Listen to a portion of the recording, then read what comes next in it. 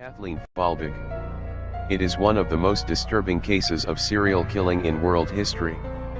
Melbourne's Kathleen Falbig was found guilty in 2003 of murdering 3 of her children. She killed Patrick, 8 months old, Sarah, 10 months, and 19-month-old Laura. As there was no obvious cause of death, it was initially believed the children had died of sudden infant death syndrome, SIDS, or cot death. Falbig was also convicted of the manslaughter of her child, Caleb, 19 days. She was charged with murder after her husband discovered her diary, which appeared to detail the killings. A 2019 judicial inquiry into the deaths upheld the 2003 verdict. Falbig, who is serving a maximum 30-year sentence, maintains her innocence.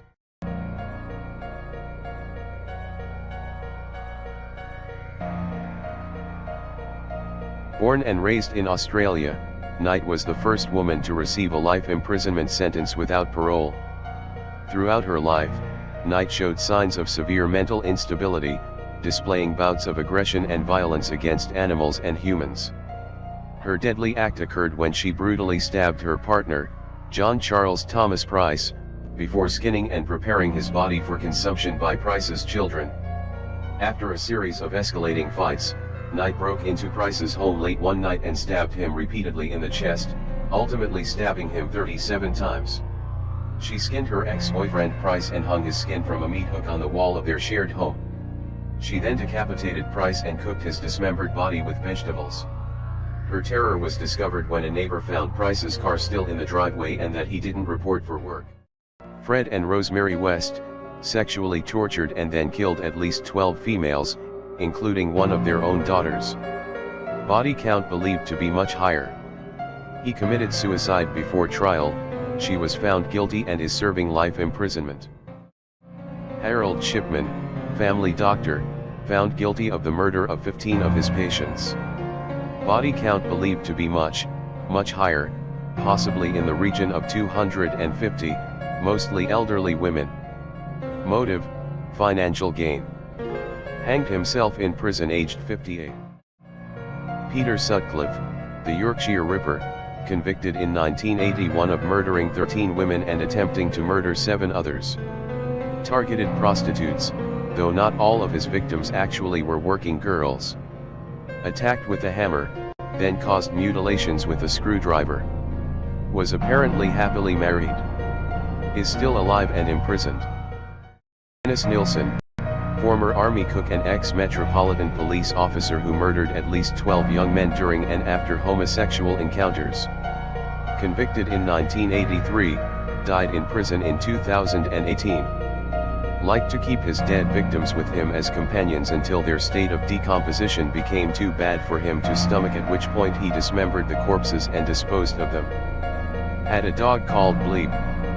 Steve Wright, the Suffolk Strangler, not the most prolific killer with a body count of 5 young women, but all his victims were killed in the last couple of months of 2006. The victims, all sex workers, were strangled, stripped, and left deliberately displayed in the Suffolk countryside. Convicted in 2008 and currently serving a life sentence, he has not been ruled out of investigations into other killings. Jack the Ripper. The identity of Jack the Ripper still remains a mystery, but we do know that he murdered at least 5 women in or near the Whitechapel district of London's East End between August and November 1888. It is likely that the number of women that died at his hands is much higher than this. In each of the murders in this case, the woman's throat was cut and then the body was mutilated in a way that suggested an understanding of anatomy by the murderer. Whilst he wasn't the first serial killer in the UK, he remains the most notorious, as the case is the most significant unsolved crime in the country. Florence Nettie Lang, an invalid, and her sister, 84-year-old Mabel Bell, were both brutally beaten with a hammer. Maxine Zazara had her eyes gouged out. She had also been stabbed all over her body, had a T-shape carved into her breast, and was shot in the head. Women had their children bound to them after their husbands had been killed and they had been raped. John Wayne Gacy, Pogo the Clown, number of victims, 33 to 34. Final result, Lethal injection. John Wayne Gacy was an American serial killer and rapist who murdered at least 33 teenage boys and young men between 1972 and 1978 in Cook County, Illinois. By day, he was a clown performer at children's parties. Gacy lured his victims with the promise of construction work and then sexually assaulted and murdered them, usually by asphyxiation or strangulation. To his victims, he often referred to himself as Pogo the Clown. Like many serial killers, Gacy had an abusive father and felt alienated as a child. He worked as a fast food chain manager in the 1960s and organized social gatherings in which he worked as a clown. On May 10, 1968, Gacy was charged with sexual assault and arrested. Police then found that he had buried a total of 27 bodies under his house. Ed Gein, the butcher of Plainfield. Number of victims, 10 plus. Final result, respiratory and heart failure due to cancer. Edward Theodore Gein was a murderer and body snatcher who was also known as the Butcher of Plainfield. He confessed to killing Mary Hogan in 1954 and Bernice Worden in 1957. It was also found that he had exhumed corpses from local graveyards to make artifacts from the bones and skin. When police entered his house, they found Worden's decapitated body hanging upside down by her legs, all her internal organs removed. There were also many human bones, bowls made of human skulls, masks made from the skin of heads, fingernails, etc. He was found to be mentally unstable and sent to a mental asylum, where he died of cancer on July 26, 1984. 7. The Zodiac Killer. Number of victims, 5 to 37. Final result, never caught. The Zodiac Killer was active in Northern California during the late 1960s. He is known to have killed at least 5 people, but this number is almost certainly higher, and investigators believe the still unknown perpetrator could have had as many as 37 victims. The Zodiac Killer's first attack took place on December 20, 1968, when David Faraday and his girlfriend Betty Lou Jensen were shot dead near their car. There was no motive for the killings and the police could not identify the suspect. The name Zodiac originated from the killer's bizarre practice of sending ciphers and encrypted messages to the police and media. The police were able to generate a sketch of the Zodiac Killer from eyewitnesses, but he was never caught. 8. Ted Bundy. Number of victims, 30 plus. Final result, execution by electrocution. Theodore Robert Bundy was an American serial killer, rapist, and burglar who assaulted and murdered over 30 young women. Ted Bundy's killing spree started around 1974. He lured his victims to his car by feigning injury. He also used his charm to exploit women into trusting him. He would take them to a secluded spot, overpower and kill them. He sometimes revisited the body several hours at a time to perform sexual acts on the decomposing corpse despite the stench. During his trial, he was something of a celebrity because of his charm and intelligence. He fought for years to avoid the death sentence. However, he could not escape justice forever and, on January 24, 1989, he was executed. 10. Jeffrey Dahmer, the Milwaukee Cannibal. Number of victims, 17. Final result, murdered in prison. Jeffrey Lionel Dahmer, also was known as the Milwaukee Cannibal, was an American serial killer active between 1978 and 1991. He is known to have raped, murdered and dismembered 17 men and boys. He is also known to have indulged in necrophilia, cannibalism, and the permanent preservation of body parts. Dahmer killed his first victim in the summer of 1978 when he was just 18 years old. He picked up a teen hitchhiker named Stephen Mark Hicks, took him to his house, and strangled him to death. As his obsession with human viscera deepened, he began keeping body parts of his victims as trophies. When police found 3 heads and body parts in the fridge, he admitted to cooking and eating his victims. John Wayne Gacy, aka the Killer Clown. Classification: serial killer. Characteristics: rape. Number of victims, 33. Date of murders, 1972, 1978. Date of arrest, December 21, 1978. Date of birth, March 17, 1942. Victims profile: boys and young men. Method of murder: strangulation. Location: Chicago, Illinois, USA. Status: executed by lethal injection in Illinois on May 10, 1994. Not very sane, but again, people weren't even aware of what was happening. In 1972 and 1973, a series of murders shocked Northern California. College girls began to disappear while hitchhiking. When I attacked her, she didn't at first realize what was happening. I was picking up some very lovely young women, severing a human head, 2 of them, at night, in front of me, walking up the stairs with a camera bag that belonged to a young woman that had her severed head in it. I cut off her head, and I humiliated her corpse. She sees the blood on my hands. "What are you doing?" She pulled back and she gasped. And I kept on just mindlessly attacking. She falls back into the trunk. I just killed a young woman. I slammed down the lid of the trunk. She's dead. She's dying.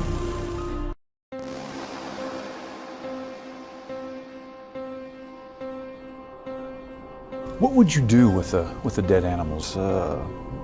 Skin them sometimes, slit them all the way open, look at the organs, feel them.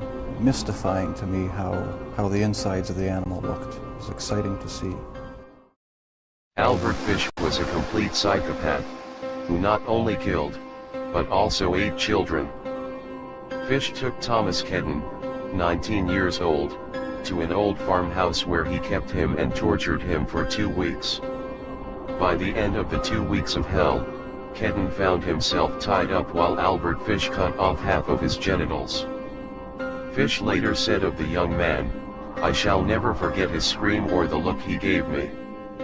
Fish's plan to kill the boy, cut him up, and take his body back to his home was spoiled by the hot weather. Fish was afraid the meat would spoil.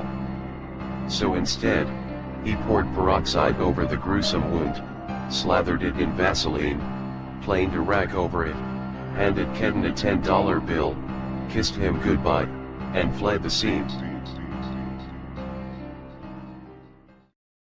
Gary Leon Ridgway is a brutal, sick, serial killer. The bodies of many of his victims were found near Green River in Washington. This earned him the title of the Green River Killer. Police discovered the bodies of many of Ridgway's victims naked along the river bank. They were often placed together in groups, and sometimes the bodies were even posed.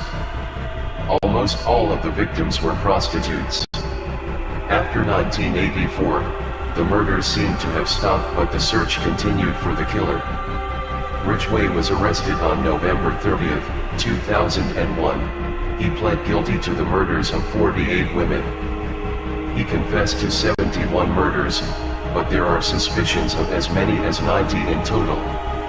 Ridgway was sentenced to 48 consecutive life terms with an additional 480 years. Reportedly, Bunting, Wagner, and Velasquez's murders often involved torture. During the police investigation, authorities recovered knives, saws, a double-barrel shotgun, rope, tape, gloves, pliers, clamps, cloth, and even a Variac metallurgy tool used to administer electric shocks. In addition to the torture inflicted upon his victims, Bunting also demanded they call him God, Master, Lord Sir, and Chief Inspector. In 8 of the 12 cases, the victims' bodies were disposed of in large barrels filled with acid.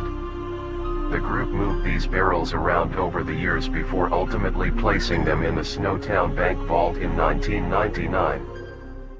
At the age of 24, he murdered his mother, then called police and confessed to having dismembered college co-eds for 2 years, as well as cannibalizing and raping their headless bodies. I was losing a grasp on something that was too violent to keep inside forever. As I'm sitting there with a severed head in my hand, talking to it. This is me back then, in 1972 and 73, unable to live with the fact that I just stabbed to death and cut the throat of an innocent young woman. She was 19 years old, and her roommate in the trunk, who died right after that, was 18. I said, no, it's got to stop. And a week later, I murdered my mother. Went back to Santa Cruz and killed her. He killed her with a hammer in her sleep, cut off her head and hands, but then put her vocal cords in a garbage disposal and threw darts at her severed head. I am an American, and I killed Americans. I am a human being, and I killed human beings. And I did it in my society. Kenneth Bianchi was called the Hillside Strangler because he dumped the victims on Hollywood hillsides. He dragged women from streets and apartments to his van. Bianchi said his accomplice was his cousin, Angelo Buono.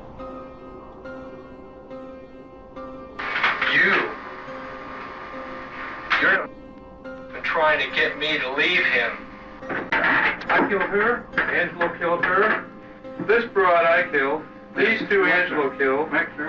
This broad I killed. This Caston is the broad you killed, you say? Am I going too fast? Yeah, for you? you're going so damn fast. I'm not that smart. After luring his victims into his car, he'd often gain their trust by showing them photos of his son, then engage in sexual activity with them before strangling them to death. On May 9, 1999, the group lured Johnson to the abandoned bank in Snowtown, where they strangled and handcuffed him. The men then reportedly cooked and ate some of Johnson's flesh. He was the only victim actually murdered in Snowtown, and his body was found in the vault only 11 days later. Claiming he was driven by demons, David Berkowitz murdered a woman in July 1976, and over the next year he attacked several couples, claiming 5 more victims.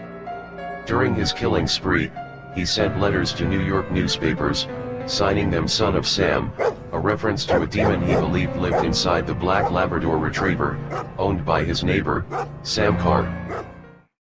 Although not technically a serial killer but a spree killer, Martin Bryant was a cold-blooded Australian killer who committed one of the deadliest mass shootings. On April 28, 1996, he opened fire on dozens of unsuspecting victims at Port Arthur, killing 35 people and injuring 23 more. Bryant shot his victims with a semi-automatic rifle, showing no guilt as he walked through the grounds of the historic fortress, determined to take as many lives as possible. Between 1978 and 1990, the Russian serial killer Andrei Chikatilo sexually assaulted, murdered, and mutilated more than 50 young women and children. Chikatilo killed his victims by stabbing and slashing them with a knife. One of the youngest was 9 years old. Ted Bundy broke into Linda Ann Healy's apartment in the early morning, knocked her unconscious, then clothed her body and carried her out to his car. She was never seen again, but part of her skull was discovered years later at one of the locations where Bundy dumped his bodies. Body parts found in Ed Gein's house: whole human bones and fragments, waste basket made of human skin covering several chair seats, skulls on his bedposts, female skulls, some with the tops sawn off, bowls made from human skulls, a corset made from a female torso skin from shoulders to waist, leggings made from human leg skin, mask made from the skin from female heads, Mary Hogan's face mask in a paper bag, Mary Hogan's skull in a box, Bernice Wharton's entire head in a burlap sack, Bernice Wharton's heart, 9 vulvae in a shoebox, a young girl's dress and the vulvas of 2 females, a belt made from female human nipples, 4 noses, a pair of lips on a window-shaped drawstring, a lampshade made from the skin of a human face, fingernails from female fingers. Jeffrey Dahmer tried to zombify his victims. According to a 1992 report, Dahmer performed lobotomies on some victims' corpses, drilling holes in their heads, and pouring in hydrochloric acid. While they were still alive, he reportedly injected muriatic acid to see if he could keep them under his control. Mikhail Popkov is a serial killer, rapist, and necrophile who committed the sexual assault and murder of 78 girls and women between 1992 and 2010 in Siberia and in the Far East, although he has confessed to and is suspected of at least 83 in total. He is known as the werewolf and the Angarsk maniac. He would extensively mutilate the bodies of his victims and perform sexual acts on them. From 1992 to 1999, Luis Garabito murdered up to 400 children and teenagers and is currently up for parole in 2023. 2022. This is the suspect in the Stockton serial killings, Wesley Brownlee. Stockton police say they made contact with him this morning and he was armed when they took him into custody. He could face charges for the murders of 6 men that were linked through ballistics. Wesley Brownlee, 43, was arrested overnight while out hunting, Police Chief Stanley McFadden said. McFadden believes they stopped another killing. Cary Grant, like most serial killers, had a very troubled childhood. Growing up in a poor and abusive home quickly put him on a path of violent crime.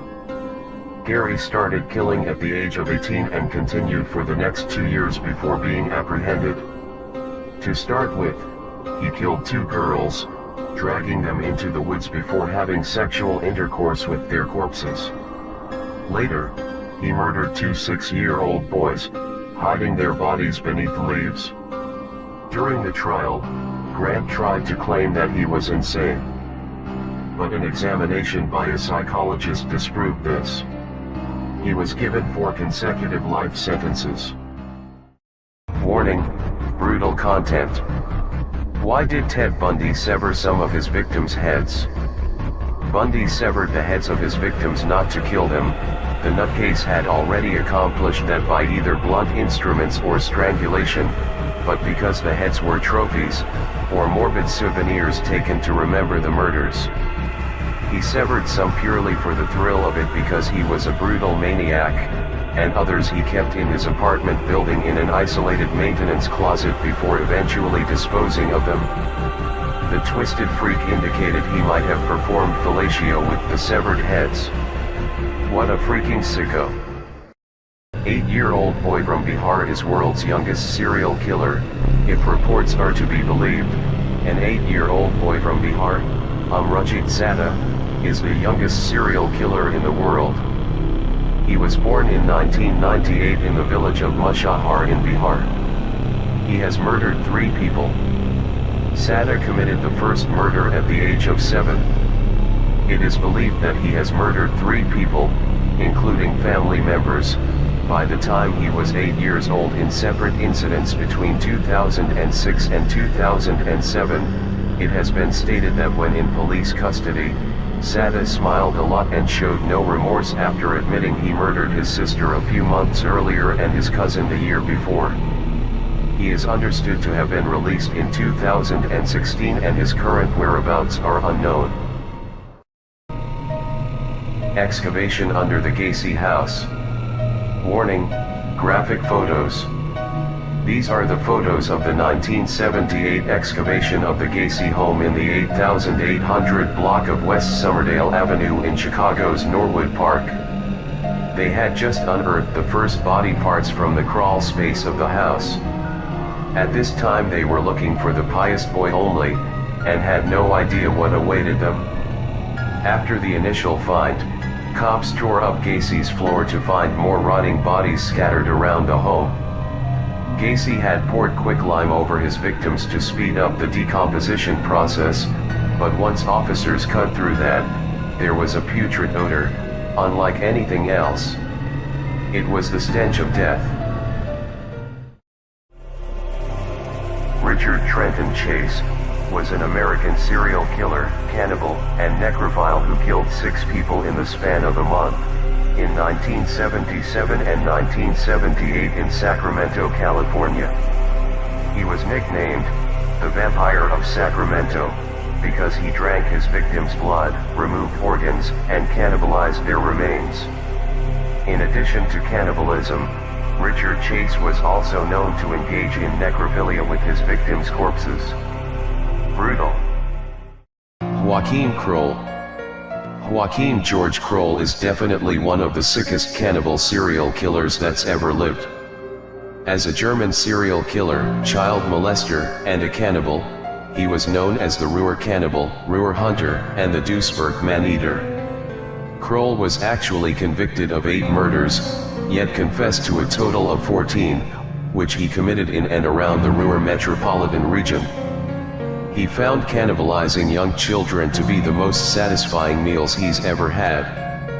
After murdering a 4-year-old girl, the neighbors were curious why the waste pipe was clogged.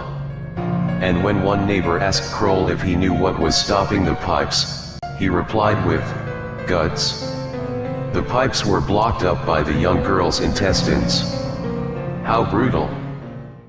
Killing more than 30 victims, all young women and girls, the Twisted Butcher kidnapped, raped and murdered them.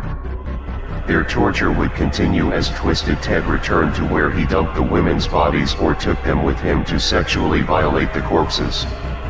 The sadistic serial killer would attentively decapitate the women with a hacksaw, before washing their hair and applying makeup. Then, Bundy would horrifically have sex with his victims' beheaded corpses.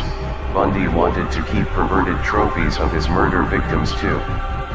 He bludgeoned the women to death before barbarically removing their heads and storing them in his apartment. The sicko decapitated at least 12 of his tragic victims and kept their severed heads as warped reminders of their deaths. Brutal. Totally sick, and brutal. Ted Bundy, the infamous bite mark. One of the most famous criminal cases to result in a conviction based on bite mark analysis is that of Ted Bundy. He raped and murdered multiple women, most notably Lisa Levy in the Chi Omega house on Florida State University's campus. Bundy had bitten Levy's buttock, leaving a mark for forensic scientists to use to their advantage. This mark was ultimately what convicted Bundy in 1979 of the murder of Levy and the other sorority woman he killed. Bundy had extremely crooked lower teeth, the molds of which allowed for easy identification within the bite mark analysis. Carl Panzram, gruesome serial killer. In my lifetime I have murdered 21 human beings. I have committed thousands of burglaries, robberies, larcenies, arsons, and last but not least, I have committed sodomy on more than 1,000 male human beings. For all these things I am not in the least bit sorry. Panzram was proud of the murders he'd committed and only wished he'd managed a few more. He claimed to hate the whole human race and wished he could kill everyone. Brutal. The Vampire of Dusseldorf. From murdering children, to drinking blood, Peter Kürten was the king of the sexual perverts, and perhaps the worst serial killer ever. Peter Kürten's preferred method of torture and murder was stabbing, usually with a pair of sharpened scissors. In addition to physical mutilation, he would sexually abuse his victims and strangle them into unconsciousness. 5 separate psychologists concluded that he was, in fact, perfectly sane. That's totally brutal. Peter Kürten's severed and mummified head. Tried for 68 ghoulish crimes, including 9 murders, Peter Kürten was sentenced to be beheaded in Germany in 1931. After his execution, doctors decided to open Peter Kürten's head to see what was wrong with him. His head was mummified, then bisected to get to the brain. His head was bisected to study his brain and the skull's internal cavities. Brutal. Aileen Carol Wuornos was a serial killer who preyed on truck drivers in Florida. Wuornos was named America's first female serial killer by 1991. She lived on the streets and motels, killing men who picked her up on the side of the highway. She claimed that the murders were done in self-defense, that the men tried to sexually assault her. Between 1989 to 1990, she murdered at least 7 men. By 1992, she received 6 death sentences. She was executed by a lethal injection in 2002. Robert Lee Yates Jr. Between 1996 and 1998, multiple prostitutes were found dead, all at the hand of Robert Lee Yates. Initially they were solicited for prostitution. Yates used to have sex with them, after which he killed them. All of his victims died of gunshot wounds to the head. The Crazy Pig Farmer. Robert Willie Picton. Between 1983 and 2002, Picton, a pig farmer from Port Coquitlam, British Columbia, killed at least 6 women who had all gone missing after visiting the farm, although he was charged with the murders of 20 more. He is suspected of being one of the most prolific serial killers in Canadian history. Picton said, "A good way to kill a female heroin addict was to inject her with windshield washer fluid." Picton mentioned killing sex workers by handcuffing and strangling them, then bleeding and gutting them before feeding them to pigs. Brutal, very brutal. Randy Stephen Kraft is often referred to as the scorecard killer, a name which refers to the list of coded phrases found in his car, which is believed to have been a system for keeping track of the murders of boys and men he committed primarily in California between 1972 and 1983. In May of 1989, Kraft was found guilty of 16 counts of murder, 1 count of sodomy, and 1 count of emasculation, although he's believed to have murdered as many as 51 additional men and boys. 22 of his suspected 67 victims remain missing and unidentified. On May 14, 1983, he was pulled over and arrested for drunk driving. In the passenger seat of his car was the corpse of a young man. That's way brutal. Maryland serial killer Charles Davis was an ambulance driver who murdered 3 women in the 1970s. Davis stalked his victims until they parked in a quiet area outside of a shop or restaurant. His father was a police lieutenant and he would use this contact to run the license plate and obtain the name of his intended victim. He abducted and strangled them. The bodies were then left in open areas along busy roads within his ambulance's route. A passerby would alert the emergency services of the body, but nobody suspected the ambulance driver who arrived on the scene was actually the killer. Davis was eventually caught after using a stolen credit card belonging to one of his victims. He confessed to the murders and was sentenced to life in prison. John Norman Collins, known also as the original co-ed killer, was suspected of murdering 8 victims. In 1967, the lifeless body of a co-ed was found on campus and she had suffered 20 stab wounds. 1 year later, another co-ed's body was found and she had suffered 47 wounds. Over the next 2 years, the bodies of 6 more co-eds were found. Collins appeared on the surface as a clean-cut all-American boy, yet he was a sinister killer who was obsessed with violent sex and bondage. In 1970, he was found guilty and sentenced to life in prison. That's extremely brutal. Dean Corll was an American serial killer who murdered between 20 to 76 innocent teenage boys from 1970 to 1973. Known as the Candy Man, his crimes involved abducting, raping, torturing, and murdering the boys. Most of his victims were between the age of 13 and 20. He lured boys to his address with an offer of a party or a lift. The boys would be restrained forcefully or deceptively. He then performed the heinous crime of rape by tying them to a torture board before strangulating or shooting them with a .22 caliber pistol. In Henley's subsequent police assistance, more than 27 bodies were found, 17 of whom were buried in a rented boat shed. 4 victims were buried in woodland near Lake Sam Rayburn and 6 victims on a beach on the Bolivar Peninsula. Broke in and waited for her to come home in the kitchen. All right, did she come home? Yes, she did.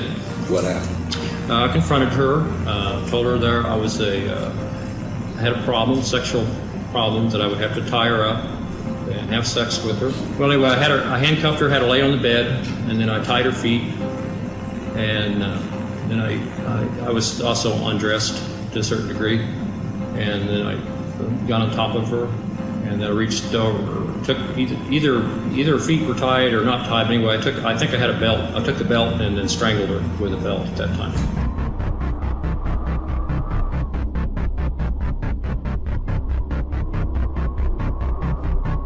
A gruesome story leads off our newscast. Milwaukee police found body parts in a North Side apartment, and now they wonder if they've uncovered some kind of death factory.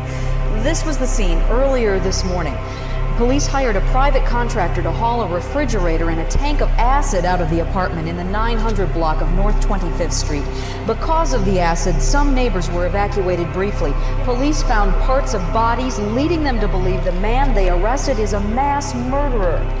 A 31-year-old man was arrested at that apartment. The Milwaukee County Medical Examiner will release more details on this case this morning at 10 o'clock. But a police lieutenant tells us he suspects this case could get national attention and could be the most gruesome case we have seen in Milwaukee in years. That was a fit of anger.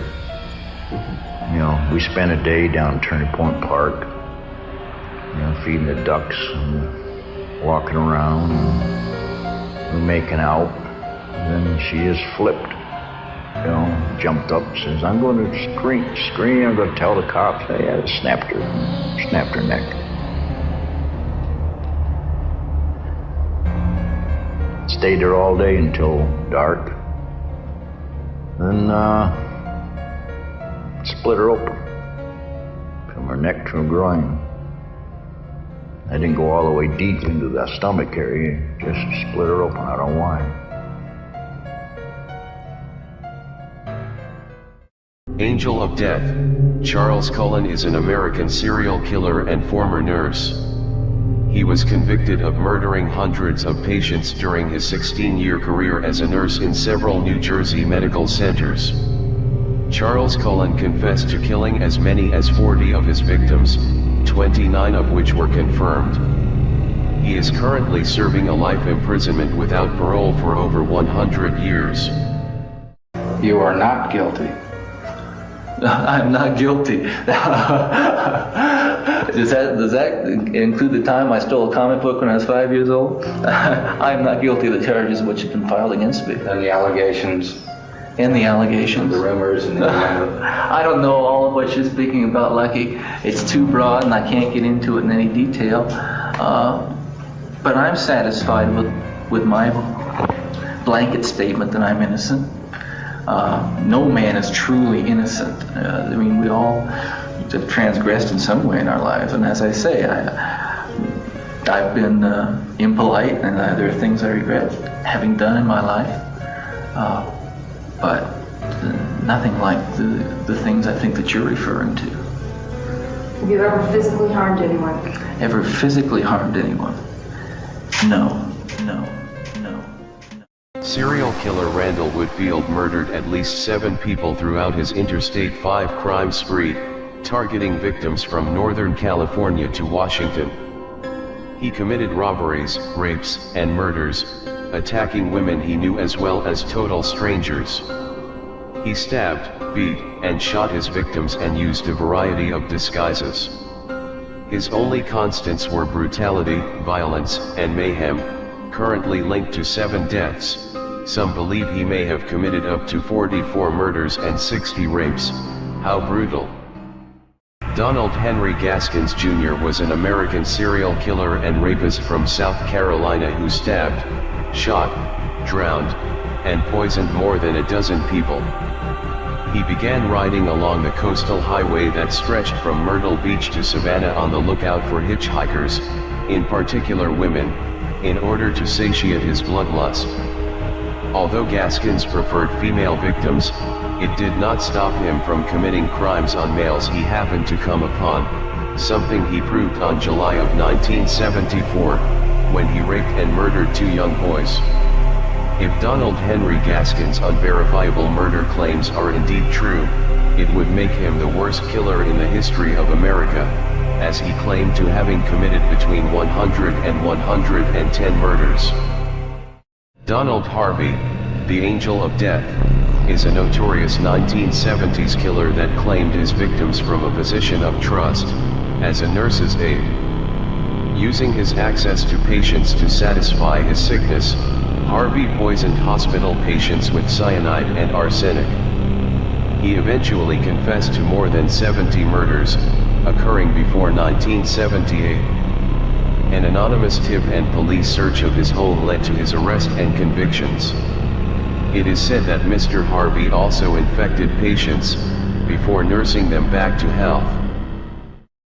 Angelo Buono Jr., the Hillside Stranglers, Angelo Buono Jr. and his cousin, Kenneth Bianchi, raped and murdered 10 girls and women by strangulation and other methods, carbon monoxide poisoning, electric shock, and lethal injection, in a 4-month period between 1977 to 78. Buono was apprehended in 1979 and died in prison in 2002 while serving a life sentence. How brutal! Carroll Edward Cole was an American serial killer who was executed in 1985 for killing at least 15 women and 1 boy by strangulation between 1947 and 1980. He confessed to a total of 35 murders. He strangled all of his victims. He stated that he was driven to kill loose women because they reminded him of his mother. Some of the victims were stripped and sexually abused after death. He claimed that he was drunk during his killing sprees. In Nevada, he wanted a non-jury hearing because he wanted to receive the death penalty, a sentence more likely to be given by a judge. Joel David Ripken is an American serial killer, who was sentenced to 203 years in prison for the murders of 9 women between 1989 and 1993, though it is believed he had up to 17 victims. Ripken committed his first murder on February 20, 1989, killing Heidi Balch in his home in East Meadow. He then dismembered her body, removing her teeth and fingertips, putting her head in a paint can which he left in the woods on a golf course in Hopewell, New Jersey, disposing of her legs further north, and dumping her remaining torso and arms into the East River around New York City. Balch's severed head was discovered on the 7th hole of the golf course. Her legs were found in Pequannock Creek near Jefferson Township, New Jersey. That's way brutal.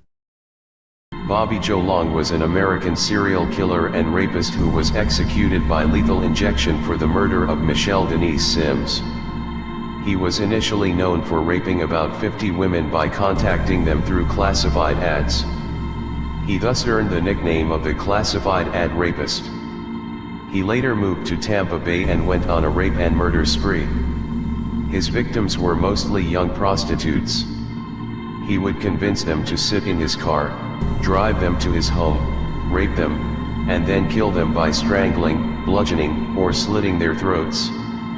One of his last victims, Lisa McVeigh, somehow survived, but after being raped multiple times in an ordeal that lasted for 26 hours. Bobby eventually received multiple life sentences and a death sentence for his crimes. Jerry Brunos was an American serial killer who was convicted of murdering 4 women in the late 1960s. Jerry was a sexual predator and a psychotic serial killer. In the late 1960s, his inner animal went berserk with rage and lust. He claimed his first victim in early 1968 and then embarked on a murderous spree. All the murders appeared to be sexually motivated. It seemed that when he was unsuccessful in making sexual relations with his victims when they were alive, he murdered them and raped their corpses, thereby indulging in necrophilia. He was imprisoned with 3 consecutive life sentences in 1969 for his heinous crimes. He was kept in the Oregon State Penitentiary, where he died of liver cancer in 2006. His name should have been very brutal. Kenneth Alessio Bianchi, born May 22, 1951, is an American serial killer, kidnapper, and rapist. He is known for the Hillside Strangler murders committed with his cousin Angelo Buono Jr. in Los Angeles, California, as well as for murdering 2 more women in Washington by himself. The Hillside Strangler murders began with the deaths of 3 sex workers who were found strangled and dumped naked on hillsides northeast of Los Angeles between October and early November 1977. It was not until the deaths of 5 young women who were not sex workers, that the media attention and subsequent Hillside Strangler moniker came to prominence. Bianchi and Buono had raped and murdered 10 young women and girls by the time they were arrested in early 1979. That's extremely brutal. Joseph Douglas Ball, the Butcher of Elmendorf. Joseph Douglas Ball was an American murderer and suspected serial killer, sometimes referred to as the Alligator Man, the Butcher of Elmendorf and the Bluebeard of South Texas. He is known to have killed 2, and is said to have killed as many as 20 women in the 1930s. He was also the owner of a watering hole called the Sociable Inn, that had a pool out back which had 5 alligators. Sometimes to amuse his clientele, Joe would throw in a kitten or a dog as lunch for the deadly reptiles. Rumors began to surface that the pool behind a tavern with the 5 alligators inside may have played a role in disposing of the bodies. That's hell brutal. Richard Ramirez, the Night Stalker, was an American serial killer and sex offender whose crime spree took place in California between June 1984 and August 1985. Ramirez used a wide variety of weapons and different murder methods, including handguns, various types of knives, a machete, a tire iron, and a claw hammer. He punched, pistol whipped, and strangled many of his victims, both with his hands and in one instance a ligature, stomped at least one victim to death in her sleep, and tortured another victim by shocking her with a live electrical cord. Ramirez also frequently enjoyed degrading and humiliating his victims, especially those who survived his attacks or whom he explicitly decided not to kill, by forcing them to profess that they loved Satan, or telling them to swear on Satan. Robert Verdello was a notorious American serial killer who murdered at least 6 men in Kansas City, Missouri between 1984 and 1987. Before he ended the lives of his victims, he would subject them to shocking and terrifying acts of torture, physically abusing and raping them daily, while holding them in agonizing captivity often for weeks on end. Verdello became infamous as the Kansas City Butcher after his exploits came to light for his habit of cutting up the bodies of his victims with a chainsaw, and a knife for disposal in garbage bags after draining the blood. 2 skulls were found in his bedroom. One was an artifact and the other that of Robert Sheldon, his second victim. Dr. Michael Joseph Swanko, born October 21, 1954, is an American serial killer who is estimated to have been involved in as many as 60 fatal poisonings of patients and colleagues. While he worked in Rhodes Hall at OSU, nurses noticed that apparently healthy patients began dying mysteriously with alarming frequency, each time Swanko had been the floor intern. One nurse caught him injecting some medicine into a patient who later became strangely ill. With non-patients such as his co-workers, he used poisons, usually arsenic, slipping them into foods and beverages. With patients, he sometimes used poisons as well, but usually, he administered an overdose of whichever drug the patient had been prescribed, or wrote unnecessary prescriptions for dangerous drugs. Larry Eiler, the Interstate Killer, was a serial murderer who targeted teenage boys and young men, dumping their bodies along interstates throughout the Midwest. All of the men had been found with their pants and underwear around their ankles, subjected to various forms of sadomasochism and sexual assault. They all displayed signs of bludgeoning as well, including bruising and contusions, and knife marks to their torsos. The victims were usually missing their shirts and wallets as well. Many of the victims had excessive head wounds, suggesting that the perpetrator had continued stabbing them long past the fatal blow. They also displayed signs of aggravated assault, again continuing long past their deaths. He committed dismemberment, and some of the victims had even been disemboweled. Man gets brutal. Juan Corona was from Yuba City, California. One would not suspect him as a serial killer as he lives a normal life in the city as a farm labor contractor. However, on May 26, 1974, Corona got arrested because of the bodies found in an orchard. Neighbors near that orchard reported to the police that there was some kind of suspicious activity in the area. All evidence led to Juan, and he was finally convicted in 1973. His final sentence was life conviction without the possibility of parole. He never admitted the crime but was seen as guilty by the court. In a 2011 hearing, Corona finally admitted to the crime of stabbing all 24 workers to death while shooting the 25th victim. According to him, his victims were alcoholic trespassers on the orchard. The Grim Sleeper serial killer. Somewhere between the 1980s to the 2000s, Looney David Franklin Jr. was out targeting drug addicts and prostitutes in downtown Los Angeles. He had his nickname Grim Sleeper because authorities believe that he stopped all the murders for at least a decade before doing another murder spree in the early 2000s. Franklin was married with 2 children, and he was a former garage attendant and a city sanitation worker. But nothing lasts forever, as he was arrested by the police on July 7, 2010, after his DNA was matched to a series of killings. Because of all 10 victims, he got a death sentence. Chester Turner, the South Side Slayer, born November 5, 1966, is an American convicted serial killer. On April 30, 2007, he was convicted of the murders of 10 women in Los Angeles, and was also found guilty in the death of the unborn child of one of his victims. He was convicted of 4 additional murders on June 19, 2014. Prosecutors have called Turner one of the most prolific serial killers in the city's history. On July 10, 2007, Turner was sentenced to death for the 11 murders he was originally convicted of committing.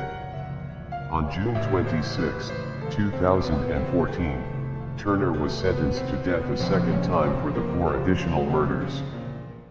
Edmund Kemper, known as the Co-Ed Killer, brutally murdered at least 10 people in California during the 1960s and 70s. Kemper was a cunning serial killer who raped corpses, mutilated dead bodies, and buried his victims' heads in his backyard. His high IQ of 145 only made him more dangerous, as he used his intelligence to slip away from his crime scenes undetected. Kemper said, "One side of me says, wow, what an attractive chick. I'd like to talk to her, date her. The other side of me says, I wonder how her head would look on a stick." He even buried a severed head from one victim in his mother's garden and left it facing toward her bedroom. According to him, he did this because his mother always wanted people to look up to her. The Cleveland Strangler, Anthony Sowell. Anthony Edward Sowell was an American serial killer and rapist known as the Cleveland Strangler. He was convicted in 2011 of murdering 11 women whose bodies were discovered at his Cleveland, Ohio home in 2009. Sowell's method of murder was strangulation with household objects. He lured his victims to his home where he raped and killed them. Investigators found 2 decomposing bodies on the 3rd floor and a freshly dug grave in the basement. In the end, they found the decomposed bodies of 10 women, as well as a skull in a bucket in the basement. He raped and strangled them, discarding their bodies in shallow graves, crawl spaces, and even out to decompose in the open air. He was also convicted of trying to kill 3 women who survived. The Patras Park murders are a series of 13 murders of gay men. The murders were committed between 2007 to 2009. The unidentified killer was dubbed the Rainbow Maniac because the gay pride flag has the colors of a rainbow. The victims were all between 20 to 40. All of the victims were shot in the head, except for one victim. He died from blows he received to the head. The serial killer's last victim was shot 12 times. According to the witnesses that came forward, a retired state police sergeant, Jairo Francisco Franco, was responsible for these murders. The witnesses saw Franco multiple times at the park. One even claimed to have seen Franco shoot a gay man 12 times. Franco was released in 2011 after a trial, where he was proven not guilty. The Rainy Night Butcher, Lam Korwang, or the Jars murderer, was named so because Lam would hoard his victim's sexual organs in Tupperware containers. Lam, who was a taxi driver, would pick up female passengers on the road, strangle them with electrical wire, take them to his house, and dismember them. He frequently took pictures and videos of his victims, filming himself performing acts of necrophilia. He was caught by the police when he was visiting a photo shop where he had sent his photos for development. He is currently serving his life sentence at the maximum security prison facility at Shekhdar.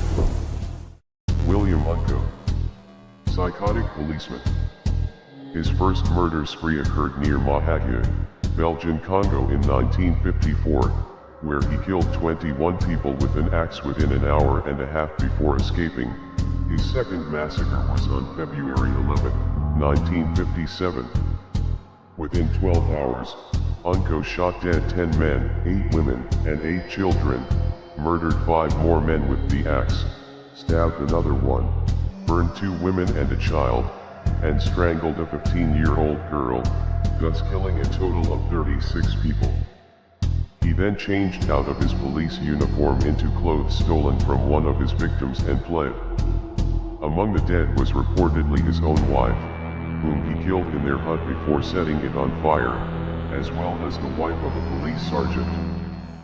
Ronald Joseph Dominique is an American serial killer and rapist who murdered at least 23 men and boys in the state of Louisiana between 1997 and 2006. After successfully convincing potential victims, Dominique would lure them to his trailer where he would overpower them, bind them, and subsequently rape them. After he was finished having his way, Dominique strangled the victims, loading their bodies into the back of his truck and dumping them in remote rural areas in one of 6 nearby parishes. On September 23, 2008, Dominique was found guilty and sentenced to several terms of life imprisonment without parole for his crimes. Following his conviction, the FBI stated that Dominique's was the most significant serial homicide case in the country over the past 2 decades in terms of both death toll and duration. Fritz Haarmann was a German serial killer, known as the Butcher of Hanover, the Vampire of Hanover and the Wolf Man, who committed the sexual assault, murder, mutilation, and dismemberment of at least 24 young men and boys between 1918 and 1924 in the city of Hanover. Haarmann was found guilty of 24 of the 27 murders for which he was tried, and sentenced to death by beheading in December 1924. Haarmann became known as the Butcher of Hanover due to the extensive mutilation and dismemberment committed upon his victims' bodies, and by such titles as the Vampire of Hanover and the Wolf Man, because of his preferred murder method of biting into, or through his victims' throats. Alexander Spisovtsev is a Russian serial killer, also known as the Siberian Ripper, convicted for the killing of 4 people in Novokuznetsk in 1996. He targeted street children and young women across Novokuznetsk by luring them into their apartment, where they would be tortured and killed, and sometimes cannibalized. Despite only being convicted for 4 murders, Spisovtsev confessed to 19 murders that he was accused of by police, and based on evidence is believed to have committed over 80 killings. His mother, who was charged with complicity to 3 murders, was sentenced to 13 years in prison. The first sign of his victims arose when the gangrenous severed heads, torsos, and arms of unidentifiable children were found washed up on the banks of the River Avon. Richard Francis Cottingham is an American serial killer and rapist who murdered at least 17 young women and girls in New York and New Jersey between 1967 and 1980. He was nicknamed the New York Ripper, the Torso Killer and the Times Square Killer, since his crimes often targeted prostitutes and included mutilation. He would approach them in bars, drug them with the date rape drug Tuinal, take them to a remote location, typically a motel, where he would bind, gag, torture, and stab them before killing them by strangling them with a ligature. He would occasionally remove and dispose of his victims' heads and hands, severely bite and scrape their nipples, cut around the breasts, and use other forms of torture. He forced his victims to address him as Master.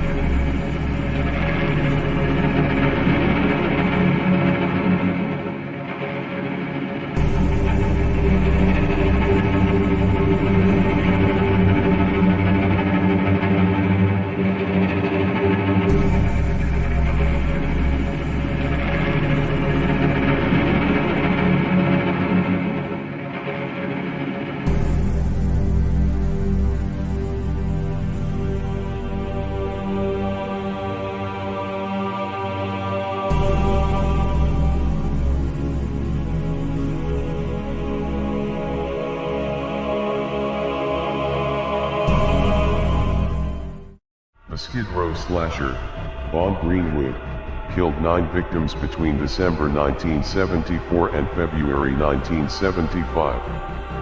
Greenwood was convicted of 9 counts of murder, including 8 of the Skid Row slasher killings in Southern California. The slasher victims had their throats cut from ear to ear. There was evidence that the killer drank the blood of the victims. Greenwood left cups of blood and rings of salt around the corpses. The items left around the bodies have caused some to believe the murders to be linked to Satanism. On January 19, 1977, Greenwood was sentenced to life imprisonment. Charlie Brandt committed suicide by hanging after murdering his wife and niece. The latter was also decapitated and eviscerated in a manner strongly similar to 26 unsolved murders of women in Florida starting in 1973, the year Brandt moved to the state. Brandt was later considered the culprit in one of these murders, due to his strong resemblance to a suspect who was filmed by a traffic camera near the place where one body was found. He could not be officially tied to the other crimes due to lack of evidence. When he was 13 years old in 1971, he attempted to murder his whole family with a gun, for no apparent reason. His mother, who was pregnant, died in this attack, but his father survived, and his sister escaped. California Alphabet Murders. Joseph Naso killed 4 women between the 70s and 90s. Diary excerpts show how he stalked and sexually assaulted his victims and then photographed them in sexual poses alongside mannequin parts. The double initial killer murdered 4 prostitutes whose first and last names all began with the same letters. He journaled about raping, murdering, and photographing them as his art. Police believe he's connected to at least 6 other murders. Michael Gargiulo is a convicted serial killer and rapist. He is a native of the Chicago suburb of Glenview, Illinois, where he may have stabbed his neighbor, 18-year-old Tricia Pacaccio, to death on her back doorstep in 1993. He moved to Los Angeles in 1998, and committed 2 murders and attempted murder in Southern California between 2001 and 2008. On February 21, 2001 he murdered 22-year-old Ashley Ellerin, stabbing her 47 times in her home in Hollywood. Ellerin's injuries included a neck wound that nearly severed her head and deep punctures to the chest, stomach, and back. Some of her wounds were up to 6 inches deep. One stab wound actually penetrated the skull and took out a chunk of skull like a puzzle piece.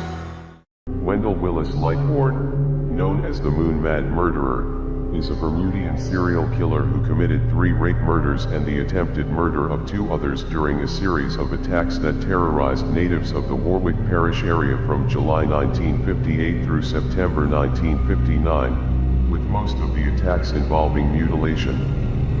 His victims had been found covered with bite marks and scratches and savagely beaten. He dumped one body on the beach and her corpse was mauled by sharks. The Killer Handyman. William Patrick Fife is a Canadian serial killer convicted of killing 5 women in the Montreal area of Quebec. Known victims: Hazel Scatolin, a 52-year-old woman who was stabbed to death and sexually assaulted in 1981, Anna Yarnold, a 59-year-old woman who was bludgeoned to death on October 15, 1999, Monique Gaudreau, a 46-year-old woman who was stabbed to death on October 29, 1999, Teresa Shanahan, a 55-year-old woman who was stabbed to death in November 1999, Mary Glenn, a 50-year-old woman who was beaten and stabbed to death on December 15, 1999. The Sydney Mutilator, William MacDonald, was an English serial killer responsible for the deaths of 5 people in the Australian states of Queensland and New South Wales. MacDonald was born in Liverpool, England in 1924. Between 1961 and 1962, MacDonald terrorized Sydney with a string of gruesome murders before being apprehended while working as a porter at Melbourne's Spencer Street railway station on May 13, 1963. His modus operandi was to select his male victims at random, mostly derelicts, lure them into a dark place, violently punch and stab them with a long blade knife dozens of times about the head and neck, and finally sever their genitals.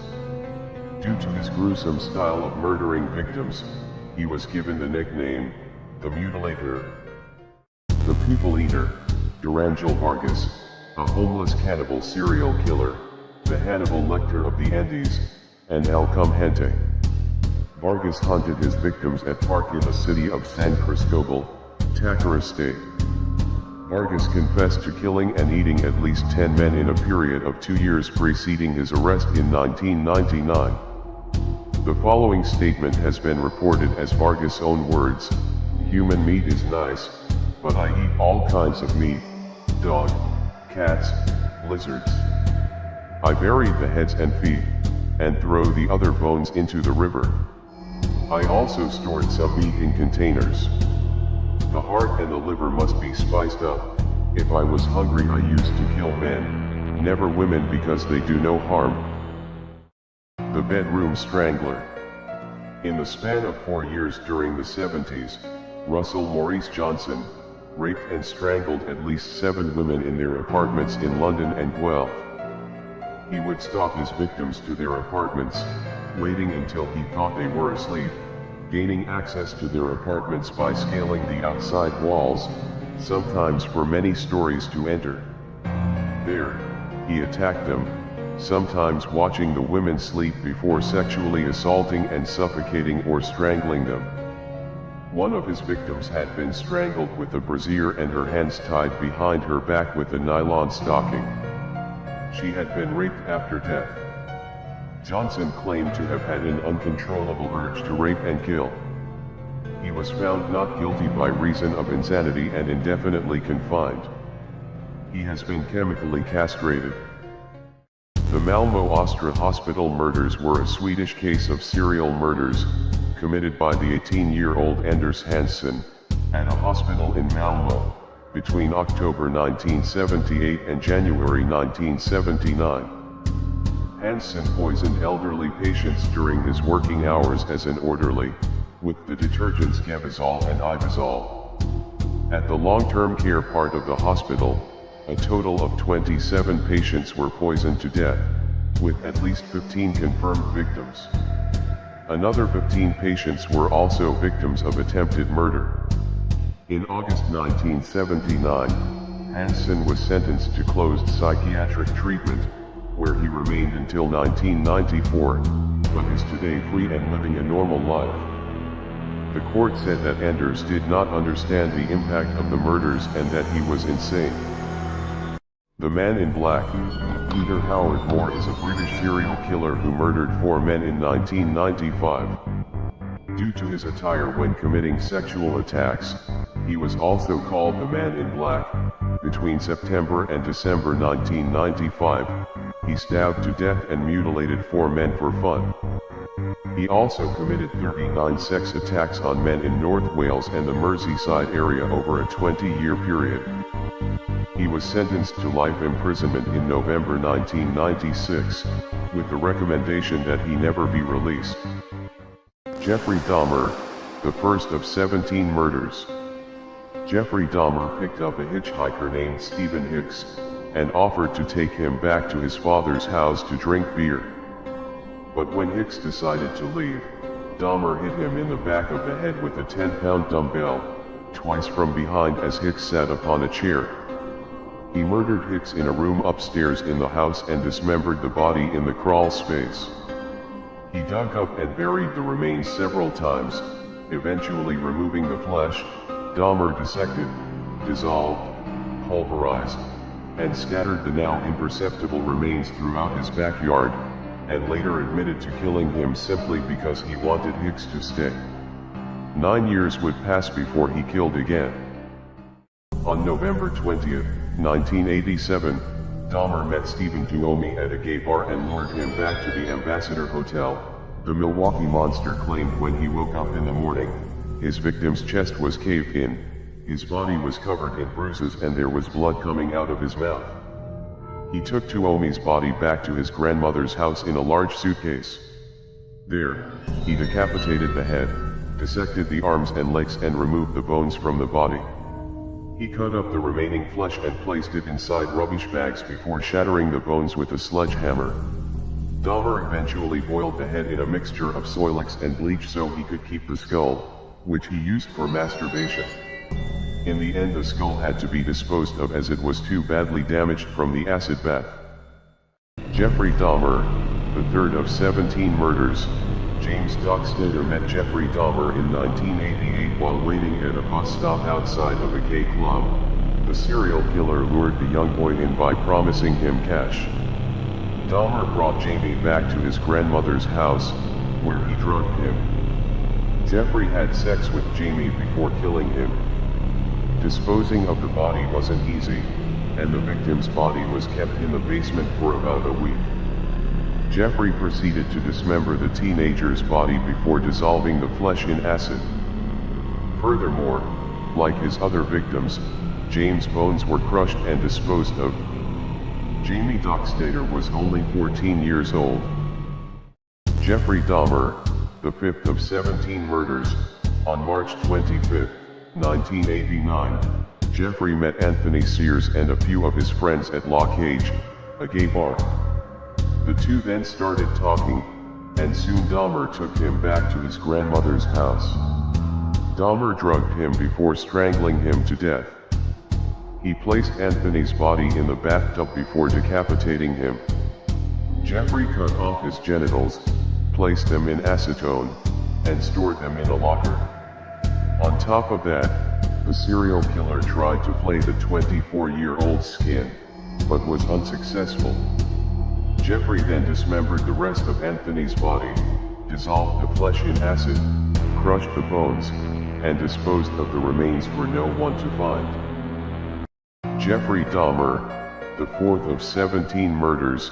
On March 24, 1988, Dahmer met a 22-year-old bisexual man named Richard Guerrero, outside a gay bar called the Phoenix.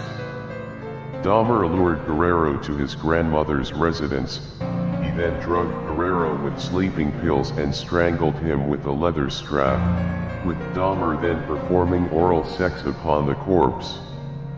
Guerrero's body was dismembered within 24 hours of his murder, with the remains again disposed of in the trash, and the skull again retained before being pulverized several months later.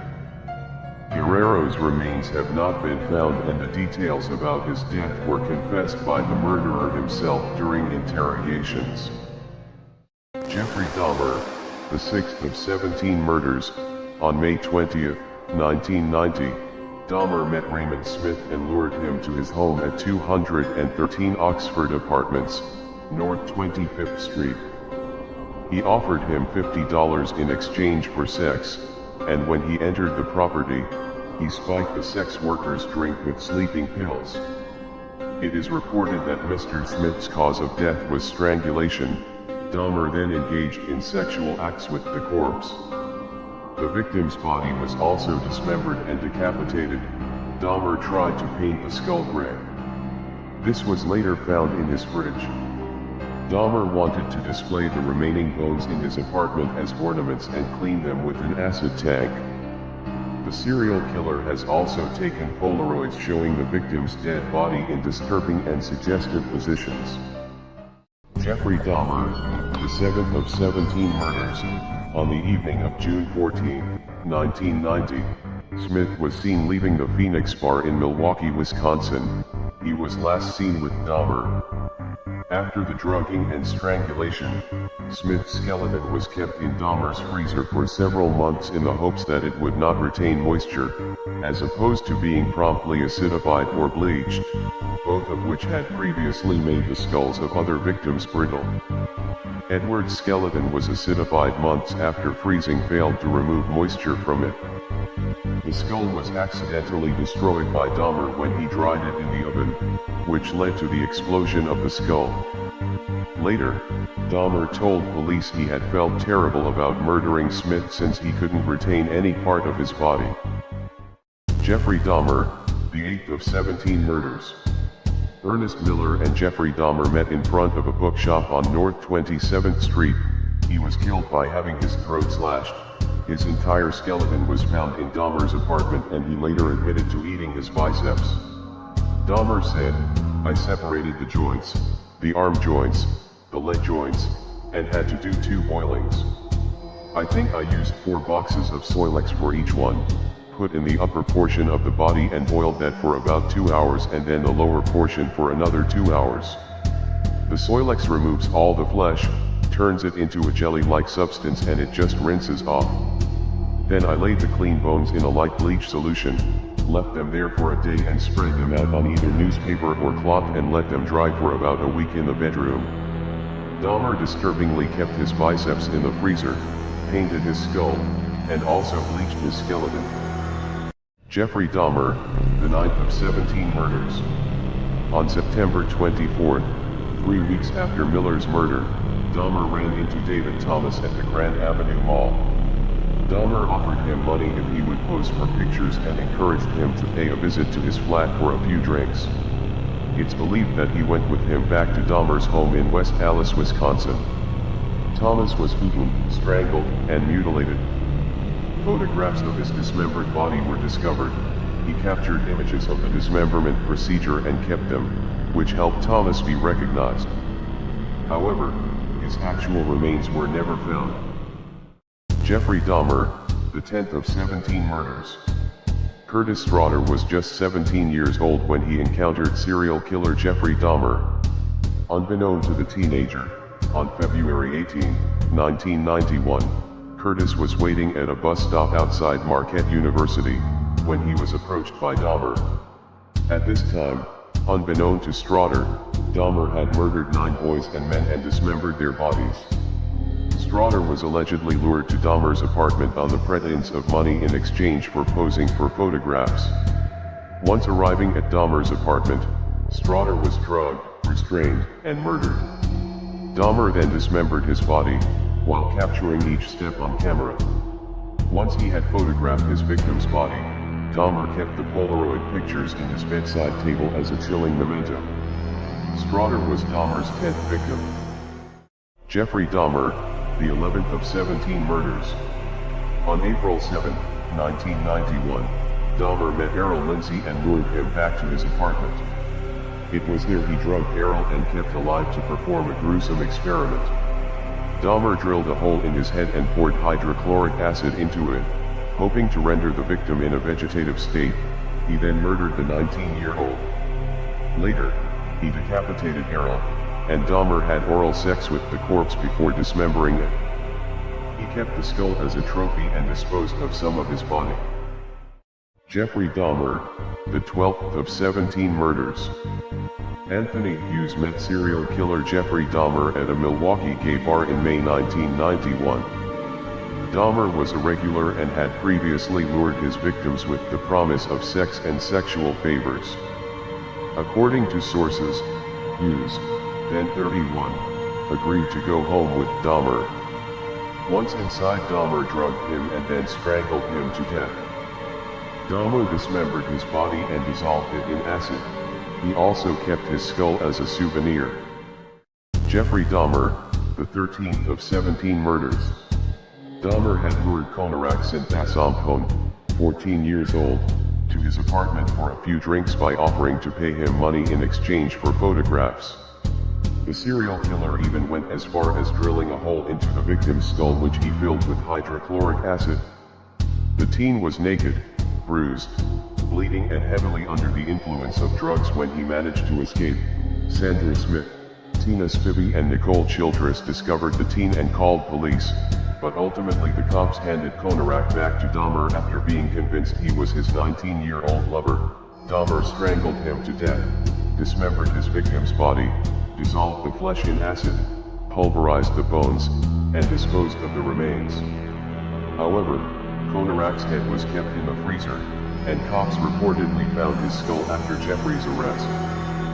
Jeffrey Dahmer, the 14th of 17 murders. In 1991, Dahmer traveled to Chicago to attend a gay pride parade. It was there he met Turner, who was waiting at a bus station. Dahmer lured the young man back to Milwaukee, Wisconsin, and invited him into his apartment. It was there he drugged, strangled, and dismembered Turner's body. The body had been dissected and scattered all around his apartment. Dahmer then preserved some of Turner's body parts in his freezer. His torso was placed in the freezer first, followed by his head and internal organs. Jeffrey Dahmer, the 15th of 17 murders. Just days after Dahmer killed 20-year-old Matthew Turner, he met Weinberger in Chicago. The two then took a Greyhound bus to Milwaukee to spend the weekend together. However, Weinberger's weekend getaway quickly went south, after Dahmer drugged him, and injected boiling water through his skull. The injection put Weinberger into a coma. He died 2 days later. Jeffrey Dahmer, the 16th of 17 murders. Oliver Lacey moved to Milwaukee from Chicago. Dahmer introduced himself to Lacey as a professional photographer and quickly charmed the aspiring bodybuilder. Lacey then went back to Dahmer's home for a photo shoot. Lacey was drugged and strangled with a leather strap. Dahmer had sex with the corpse before dismembering and decapitating him. Dahmer put his head and heart in the refrigerator. His skeleton was retained to adorn one side of the private shrine of skulls and skeletons Dahmer was in the process of creating when arrested 1 week later. Jeffrey Dahmer, the 17th of 17 murders. Joseph Breithaupt met the serial killer at a bus stop in Milwaukee on July 19, 1991. Dahmer lured the 25-year-old back to his apartment by offering him $50 to pose nude. Whilst in the serial killer's apartment, Breithaupt was drugged and strangled to death. Dahmer dismembered him and kept his skull and torso in his apartment as gruesome souvenirs of the evil crime. The victim's body parts were found in Dahmer's freezer only 3 days later, when the killer was finally caught by the police. Daniel Camargo Barbosa was a serial killer and a child and woman murderer, believed to have possibly raped and killed over 150 victims, primarily targeting female children, as they were more likely to be virgins. He confessed to killing 72 victims. He strangled young girls in Colombia and was arrested, but he escaped from prison, and started killing in Ecuador. From 1984 to 1986, Camargo committed a series of at least 54 rapes and murders in Guayaquil. He was rearrested in 1986. Camargo was killed in jail by the nephew of one of his victims. Good. Surinder Kohli and Moninder Singh Pandher. Between 2005 and 2006, a domestic servant of Indian businessman, Moninder Singh Pandher, Surinder Kohli, kidnapped, raped, murdered, and dismembered 19 people, mostly children. Kohli, under the alias Satish, later confessed to killing 6 children and a 20-year-old woman referred to as Pyle after sexually assaulting them. The police said that there were at least 31 child victims. Kohli also had confessed to the consumption of the victims' livers and other body parts. It was alleged that Kohli would lure the children to the house, offering them sweets and chocolates, murder them and have sex with the corpses. He and his co-accused Moninder Singh Pandher was convicted and sentenced to life. Jack Owen Spillman, the werewolf butcher. Spillman was convicted of the April 1995 murders of Rita Huffman, 48, and her daughter Mandy, 15, and the 1994 murder of Penny Davis, 9. Huffman and her daughter were both found in their East Wenatchee, Washington home, sexually mutilated and posed in provocative positions. Spillman's pickup was stopped by an East Wenatchee police officer in the parking lot of a VFW hall nearby that evening, and subsequently, a 12-inch knife covered in blood was recovered there. It appeared to match a knife set in the victim's house. Spillman pleaded guilty to 3 counts of first-degree murder, and was sentenced to life in prison in 1996. He is serving his sentence at Washington State Penitentiary. The New York Zodiac is an American serial killer who struck New York City from 1990 to 1993. Before being caught on June 18, 1996, Seda killed 3 people and wounded 6 others, 4 critically. Seda is believed to have admired the Zodiac killer for avoiding capture. He was a recluse obsessed with astrology and death. Seda was formally charged in the case on June 21, 1996, convicted in 1998, and sentenced to 232 years imprisonment. Seda shot people throughout New York City, sending taunting messages to the police after each crime. The killer's letters to police claimed that he was selecting his victims based on their signs of the zodiac, and implied he would act only at certain times when specific stars were visible in the night sky. The shotgun stalker, James Swan, is an American serial killer whose random drive-by shotgun shootings in Washington, D.C. in 1993 earned him his nickname in the press. Swan drove to Washington to carry out the attacks, which took place in the Mount Pleasant and Columbia Heights neighborhoods. Each of the attacks followed a standard format. Swan would slow his car down next to a pedestrian and fire a 20-gauge shotgun at the target before driving away. Swan killed 4 people and injured 5 in 14 attacks before he was apprehended by the Metropolitan Police on April 19, 1993. Swan was found not guilty by reason of insanity and confined to St. Elizabeth's Hospital. He claimed to have been driven to the killings by voices in his head. Robert Black was a Scottish serial killer who was convicted of the kidnap, rape and murder of 4 girls aged between 5 and 11 in a series of killings committed between 1981 and 1986 in the United Kingdom, the rape and murder of 3 girls on May 19, 1994 and the kidnapping of a 4th girl, and had earlier been convicted of the kidnapping and sexual assault of a 5th. He was sentenced to life imprisonment. He was convicted of the 1981 sexual assault and murder of 9-year-old Jennifer Carty in 2011, and was regarded as the prime suspect in the 1978 disappearance and murder of 13-year-old Jenna Tate. Black may also have been responsible for several other unsolved child murders throughout Britain, Ireland, and continental Europe between 1969 and 1987. He died of a heart attack in 2016, aged 68. Ricky Lee Green was an American serial killer who murdered at least 4 people in Texas between 1985 and 1986. On March 27, 1985, he killed 16-year-old Jeffrey Davis. His nearly decapitated, mutilated, and castrated body was found the next April in a swamp near the Fort Worth Nature Center and Refuge. On October 12, 1985, Green picked up 28-year-old Betty Jo Monroe, and then drove to the Greens' mobile home in Boyd. There, she was sexually assaulted, stabbed 17 times, struck with a hammer, and one of her breasts was mutilated. Green left the woman's body in a rural area in Flatwood.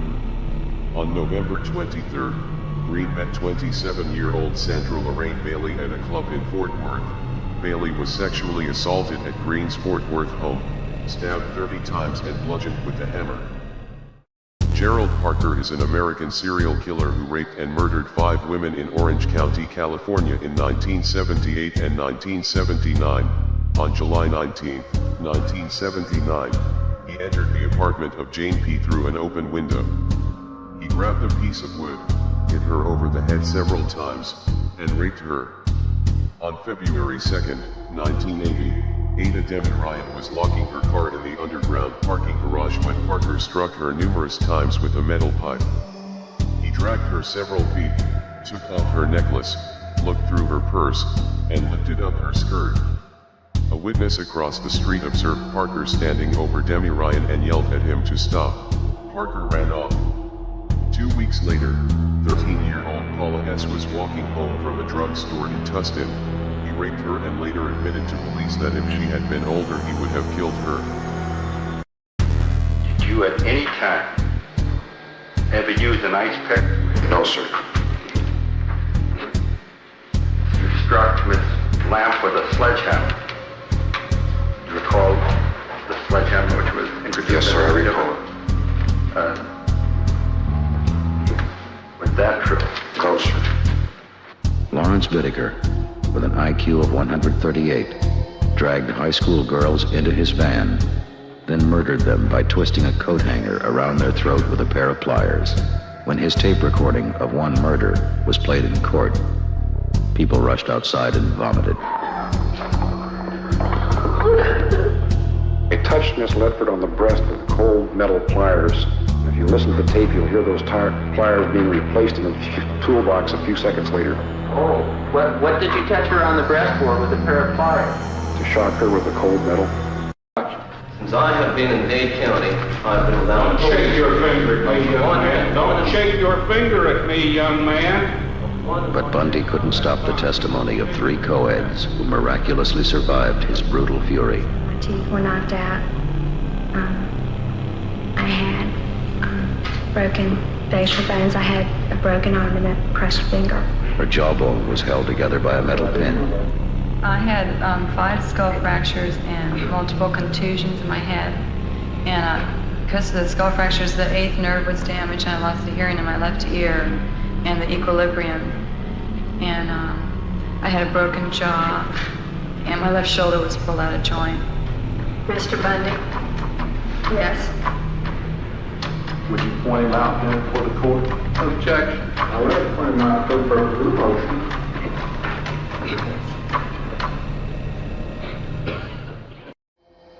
David Berkowitz, 24, called himself the Son of Sam. He believed a neighbor's barking dog was the devil's voice ordering him to purify the world. During 1977 in New York City, he killed teenage lovers in parked cars. When arrested, he said, "People say he's smiling, so he must be happy he killed them. I wasn't happy. I just had a job to do, and was doing it." The Last Call Killer, Richard Rogers, is an American serial killer who murdered and dismembered at least 2 gay and bisexual men between 1992 and 1993. His modus operandi consisted of luring inebriated men from piano bars in Manhattan, murdering and dismembering them, and dumping their bodies in garbage bags along highways in New Jersey. He is suspected of murdering several other men in Maine, Florida, Connecticut, Pennsylvania, and New York from the 1970s to the 1990s. Rogers wasn't arrested until 2001, when a new forensic technique was used to uncover his fingerprints from the bags he used to wrap his victims' body parts in. Rogers was later convicted of 2 counts of first-degree murder and 2 counts of hindering apprehension. He is now serving 2 consecutive life sentences in New Jersey State Prison and has never spoken about the murders. So it was self-defense. Yeah. Bitter, evil, angry, have never been before in my life. Worse than even out there with those men. This is evil. I never hated men, but now I do. I mean, not all. I have a category. I hate those male. I hate those male cops. Real bad, because they're dirtballs. I sentence you in case number 91-463 to death for the murder of Troy Burris. Thank you. And probably see, I'll be up in heaven while y'all are rotting in hell. May your wife and kids get raped. I would ask that you would point out. I know I was raped, and you aren't nothing but a bunch of skunk. Therefore, these proceedings are now Putting concluded. somebody who was raped to death. Countess Bathory. Elizabeth Bathory and 4 of her servants were accused of torturing and killing hundreds of girls and women between 1590 and 1610. Her servants were put on trial and convicted, whereas Bathory was confined to her home. She was imprisoned within Castle of Xechti. The charges leveled against Bathory have been described by several historians as a witch hunt. Other writers have said that the accusations against Bathory were supported by testimony from more than 300 individuals, some of whom described physical evidence and the presence of mutilated dead, dying and imprisoned girls found at the time of her arrest. Legends describing her vampiric tendencies, such as the tale that she bathed in the blood of virgins to retain her youth, were generally recorded years after her death, and are considered unreliable. Hans Schmidt was a German Catholic priest, rapist, convicted murderer, and suspected serial killer. He was executed at Sing Sing prison in New York for murdering a woman in the United States. Schmidt remains the only Catholic priest in American history to face capital punishment. Hans was regularly beaten by his father and watched his father beating his mother. Even in childhood, Schmidt combined a deep religious devotion with bisexual promiscuity and a fascination with drinking blood and dismembering animals. Hans once beheaded 2 of his parents' geese and kept the severed heads in his pocket. He also frequented the village slaughterhouse daily, where he would watch the death and dissection of farm animals.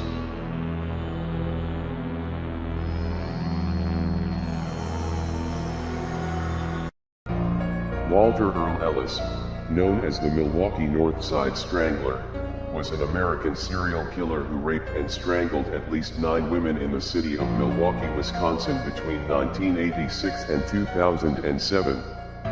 Until May 2009, the killings were considered to be independent of one another, but were then linked together by a DNA profiling. Ellis would be arrested as a suspect on September 7, 2009, and convicted for the 7 murders in February 2011, receiving 7 consecutive life sentences without the chance of parole. The North Side Strangler victims were black women who ranged in age from 19 to 41.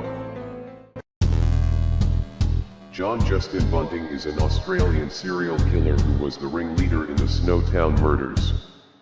The Snowtown murders were a series of murders committed by John Bunting, Robert Wagner, and James Vilasakis between August 1992 and May 1999, in South Australia. On May 20, 1999, the remains of 8 victims were found by the South Australian police in 6 plastic barrels in an unused bank vault. A piece of the flesh of the 11th and final victim, David Johnson, was fried and eaten by Bunting and Wagner. Robert Joe Wagner and Bunting, sentenced to 11 consecutive life sentences without the possibility of parole. During his crimes as a serial killer, he was known to commit acts of cannibalism, torture, strangle and murder his victims. The Forest Park Killer, Todd Allen Reed, is an American serial killer and sex offender who raped and strangled 3 homeless women in Portland, Oregon between April and June 1999, later dumping their bodies in the Forest Park Reserve. Lilla Moeller, 28, was the first to be found on May 7, 1999, followed the next day by Stephanie Russell, 26, whose body was located only 80 yards from where Moeller was found. The third grisly discovery was the corpse of Tamara Eisen, 17, found on June 2nd. All 3 women were prostitutes and drug addicts, were found nude and strangled, and bore a striking resemblance to one another. Reed pleaded guilty to all 3 slayings February of 2001 and was sentenced to life in prison with no parole. The convicted serial murderer is also a suspect in several other slayings. The American Jack the Ripper. In April 1982, William Dean Christensen abducted 27-year-old Sylvie Trudel in Montreal. He brought her to an empty apartment where he raped, beat, and strangled her to death. He decapitated and dismembered her body with a hacksaw. That same month, Christensen strangled 26-year-old Muriel Gay, again dismembering the body afterwards. Both of their remains were discovered on April 27. On September 23, 1982, Christensen picked up 23-year-old Michelle Angiers in Scranton, Pennsylvania, and drove her to Dixon City, where he raped and stabbed her 30 times, killing her. On December 4, 1983, Christensen shot and killed 51-year-old Joseph Connolly outside a bar after an argument. Christensen was located a few hours later and arrested. Larry Wayne Hall is an American murderer, rapist and serial killer who stalked and murdered numerous girls and women between 1981 and 1994. Hall traveled around the Midwest where he would often abduct, rape, torture, and murder girls and women. It is believed that Hall's first murder occurred when he was 18. 15-year-old Dean Marie Pyle Peters disappeared from her Grand Rapids, Michigan middle school in February 1981, and her body was never recovered. 12-year-old Deborah Jean Cole disappeared from her Indiana hometown in late August, which Hall is also suspected of. Over the next 13 years, numerous female corpses, some as young as 10 and some unidentified, were discovered and later attributed to Hall due to their bodies being strangled and sexually mutilated. His final assumed killing took place in early October 1994. The London chambermaid slayer, Gerald Thomas Archer, was a Canadian serial killer who was active in and around his hometown of London, Ontario from January 1969 to January 1971. All 3 of his confirmed victims were female hotel employees. Jane Woolley, 62, was beaten and stabbed to death in her York Street, London apartment on January 31, 1969. Edith Outbier, 57, was beaten and stabbed to death in her William Street, Merlin home on September 4, 1970. Her body was discovered the next day by her neighbor Mary Graham. Belva Russell, 57, was beaten to death in her Adelaide Street, South Chatham apartment on January 23, 1971. Her body was discovered minutes after her death. The Cape Cod Vampire. Tony Costa was convicted of brutally murdering and dismembering Patricia Walsh and Mary Ann Wysocki in 1969, but he's suspected of killing as many as 8 women over a 3-year period. Costa was living in a boarding house at the time of the murders, and gave off an impression of being a little bit off. He was known to have made a hobby out of taxidermy. In 1969, police in Truro, Massachusetts unearthed the bodies of 4 women who had been mutilated almost beyond recognition. They were the victims of Tony Costa, who soon became known as the Cape Cod Vampire. On May 12, 1974, Costa committed suicide by hanging himself in his prison cell. Robert Liberty met Marcella Landis in 1966. On June 4, 1966, Liberty strangled Landis to death with a silk stocking. He dressed up the corpse and applied makeup to it before laying it on a couch and lit candles from her head to her feet, and placing a Bible on her chest. On March 12, 1970, Liberty fatally shot one of his roommates, 25-year-old Thomas Astorina. Liberty, now on the run, befriended Canal Beerley. On June 6, Liberty and Beerley were hitchhiking in Long Beach. They were picked up by 17-year-old Richard Krytok. They broke into the apartment of 53-year-old Robert J. Irion. At midnight, Liberty killed Irion by fatally beating him to death. He displayed the body on the bedroom floor and lit candles on the head. He then wrote on the bedroom door, "The candlelight killer strikes again, and catch me if you can." Cleophas Prince Jr. is an American serial killer who murdered 6 women in San Diego County, California, from January through September 1990. Prince entered the female victim's residence during daylight hours through an unlocked door or window, during or just after they bathed, and stabbed them to death with knives taken from their kitchen. In January, Tiffany Schultz was stabbed to death, and in April, Janine Weinhold met the same fate. Later in April, Holly Tarr from Michigan, who was visiting her brother at his apartment, was killed. Prince's next and last kills were the murders of Pamela and Amber Clark in University City. The mother and daughter were killed in their home in September of 1990. Prince was arrested and eventually found guilty of all 6 murders on July 13, 1993. Sentenced to death, he awaits his fate on San Quentin's death row. Was there something sexual in the dismemberment of the bodies for you? As time went on, yes, I did get there was a sexual part to that.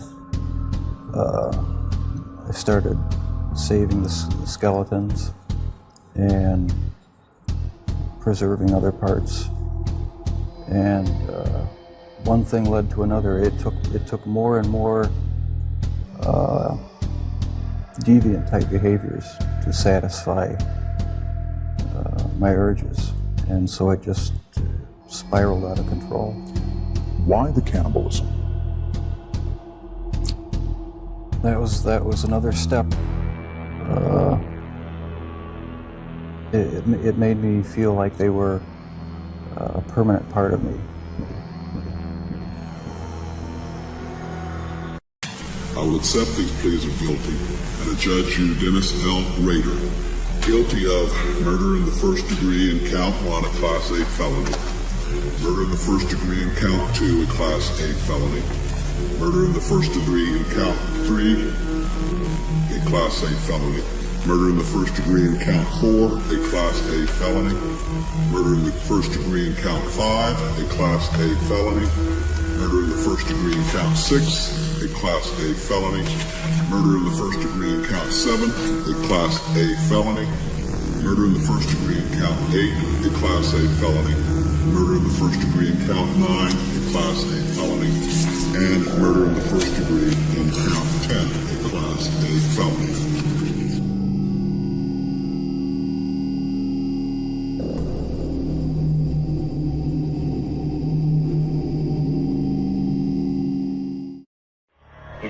He took the lives of 48 women. You snuck them out. More than 48 women. 71, yes. Right. You killed them all, Ridgway. You killed them all. Mm-hmm. And you did things to those women before you strangled them. I had sex with them, that's all. It would be important for us to know, but you chose not to share that information. Because there is nothing to share.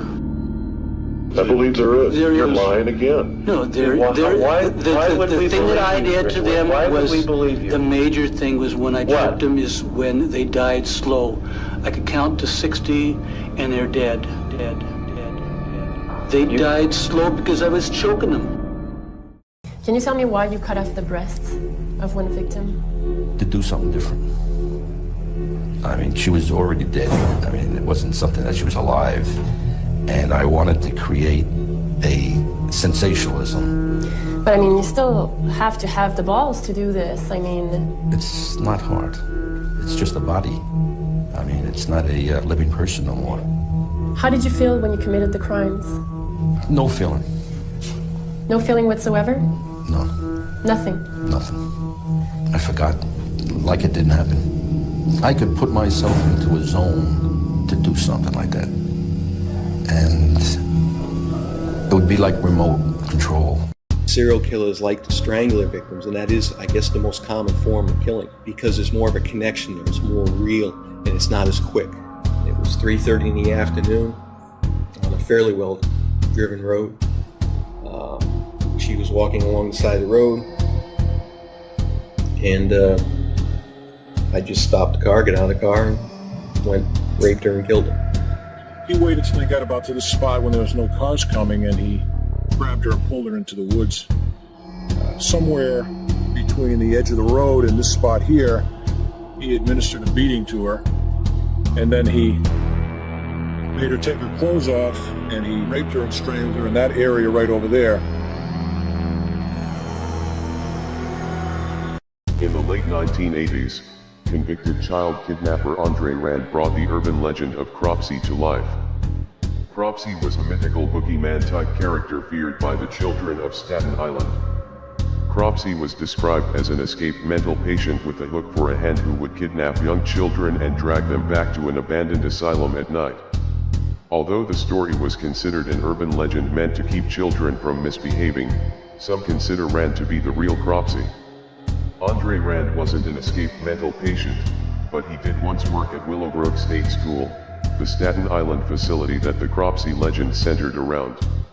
Rand is responsible for the kidnapping of at least 2 young girls in the 1980s and is believed by many to have also murdered them, along with several other children. This man, who emerged seemingly from myth, outraged a close-knit community with his crimes and will forever merge with legend as a cautionary tale.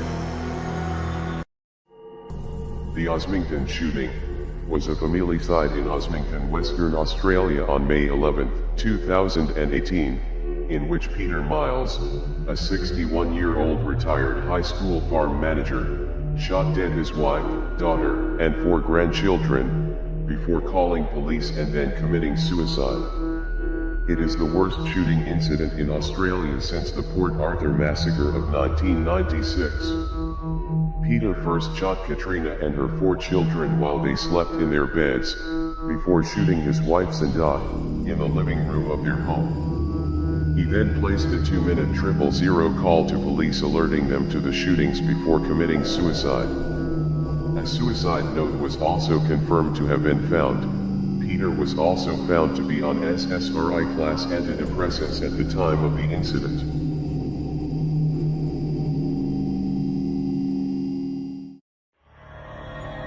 The Stockwell Strangler.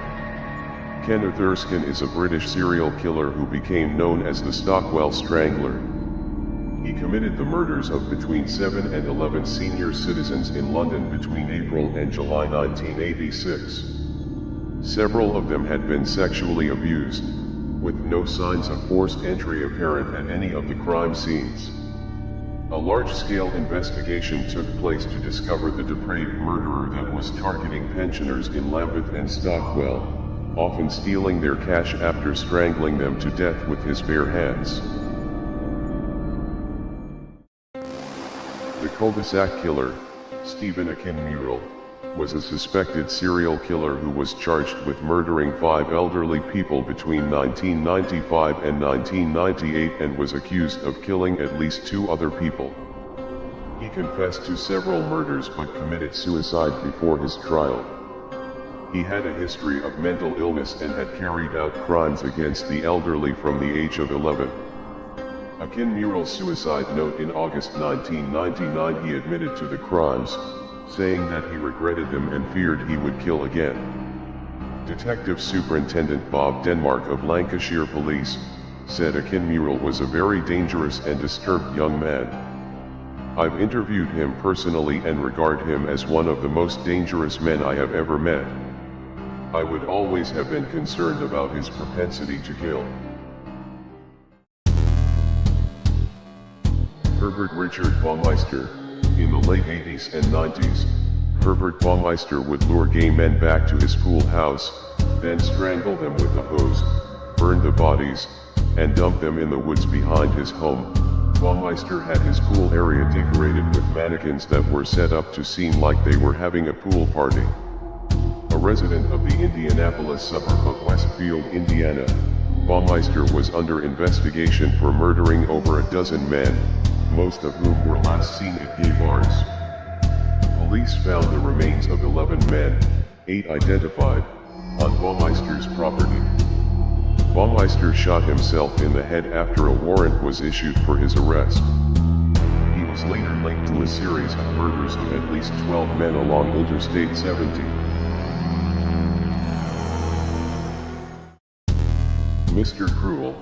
In the late 1980s and early 1990s, Mr. Cruel, as dubbed by media, has clocked up 3 confirmed attacks and is the prime suspect in the abduction and murder of a 4th girl, 13-year-old Chinese-Australian Carmaine Chan. Chan was taken from her home in Templestowe at night point in 1991 and her body was found a year later in a landfill area in Thomastown with 3 bullet holes in the back of her skull.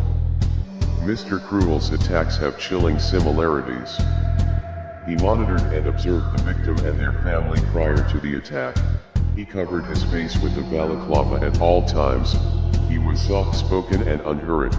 He bound and gagged the parents and siblings of his victims. He demanded and searched for money. He demanded his victims brush their teeth.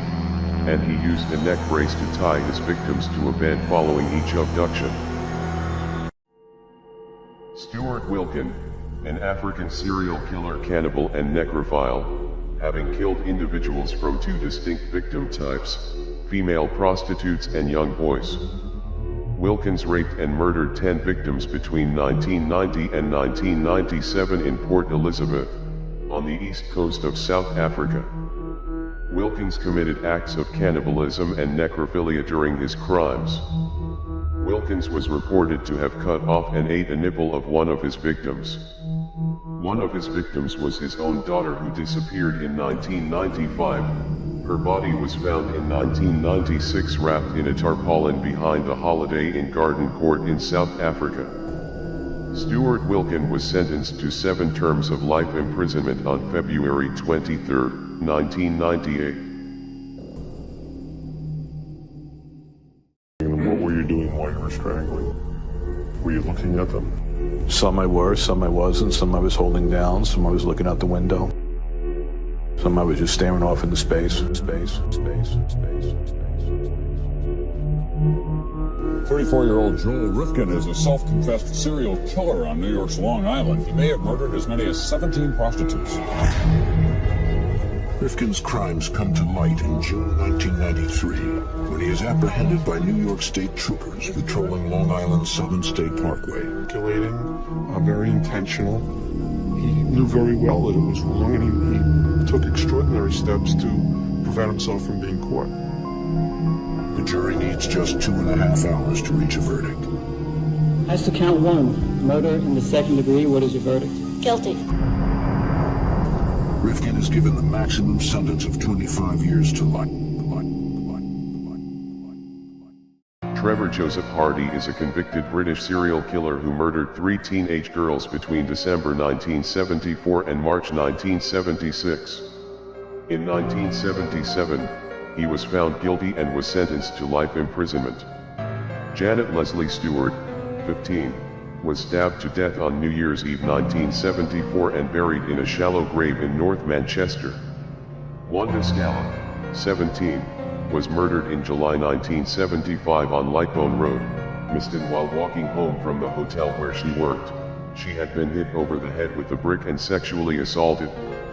Her body was found partially buried on a construction site. In March 1976, after walking home from a staff party, Sharon Mossoff was stabbed and strangled with a pair of tights prior to being dumped in the Rochdale Canal at Failsworth, Oldham. The bodies of Scala and Mossoff were found stripped and mutilated. Scott Lee Kimball is a convicted serial killer who murdered at least 4 people over a 2-year period. investigators strongly suspect him in as many as 21 other unsolved killings. 2 of Kimball's victims were people close to him, the daughter of his third wife, and his own uncle. His second wife, who bore his 2 sons, claims he twice kidnapped and raped her. There was an open arrest warrant for him from the second assault, which occurred after he absconded from work release. He also allegedly attempted to kill his son, but no charges were filed in the incident due to legal complications. The body of his second victim, Jennifer Markham, has not been found. After being sentenced in 2008 to 53 years in prison on theft and a number of other charges, Kimball was sentenced on Thursday, October 8, 2009, to an additional 70 years in prison for his guilty pleas to second-degree murder. Cesar Barone was an American serial killer. Barone murdered Margaret Schmidt, 61, in her Hillsborough home in April of 1991. She had been raped before being strangled to death. In October of 1992 he shot and wounded nurse Martha Bryant in Hillsborough, before dragging her from her car and sexually assaulting her. He then shot her in the head at close range. His next victim was Shanti Woodman, 23, who Barone also sexually assaulted and shot to death in Portland during December of the same year. The sex killer's final victim was 51-year-old Betty Williams, who suffered a heart attack during the attack in her Portland apartment in January of 1993. Barone was given 89 years for Williams' killing, but received the death penalty for the slayings of Schmidt, Bryant, and Woodman, but died of cancer at the Oregon State Penitentiary in Salem. Warren James Bland started his career of violent crime in 1958 by slashing a man at a gas station.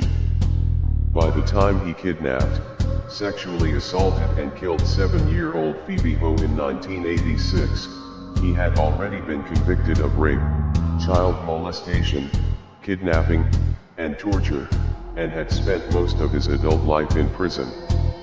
The disappearance of Phoebe in December of 1986, while on her way to school in South Pasadena, California, sparked a media frenzy and a massive surge, which ended after a week with the discovery of her battered and torn body in a ditch in Riverside County. Bland was sentenced to death in 1993 and he died in prison on August 30, 2001. Christine Holbrook, born 1970, is a French serial killer and former nurse.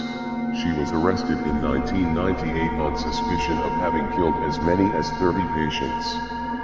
She confessed to some of the murders, but claimed she had done so at the request of the patients, who were all terminally ill. The families of several of her victims strongly denied that their relatives had expressed any will to die, much less asked Mulford to kill them. She was sentenced to 10 years in prison in 2003, for the murders of 6 patients, then to 12 years in appeal. Psychiatrists who examined her concluded that she had a morbid fascination with illness and was aware of what she was doing, is not the Madonna of euthanasia she makes herself out to be, but on the contrary, a woman who is unbalanced and who deliberately overstepped her authority. Stephen Port became known as the Grinder Killer after he drugged and murdered 4 young men. The twisted murderer used the dating app to target his victims before luring them back to his flat in Barking, London. Anthony Malgate, 23, Gabriel Covered, 22, Daniel Whitworth, 21, and Jack Taylor, 25, were all attacked and killed by Port between June 2014 and September 2015. Post-mortem examinations on the 4 young men who died revealed that each had died from a drug overdose featuring high levels of GHB, but Port surreptitiously used other drugs on his victims: amyl nitrite, poppers, Viagra, mephedrine, and methamphetamine. Port is currently serving a whole life sentence, one of just 60 in the UK. Port used a number of internet hookup sites and apps as a means of initially contacting his victims. Ronald James Ward Jr. was an American serial killer who murdered at least 3 women and 1 man in the span of several months in 2000. Initially convicted for the murder of Craig Petrich in Montana, He was later linked by DNA evidence to 3 other murders, which had occurred in Arkansas and California. Ward died serving his sentence in the Montana State Prison in 2014. Medical personnel did not report the exact cause of death, but said that no foul play was involved in his death. William Neal was an American serial killer known as Wild Bill Cody. Neal massacred 3 women with an axe.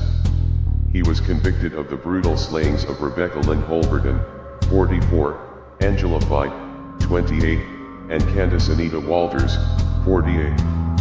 The women, who all had relationships with Neal, were found dead at a gruesome crime scene in Holberton's townhome in 1998. He tied up a 4th victim, forced her to watch one of the murders and then raped her. He said that if he hadn't wanted to get caught, he would have murdered the women in the mountains and disposed of their bodies. By allowing the rape victim to live, he said, he was assured that her testimony alone could put me to the death penalty phase. William Neal was sentenced to death in 1999, commuted to life in 2003. Francisco Del Junco is a Cuban-American serial killer who killed and subsequently burned the corpses of 4 Miami prostitutes during a period of around 8 months. Del Junco was convicted of all 4 murders, and given a life sentence for each of them. From August 1995 to March 1996, a total of 4 crack cocaine-addicted black prostitutes were beaten up, killed with metal pipes and their bodies burned with gasoline afterwards in Miami's Alapatin neighborhood. They were Vita Hicks, 43, Diane Nelms, 44, Cheryl Ray, 37, and Janice Cox, 37. All of them were lured with the promise of free drugs and sex, with their upper torsos being lit on fire after they were killed. On January 20, 2012, the decomposing and severely battered body of 43-year-old Angel Gonzalez, a local homeless man, was discovered in an abandoned apartment building in Bridgeport, Connecticut. Medical examiners determined the cause of death to be blunt force trauma to the head. Police were eventually able to locate and apprehend Tyree Lincoln Smith, 35. He gave a confession which was both blunt and eerie. Smith attacked Gonzalez with an axe, stating that the wounds to the victim's head were so severe that he was able to remove an eye from the man's head along with pieces of brain matter and a piece of his skull. Smith walked to a local cemetery and proceeded to eat the victim's eye and bits of brain matter. The killer also stated that the flavor of the victim's eye to that of an oyster. He was sentenced to 60 years in a psychiatric hospital. Sheila LaBar claimed she was an angel sent from God to punish pedophiles. She believed every man in her life was a pedophile and she saw herself as an avenging angel. Kenny County met her in 2006 at Wilmington, Massachusetts when he was 24. He moved in with her shortly after meeting her. She stabbed him to death and then burned his body. The police were able to identify his DNA from his Army records. Michael DeLodge was LaBar's boyfriend, who lived with her at her farm. He was last seen alive in 2005. A human bone was found in the septic tank of the farm in 2008. It is unknown how he died.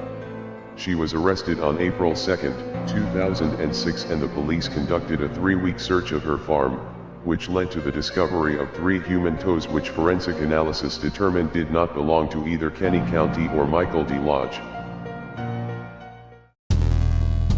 Herman Mudgett, aka H.H. Holmes, killed around 250 people, born May 15, 1861 in Gilmanton, New Hampshire, died May 7, 1896 in Philadelphia, Pennsylvania. Location of the killings was mostly in Chicago, and in several other places in the USA and also in Toronto, Canada. He killed men, women, and children at random, including friends and family members, and made their bodies disappear afterward. Holmes trapped, tortured, and murdered possibly hundreds of guests at his Chicago hotel, known as Murder Castle, which he opened for the 1893 World's Fair, equipped with secret passages, trapdoors, soundproof rooms, gas jets to asphyxiate victims, and a kiln to cremate the bodies, arrested in 1894, and hanged to death 2 years later. Kristen Gilbert is an American serial killer who was convicted for 3 first-degree murders, 1 second-degree murder, and 2 attempted murders of patients admitted for care at the Veterans Affairs Medical Center in Northampton, Massachusetts. She killed her patients by injecting them with epinephrine, causing them to have heart attacks. Although other nurses noticed a high number of deaths on Gilbert's watch, they passed it off and jokingly called her the Angel of Death. In 1996, 3 nurses reported their concern about an increase in cardiac arrest deaths and a decrease in the supply of epinephrine. An investigation ensued. Gilbert telephoned in a bomb threat to attempt to derail the investigation. VA hospital staff members speculate that Gilbert may have been responsible for 80 or more deaths and over 300 medical emergencies.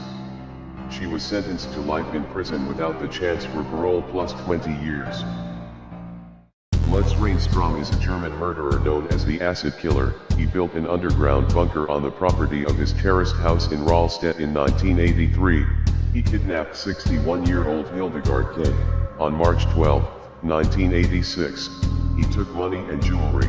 He tortured her for a week before he killed and dismembered her. On October 5, 1988, Reinstrom locked 31-year-old Annegret B. in the dungeon. He cleared her accounts, tortured and abused her sexually, recording her torture on tape and photos until he killed and dismembered her after about 4 weeks. On September 6, 1991, Reinstrom kidnapped 53-year-old Krista S. He handcuffed her and showed her perverse torture photographs of Annegret. He demanded money, but the transfer was delayed and his wife had prematurely come home from vacation. He gave up his plan and took Krista to the police station on September 13. He had buried the corpse of Hildegard in an acid barrel. Colin Ireland is a British serial killer known as the Gay Slayer, due to the fact that his only victims were gay men. According to Ireland, he targeted homosexual men because they were easy targets.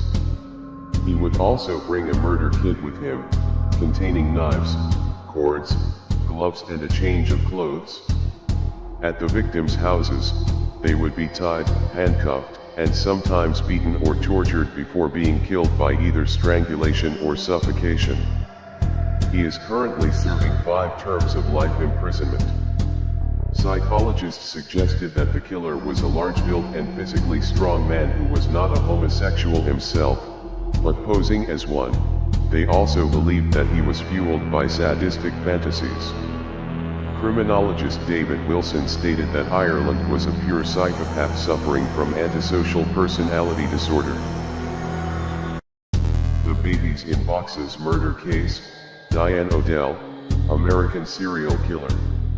Odell was convicted December 16 on 3 counts of second-degree murder in the deaths of her newborn babies in 1982, 1983, and 1985 in County-on-the-Lake. Their mummified remains were found in May 2003, among the contents of a Safford, Arizona storage shed Odell's family had rented while living there in 1992. She may have raised 8 children, District Attorney Steve Luncheon argued yesterday, but a jury found that she killed the ones she didn't want. Odell didn't know if the babies were boys or girls, and she didn't name them. The babies' bodies were found packed away with old blankets. According to Dr. Baden, the manner of the babies' deaths was traumatic asphyxia caused by suffocation. Lucy Letby, the Countess of Chester Hospital baby deaths.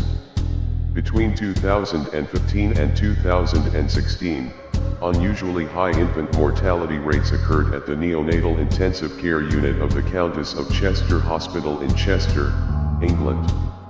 A series of investigations was initiated to ascertain the reasons for the sharp rise in mortalities. Letby's November 2020 arrest saw her charged with 8 counts of murder and 10 counts of attempted murder. Letby's trial began in October 2022. Letby had injected air into the bloodstream of 2 of the alleged victims and had used insulin to murder others. It was alleged that extraordinary bleeding in a baby boy allegedly murdered by Letby could have been caused by a rigid wire or two. The trial continues at the time of this upload. Martin Nake, the Masked Man, is a German serial killer.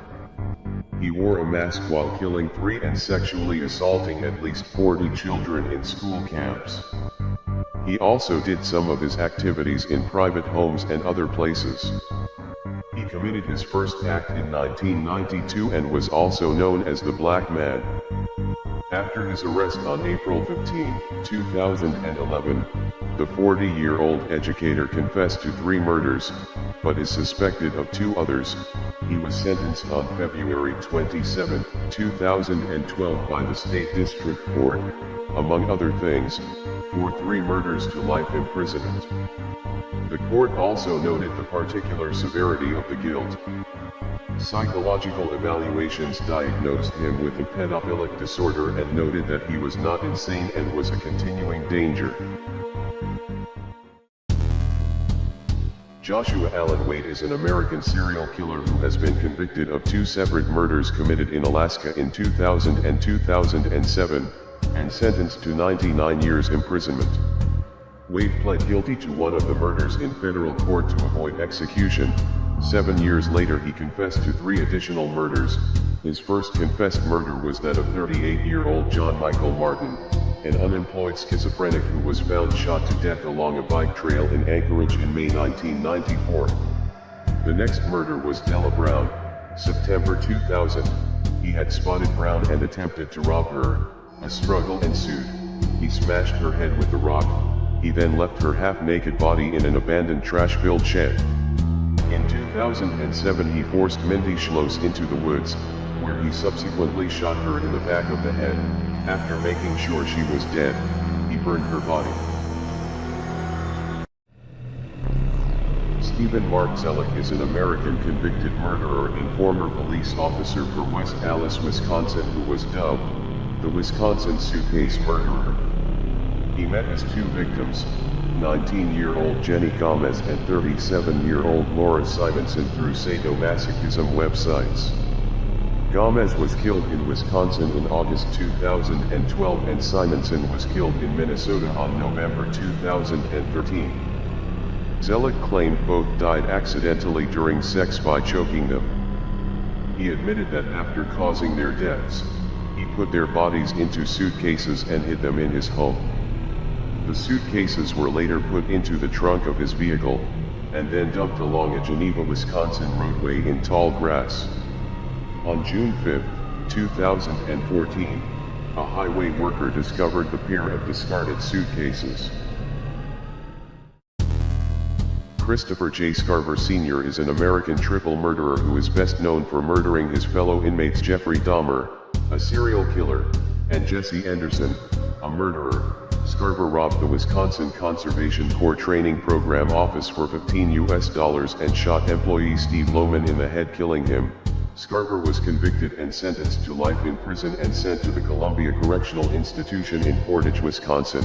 He was assigned to a work detail with Jesse Anderson, a man who murdered his wife, and cannibalistic serial killer Jeffrey Dahmer. When the 3 were left unsupervised, Scarver got into a discussion with Dahmer and Anderson regarding Dahmer's crimes against African American individuals. Scarver beat them with a steel pipe, striking Dahmer in the head and savagely bludgeoning Anderson with it. Scarver also claimed that the prison staff had left him unsupervised with Dahmer on purpose, as they wanted him dead. Juana Barraza is a Mexican professional wrestler and serial killer dubbed the Old Lady Killer, sentenced to 759 years in jail for killing 11 elderly women. The killings began in Mexico City in the late 1990s. The authorities' estimated totals range from 24 to 49 deaths. All of Barraza's victims were women aged 60 or over, most of whom lived alone. She bludgeoned or strangled her victims, and afterward would rob them. Police reported that there was evidence of abuse in a number of cases. The prosecution said Barraza used objects such as phone cables, tights or the stethoscope she often carried with her to strangle her victims. Peraza blamed her mother for her actions. By killing these elderly women, she was taking out her rage on her mother, punishing them for the sins of her mother. New Zealand rampage killer, Brian Schleifer, quarreled with his wife in their bedroom before violently stabbing her to death with a knife. One of his sons went to investigate the noise and was shot. Schleifer then went to the barn where he shot his other son. The wife of one of his sons who lived nearby searched for the origin of the gunshots and was wounded by bullets on the way to the house. She ran back to her house and called the police. Schleifer next shot and stabbed his grandson in his bed, then shot his son's wife in the kitchen while she was talking to the police. The psychotic grandfather then returned to the barn where he shot his son and waited for his other son to return from work. Schleifer shot and stabbed him when he arrived, then went to the bushes near the house and shot himself. Schleifer's 9-year-old granddaughter hid from him in a wardrobe and survived. During the week of July 19, 1999, Mark Heath drove his 4 children, Sarah, 8, Holly, 6, Jack, 4, and Caleb, 2, to an isolated bush track south of Perth, Western Australia, and connected a hose to the car's exhaust. All 5 were found in the car, dead from acute carbon monoxide poisoning. This came just 3 weeks after a similar murder-suicide. On July 3rd, Barbara Ann Warzykowski took Mark, 8, twins, Sarah and Luke, 5, Jesse, 4, and Jade, 1, for a drive in the family's 7-seater van to a remote track southeast of Perth. She gassed them all. 9 months earlier, in October 1998, Ronald Jonker gassed himself and his 3 children, David, 7, Aaron, 5, and Ashley, 17 months, on the northern outskirts of Perth. The Woodchipper murder, 1990, Richard B. Crafts. Kelly Crafts had known about her husband Richard's affairs with other women and had begun divorce proceedings against him. He told others that she had left and he didn't know where she was. Police found a blood smear on the side of the Crafts bed, and among Richard's credit card records, evidence that he had made several purchases before and after his wife's disappearance, including a new freezer, and $900 for the rental of a wood chipper. He killed her, froze her corpse, dismembered her into chunks with a chainsaw, and then put her through the wood chipper. They found many pieces of metal, less than 3 ounces of human remains including a tooth, a toenail, bone chips, 2,660 blonde human hairs, fingernails, and O-type blood. Richard Crafts was sentenced to serve 50 years in state prison. Marianne Null is a German serial killer from Cologne. She was sentenced to life imprisonment in 1993 for 7 murders. She was a nurse, and between 1984 and 1992, killed patients in her care using Truxil. Police think she killed a total of 17, and attempted 18 other murders, but she was only convicted of 7. She has never confessed to her crimes.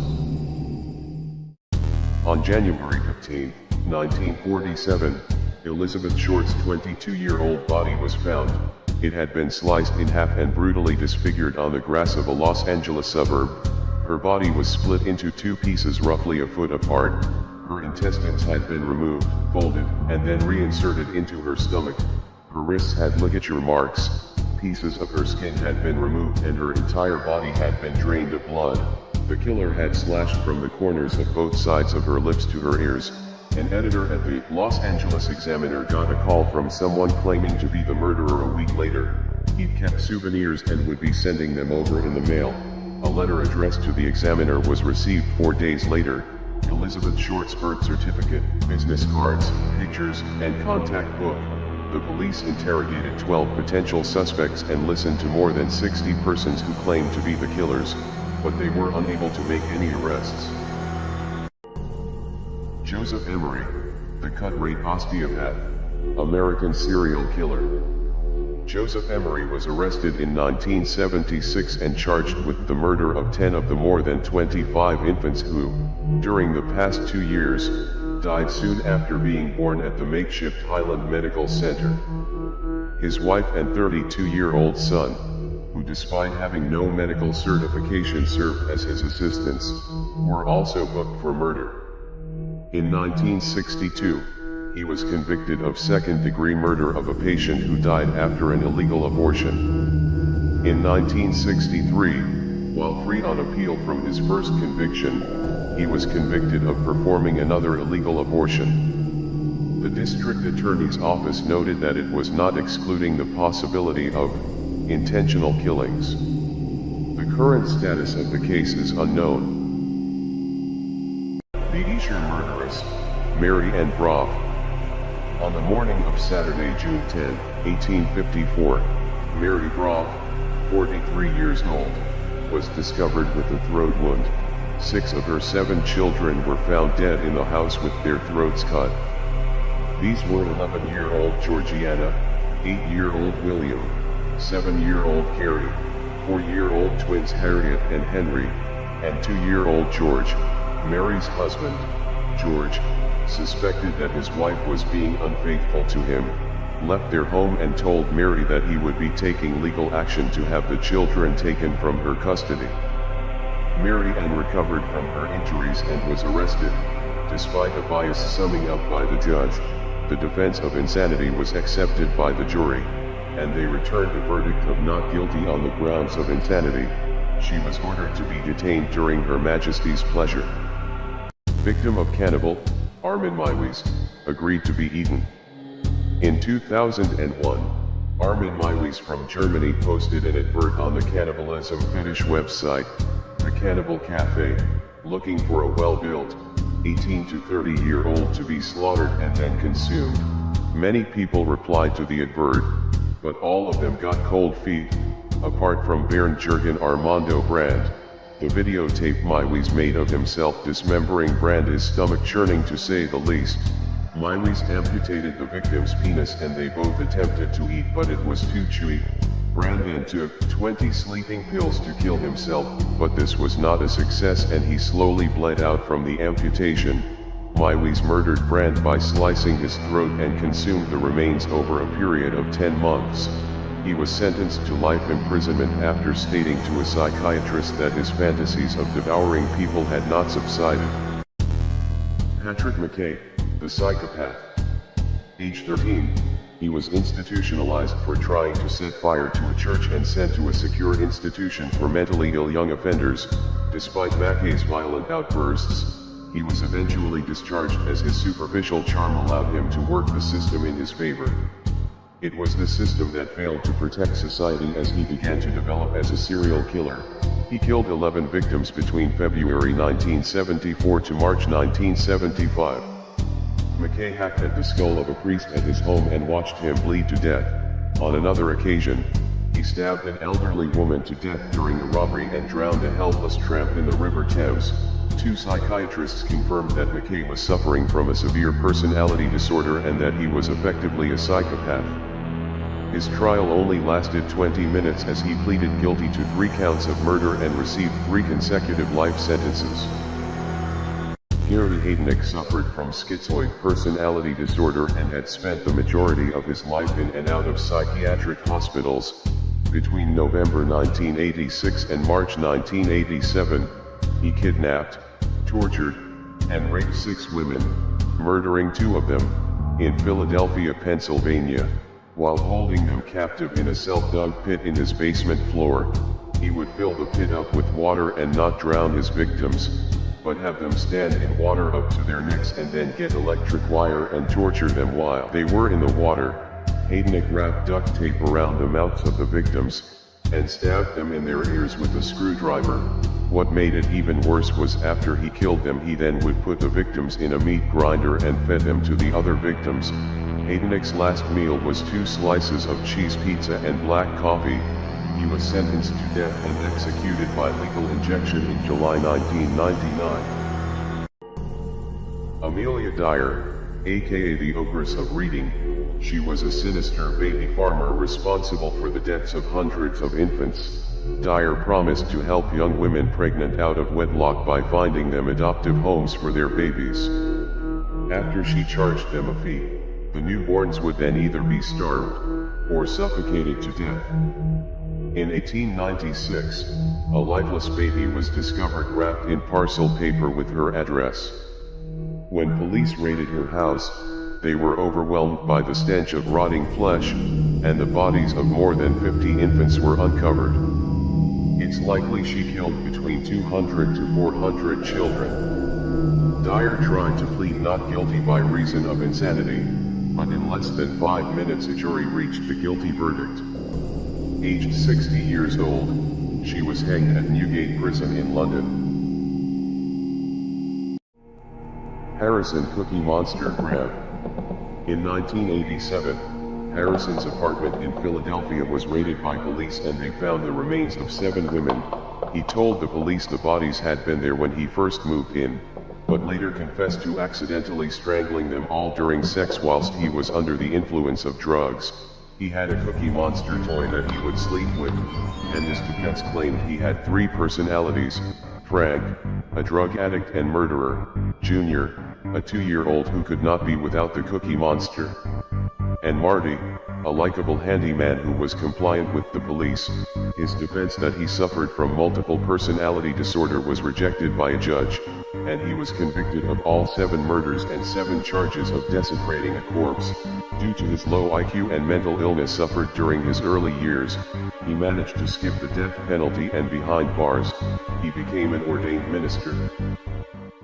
Helen Patricia Moore. In 1980, Moore was charged with the murder of 3 children and the attempted murder of 2 others whilst she was babysitting. The Sydney, Australian-born serial killer first murdered at the age of 16. Her first victim was her 16-month-old baby cousin who she suffocated in her cot. The following year, she attempted to suffocate a 12-month-old boy she was babysitting, but he survived. Months later, she also attempted to suffocate another 2-year-old boy who was left blinded and permanently brain damaged. Within weeks of each other, she killed another baby girl and a 2-year-old boy, again suffocating the innocent children.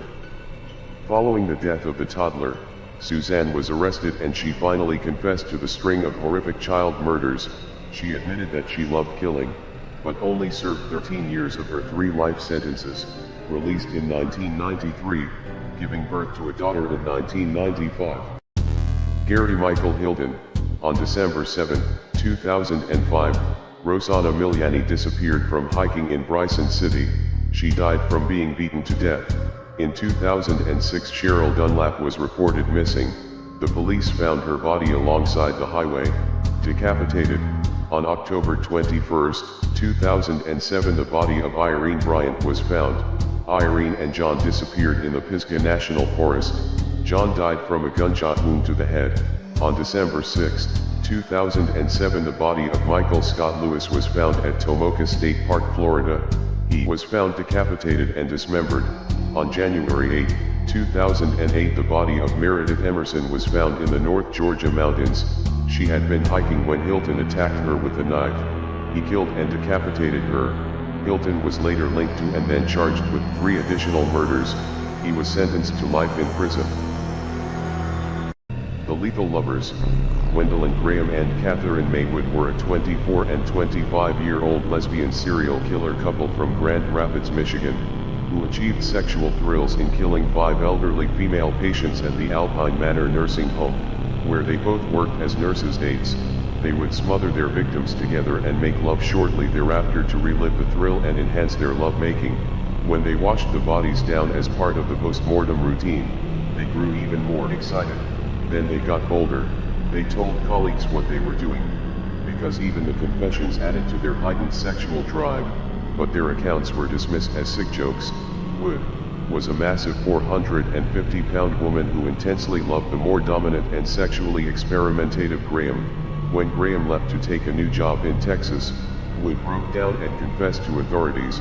Graham received a penalty of life imprisonment, and Wood got 20 years in prison.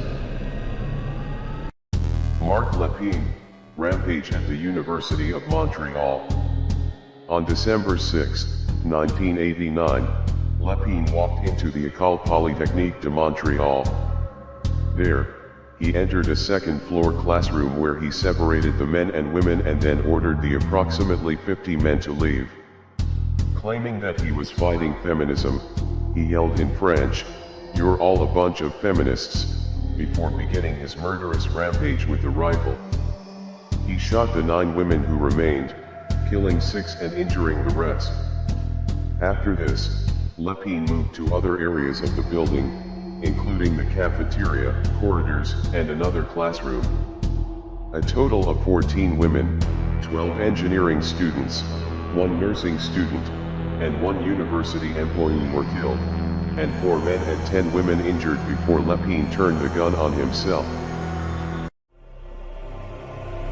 The homeless French cannibal. A suspected and unnamed cannibal, killed a 90-year-old in a sleepy southern French village, then pulled his heart and tongue out, with the apparent intention of eating them with white beans. The young 26-year-old homeless man slipped into his victim's house at the edge of the isolated Mulholland hamlet, responding to messages or voices in his head, grabbed a metal object in the barn and smashed the old man's skull, set fire to the body and then extracted his victim's heart and tongue to cook and eat them.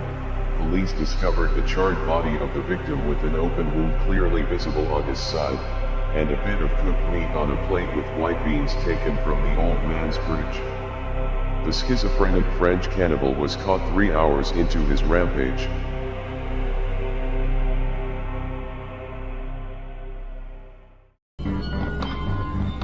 An expert in body dissection allegedly made herself the main beneficiary of a friend's will after she had murdered her and cut off her head. Former osteopath Gemma Mitchell, 38, is said to have needed at least £400,000 for a project to add an extra story to her home in Willesden, northwest London, ended in disaster. She had been pressuring vulnerable victim Mi Kun Chong, 67, to give her the money by doing a deal on her home. When Ms. Chong refused, Mitchell allegedly battered her to death with a blunt object and dumped the decapitated body more than 250 miles away in Salcombe, Devon. Mitchell denies the murder. The head was found 10 meters away and had been cleanly cut from the rest of the body. Mitchell had been a brilliant medical student and won a prestigious prize for her knowledge of the human body. Alan McMullen, murderer, stabbed a pregnant woman to death. In 2008, McMullen had on 3 occasions handed himself into police while armed with a knife and claimed a voice in his head was telling him to kill people. Each time he was admitted to a psychiatric hospital, doctors decided he was exaggerating his symptoms to gain admission to hospital. Sunday, June 7, 2009, at 4 p.m., Claire Wilson, who was 6 months pregnant, was walking to work. McMullen, who had been drinking all day, spotted her and started to follow. He plunged a long knife with much force through her back. She screamed and fell to the ground. The act was witnessed by several passers-by who quickly called emergency services. One local man even followed McMullen, who stayed close to the scene. When police approached him, he said, "I've got voices in my head telling me to do it. I've left my knife in her." He was jailed for a minimum of 20 years.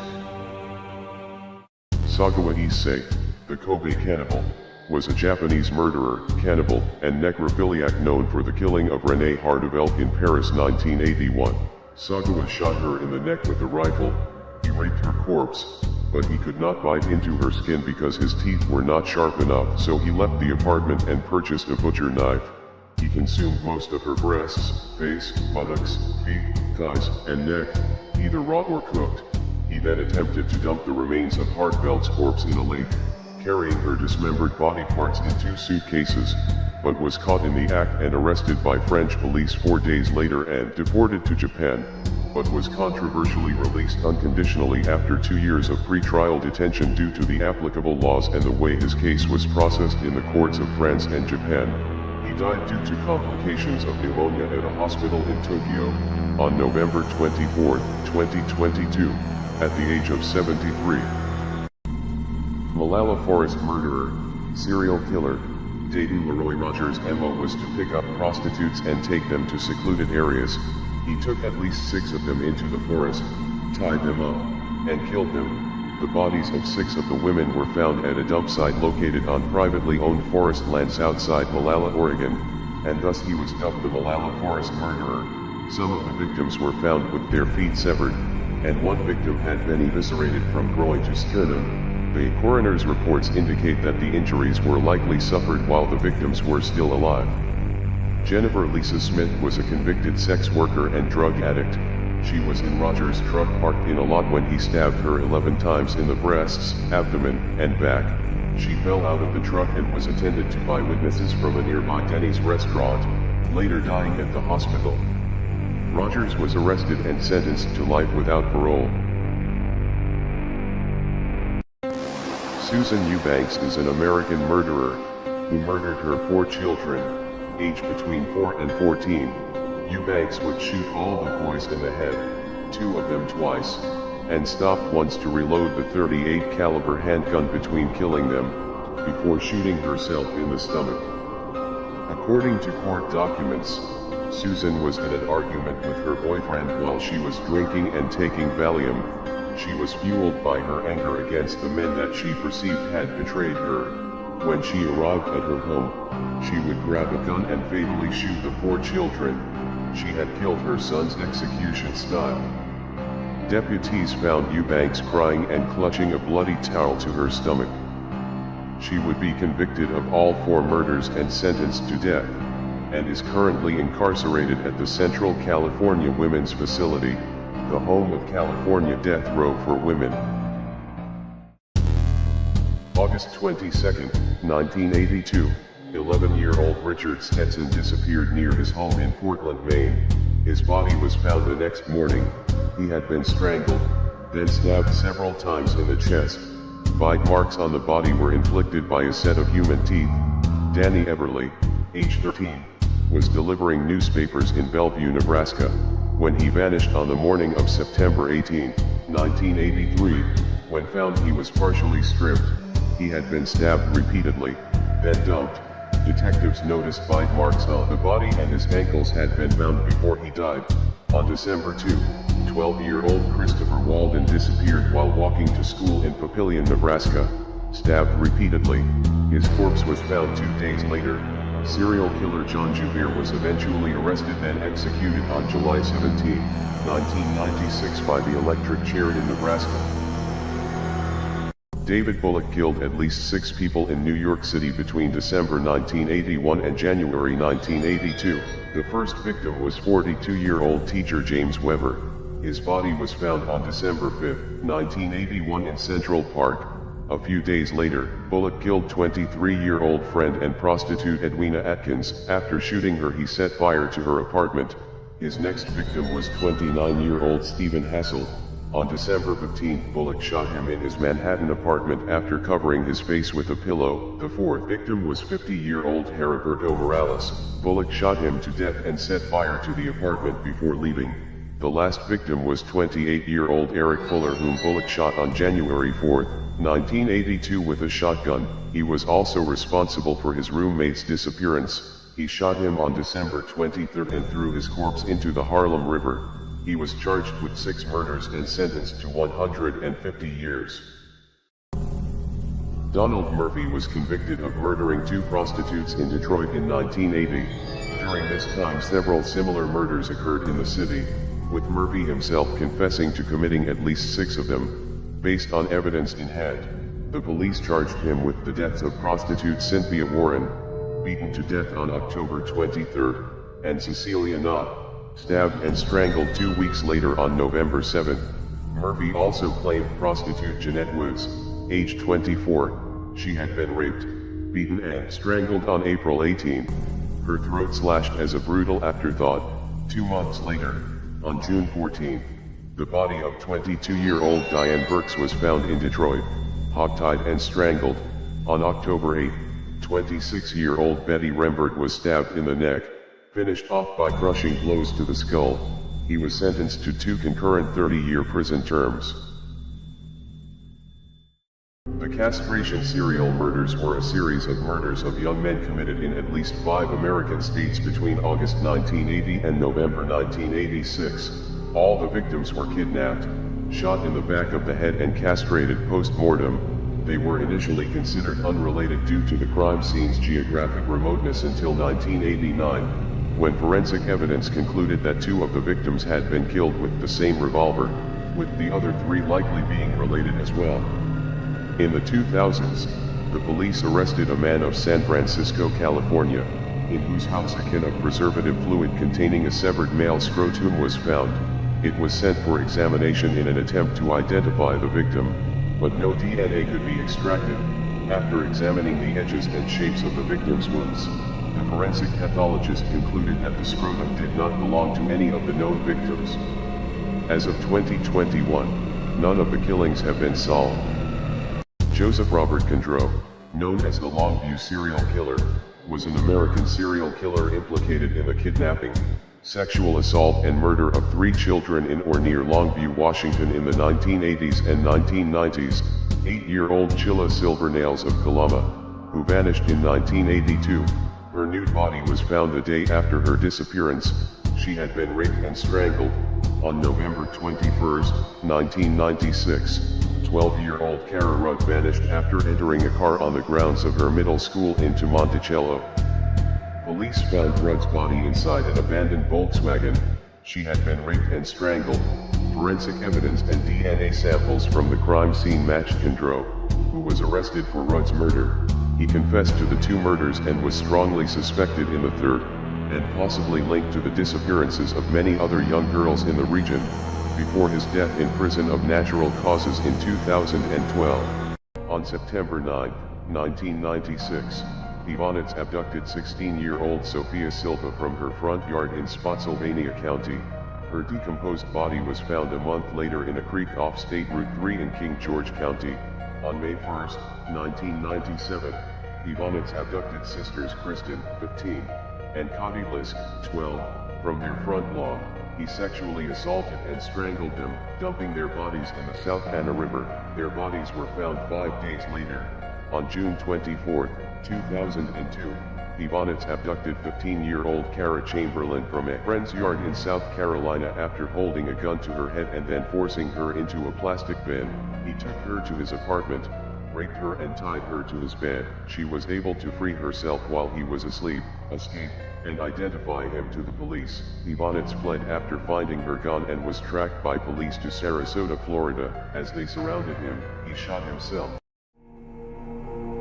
The Bigfoot Killer is the name given to an unidentified American serial killer who raped and murdered 7 girls and women in Detroit between February and October 1975.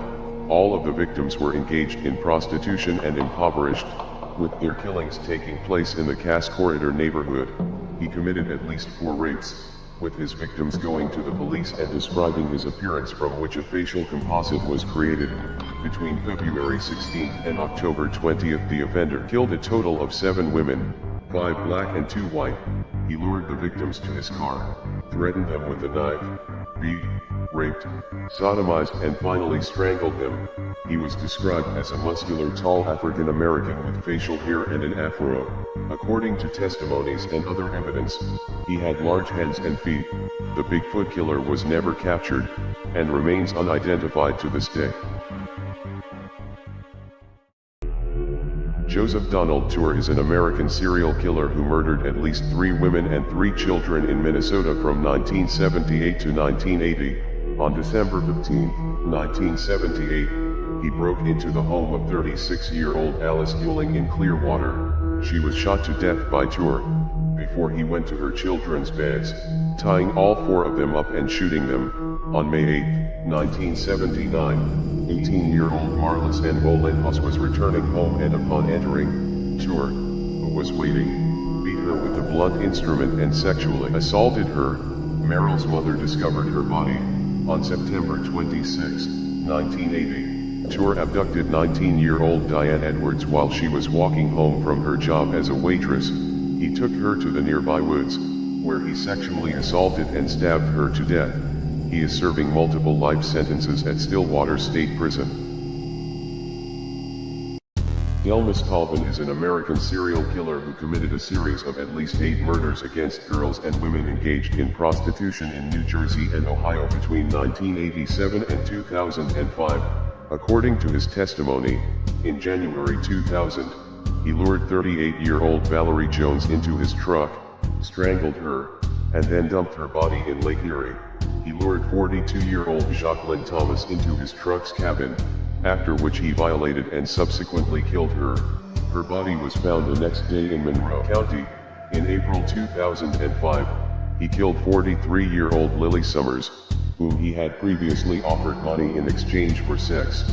He killed 40-year-old Dorothea Wetzel, who was found on the banks of the Maumee River in southern Toledo. Colvin was charged with the cold case murder of 27-year-old Donna Lee White, who was killed on September 15, 1987 in Atlantic City. Bobby Sue Terrell was a 29-year-old diagnosed schizophrenic from Woodlawn, Illinois who worked on the midnight shift in nursing homes across Illinois and Florida. She also suffered from Munchausen syndrome by proxy. Beginning in 1984, she killed 12 elderly victims in St. Petersburg, Florida by insulin overdoses, and would cover her tracks by calling the police, mutilating herself, and saying there's a serial killer loose in the home. She fainted frequently on duty, with no apparent cause, and twice she slashed her own vagina with a pair of scissors. The second wound required emergency surgery. She stabbed herself in rage and frustration over her own infertility. Police finally arrested her when they discovered her psychiatric background. In February 1988, Bobby Sue pled guilty to reduced charges of second-degree murder and was sentenced to a combined term of 65 years in prison but died in 2007. Adam Lane, the highway killer. His first victim was Darlene Eval, who lived near Harrisburg, Pennsylvania. She was stabbed and killed on July 13, 2007. At the time she was talking on the telephone in the backyard, Lane stabbed her to death while her family was inside the house. Lane's second victim was a woman named Patricia Brooks, whom he stabbed on July 17, 2007 in York County, Pennsylvania. She survived. His third victim was a woman in New Jersey by the name of Monica Massaro. He stabbed and killed her a day before he committed his final crime. He broke into a house on July 30, 2007, and attacked a 15-year-old girl with a knife. Her parents awoke to the sounds of her struggling. Her father was able to subdue Lane and wrestle the knife he was carrying away from him. Chelmsford police were contacted, arrived at the scene and arrested him. Richard Kuklinski, the Iceman, first murder. During his youth, he began mutilating neighborhood cats and dogs in order to gain a temporary sense of power he felt deprived of at home. This is a young serial killer in the making, practicing what is known as victim selection. Later in life, the brutality develops and they begin to select human beings as their victim. In 1948, when Richard was 13 years old, he got his revenge on the leader of a small neighborhood gang that had been bullying him. After years of torment, Richard snapped and beat Charlie Lane to death with a wooden dowel.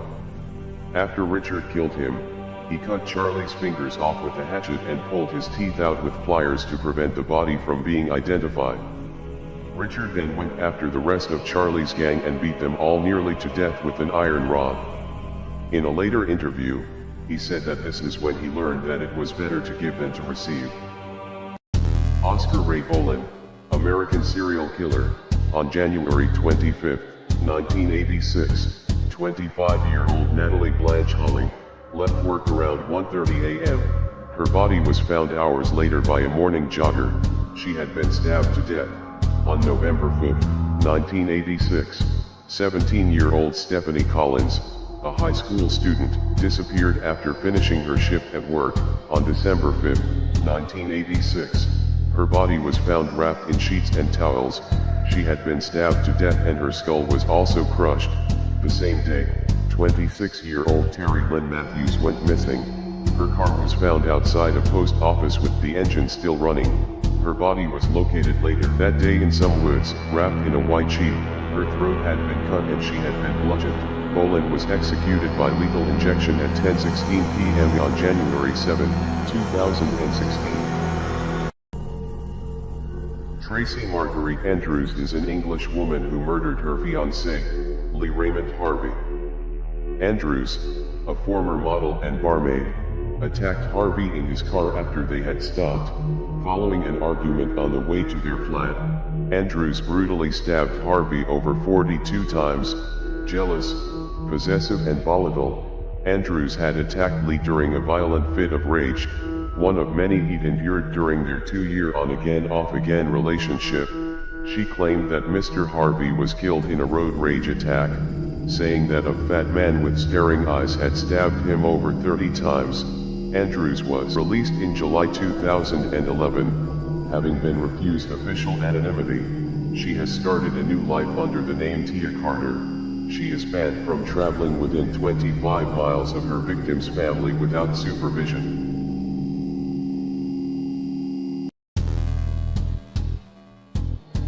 Larry Dean Bright, also known as the Bone Crusher, is an American serial killer responsible for the deaths of at least 8 women between the ages of 30 to 41 in central Illinois. Not long after 2000, Bright began to spend a great deal of free time around sex workers, taking particular interest in African American women. The murders occurred between July 2003 and October 2004, in Peoria and Tazewell County, Illinois. His nickname derives from his purported propensity for burning his victims' bodies.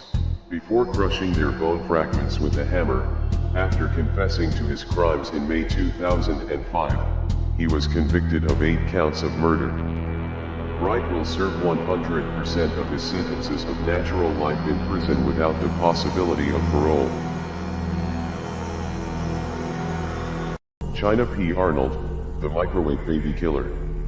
Arnold, who had been convicted of abduction in 2000 and forgery in 2002, brutally killed her 28-day-old daughter, Paris.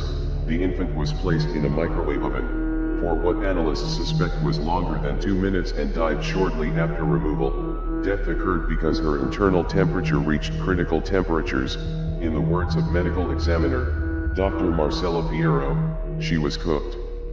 Arnold's cellmate told the court that she had confessed to putting her daughter in the microwave and switching it on, because she was afraid that her boyfriend would leave her if he discovered that he was not the baby's father.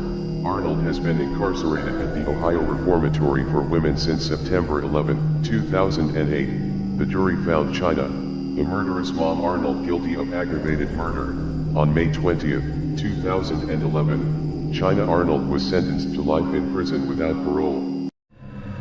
Richard Kenneth Jerp is currently on death row in Florence, Arizona. On September 14, 1993, he killed a former friend's family. He believed Albert Luna Jr. had burgled his house. Jerp showed up at the Luna home and forced himself in at gunpoint. Patricia Luna and her 5-year-old son Damien were at home. He secured Mrs. Luna and her son by tying their arms and legs and gagging them. When Rochelle Luna arrived several hours later, he took her to her bedroom where he raped and killed her. When Albert Luna Sr. arrived at home, Jerp forced him into his bedroom at gunpoint, handcuffed him to a bed and smashed his head with a baseball bat, then removed the handcuffs believing him dead. Mr. Luna regained consciousness and charged Jerp.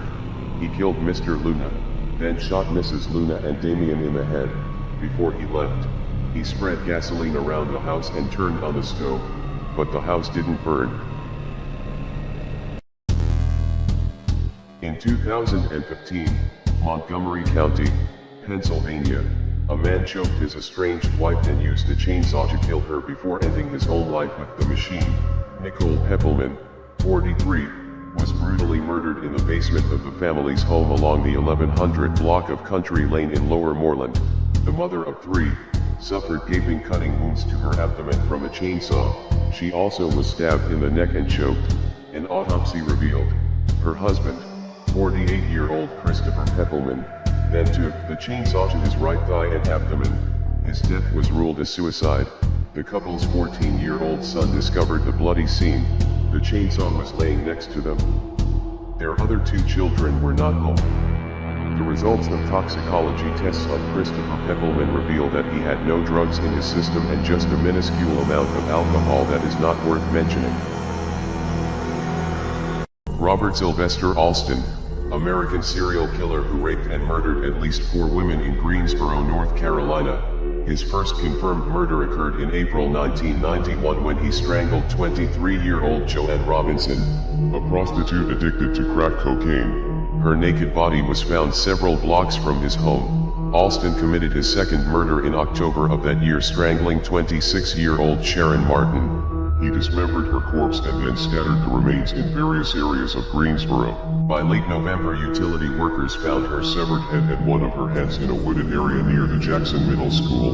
The third murder occurred during the spring of 1992 when the naked and decapitated body of 19-year-old Shanka Warren was discovered by police at a vacant lot near Alston's home. His last confirmed murder took place in December 1993 when he raped and strangled 41-year-old Lois Elizabeth Williams. He dumped her body in the Piedmont National Cemetery. Rory Enrique Conde, the Tamiami Trail Strangler, is a Colombian-born serial killer who killed 6 prostitutes in Florida. From September 1994 to January 1995, he was sentenced to death on March 7, 2000, and has been on the Florida death row since. On September 17, 1994, Conde killed cross-dressing male prostitute Lazaro Comsana. He later said that he killed Lazaro after finding out he was a man during sex. Conde then killed 2 more prostitutes. Elisa Martinez on October 8 and Charity Nava on November 20th. Conde then killed 3 more prostitutes. Wanda Crawford on November 25th. Nicole Schneider on December 17. And Rhonda Dunn on January 12, 1995. After each murder, he knelt over the body and verbally blamed the victim for his marital problems. He strangled his victims to death and then anally raped the corpses. Manuela Rodriguez, circular power saw baby murderer. In March of 2015, Rose Herrera, a baby just 7 months old, was killed because she wouldn't stop crying. Her grandmother brutally beat her with an 18-inch pipe wrench, and stuffed a sock deep down into her mouth.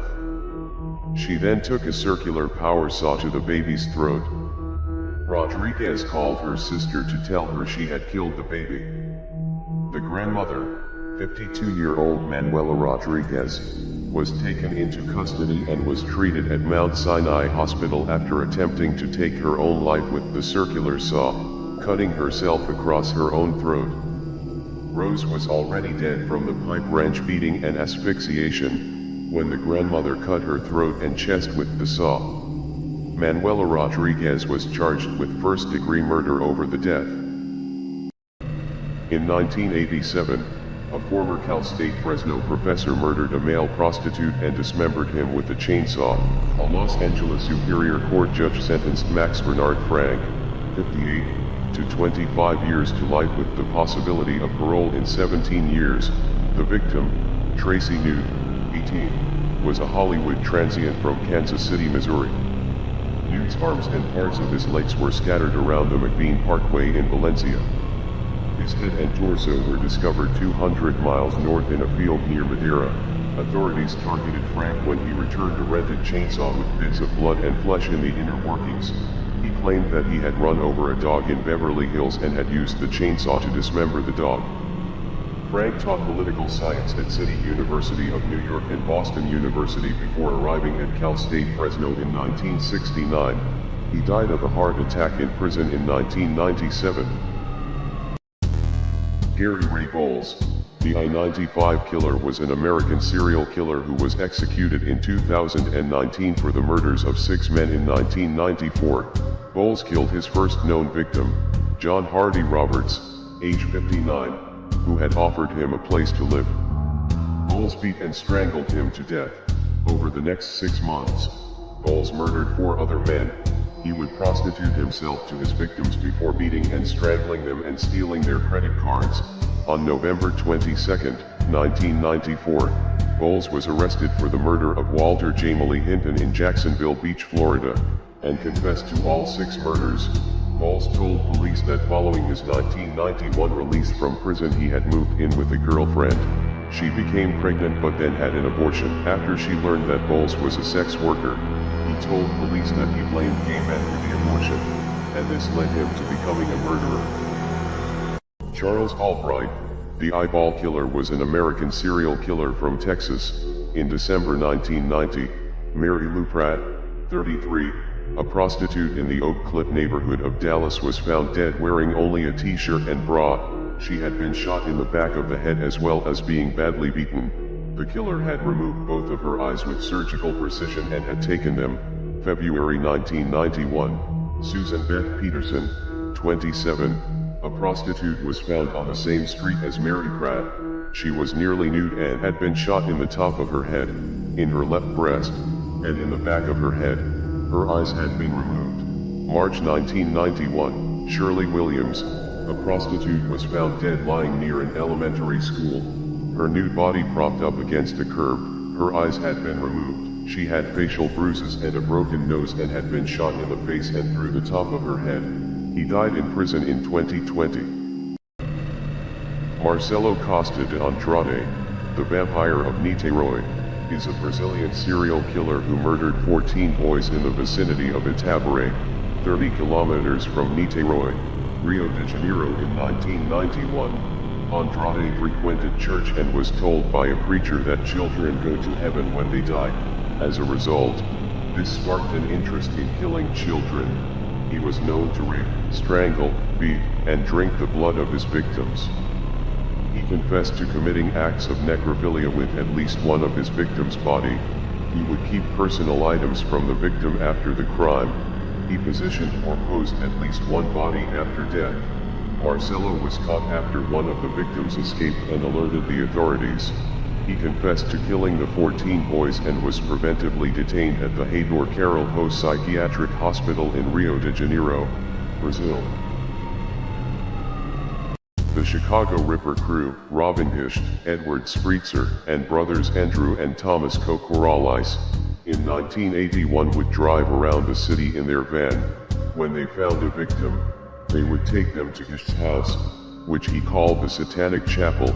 The victims would be beaten, tortured, raped, and mutilated in ritualistic ways. They attacked the women with knives, axes, razors, tin can lids, tin openers, glass bottles, wires, you name it, stabbing, strangling, shooting. Hischt would read passages of the Satanic Bible as his partners brutally killed the women. They would remove the victim's breast with a wire garrote while she was still alive, masturbate into the flesh, chop it into pieces, and devour it. They would dump the 18 bodies in alleys, under bridges, and in forests located in the outskirts of the city. Yoo Young-chul, a South Korean serial killer and self-confessed cannibal, known as the Raincoat Killer. His tools of choice for these murders included a customized hammer, jackknife, and gloves, to murder mostly older victims, until his focus shifted to the decapitation and mutilation of escorts after being dumped by a girlfriend who worked in that profession. He burned 3 and mutilated at least 11 of his victims. Yoo admitted he had eaten the livers of some of his victims. He was arrested in 2004 and confessed to murdering a total of 21 victims. Yoo Young-chul was sentenced to death in 2005 and is currently awaiting execution. He claimed to have killed 26 people. He has 21 confirmed kills, but was only convicted of 20 murders along with other aggravated crimes. Daniel Rakowitz is an American murderer and cannibal. He was born in 1960 in Rockport, Texas. He moved to New York around 1985. In Manhattan's East Village in 1989, Rakowitz walked around Tompkins Square Park, bragging that he had killed his roommate, Monica Beryl. He bleached and boiled the bones to disinfect them, and hid them. He said that he had boiled her head and made soup from her brain. He had tasted it and liked it, and thereafter he referred to himself as a cannibal. Rakowitz enjoyed his cannibalistic transgression so much that he scrawled on the door of his apartment, "Is it soup yet? Welcome to Charlie Gaines Ranch East, home of the fine young cannibals." He was found not guilty by reason of insanity on February 22, 1991, and was moved to a state hospital for the criminally insane. Big Lurch, hip-hop cannibal rapper, Antron Singleton. On April 10, 2002, he murdered his 21-year-old roommate, Tanisha Says, in the apartment he shared with her and her boyfriend in Los Angeles, California. The victim was found in her apartment at night by a friend. Her chest had been torn open and a 3-inch blade was found broken off in her. Teeth marks were found on her face and on her lungs, which had been torn from her chest. The friend testified that Singleton was naked and covered in blood, standing on the street and staring at the sky. A medical examination performed shortly after his capture found human flesh in his stomach that was not his own. The victim's boyfriend said he and the aspiring rapper used PCP the day before the murder took place. During his career before prison, he recorded 2 albums, The Family, 1998, and It's All Bad, 2004. Is currently incarcerated at California Healthcare Facility. Fahi Harobomena, sadistic killer husband drove electric drill into his wife's brain and stabbed her with a screwdriver. Fahi Harobomena inflicted 270 injuries on Sarah Al-Shawarfi, 28, while their 4 children, aged between 2 and 8, were in the house in Sheffield. She was also allegedly attacked with metal bars and a knife in the 105-minute assault by her husband. She had been hit over the head repeatedly with a variety of weapons. Post-mortem results showed the mother died from blood loss, brain injuries, and inhaling blood. He left 1 screwdriver embedded in her eye socket. A judge jailed Mena for life and ordered him to serve at least 23 years before he is considered for release. The judge said that psychiatrists agreed he was suffering from a serious psychotic illness, probably paranoid schizophrenia. Stephen Sean Griffiths, the Crossbow Cannibal, is a British cannibalistic stalker and serial killer. In 1991, he was diagnosed as a schizoid psychopath. On June 22, 2009, Griffiths took a prostitute named Susan Rushworth to his flat and killed her before dismembering her in his bathtub. His next 2 victims were killed in the next year. Suzanne Blamires, his 3rd and final victim, attempted to escape but was fatally shot with one of his crossbows and then stabbed. After killing his victims, Griffiths would dismember them in his bathtub and cook parts of their bodies for him to consume, sometimes eating them raw. Afterward, Griffiths would place parts he didn't consume in plastic bags and dump them into a nearby lake. He was suspected of many more murders of prostitutes around Britain and was eventually sentenced to a whole life order without parole. Beverly Allitt, dubbed the Angel of Death, was a nurse who was convicted of murdering 4 children, attempting to murder 3 other children, and causing grievous bodily harm to a further 6 children. She worked at Grantham Hospital, Lincolnshire. She was sentenced to 13 concurrent terms of life imprisonment on May 28, 1993. She is presently at the top security Rampton Secure Hospital in Nottinghamshire. The minimum term she was required to serve before becoming eligible for parole was 30 years, though she would only be released at that point if no longer considered a threat to the public. Allitt's motives have never been fully explained. According to one theory, she suffers from Munchausen syndrome by proxy, a controversial personality disorder which supposedly prompts its sufferers to falsify illnesses in others, in order to attract attention. Douglas John Edwin Crabb, the Mack Truck Murders. On the evening of August 18, 1983, Crabb spent an hour at the Inland Hotel before being refused service for intoxication before being involved in a fight and being ejected from the premises. He then walked approximately 500 meters to his truck, and drove it to a nearby motel where he unhitched one of 2 attached trailers. He then drove the 25-ton semi and trailer at speed around a blind bend, through a car park, around a minibus, turned and drove it through the Bessa brick wall into the crowded bar, crushing the people there, killing 5 people and seriously injuring 16 others. Leaving the engine running, he then got out of the truck, smiled down at one of his victims, stepped over some bodies and ran. It had been 40 minutes between being thrown out and driving the truck into the bar. Crabb is an inmate at Acacia Prison, near Perth. Constance Fisher of Fairfield, Maine, was twice committed to the Augusta Mental Health Institute in Augusta, Maine, each time after drowning 3 of her own children. The first was in 1954 in Waterville, when she drowned 3 of her children in the bathtub. After numerous appeals from her husband Carl Fisher, and having been declared cured and sent home, she repeated the performance with 3 more kids in 1967, in rural Fairfield Center, Maine, and was recommitted. She was a troubled soul and deeply religious. She had been adopted and was afraid that her children would be doomed and not go to heaven once they grew up to be adults. On the night of October 1st, 1973, she slipped off the hospital grounds and threw herself into the Kennebec River. Her body was found nearly a week later in South Gardner.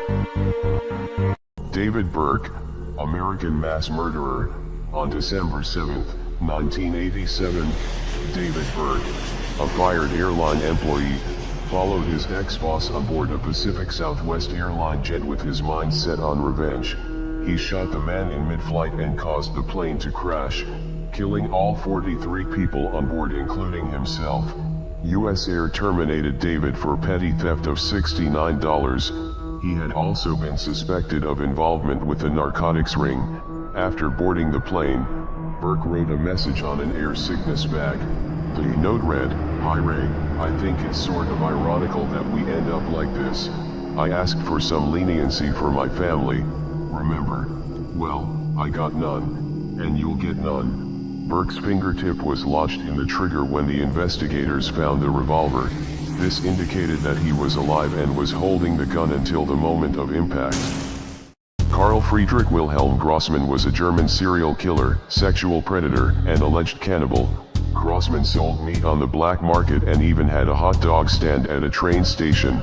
Some believe the meat contained human flesh. He threw some of their bones and other inedible parts into the river. Pieces of missing women were found in the canal near Andreas Square and off the Lusenstadt Canal, sometimes on a daily basis. Some investigators suspected that Grossman murdered up to 100 women and girls. Only the body of his final victim was found. Some have suggested as many as 50 women entered Grossman's apartment and ended up being murdered and dismembered. On August 21, 1921, neighbors heard screams and banging noises, followed by silence. The police found the body of a young woman who had recently been murdered. Grossman was taken into custody and charged with first-degree murder. He hanged himself in his prison cell before the end of the main trial. In 1999, 23-year-old Fan Manu was working as a nightclub hostess when she made a mistake which cost her life. She resorted to stealing from her clients to support herself. Unfortunately, Fan stole from Triad member Chan Man Lok. This led to Fan being kidnapped and imprisoned. She was beaten with metal bars, used as a punching bag, kicked in the head around 50 times. Spices were rubbed into her wounds. This treatment eventually led to traumatic shock and ultimately death. She was then dismembered. They boiled her flesh to hide the smell of decomposition and discarded the remains. Her skull was sewn into the head of a large Hello Kitty stuffed toy. A lover of one of the men later reported the murder to the police. The men were sentenced to life imprisonment, one having his sentence reduced at retrial to 18 years. On November 26, 2016, Guy Jr. attacked and killed his father with a knife while his mother was out shopping. Upon arriving home, Lisa Guy entered through the front door and proceeded upstairs. She was attacked and killed with a knife. 9 of her ribs were severed. Guy Sr.'s hands were removed at the wrists. Lisa's head was removed, carried downstairs, placed in a pot on the stove and heated. The head was not just severed but broken off with force. Both victims also had their arms and legs disarticulated. Guy Sr. at the waist and Lisa at the knees, and their limbs and torsos were placed in a bin full of chemicals to dissolve. Each body had a large gash inflicted after death. Guy Jr. stabbed his father at least 42 times, his mother at least 31 times. He was found guilty and sentenced to life in prison. He was also convicted of abuse of a corpse. Linda and Charlotte Mulhall, aka the Scissor Sisters, from Dublin, Ireland, who killed and dismembered their mother's boyfriend Ferris Whaley Noor in March 2005. Noor was killed with a Stanley knife wielded by Charlotte and struck with a hammer by Linda following Noor touching Linda in a sexual way. Their mother Kathleen then started screaming at him and an argument took place where Kathleen Mulhall was alleged to have told them, "Just kill him for me." Noor was stabbed at least 27 times. His head and penis were sliced off and the rest of his corpse dismembered and dumped in the Royal Canal in Dublin, where a piece of leg still wearing a sock was spotted floating near Croke Park 10 days later. They carried the head by bus to Tulloch and buried it in a field, with Linda returning later to dig it up, carry it to another field and smash it further with a hammer and bury it again. Melissa Drexler, aka the prom mom, delivered a baby in a restroom stall at her high school prom and threw the body in the trash before returning to the dance. On June 6, 1997, the day of her senior prom, the 18-year-old suffered cramps on her way to the banquet hall and on arriving, she retired to the restroom where the baby was born. Drexler then retrieved the baby from the toilet bowl, cut the umbilical cord on the serrated edge of a napkin dispenser, wrapped the baby in several garbage sacks and dumped her son in a trash can. She then ate a salad and danced afterwards. The baby was discovered by a janitor responding to reports of blood in the restroom. Judge John Rick Kearty sentenced her to 15 years in prison, and on November 26, 2001 she was released on parole after serving only little over 3 years. On June 29, 2019, Tulare County deputies responded to a call about a woman who was acting strangely and had led 2 boys into a cornfield. Within the corn, they made the discovery: Jackson, 12, and Jacob Jr., 7, had been drowned by their mother. The boys were rushed to the nearest hospital. Jackson died there, and Jacob was moved to Valley Children's Hospital. He'd suffered brain damage. Sadly, he died 8 days later. Tulvis had been convicted a decade ago in Montana for trying to drown a 12-year-old when he was an infant, and she spent less than a year at the state psychiatric hospital. Sherry told authorities that she drowned her sons because they were possessed by demons. The special allegation that Tulvis was lying in wait before allegedly killing her sons means she could be eligible for the death penalty. George Jefferson Hassell killed his wife and 8 children aged between 1 and 21 years old. He also killed his wife and 3 stepchildren in 1917 in California. On the night of December 5, 1926, Hassell and his wife argued over him raping and impregnating his stepdaughter. Hassell proceeded to strike his wife in the face repeatedly with a ball-peen hammer. After the murder of his wife, he moved from room to room, using a straight razor and stockings to kill them, in order from youngest to oldest. He woke the 2 eldest boys and a scuffle ensued. Hassell killed them with a shotgun and an axe. All of the bodies were then stored in the newly dug root cellar by the house. The eldest Hassell's son Alton returned home after 4 days and George shot him in the head as he was sleeping. A psychiatrist declared Hassell sane, and he was found guilty and put to death. Adam Joseph Guy, 36, killed his 64-year-old mother at her home in Safety Beach in September 2014. He was her only child. He later told police he thought she was the last demon on earth. Mrs. Guy was found by police with serious injuries at her Pickings Road home and later died at the property. On the day she died, there was an argument about her son's reluctance to take prescribed medication. He then choked her into unconsciousness, beat her up and tried to strangle her before picking up an electric guitar and smashing her skull in. He said he did not intend to kill his mother.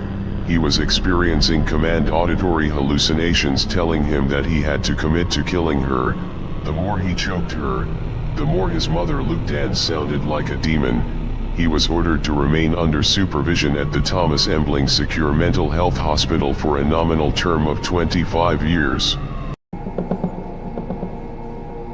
first of the Mary Bell murders occurred on May 25, 1968, the day before her 11th birthday. 4-year-old Martin Brown's body was found in a vacant house in Scottswood. Although she strangled the boy, her grip was not strong enough to leave ligature marks, leading to uncertainty about the cause of death. On July 31, 1968, she killed again. Mary strangled 3-year-old Brian Howe. Before leaving the crime scene, she carved the letter M into the boy's stomach with scissors. She also scratched his legs and mutilated his penis. Mary, at the time the youngest serial killer in British history, was convicted of manslaughter instead of murder. She was released from prison in 1980, at age 23, after serving 12 years of her sentence.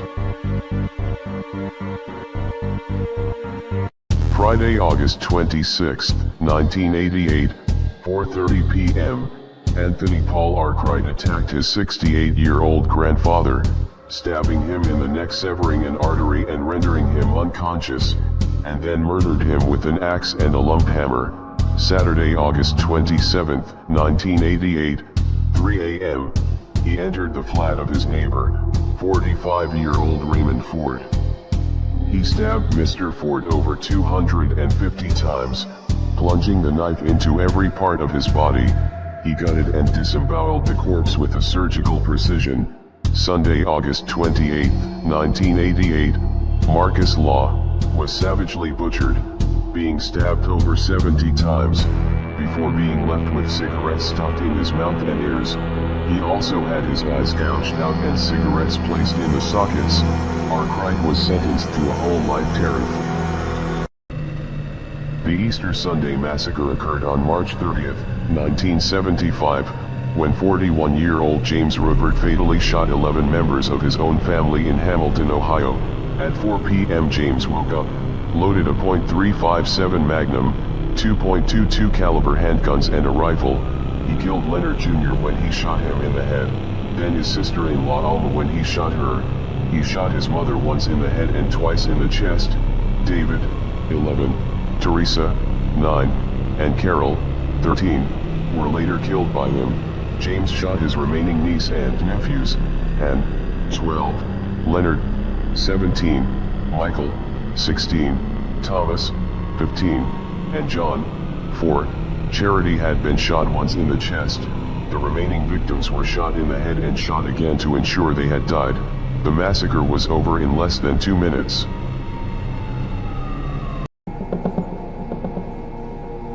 Billy Richard Glaze, aka Butcher Knife Billy, is a Minnesotan serial killer convicted of stabbing to death 3 women. He was a Native American who believed that all Native women should be raped and killed. Glaze was suspected of the murders of at least 50 women in multiple states. He has boasted to police about having killed over 20 women.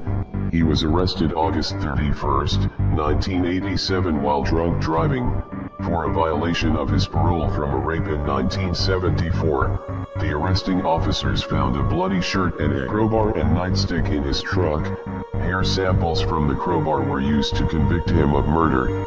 Glaze died from lung cancer after spending more than 25 years in prison. His guilt has come into question by the discovery of DNA evidence excluding Glaze and implicating another man. William Mansfield Jr. is an American serial killer, child molester, and sex offender, responsible for the murders of 5 women and girls between 1975 and 1980. The coroner ruled the cause of deaths as strangulation. He buried the bodies of 4 victims at the family home in Spring Hill, Florida. The authorities located a skull and bones in a shallow grave. Eventually 3 more skeletons were unearthed, all belonging to young women. Mansfield also traveled with his brother to California, where he raped and strangled a Watsonville woman. Court documents said the women were all sexually assaulted by both Mansfield Jr., his younger brother Gary, and their father William Mansfield Sr. Mansfield Jr. eventually pleaded guilty to killing all 4 of the women found at his home, and also pleaded guilty to the attempted sexual battery of a 5th woman. He is serving a life sentence in California. Anthony Morley carved up his lover's flesh, seasoned it with herbs, fried it in olive oil, and then ate it. He won the first Mr. Gay UK contest in 1993. In 2008 he was imprisoned for the killing, dismemberment and partial cannibalization of his lover, magazine executive Damien Oldfield. He savagely murdered his boyfriend Damien Oldfield, then cooked his flesh. Morley slashed his lover's throat and brutally stabbed him multiple times after the pair had watched Brokeback Mountain in bed in Leeds. The trained chef then carved up his flesh, seasoned it with herbs, fried it in olive oil and then ate it. He then stumbled to a nearby kebab shop in a blood-drenched dressing gown and told the staff he had killed someone because they tried to rape him. He was found guilty on October 17, 2008 and sentenced to life imprisonment for the crime. A suburban Kansas City social worker, Terry Lee Zenner, 26, was almost decapitated in a chainsaw attack during a home visit. She was killed when she went to Andrew Illmaker's Overland Park home, after telling her husband she was making a short visit to make sure a client was taking his medication.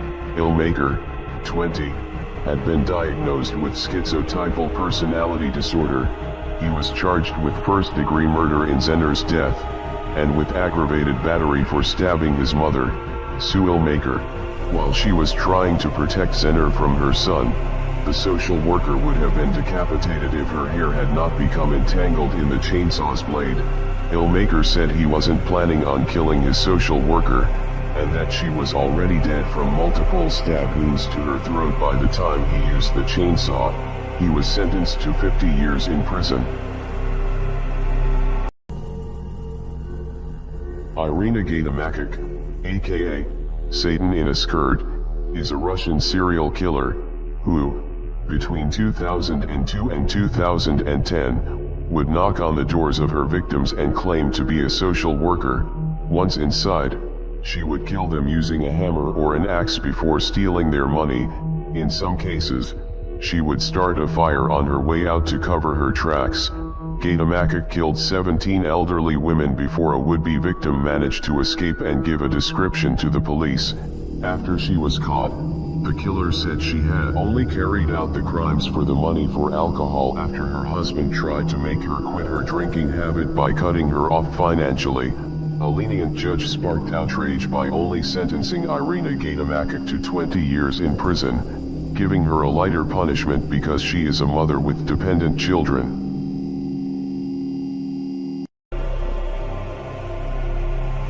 Pedro Rodrigues Filho, aka the Brazilian Dexter, Pedrinho Matador, Killer Lil Pedro, Killer PD, or simply Killer PD, was a Brazilian serial killer. Filho's father killed his mother and the young killer took revenge by visiting his dad in prison and stabbing him 22 times.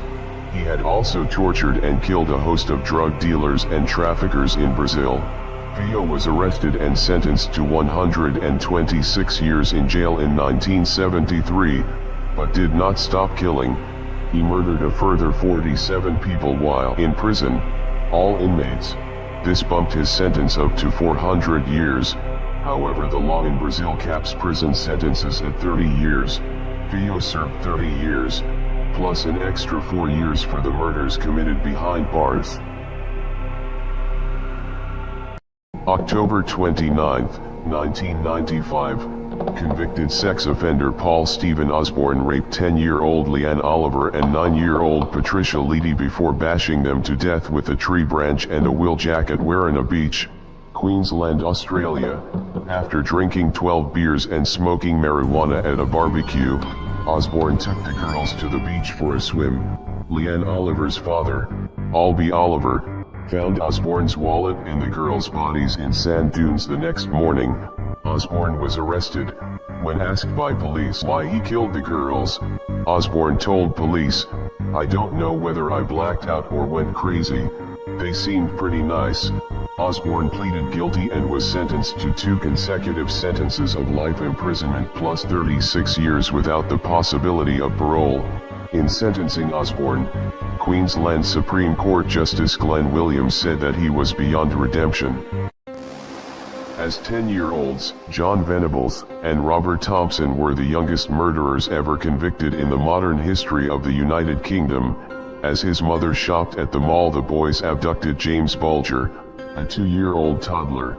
They took him and tortured him for what would be the remainder of his very short life. Thompson and Venables dropped the boy on his head, causing facial injuries.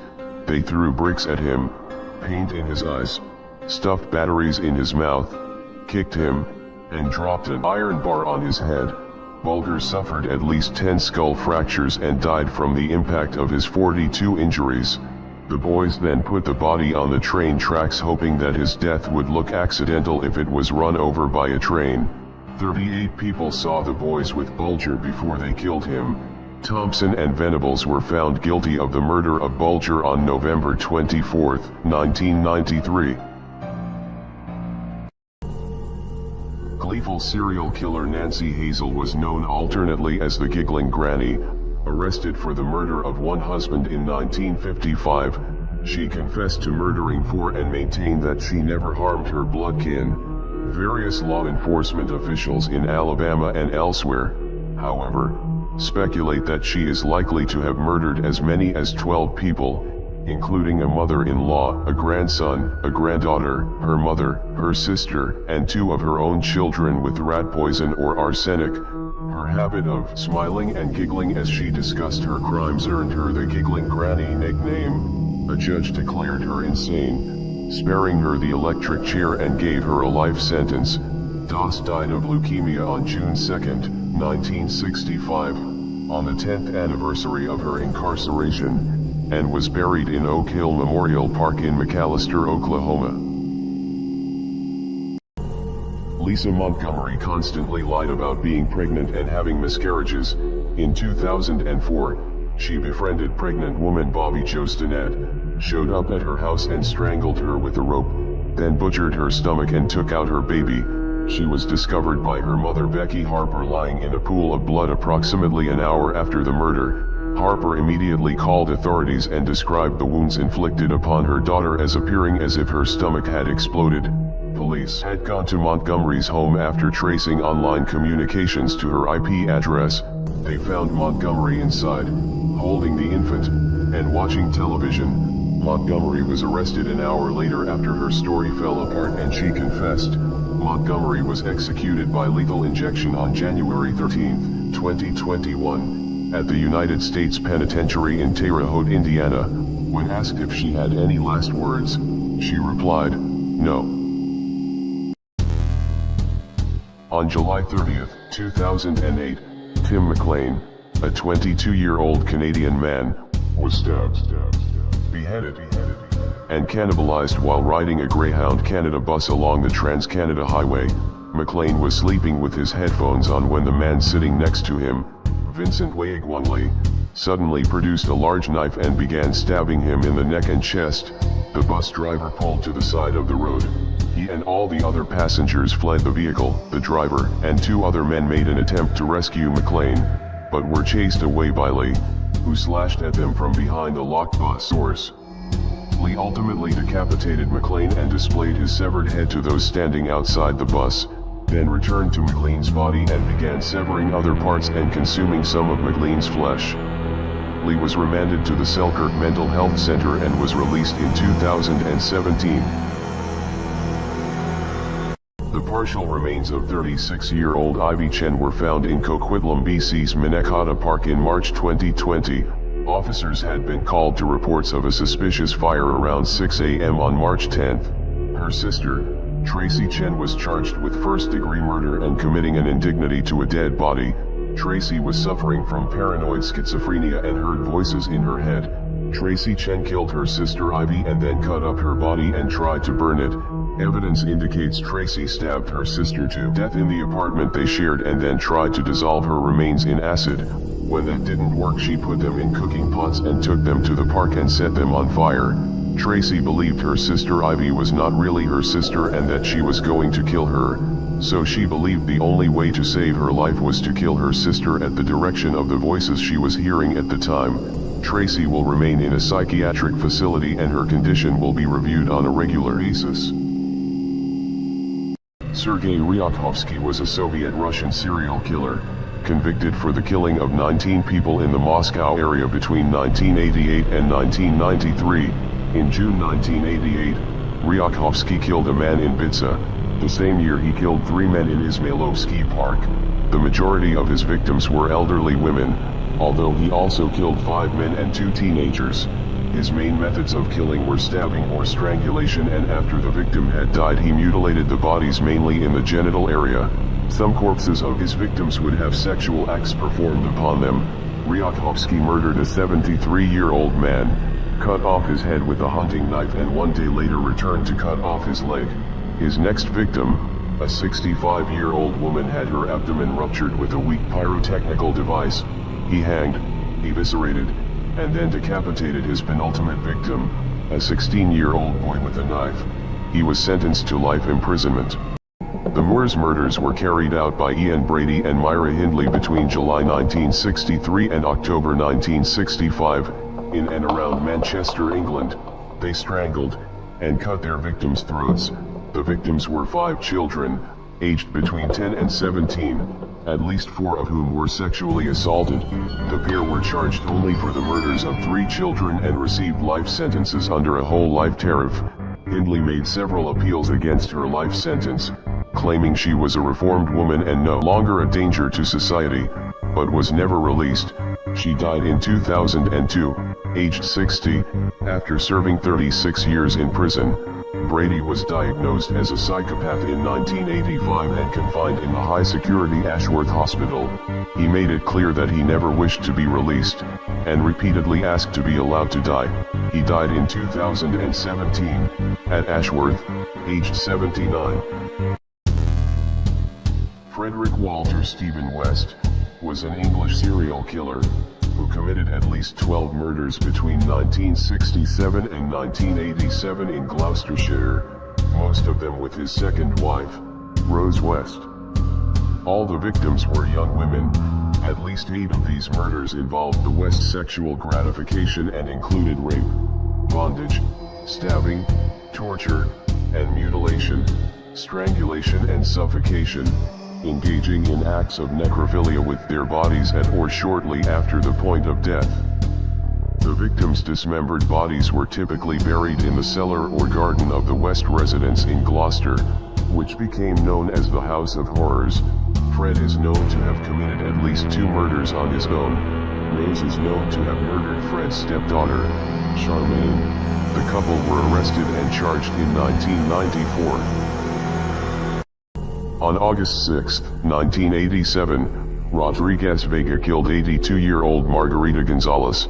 He raped and suffocated her and forced her to swallow her own false teeth.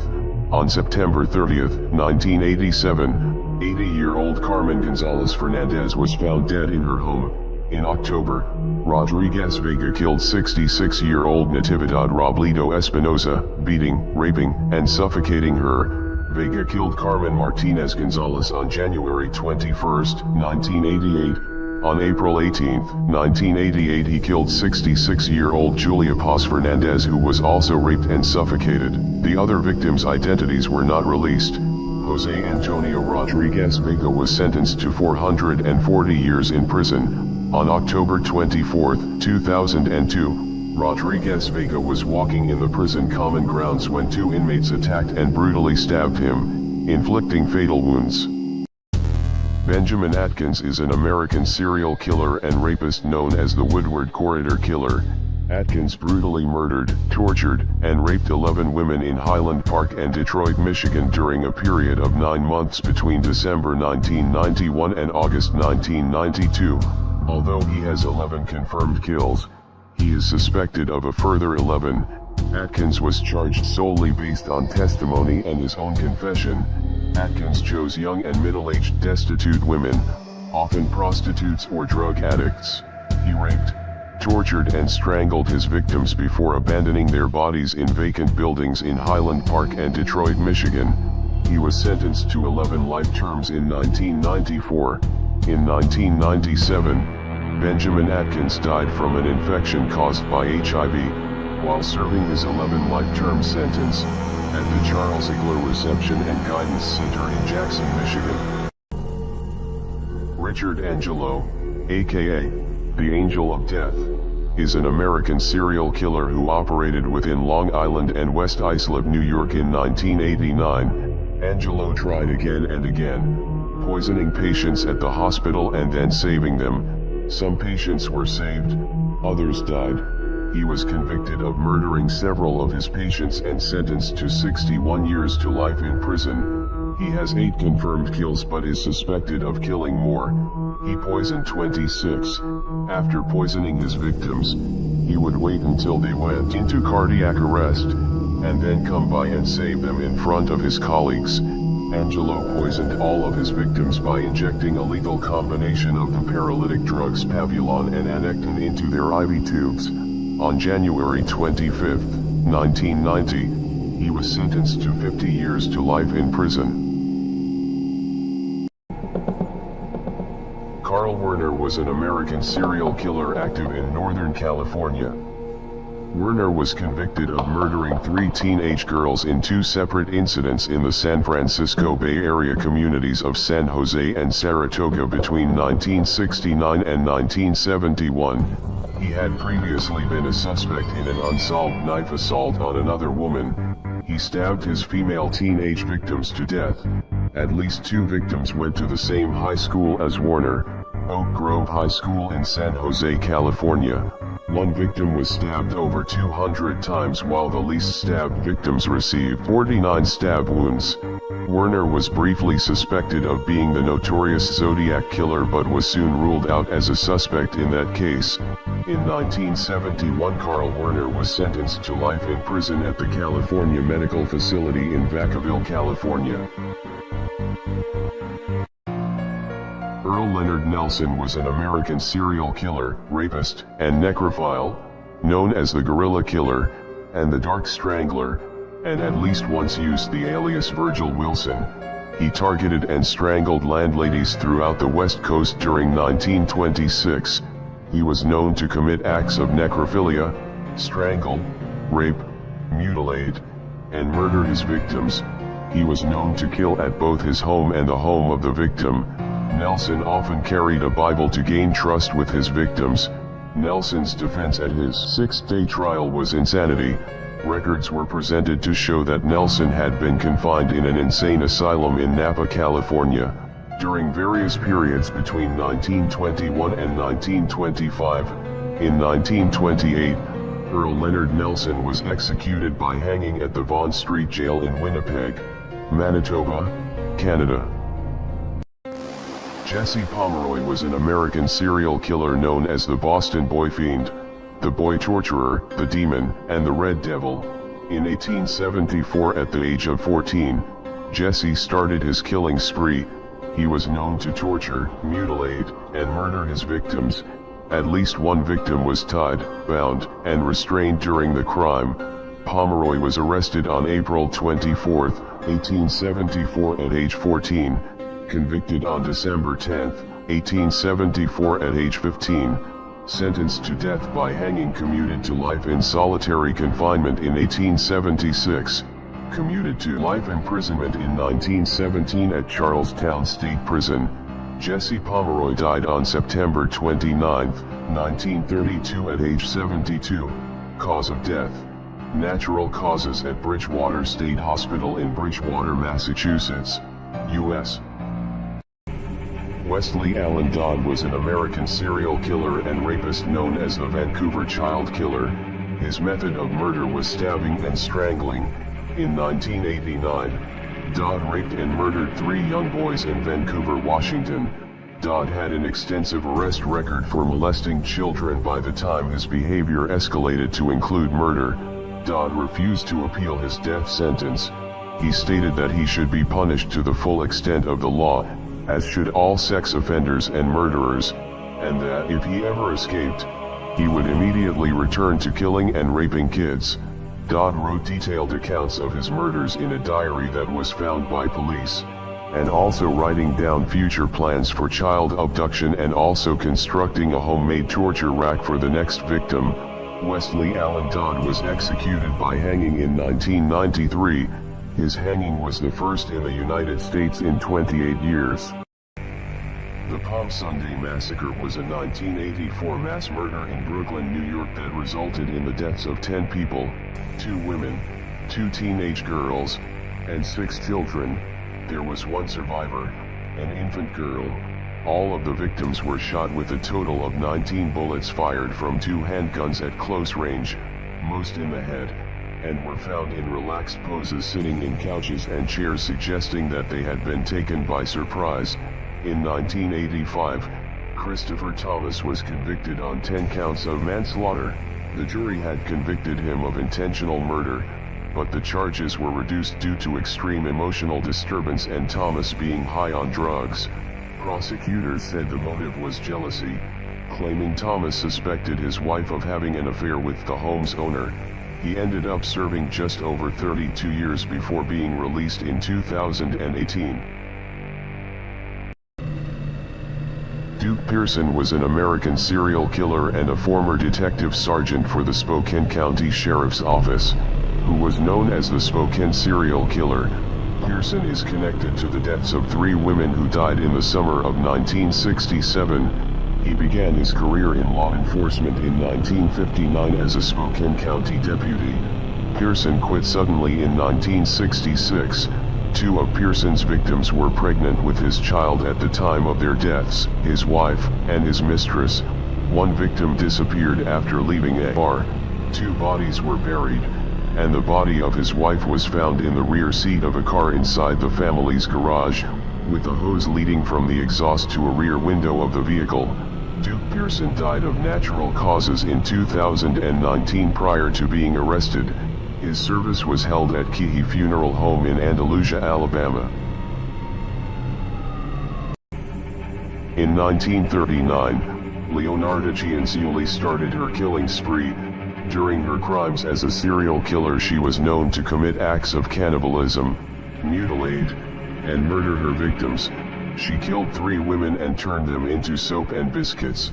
Known as the soap maker of Correggio, she baked tea cakes and made homemade soap that included a secret ingredient: human flesh. Her son was drafted into the Italian army, and she believed that the only way to protect him in battle was by human sacrifice. From 1939 to 1940, Gianciulli murdered 3 women at her home in Correggio, Italy, offering them a glass of drugged wine before killing them with an axe. She then cut up the corpses to make tea cakes, which were often served to her family and friends. Leonarda Gianciulli died on October 15, 1970 at age 76. Peter Tobin, a Scottish rapist and serial killer known to have killed at least 3 young women between 1991 and 2006. He was known to rob, rape, and murder his victims. He was captured after his final victim, Angelica Kluke, was discovered hidden under the floorboards of a church in Glasgow. A post-mortem examination later revealed she had been bound and gagged, raped, beaten with a piece of wood, and stabbed in the chest 16 times. In 2015, Peter Tobin was left severely injured and permanently disfigured by a fellow inmate when he was attacked with a razor blade. Tobin died at Edinburgh Royal Infirmary on October 8, 2022, at the age of 76. On October 16, 2022, his ashes were scattered at sea after no relatives or next of kin claimed his body. Jack Unterweger was an Austrian serial killer known as Jack the Writer, Hafen Literat, Nast Poet, Vienna Woods Killer, and the Vienna Strangler. Unterweger served 14 years in an Austrian prison for a murder in 1974. In December, Unterweger killed 18-year-old Margaret Schaefer, in a pattern that Unterweger would repeat again and again. He murdered Schaefer by strangling her with her own bra. He claimed that he had seen his mother's face in Schaefer's eyes as he killed her. Unterweger raped, strangled, and killed at least 9 prostitutes after his release, then dumped their bodies in the woods. He was a small star in Austrian media in the early 1990s and was arrested in the United States, where he may have killed another 3 prostitutes. Jack Unterweger committed suicide by hanging himself in 1994 after being sentenced to life in prison. Yuri Straka is a Czech serial killer known as the Spartakiad Killer. In 1985, Straka attacked 11 women in Prague. His first victim died by suffocating on the dirt shoved down her throat, and the others died by ligature strangulation. He was convicted of 3 murders, 2 murder attempts, 5 rapes, 3 robberies, and 5 thefts. Due to his age, 16 years old, he could not be sentenced to more than 10 years in prison. During the investigation, Straka cooperated with the proceedings but expressed that he felt no remorse for the crimes, and that the only thing he was sorry for was being caught. In 1994, Straka's punishment was shortened by a presidential amnesty. In 2004, Yuri Straka was released from prison. He now lives under a different identity. Charlene Gallego is an American serial killer. Along with her husband Gerald Gallego, were known as the Love Slave Killers and the Gallego Sex Slave Killers. Together they murdered 10 victims in Sacramento, California between 1978 and 1980. Some of their victims were kept as sex slaves for the couple before they were murdered. They were known to beat, rape, strangle, and shoot their victims, and inflict massive and fatal head injuries by a blunt instrument. Some of the victims were buried alive. They were arrested in 1980 when a witness reported the couple's license plate number to authorities. Charlene testified against her husband for a plea deal that reduced her prison sentence to 16 years and 8 months. In 1997, Charlene Gallego completed her sentence and was released. During an interview, Charlene claimed that she was also a victim. Ramon Escobar is a Salvadoran serial killer, known as the Homeless Serial Killer, who killed 7 people during a month-long killing spree between Texas and California in 2018. Escobar committed a series of homeless beatings resulting in 4 deaths. Several of the attacks were carried out with a baseball bat and at least one with a set of bolt cutters. Escobar was arrested on September 24, 2018 in Los Angeles, after a man was beaten unconscious and robbed. On December 18, 2018, Escobar was charged with 2 additional murders after confessing to killing his own aunt and uncle, Dina and Rogelio Escobar.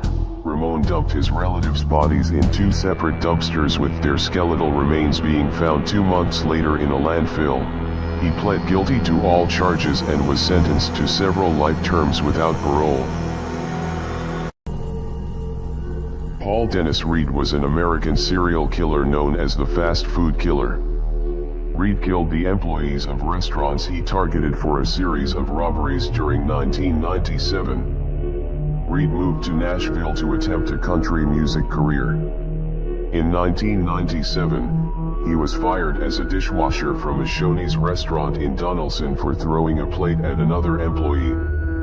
He murdered 7 victims during 3 fast food restaurant robberies in Nashville and Clarksville, Tennessee. During most of the robberies, he would make victims lay face down on the floor and shoot them in the head execution style. 1 victim was stabbed and 2 were kidnapped. Their bodies were discovered the next day at the park. Their throats had been slashed. Paul Dennis Reed received 7 death sentences and died in prison in 2013. Clifford Olson was a Canadian serial killer known as the Beast of British Columbia. Olson confessed to the rape and murder of 11 children and young adults between the ages of 9 and 18 in the early 1980s. His victims were stalked, tortured, strangled with a belt, stabbed, suffered repeated hammer blows to the head. Some were brutally mutilated. All were sexually assaulted. Olson was considered a dangerous offender. The sentencing judge recommended Olson never be released from prison. Olson's trial didn't last long. Initially, he pled not guilty to each of the 11 first-degree murder charges read out in court. 3 days later, he switched and admitted guilt. He had 3 parole applications. All were rejected. Clifford Olson died of cancer on September 30, 2011 while still in custody. Joachim Nikola was a vicious Polish serial killer who hated all women, known as the Vampire of Bytom, or Frankenstein. His mother rejected him and often had sex with boyfriends in front of him, and his grandmother handed out violent punishments on a daily basis. He brutally murdered 5 women in cold blood, and attempted to murder another 7 over 8 grisly years between 1975 and 1983 in the Upper Silesia industrial region. He would surprise his prey and bash them with a bludgeon about the head. Nikola attacked his victims with an axe, butchering and desecrating their bodies after death. Sometimes killing outright and other times incapacitating. He was also a necrophiliac. Despite his savagery, several women and girls survived his assaults. He was apprehended, sentenced to death, and hanged in 1985. Ladislav Hojer was a Czech serial killer and rapist known as the Cowardly Cannibal. He murdered at least 5 women in Czechoslovakia between 1978 and 1981. He cut off the breasts and genitalia of one of his victims. Hojer later committed acts of necrophilia on the genitalia before cooking the victim's body parts in salt water and committed acts of cannibalism on them. In 1982, Hojer was arrested after a mentally ill friend who Hojer had shown the scene of the crime, mistakenly confessed to the crime even though he was incarcerated at the time. His confession led to Hojer's arrest. Hojer confessed to 5 murders and is believed to have been responsible for at least 2 others. During the subsequent investigation, he indicated the existence of other victims. In 1986, Ladislav Hojer was executed at the Pankrat prison in Prague. Cody Allen Legibokov, aka the Country Boy Killer, is a Canadian serial killer, murdering 3 women and 1 teenage girl between 2009 and 2010. Jill Stacy Stujenko was found dead in 2009 in a gravel pit on the outskirts of Prince George. Natasha Lynn Montgomery, her body has never been found. Cynthia Frances Moss, 35, her body was found in a Prince George park.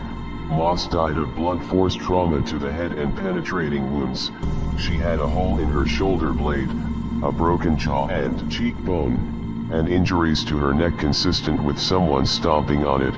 Lauren Dawn Leslie, 15, murdered on November 27, 2010, and allegedly met Legibokov online at the website Nexopia. Legibokov was sentenced to life in prison with no parole for 25 years.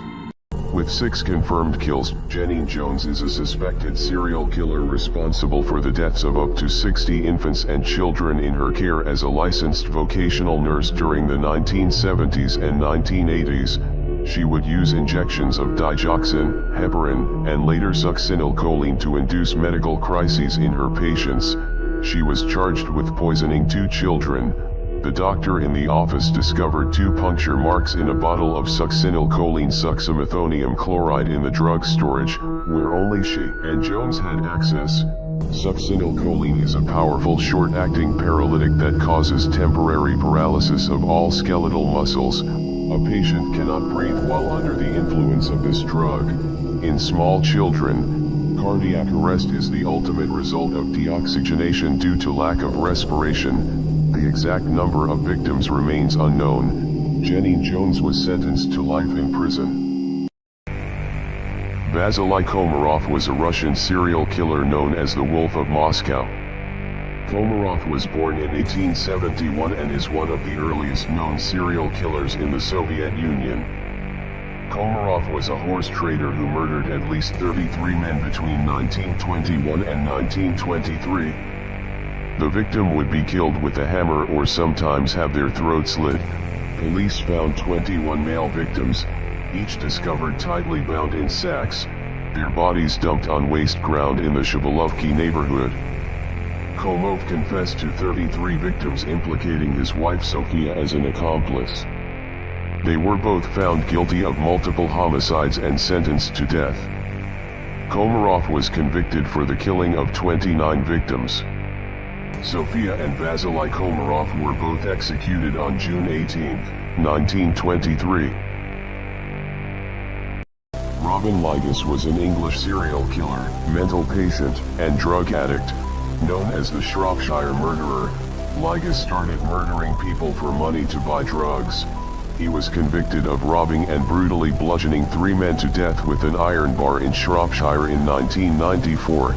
Trevor Bradley, aged 53, found in a burned-out car in Melverley.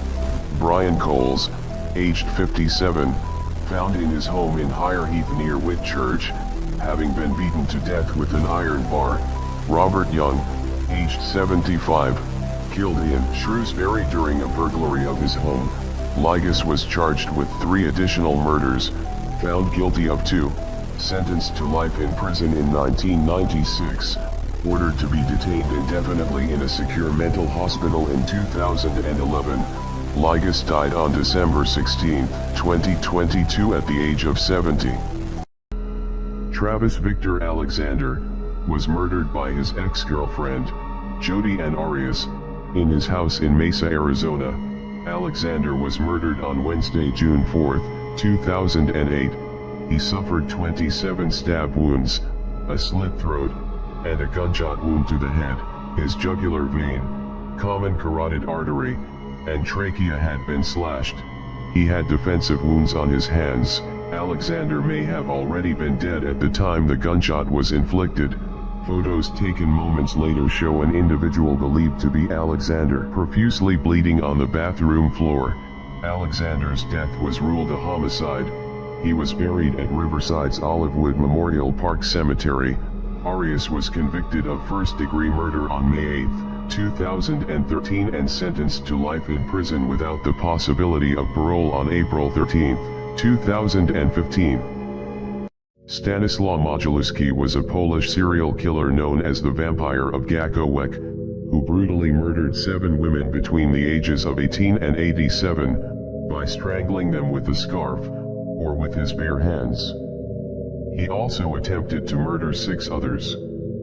He took valuables as well as useless objects from his victims which he then threw away. He executed them with utmost cruelty. The murders also had a sexual motive. The lower part of the victims' bodies were nude and the arrangement of the corpse suggested a penetration of genital organs.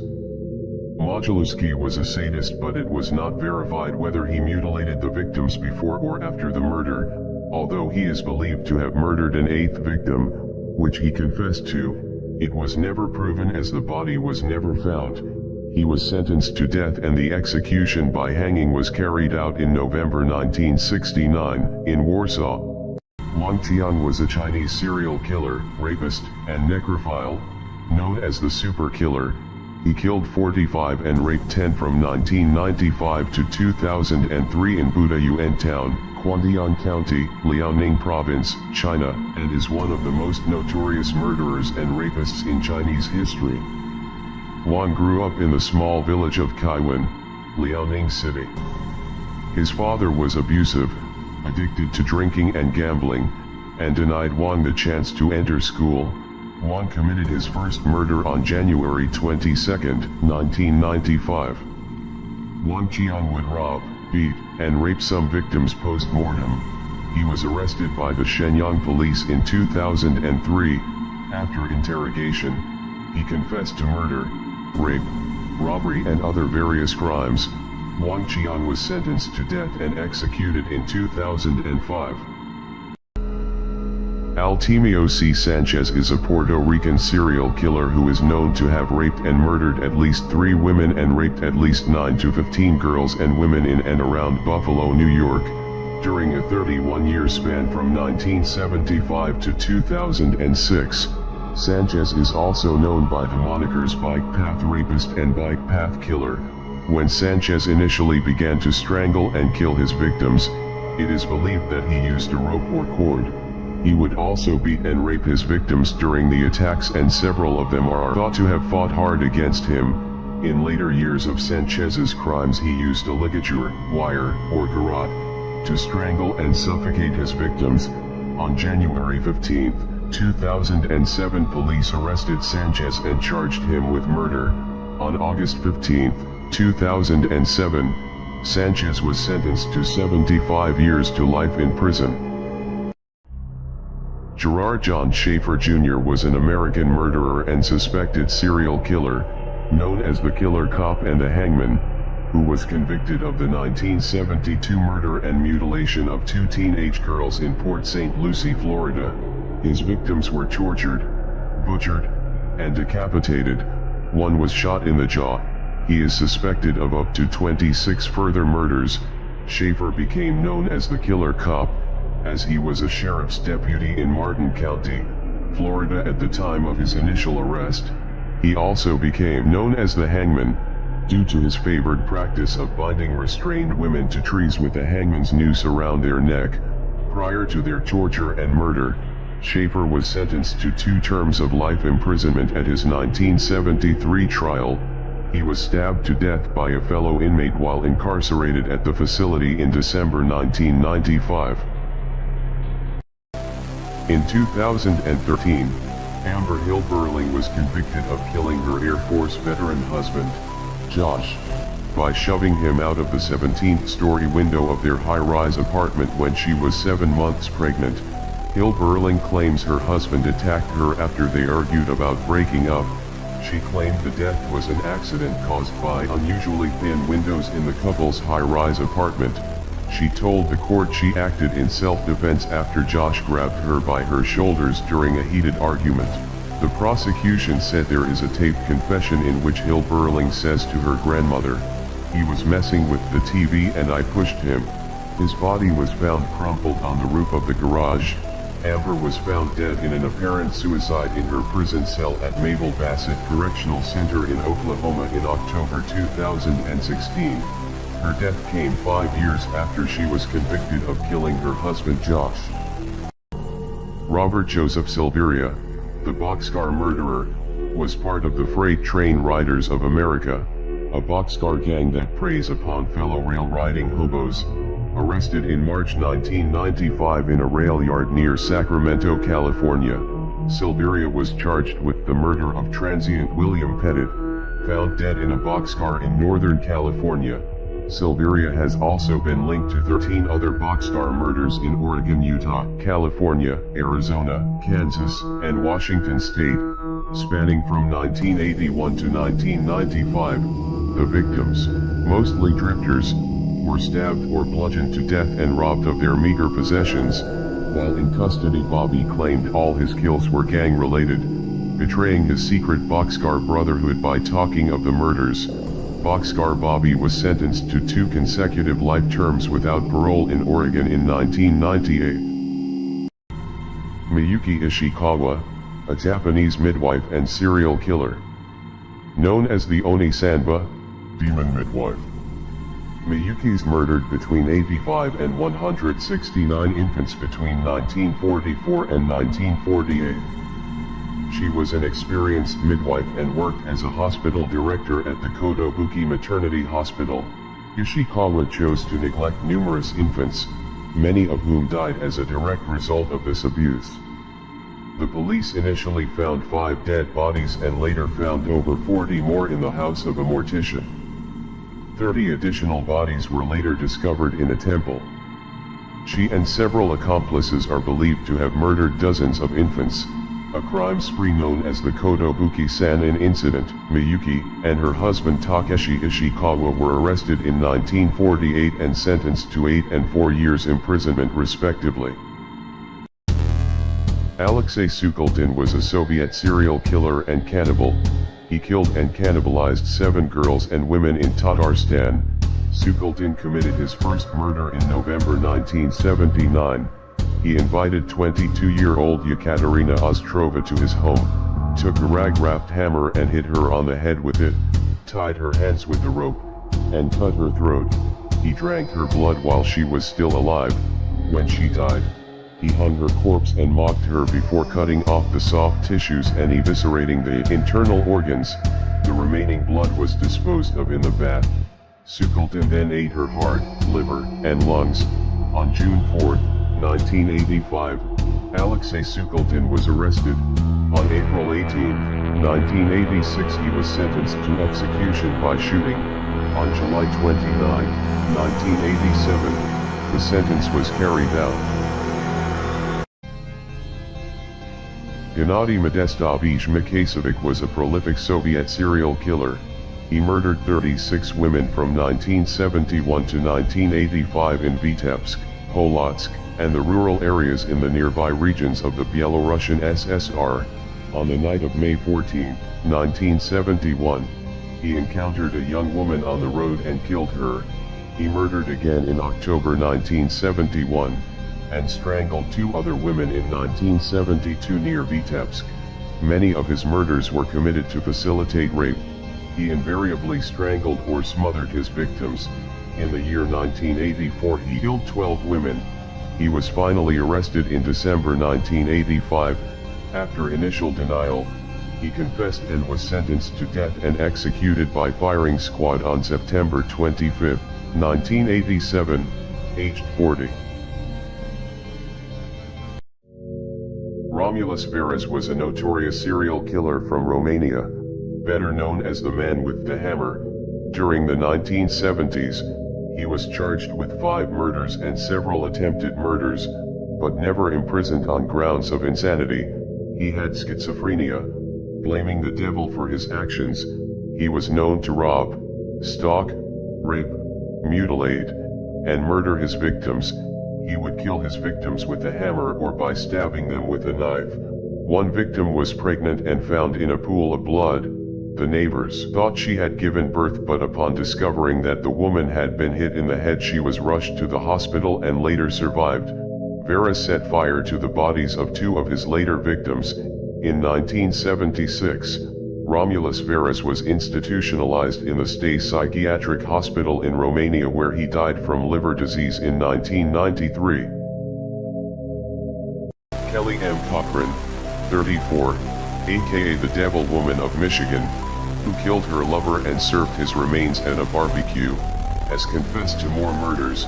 Cochran, who injected her husband with a lethal dose of heroin before smothering him with a pillow, and is suspected of serving her lover's remains to unsuspecting neighbors at a barbecue. She was sentenced to 65 years in prison in 2018 after admitting to killing her husband, Jason Cochran, but she was already serving a life sentence for killing and dismembering another lover, Chris Reagan, who vanished in 2014, and scattered his remains in the woods. Prosecutors claimed that Cochran had boasted in interviews to killing several other people and that she may well be a serial killer, with up to 9 bodies buried across the Midwest. Regardless, Kelly Cochran will spend the rest of her life behind bars. Luca Rocco Magnotta is a convicted Canadian murderer. He was convicted of murdering and dismembering June Lin. Lin was a Chinese international student. On May 25, a video titled, "One Lunatic, One Ice Pick," is posted on the web. It depicts a young male bound on a bed, initially alive and then lifeless. Then someone is seen repeatedly stabbing the corpse with an ice pick and dismembering the body with a knife. There are also acts of necrophilia and cannibalism. 10 days before the murder, another video was filmed showing cannibalism and was posted online. Authorities identify the victim of the gruesome killing and dismemberment as June Lin. On June 4, 2012, Magnotta was arrested in an internet cafe in Berlin on June 4, where he was sitting reading stories about himself. He was sentenced to life imprisonment. He remains in a maximum security prison in Quebec. Vasile Kasaiuk, a Romanian serial killer, known as the Butcher of Iași and the Basarabian. He was known to rob, mutilate, and murder his victims. Kasaiuk lured them and then murdered them with an axe. He was arrested after a dog revealed 6 bodies buried at a small depth under his house in Lasea on September 7, 1935. He had a previous record of robberies. He confessed to 6 murders. In 5 years, the butcher had killed no fewer than 26 people, including a child. He buried the victims under the floors of several isolated houses and in a forest. He had ordered a special axe, designed to not slip out of his hand. During the reconstruction of one of the crimes, Vasile Kasaiuk tried to escape by fleeing. He was killed by several revolver shots on October 17, 1935. Rocky Beeman was an American serial killer who killed 3 people, including 2 fellow inmates in prison. On February 6, 2005, Rocky Beeman murdered Debbie Lacey. Beeman hit Lacey, tied her hands behind her back, and held her in water until she drowned. While serving a life sentence for the murder, Beeman murdered 2 inmates, both of whom served time for sex crimes against children. He would profess his hatred for sex offenders, saying that killing them gave him the best feeling he had in a long time. He pledged to continue targeting victims if he was not sentenced to death.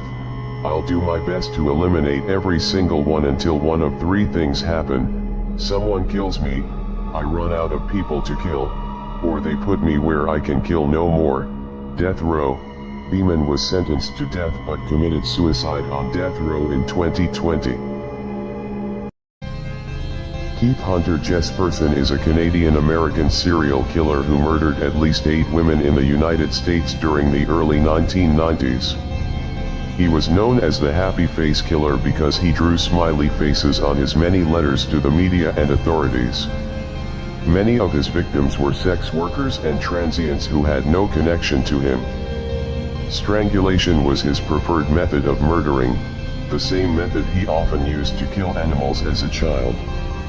His last victim was the crime that ultimately led to his capture. While he has claimed to have killed as many as 160 people, only 8 murders have been confirmed. He is currently serving 4 life sentences without possibility of parole at the Oregon State Penitentiary. Keith is quoted as saying, "It was their fate to die by my hands, like a car accident or illness." Darlene Gentry. In the early morning of November 9, 2005, her husband, Keith, got shot in the head. Darlene called 911 for help while her injured husband gurgled in the background, claiming that someone had broken in, taken all his guns and shot him. He was still alive when the first responders reached the scene, so they rushed him to the nearest hospital. However, his good fortune soon turned into misfortune as the police soon received word that he was brain dead. The authorities took Darlene to the hospital where she signed the consent forms to let them take him off of life support, resulting in his inevitable death. Keith's 2 life insurances added up to approximately $750,000. She was arrested on suspicion of murder on November 27, 2005. Darlene was sentenced to 60 years of imprisonment. Convicted serial killer and rapist Jimmy Maketa was a dangerous psychopath lacking remorse, who terrorized Western Cape communities for 9 months in 2005. He attacked both men and women. Lurking in the bushes, he would wait for his victims, who were usually drunk. Then he would attack them when they were most vulnerable. He would break into their homes, rape, and kill by hacking them into pieces with an axe or hitting them with a hammer.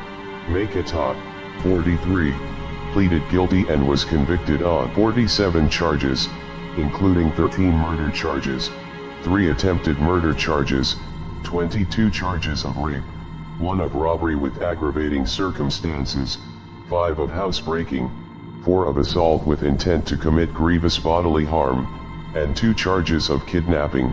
He was sentenced to life imprisonment at a prison in Cape Town, South Africa. Valery Ashravian, born 1958, was a Soviet serial killer, rapist, and child molester known as the Director.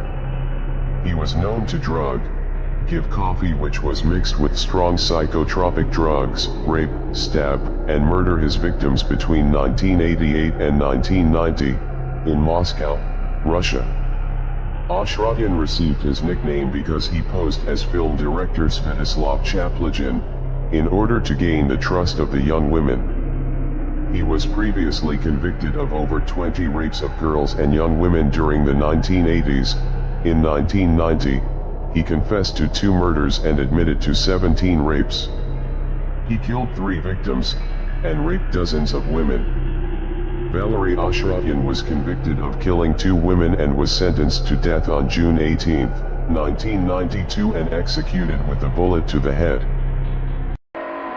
Bruce McArthur, Toronto's most prolific serial killer and the oldest known serial killer in Canada. The Toronto serial homicides occurred between 2010 and 2017. McArthur was known as Santa for his seasonal employment at a local shopping mall. Authorities found evidence on McArthur's computer, grisly photos of his suspected victims kept as trophies. Police announced that they had found the dismembered skeletal remains of at least 3 people in 2 of 12 large planter boxes seized from the Leaside residence. He was arrested in 2018 and convicted of all 8 murders in 2019. On February 8, 2019, Bruce McArthur was sentenced to 8 concurrent life sentences without the possibility of parole for 25 years. He turned 71 on October 8, 2022. Margie Velma Barfield was an American serial killer who was convicted of 1 murder but who eventually confessed to 6 murders in total. She used rat poison to murder her victims. At 17 she married and gave birth to 2 children. After a fight with her husband, the house mysteriously caught on fire, killing him. She married Jennings Barfield. After an argument, Jennings became mysteriously ill. He contracted an illness and died of a heart attack. 2 separate couples that employed Velma to be a caretaker also became ill in her care and died. A new boyfriend, Stuart Taylor, also passed mysteriously. She was convicted in the end and was the first woman in the United States to be executed after the 1976 resumption of capital punishment and the first since 1962. She was also the first woman to be executed by lethal injection. Peter Woodcock was a Canadian serial killer and diagnosed psychopath. On September 15, 1956, 17-year-old Woodcock lured 7-year-old Wayne Mallet and then strangled him to death. Woodcock defecated next to the corpse. On October 6, 1956, Woodcock picked up 9-year-old Gary Morris. He drove the boy to Cherry Beach where he strangled and beat him to death. His body was found with a bite mark on his throat. On January 19, 1957, Woodcock approached 4-year-old Carol Boyce and then murdered her. She had been choked into unconsciousness and sexually molested. Woodcock was arrested on January 21, 1957. He was found not guilty by reason of insanity and he died of natural causes at the Penetanguishene Mental Health Center on March 5, 2010, his 71st birthday. Joseph Vacher, a French serial killer known as the French Ripper and the Southeast Ripper, murdered and mutilated 11 to 27 victims between 1894 and 1897. Vacher raped, stabbed, sodomized and disemboweled women, teenage boys, and girls who worked alone in the countryside as farm laborers. Prior to his spree he had served time in jail, seen a psychologist and spent time in a forensic hospital. Vacher claimed he was insane but was pronounced sane and fit to stand trial. He was arrested in 1897 and sentenced to death in 1898.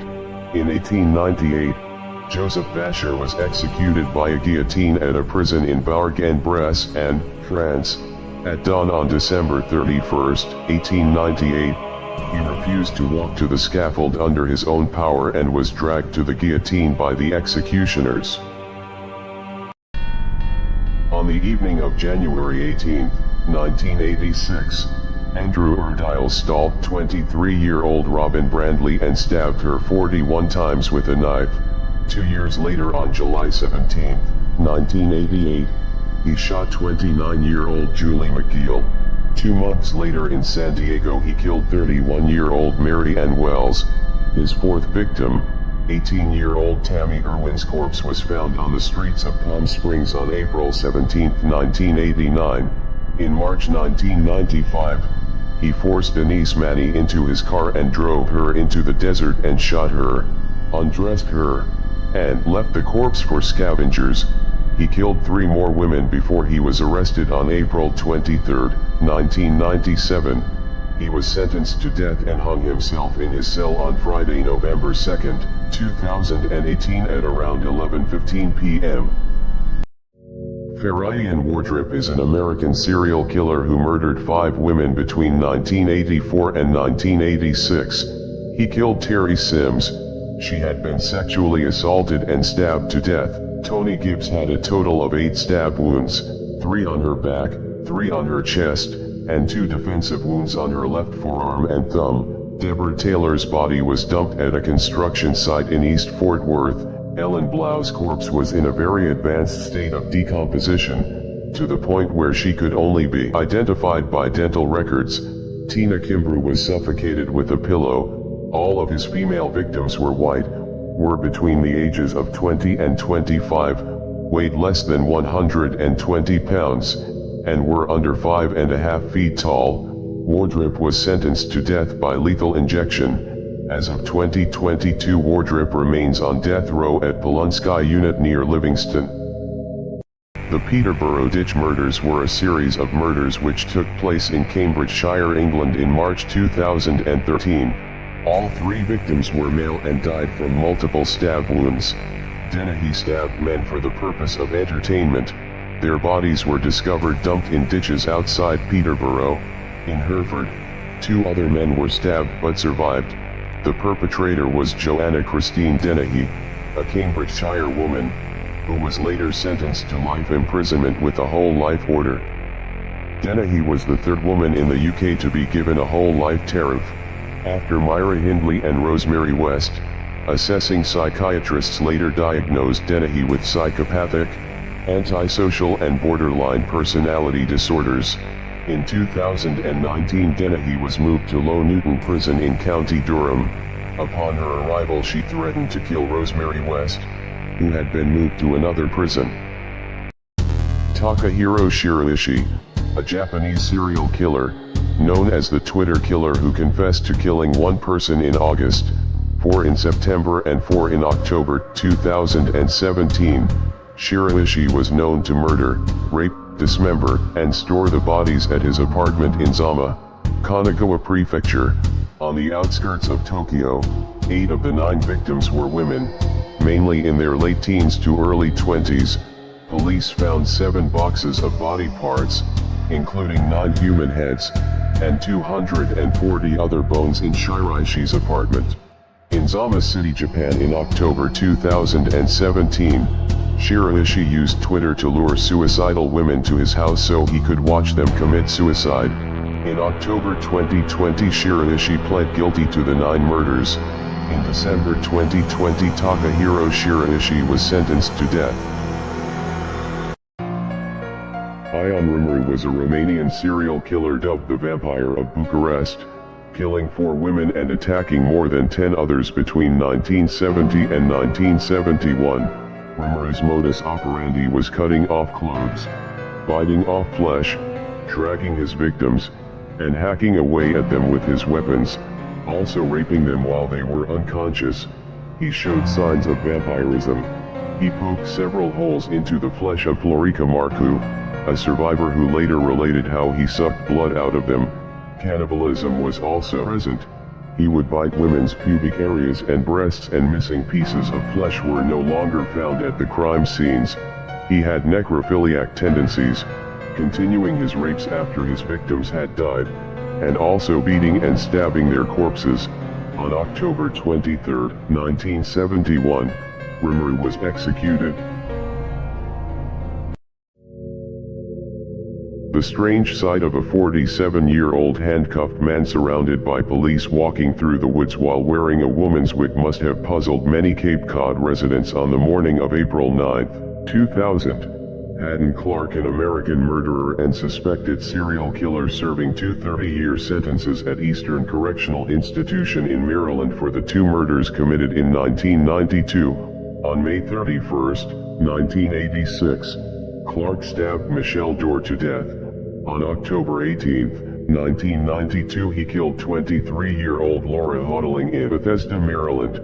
He later returned and dressed up in a wig and women's clothes and left out the front door to make people think Laura left the house alive to buy time to clean the scene. Clark later admitted that he ate some of Michelle Dorr's remains before burying her. He also confessed to eating and torturing other women and girls. Vicki Jackson is an American serial killer and former nurse who snapped and started killing her patients. She killed at least 10 patients, likely killed another 10 and attempted to murder 5 more. The North Texas hospital where Jackson worked as a nurse was plagued by a rash of respiratory deaths. The deaths were not considered suspicious until administrators realized vials of mivacurium chloride, a powerful drug used to temporarily paralyze a patient's ability to breathe, had gone missing. Investigators eventually focused on Jackson after the hospital administration realized that she'd been the last one in the dead patient's rooms. One of the victims was her husband's grandfather. Jackson was arrested in 2002 after the grand jury indicted her on 2 counts of capital murder in the deaths at the Nocona General Hospital. In 2006, Vicki Dawn Jackson was sentenced to life in prison. Tiago Gomes de Rocha, a Brazilian security guard and serial killer known as the Goiânia serial killer. Rocha confessed to the murders of 39 people. He approached his victims on a motorbike and shouted robbery, before shooting them. However, Rocha never took anything from his victims. He targeted homeless people, women, and homosexuals in Goiás, Brazil. His youngest victim was a 14-year-old girl killed in January 2014, and 16 of his victims were women. During his confessing to the murders, he claimed his cravings to kill started when he was sexually abused as a child, and the urge only got more intense when women romantically rejected him as he grew older. In 2016, Tiago Gomes de Rocha was convicted of 11 murders and sentenced to 25 years in prison. Jane Toppin was an American serial killer who is known to have committed 12 murders in Massachusetts between 1895 and 1901. She confessed to a total of 31 murders. The killings were carried out in Toppin's capacity as a nurse, targeting patients and their family members. During her residency, Toppin used her patients as guinea pigs in experiments with morphine and atropine. She spent considerable time alone with patients, medicating them to drift in and out of consciousness, and even getting into bed with them. She admitted to have committed the murders to satisfy a sexual fetish, was quoted as saying that her ambition was to have killed more people, helpless people, than any other man or woman who ever lived. She was found not guilty by reason of insanity and committed for life in the Taunton Insane Hospital. She died there on August 17, 1938, at the age of 84. Robert Joseph Zani is an American serial killer. His crimes are known as the Zani murders. He was active for 14 years from 1967 to 1980 in the United States. Zani would typically shoot or beat his victims to death, and he was known to rob and mutilate. Zani was born in 1944 as an only child, who was sexually abused by his mother as a teenager. He attended school and attained good grades. It wasn't until his first murder in 1967 that he had done anything notably illegal. Zani was arrested in 1980 for the murders of 3 of his victims. He was convicted of murder for 2 of his victims and second-degree murder for killing his own mother in 1982. On March 31st of 1986, the murder conviction for his mother was overturned. Robert Joseph Zani is currently serving his sentence in Texas.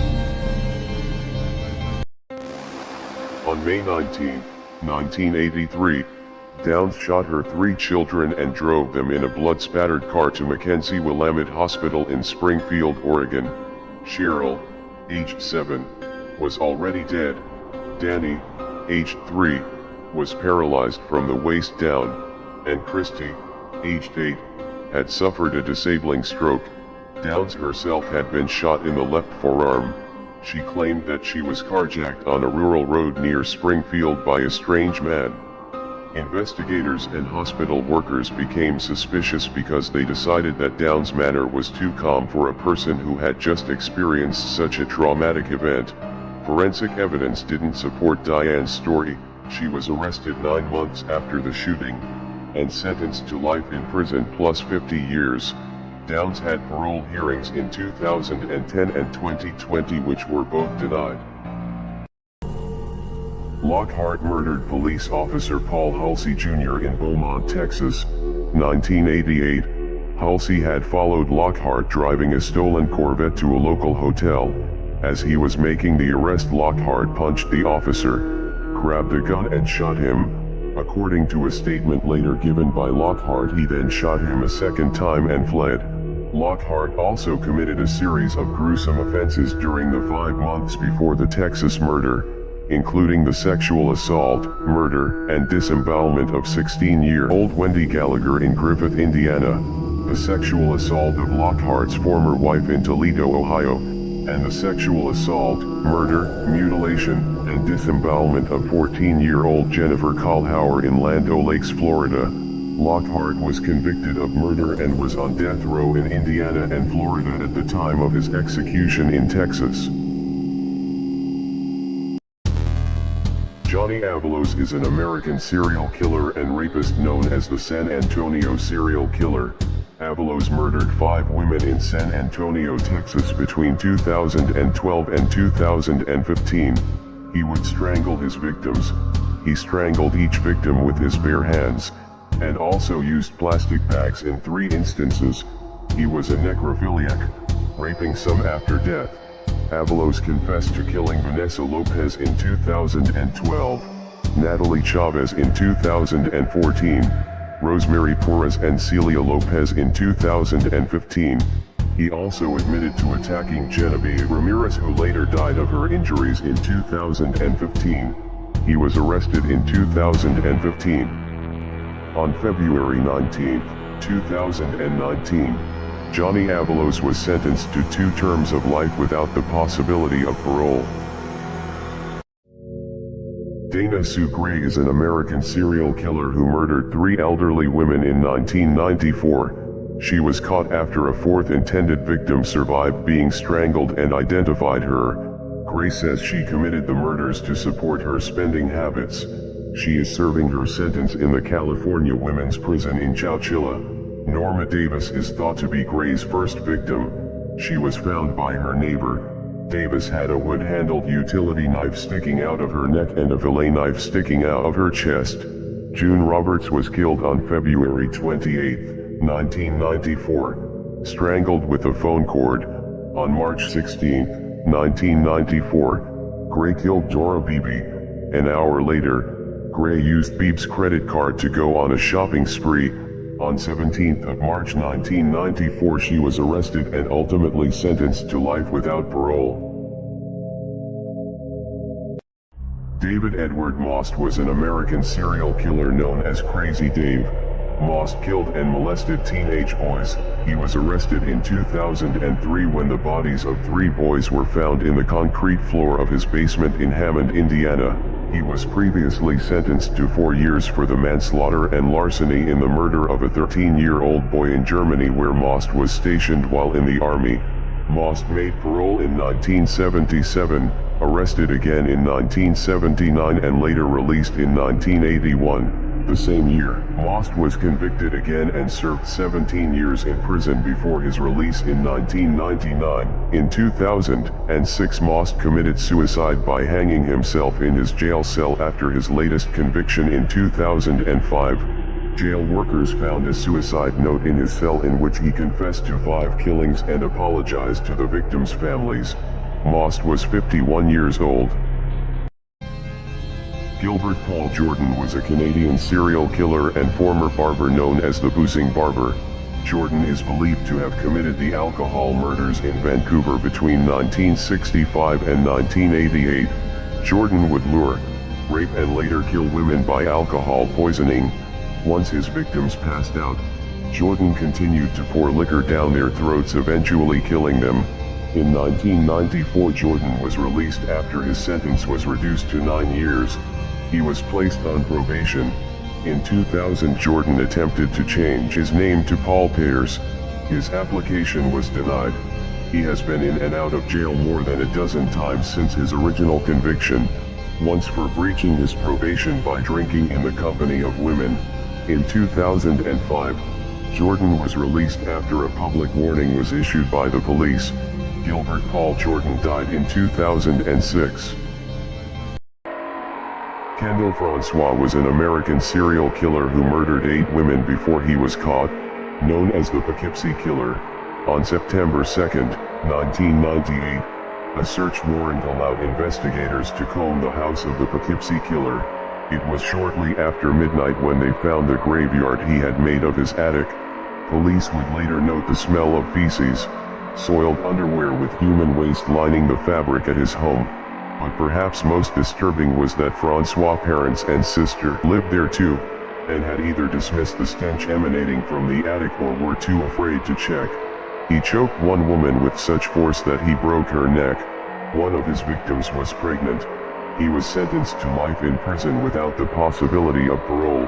Kendall Francois died of natural causes on September 11, 2014 while incarcerated at Wenda Correctional Facility in Alden, New York. Elias Abu al-Azam, aka the Flint serial stabber, is an Israeli serial killer that murdered in America. Abu al-Azam would drive around late at night, approach small-framed men who were walking alone, ask for directions or help fixing his vehicle, and then stab them, usually in the chest or stomach. He is suspected in a string of 18 stabbing attacks from May to August 2010, which resulted in 5 deaths. Most of the alleged attacks occurred in Genesee County, Michigan. 5 stabbings occurred elsewhere, 3 in Leesburg, Virginia, 1 in Toledo, Ohio, and 1 in his native home in Ramla, Israel. Leesburg police have said Abu al-Azam is also a suspect in an unsolved homicide from March 2009. On June 25, 2012, Abu al-Azam was sentenced to life imprisonment without the possibility of parole. Dagmar Overby was a Danish serial killer known as the Angel Maker. Overby murdered between 9 and 25 children between 1913 and 1920. She was working as a professional child caretaker, caring for babies born outside of marriage. She would strangle, drown, and burn child victims to death in her masonry heater. Some corpses that were not cremated were hidden in the loft of her home. Dagmar was convicted of murdering at least one of her biological children. She was also known to abuse drugs. In 1921 she was sentenced to death. The sentence was later commuted to life in prison. Dagmar Overby died on May 6, 1929, age 42, of natural causes at Vester Fengsel, Vester Prison in Copenhagen, capital city of Denmark.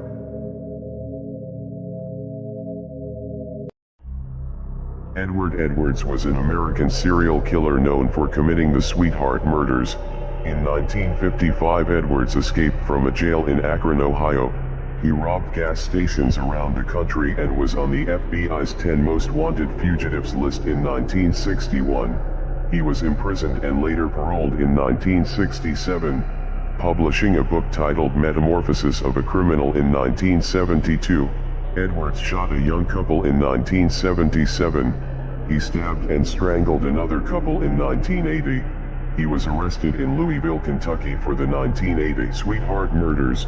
Edwards died on April 7, 2011, months prior to his bi-lethal injection execution set for August 31st for shooting his foster son in a 1996 insurance murder. Edwards shot him twice in the face, killing him, and left his body in a shallow grave. Paul John Knowles was an American serial killer, known as the Casanova Killer. Knowles was convicted of killing 20 victims in 1974. His crimes ranged from petty theft, multiple escapes, kidnapping, abduction, rape and murder. He would strangle his victims. He claimed to have killed 35 people. He was raised in foster homes, reformatories, and later served multiple prison sentences. He was released from prison in 1974, and within 2 months he was rearrested for stabbing a bartender. He escaped custody by picking the lock to his detention cell at a jail in Jacksonville, Florida. He was later captured, attempted escape again on December 18, 1974 at age 28. This time ending with 3 fatal shots in the chest, issued by Georgia Bureau of Investigation agent, Ronnie Angel. On May 23, 2001, police in Halifax, Nova Scotia charged McGray with a murder 16 years after her body was found on the side of a road. The victim was 17-year-old Elizabeth Gail Tucker, murdered in 1985 while hitchhiking. He stabbed her multiple times and dumped her body.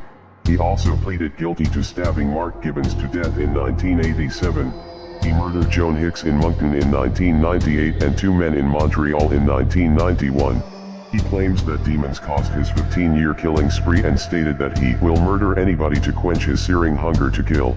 He has also claimed that he killed a prostitute and a gay man in Seattle over 1995 to 96 and that he killed 3 gay men in Montreal. He also claims to have killed a 50-year-old man and buried the body in a Toronto park.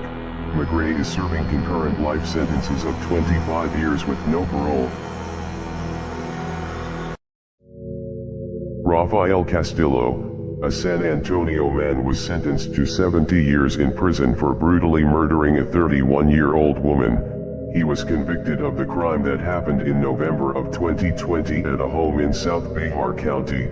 Public Works crews discovered parts of Nicole Perry's body off WW White Road in November of 2020. She had been wrapped in trash bags and left on the side of the road. She was killed over a disagreement, and Castillo wanted to make an example of this young lady. He bound her with duct tape. She was still alive when he chopped off her hands with a machete. He hit her over the head with an axe and dismembered her. Castillo took Nicole Perry's hands and put them in a crock pot. The rest of the body was put in the bags. Officers arrested Rafael Castillo in Brownsville, Texas, in December 2021. Leonard Fraser was an Australian serial killer, rapist, and pedophile known as the Rockhampton Rapist and the Bad Seed, before a life sentence on September 7, 2000 for the abduction, rape, and murder of a 9-year-old girl, Kira Steinhardt, in Rockhampton, Queensland. Leonard Fraser had spent almost 20 years behind bars for the rape of women. He even raped a terminally ill cancer patient. Fraser murdered 4 women in Rockhampton between 1998 and 1999.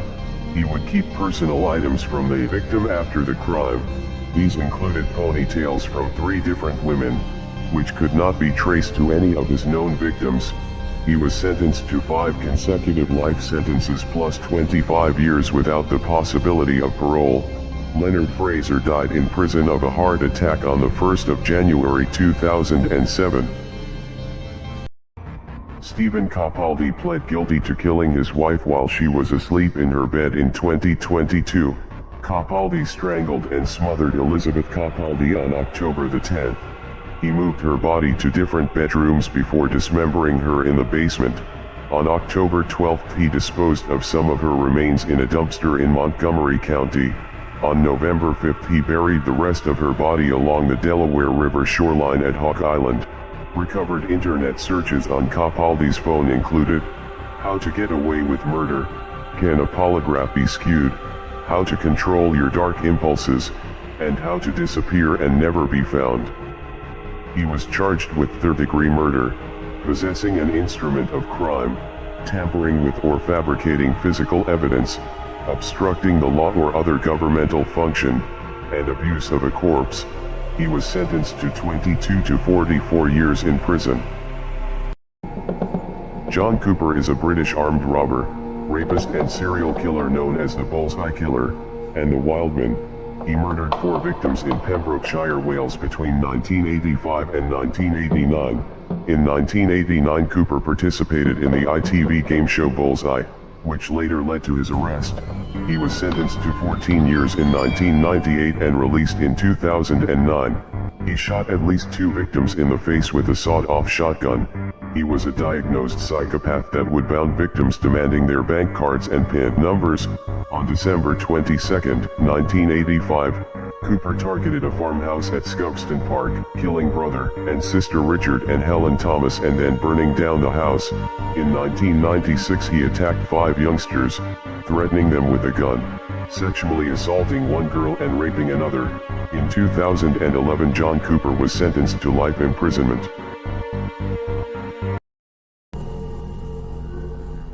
While working at Oldenburg Clinic in the titular city in northwest Germany in the early 2000s, management noticed an unusual spike of resuscitations and deaths, a large percentage of which occurred when Hogel was on shift. Police investigated and found that in 2005, 73% of deaths could be connected to Hogel's work schedule. In September 2014, Hogel was charged with 3 counts of murder and 2 counts of attempted murder. Before he admitted he had committed 30 additional murders, he did so by giving unauthorized injections. 60 patients were successfully resuscitated. In January 2018, prosecutors charged him for killing another 97 people. On June 6, 2019, Hogel was sentenced to life in prison.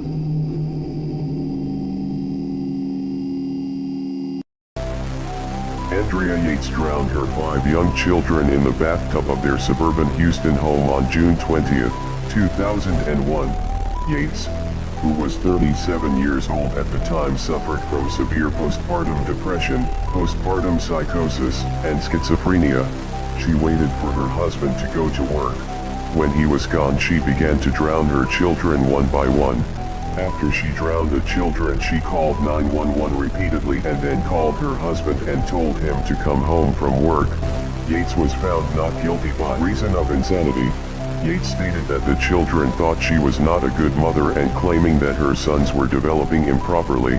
She told her psychiatrist, "It was the 7th deadly sin. My children weren't righteous. They stumbled because I was evil. The way I was raising them, they could never be saved. They were doomed to perish in the fires of hell." Dorothea Helen Puente, aka the Death House Landlady, was an American convicted serial killer. She was an elderly woman who opened a boarding house in Sacramento. She was also poisoning her elderly and mentally disabled residents and hoarding their Social Security checks. Police investigated her home in 1988 and discovered body parts buried in the backyard.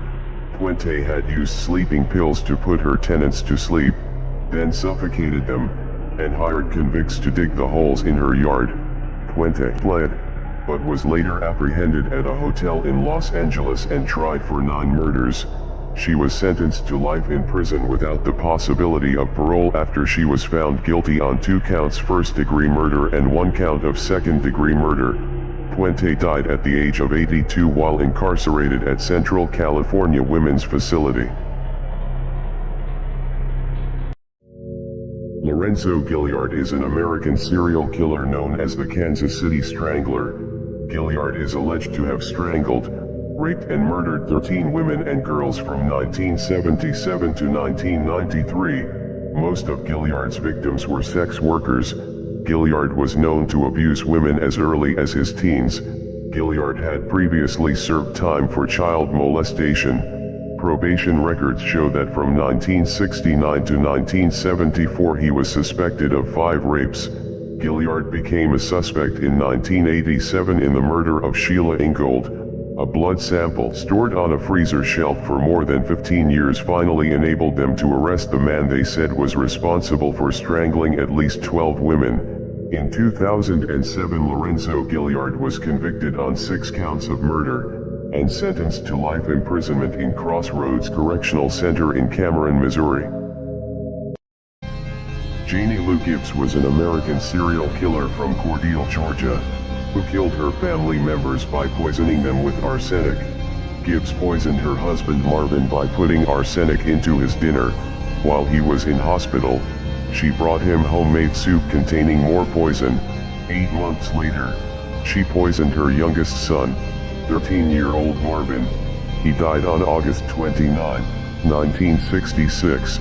On January 23, 1967, another one of Gibbs's sons, 16-year-old Melvin, died suddenly. Gibbs now had only 1 son left. 19-year-old Robert.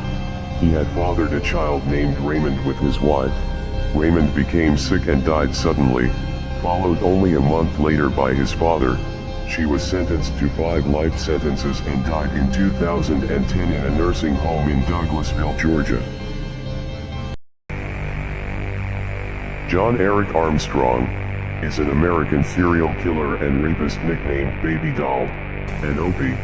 He was active for 8 years between 1992 to 1999. Researchers believe Armstrong murdered 11 women. On April 10, 2000, police found the bodies of 3 strangled prostitutes in a railroad yard in southwest Detroit. Armstrong pleaded guilty to the deaths of Robin Brown, 20, Rosemary Feld, 32, and Monica Johnson, 31. Armstrong also pleaded guilty to 1 assault charge and no contest to another assault. A 3rd assault and unarmed robbery case was dismissed as part of a plea bargain. Ultimately, he was sentenced to life in prison.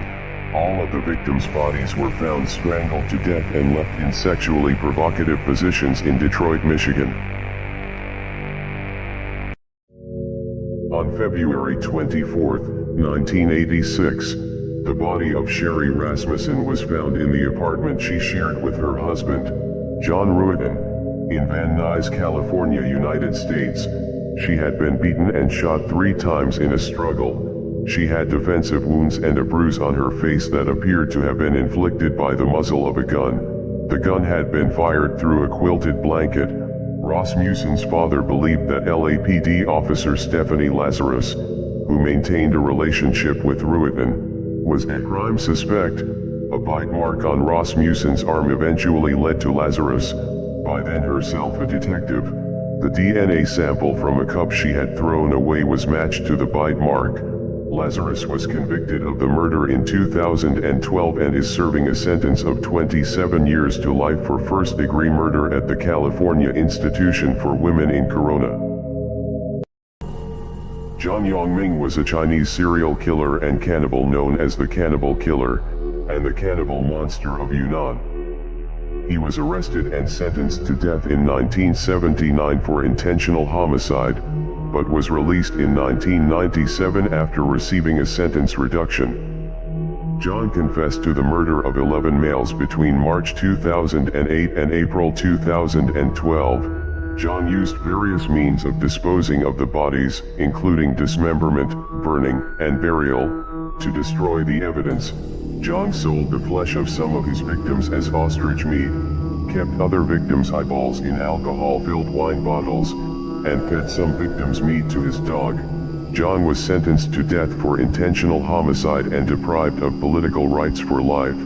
John Yongming was executed on January 10, 2013. Stuart Wilkin, an African serial killer, cannibal, and necrophile, known as Boet Yapor, brother farmer. Wilkins raped, sodomized, and murdered 10 victims between 1990 and 1997 in Port Elizabeth on the east coast of South Africa. He killed individuals from 2 distinct victim types, female prostitutes and young boys. Wilkins committed acts of cannibalism and necrophilia during his crimes. He cut off and ate a nipple of one of his victims. He killed his own daughter in 1995.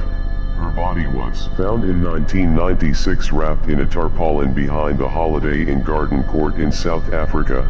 He wanted to send her soul to God. He also practiced necrophilia with a decomposing corpse.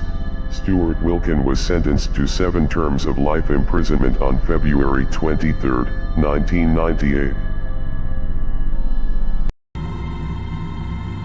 In 2012, a Kentucky woman named Shayna Hubers shot her boyfriend Ryan Poston 6 times, including in the face, and claimed that it was in self-defense. Poston's friends and family said that he was looking to date Miss Ohio 2012, Audrey Bold, and was trying to break up with Hubers. The same night that he was supposed to go out with Bold, Hubers shot him 6 times, killing him. Evidence at the scene of the shooting did not show signs of any struggle. At one point, she mentioned that Poston considered getting a nose job, and then said, "I shot him in the face. I gave him the nose job he wanted." A judge sentenced 27-year-old Shayna Hubers to life in prison for shooting her boyfriend. Hubers showed no visible reaction when the judge pronounced the sentence and showed no signs of remorse.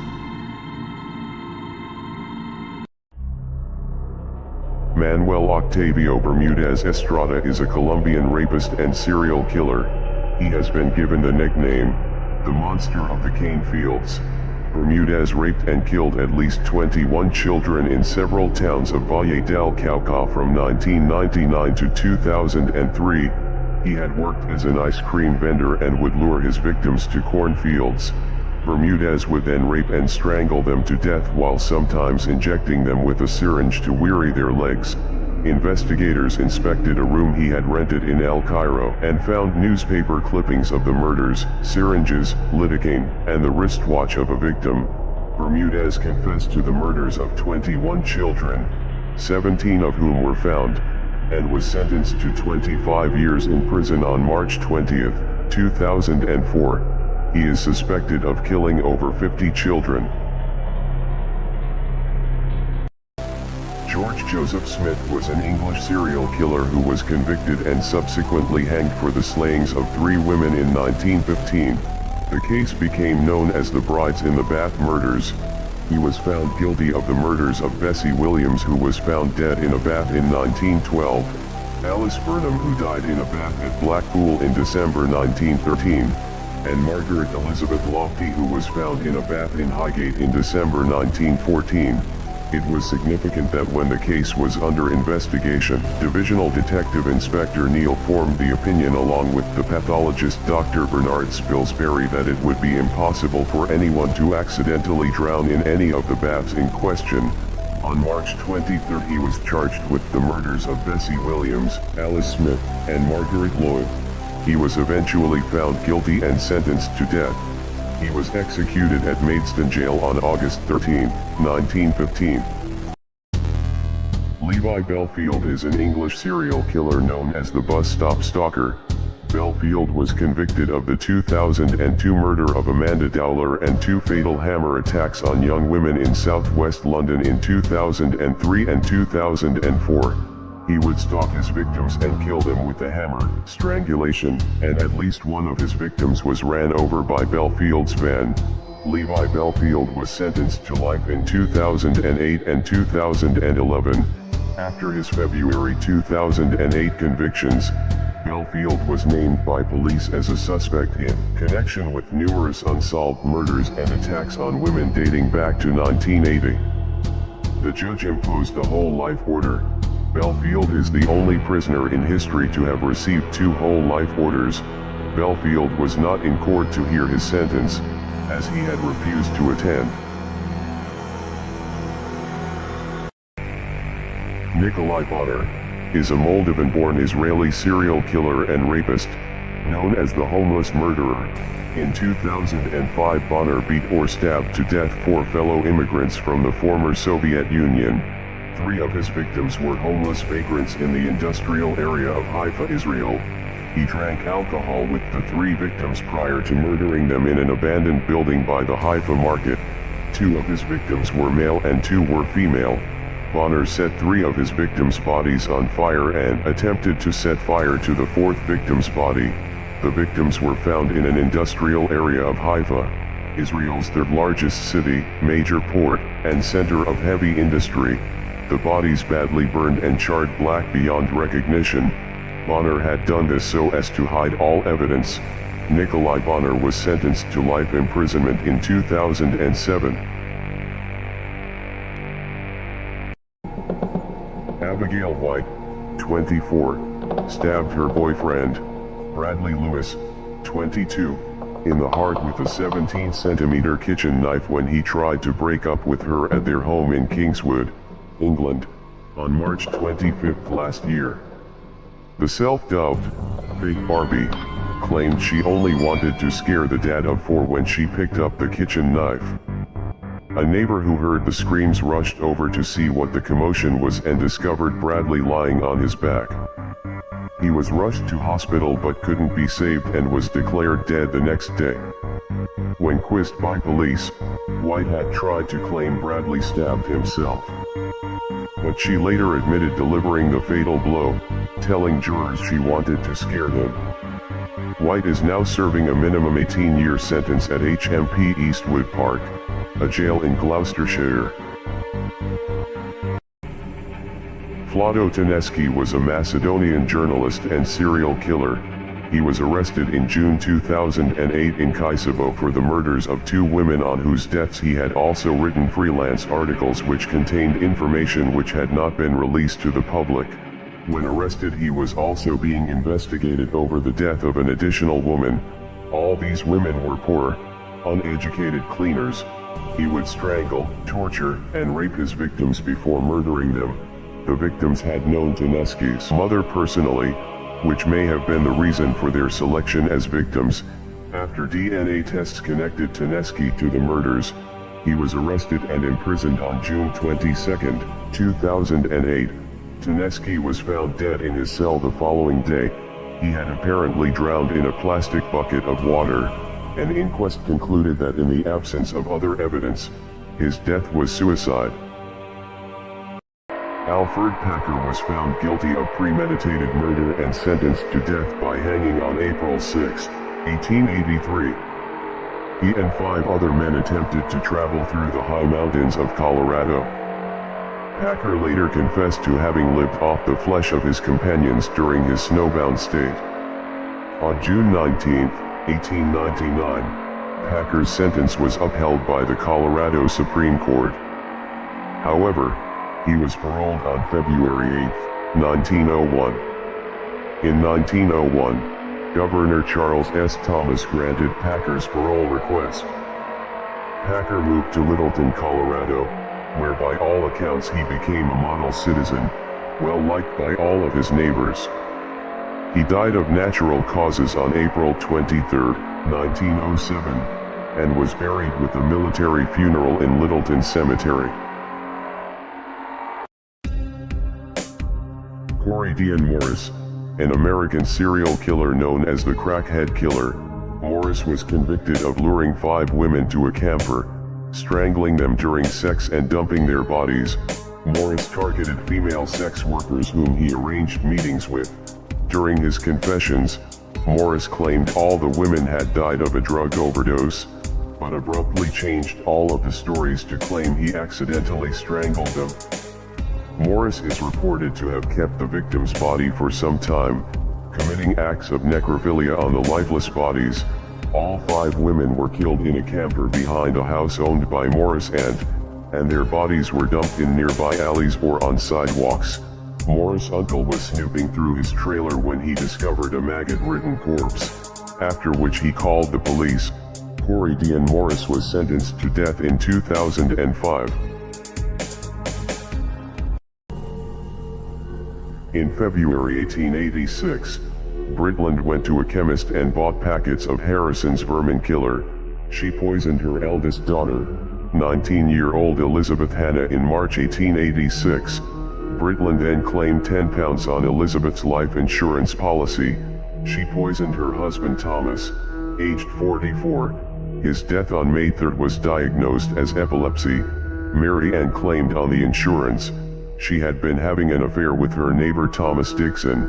After her husband's death, she was invited to stay at the Dixons' house by Thomas's 29-year-old wife.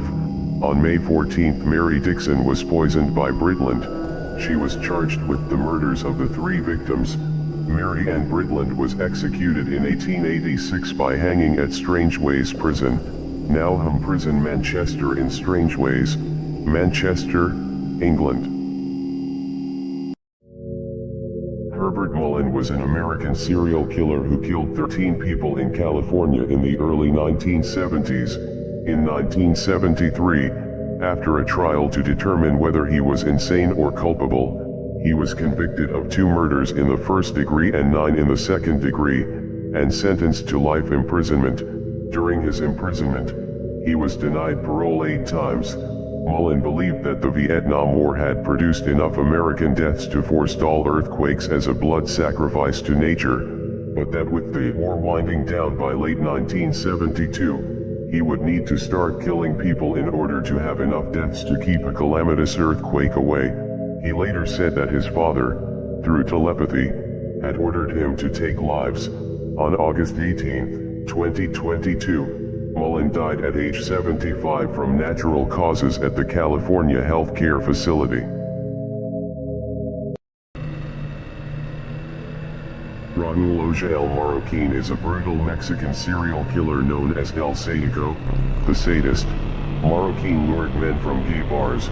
He would torture his victims by suffocating them until they lost consciousness, and once they returned to their senses, Marroquin would suffocate them again and again until he finally killed them when he asked the victims' relatives to help their loved one, regardless of whether they paid or not. Raul would murder his hostage either by suffocation or strangulation. Later, he left the corpses, which were stuffed in suitcases, around different parts of the city. 2 other victims were released after demanding a ransom from their families. On September 4, 2008, Marroquin was sentenced to a total of almost 300 years in prison. Nathaniel White is an American serial killer who was active in New York during 1991 and 1992. White was convicted of beating, raping, and stabbing to death 6 women in the Hudson Valley region of New York. White claims to have been inspired by the 1990 movie RoboCop 2, basing his first murder after a scene from the movie. In his own words, he said, "The first girl I killed was from a RoboCop movie. I seen him cut somebody's throat, then take the knife and slit down the chest to the stomach, and left the body in a certain position. With the first person I killed, I did exactly what I saw in the movie." Nathaniel White was sentenced to 150 years to life in prison at Elmira Correctional Facility, Hale, Elmira, New York, United States, in 1993. The Eastbound Strangler is an unidentified serial killer, believed to be responsible for the murders of 4 women near Atlantic City, New Jersey in 2006. 4 dead bodies of women, identified as prostitutes, were found in a drainage ditch filled with shallow water on November 20, 2006, behind the Golden Key Motel on the Black Horse Pike in Egg Harbor Township, situated on the outskirts of Atlantic City, New Jersey. All of them were placed face down, in a row, facing east, about 60 feet apart from each other. They were clothed except for having their shoes and socks removed. They were believed to have been strangled to death. There was thought to be a possible connection to the Long Island serial killer, but investigators later ruled it out. There were suspects early in the investigation, but those persons of interest would eventually fade to nothingness. Taylor Shavasinas, 27, of Green Bay, is charged with first-degree intentional homicide, mutilating a corpse, and third-degree sexual assault. Shavasinas allegedly decapitated Thyrion during sex, continued to perform sexual acts on his lifeless body, and mutilated his corpse with a serrated bread knife. Shavasinas told the police that they were going to have fun trying to find all of the organs. She stated that a bread knife worked the best because of the serrated blade. She cut up his body with a serrated knife and put his body parts in various containers, including a slow cooker. Officers who responded found a male organ and a severed head inside a bucket in the basement, an upper torso in a storage tote, body fluid, and knives. Shavasinas is being held on a $2 million bond. Arnold Soderman was an Australian serial killer known as the Schoolgirl Strangler. Soderman confessed to the murders of 4 young girls between 1930 and 1935. He preyed on girls between the ages of 8 and 12. He lured at least 2 of his victims by offering to buy them ice cream and offered another victim a ride on his bicycle. Soderman would gag, bound, and strangle the girls to death. He disposed of the bodies by dumping them at multiple locations in Victoria, Australia. At the conclusion of the 2-day trial, in February 1936, the jury found him guilty of murder. The judge sentenced him to death. Arnold Soderman died on June 1, 1936, age 36, from execution by hanging, at HM Prison Pentridge, former maximum security prison in Victoria, Australia. M. Jaishankar was an Indian serial killer and rapist, known as Psycho Shankar. Jaishankar is accused of killing at least 19 women in a series of rapes and murders in Tamil Nadu, Karnataka, and Andhra Pradesh, India, between 2008 and 2011. He would kidnap, rape and torture his victims before murdering them. He was known to stab and mutilate victims by hacking them with a machete that he always carried with him. In 2009, Jaishankar was arrested on 13 charges of rape. Jaishankar escaped from jail twice and was placed in solitary confinement after a third escape attempt. In 2018, M. Jaishankar committed suicide by slicing his own throat in his solitary confinement prison cell at the Central Prison in Bangalore, India. William Supp is an American serial killer known as the Riverside Prostitute Killer and the Lake Elsinore Killer. Supp was convicted of murdering his first daughter in 1974. He abused and violently shook his infant daughter to death. Once released, he worked as a warehouse clerk for Riverside County and had close involvement with the police department. He would rape, stab, strangle, and sometimes mutilate his victims. William Supp killed 12 or more prostitutes in Riverside County, California, between 1989 and 1991. On July 19, 1995, a Riverside County jury found Supp guilty of killing 12 women and attempting to kill another, though police suspected him of being responsible for as many as 22 deaths. Supp resides on death row at San Quentin State Prison. Maury Travis was an American serial killer known as the Video Strangler. He tortured and killed prostitutes in the St. Louis area from 2000 to 2002. Travis was caught when he mailed an Expedia.com map printout to a St. Louis newspaper. In his letter to the newspaper, Travis wrote, "I'll tell you where many others are. To prove I'm real, here's directions to number 17. Police traced the printout to Travis' home computer. He claimed to have murdered 17 women in a letter sent with the map. Investigators discovered a chamber at his residence which included instruments of torture and videotapes of Travis committing some of his crimes. Maury Travis hanged himself on June 10, 2002, in his jail cell, after being arrested for murder on June 7, 2002. John Edward Robinson is an American serial killer who was found guilty in 2003 for 3 murders committed in and around Kansas City, receiving the death penalty for 2 of them. In 2005, he admitted responsibility for 5 homicides in Missouri as part of a plea bargain to receive multiple life sentences without possibility of parole and avoid more death sentences. Investigators searched a storage facility where Robinson rented 2 garages. They found 3 chemical drums containing corpses. All 5 women were killed in the same way, by 1 or more blows to the head with a blunt instrument. Investigators suspect that more victims remain undiscovered. Because he made contact with most of his post-1993 victims via online chat rooms, Robinson is sometimes referred to as the Internet's first serial killer. Jacobus Dirk Herdigs was a Dutch serial killer and rapist also known as Koos Herdigs. Herdigs was convicted of the abduction, torture, rape, and murder of 3 girls. He is suspected of killing a further 3 to 9 girls and young women in the 1970s. In 1980, Herdigs was bit on his little finger by a victim. The bite was used to help identify and lead to his arrest. During a search of his home, authorities found an attic which was provisionally furnished as a torture chamber, and blood from 2 of his victims. Authorities suspect he abused and eventually killed his victims in the chamber.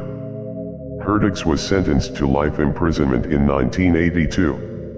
In 2015, Jacobus Dirk Herdigs died of natural causes while still in custody at the Nieuw-Vosseveldt prison in Vughait, Netherlands. Daniel Owen Conahan Jr. is a convicted American murderer, rapist, and suspected serial killer. He was known to torture, strangle, rape, mutilate, dismember, and murder his victims. Conahan was convicted of one murder, but has been linked to a dozen murders, mostly of transients seeking employment, and gay men in the Charlotte County, Florida area, in what came to be known as the Hog Trail murders. Conahan surgically removed one victim's genitals after death. He would lure victims, some, by offering them money to pose nude in bondage photographs. Conahan has also been named the prime suspect in the murders of 8 men, collectively referred to as the Fort Myers 8, who were discovered in a mass grave site in 2007.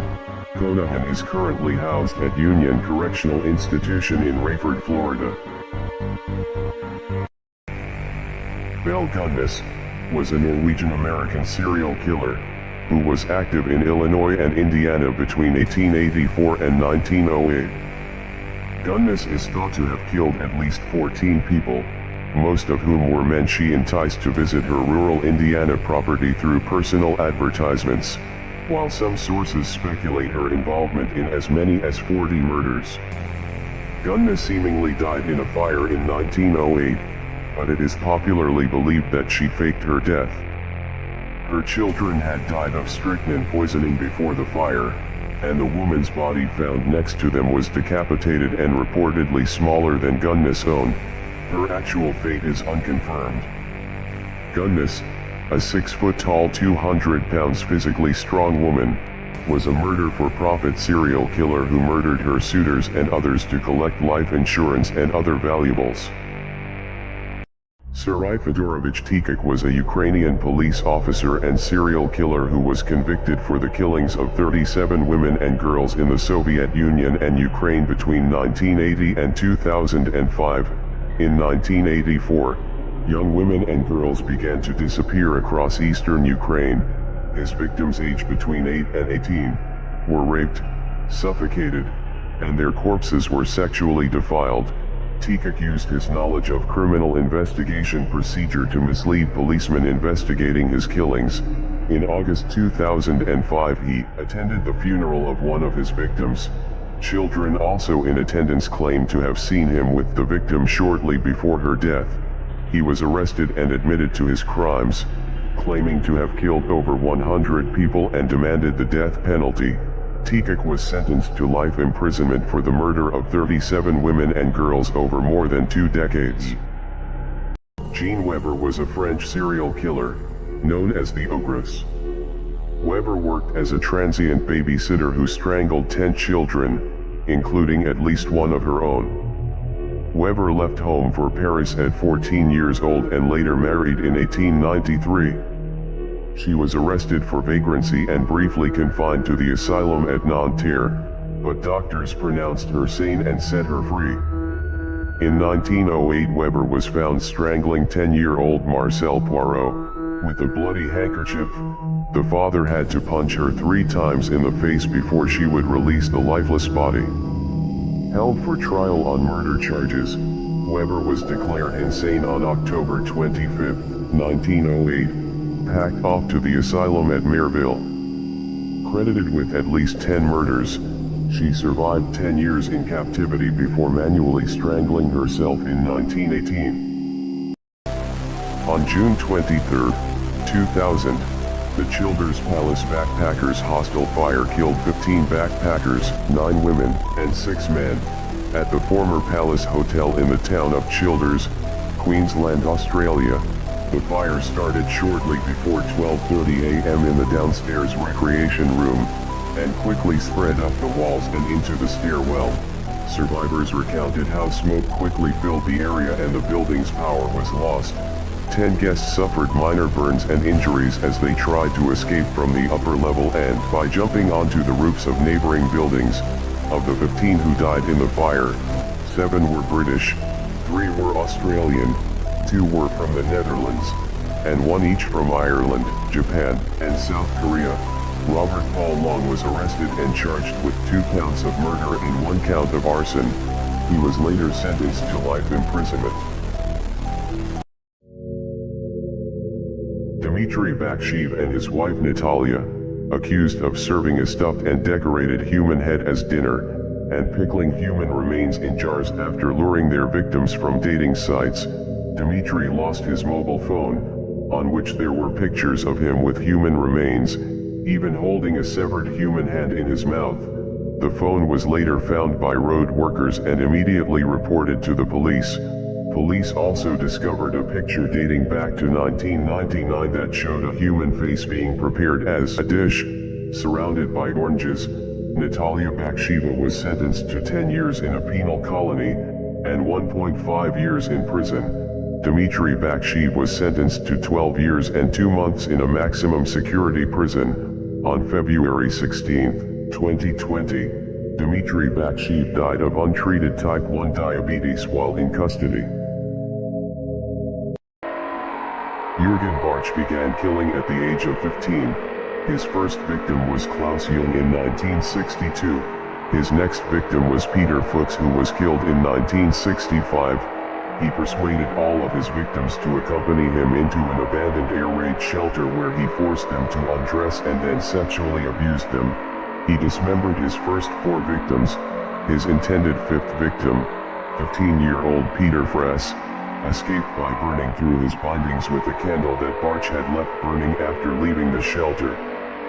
Bartsch was arrested in 1966 and agreed to voluntary castration on April 28, 1976. In order to avoid lifetime incarceration, the doctors of Eagle-Bourne State Hospital chose a castration methodology that accidentally resulted in Bartsch's death. He had been intoxicated with a halothane overdose during surgery. Roger Kipp was an American serial killer and rapist, known as the I-5 Strangler. Kipp killed 7 women between 1977 and 1987, 6 along I-5 near Sacramento, and 1 in Walnut Creek, California. Kipp kidnapped his victims, bound, duct taped the mouths and cut open their clothes in irregular shapes with scissors that had belonged to his mother. Kipp also cut off most of the hair of his victims to remove the duct tape. Sometimes he garroted his victims with the parachute cord with which he skydived. Then, he raped them and strangled them to death. It took detectives 34 years to find the body of one of his victims. Kipp was sentenced to life imprisonment in 1991. In 2021, Roger Reese Kipp was strangled to death in his cell while still in prison. Daniel Blank is an American serial killer who killed at least 6 people from 1996 to 1997. In 1997, Blank was arrested on 3 charges of first-degree murder. He has a learning disability that hampers his verbal abilities and understanding of abstract concepts. Blank was diagnosed as having schizoaffective paranoia disorder. He confessed to 6 murders, including a double bludgeoning of an elderly couple.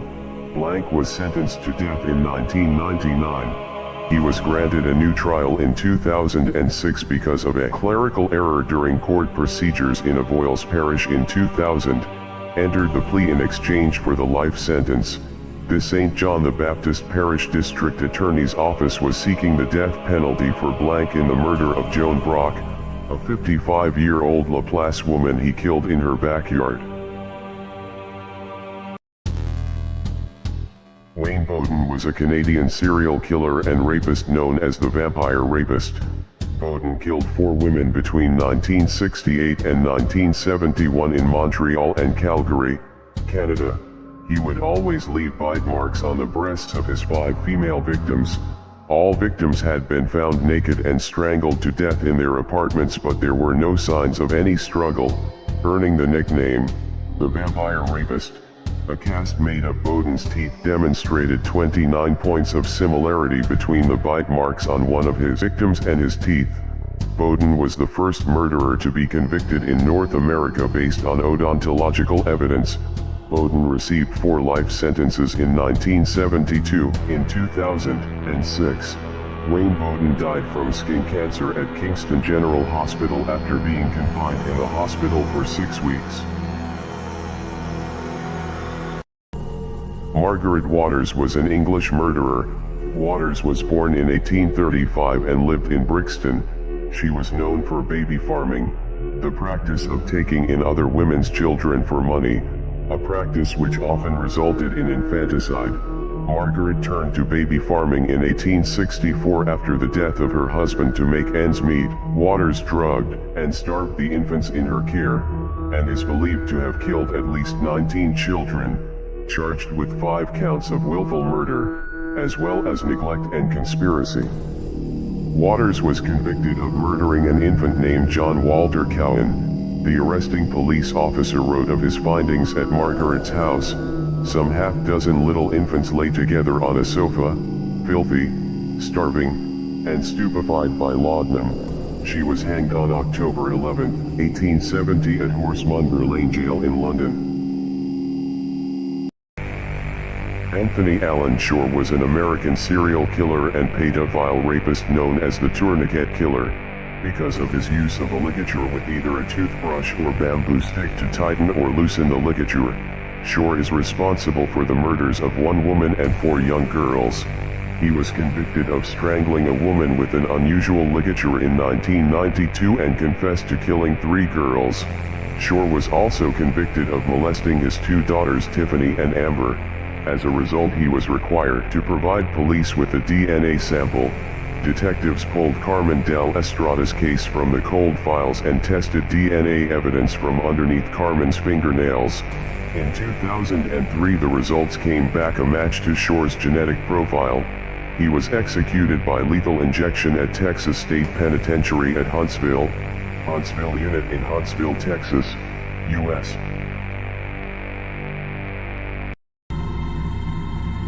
Richard Fran Beegenwald was an American serial killer and arsonist, who committed his crimes in Monmouth County, New Jersey, known as the Thrill Killer. Beegenwald killed at least 9 people in Monmouth County, New Jersey between 1958 and 1983. He is suspected in at least 2 other murders. One of his victims was shot 4 times in the head. One of his victims was shot 5 times in the head. Police found a victim's corpse, cut into 3 pieces and buried in the yard of a house in the Charleston section of Staten Island. She was not alone. The shallow grave held the remains of another girl. Beegenwald was sentenced to death. His sentence was commuted to 4 terms of life. In 2008, Richard Beegenwald died of natural causes at the St. Francis Medical Center in Trenton, New Jersey. Eric Edgar Cook, nicknamed the Night Caller, was an Australian serial killer. From 1958 to 1963, he terrorized the city of Perth, Western Australia by committing 22 violent crimes, 8 of which resulted in deaths. The various shootings had been carried out with several different rifles. Victims had been stabbed with knives and scissors, and hit with an axe. 1 victim was shot dead after answering a knock on the door. Several were killed after waking while Cook was robbing their homes. 2 were shot while sleeping without their homes being disturbed. Another victim was strangled with the cord from her bedside lamp. Her dead body raped, then dragged to a neighbor's lawn, where she was violated with an empty whiskey bottle which was left cradled in her arms. Cook was hanged at 8 a.m. on October 26, 1964 in Fremantle Prison. Adolfo Constanzo was a Cuban-American serial killer and cult leader in Matamoros, Tamaulipas, Mexico.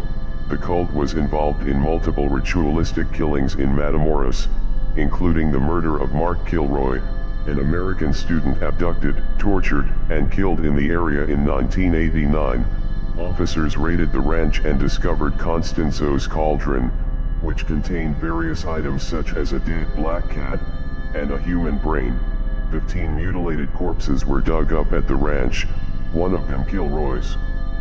Kilroy was killed by Constanzo with a machete chop to the back of the neck when Kilroy tried to escape. Police cornered Costanzo and 4 of his followers in a dilapidated Mexico City apartment. Determined not to go to prison, Costanzo ordered one of the disciples to shoot him. He was dead when the police finally broke in. Peter Manuel was an American-Scottish serial killer known as the Beast of Birkinshaw. Manuel was convicted of murdering 7 people across Lanarkshire between 1956 and 1958. He is believed to have killed 2 other victims. He was known to rob, torture, rape, and murder his victims. He would keep personal items from the victim after the crime. Manuel was one of the last prisoners to be hanged in Scotland, after a sensational trial in which he conducted his own defense. In 1958, Manuel was convicted of the murders of 7 people. One murder case was thrown out of court and another was attributed to him but was never proven. Peter Manuel died on July 11, 1958, age 31, executed by hanging at Home Prison Barlinnie, Rittry, Glasgow, Scotland. Enriqueta Martí was a self-proclaimed witch that abducted, prostituted, murdered, and made potions with the bodies of small children that she sold in Barcelona. Remains of 12 different children were identified in her home, but she is believed to have murdered more. Martí was also questioned about the presence of bones, human remains, creams, potions, poultices, ointments, blood bottles, as well as the boning knife. Martí confessed that she had prostituted a girl of 17 years, and had also performed abortions, but she never confessed to killing anyone. Martí was imprisoned to await trial. She tried to commit suicide by slashing her wrists.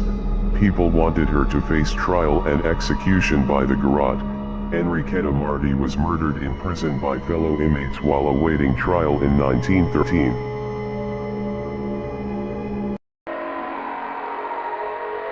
Luis Garavito, also known as the Beast, is a Colombian serial killer, sex offender, pedophile, and necrophile. He began a series of torture rapes on minors aged 6 to 16 in 1980. Garavito was estimated to have killed a minimum of 200 minors before committing the murders of an additional 189 minors in the early 90s, and a further 4 murders during the summer of 1998. Apprehended on April 22, 1999, the judicial body ruled that all Garavito's sentences total 1,853 years and 9 days in jail. Garavito is confirmed to have murdered at least 193 minors in total.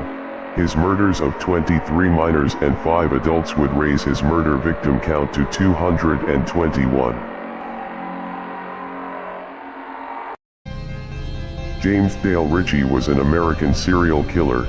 Throughout 2016, Ritchie murdered upwards of 5 individuals in and around Anchorage, Alaska, most of whom were in parks or along bike paths. He always committed his murders at night, often around midnight or a short time after. He was known to abuse alcohol and drugs. He was shot during a gunfight with Anchorage Police Department at the corner of 5th Avenue and Cordova Street in Anchorage, Alaska, U.S. Following Ritchie's death, the cold python on his person was sent to the Alaska Crime Lab, where it was confirmed to have been the murder weapon responsible for the deaths of Brianna Foisey, Jason Netter Sr., Trevian Kendall Thompson, Kevin Turner, and Bryant DeHusson.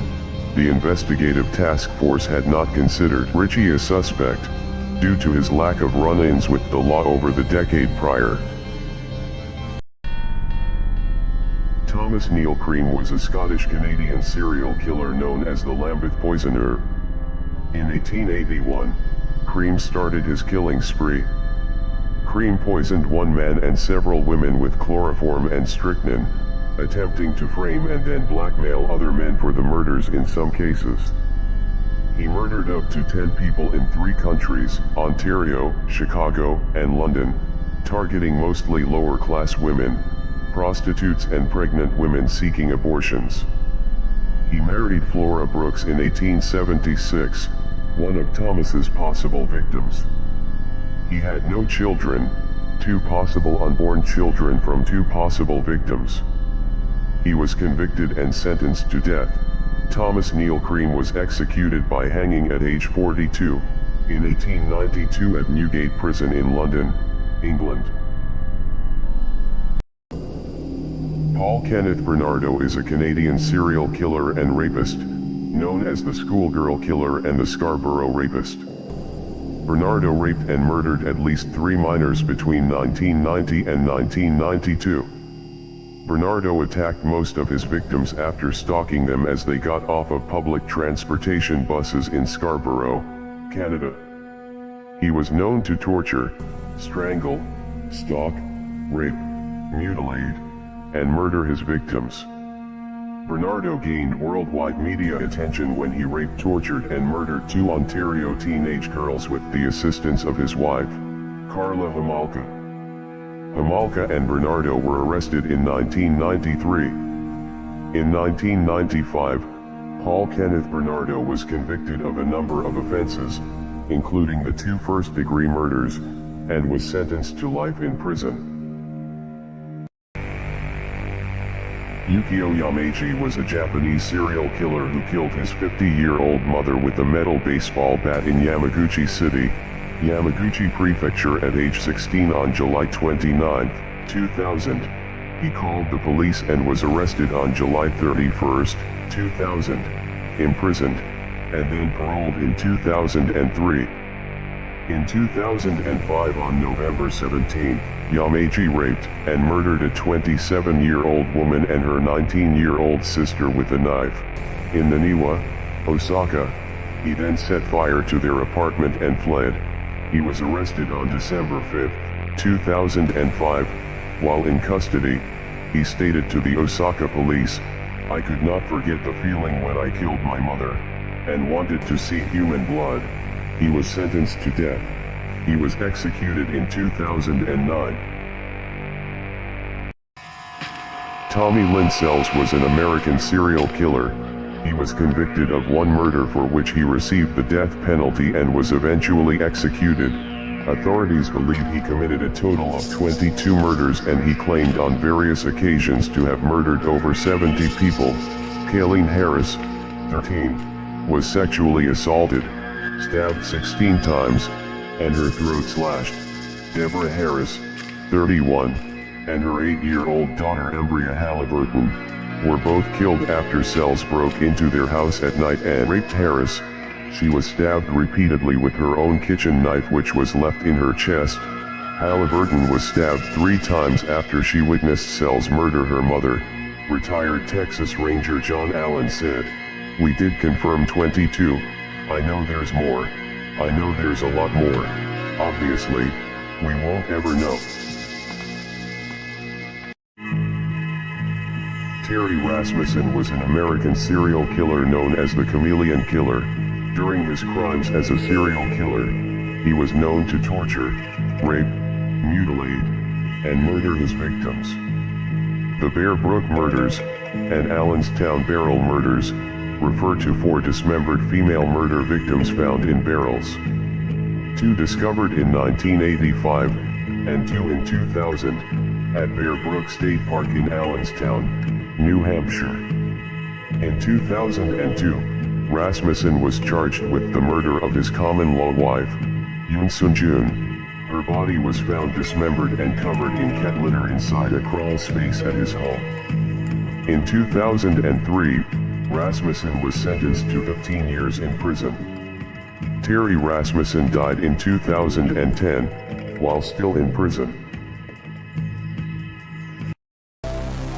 April 27, 2023. There are calls for the woman described as Australia's worst female serial killer to be released immediately after the Director of Public Prosecutions accepted new scientific evidence casting doubt over on the mother's guilt. Kathleen Falvey has been found guilty of killing her 4 children, but the senior barrister assisting an inquiry into her conviction said there was reasonable doubt surrounding the conviction. University of British Columbia's Emma Cunliffe said she believed Falvey should be paroled today.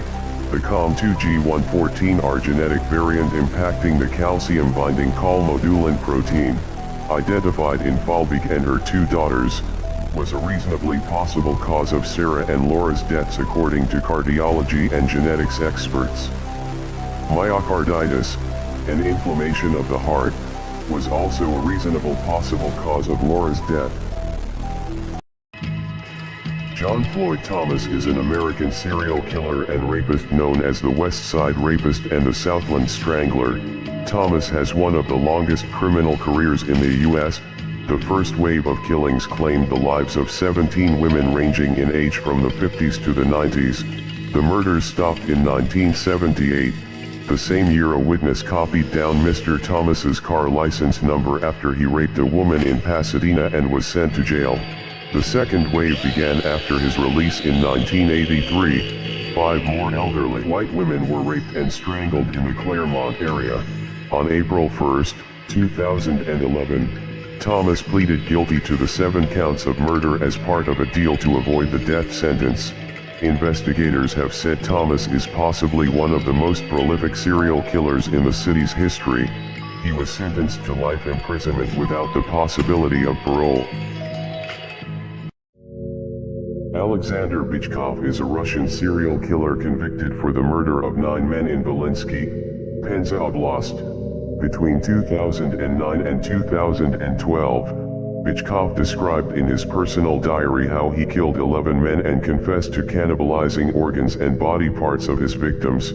He would lure victims to his home or another secluded place where he would kill them with a hammer or knife, and then dismembered the corpses.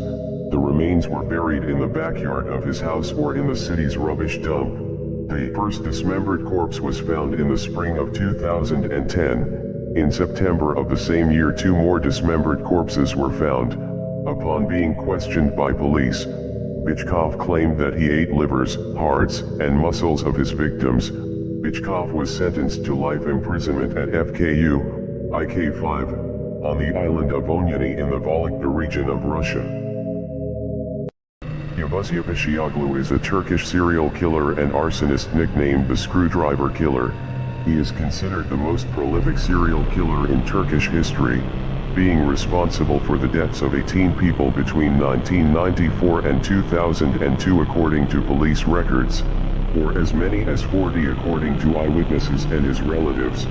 He hated women due to his unsuccessful marriage.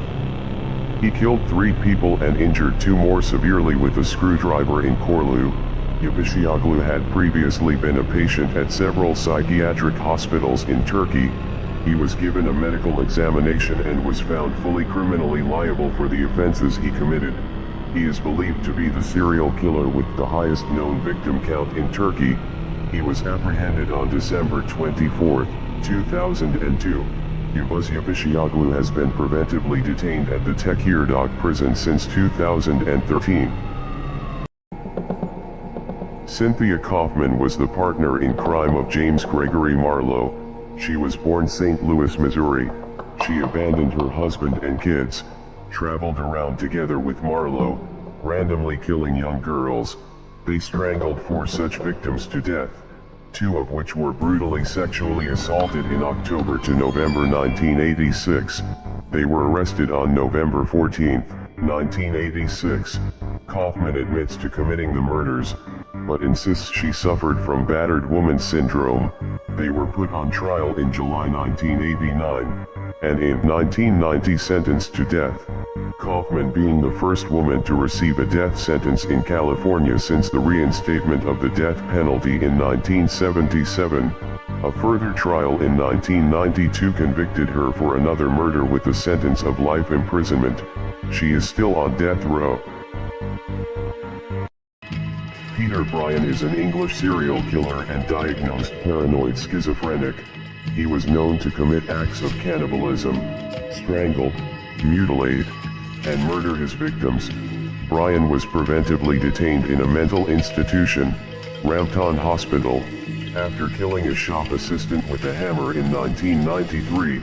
Bryan was transferred to an open psychiatric ward at Newham General Hospital after psychiatrists noted his continued improvement. Upon his transfer in 2004, Bryan killed a friend and later confessed to dismembering the body and cooking the brains in butter and eating them. Bryan was held at Belmarsh Prison and later transferred to Broadmoor Hospital where he killed a fellow mental patient, declaring that he did not eat him solely because he was caught first. In 2005, Peter Bryan was sentenced to life in prison at Broadmoor Hospital in Berkshire, England. David Carpenter is an American serial killer known as the Trailside Killer. Carpenter murdered women hikers on San Francisco area hiking trails between 1979 and 1981. He would stalk, rape, and murder hikers by shooting the victims in state parks near San Francisco, California. He was convicted of an attempted murder in 1960.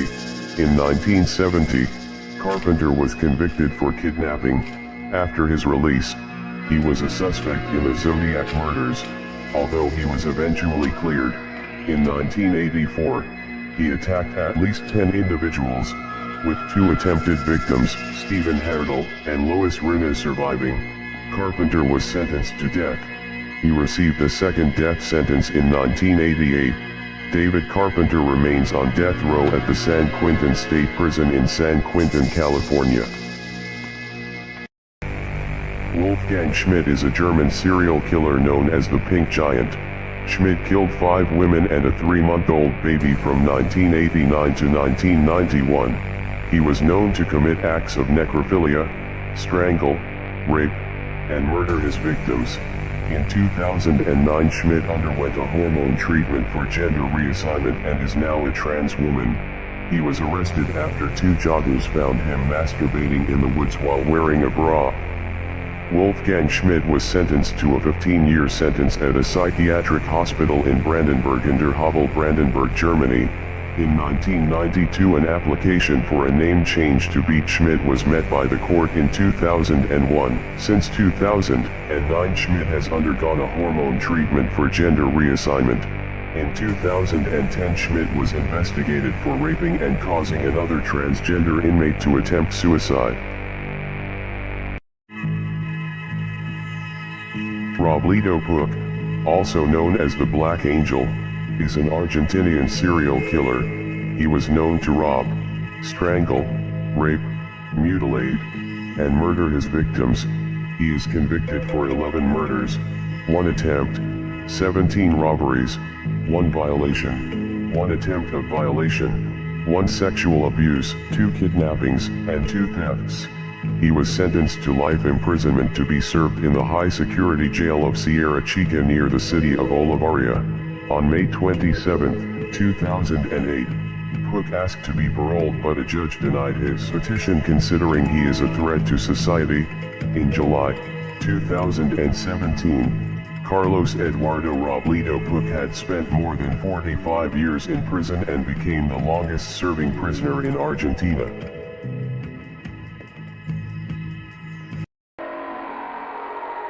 Kenneth Allen McDuff was an American serial killer. He would rape, torture, strangle, and shoot his victims. He was convicted in 1966 of murdering 16-year-old Edna Sullivan, her boyfriend, 17-year-old Robert Brand, and Brand's cousin, 15-year-old Mark Dunham, who was visiting from California. They were all strangers whom McDuff abducted after noticing Sullivan. McDuff repeatedly raped her before strangling her with a broomstick so violently it broke her neck. McDuff was given 3 death sentences that were reduced to life imprisonment consequently to the 1972 U.S. Supreme Court ruling Furman v. Georgia. He was paroled in 1989 and went on to kill again. He was executed in 1998 by lethal injection, and is suspected to have been responsible for many other killings. Israel Keyes was an American serial killer, rapist, arsonist, burglar, and bank robber. He was known to rob, strangle, rape, mutilate, and murder. Keyes murdered 3 confirmed victims and was linked to another 11 victims in 4 separate states.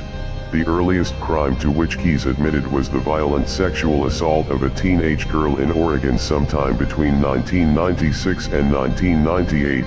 Keyes burglarized 20 to 30 homes and robbed several banks between 2001 and 2012.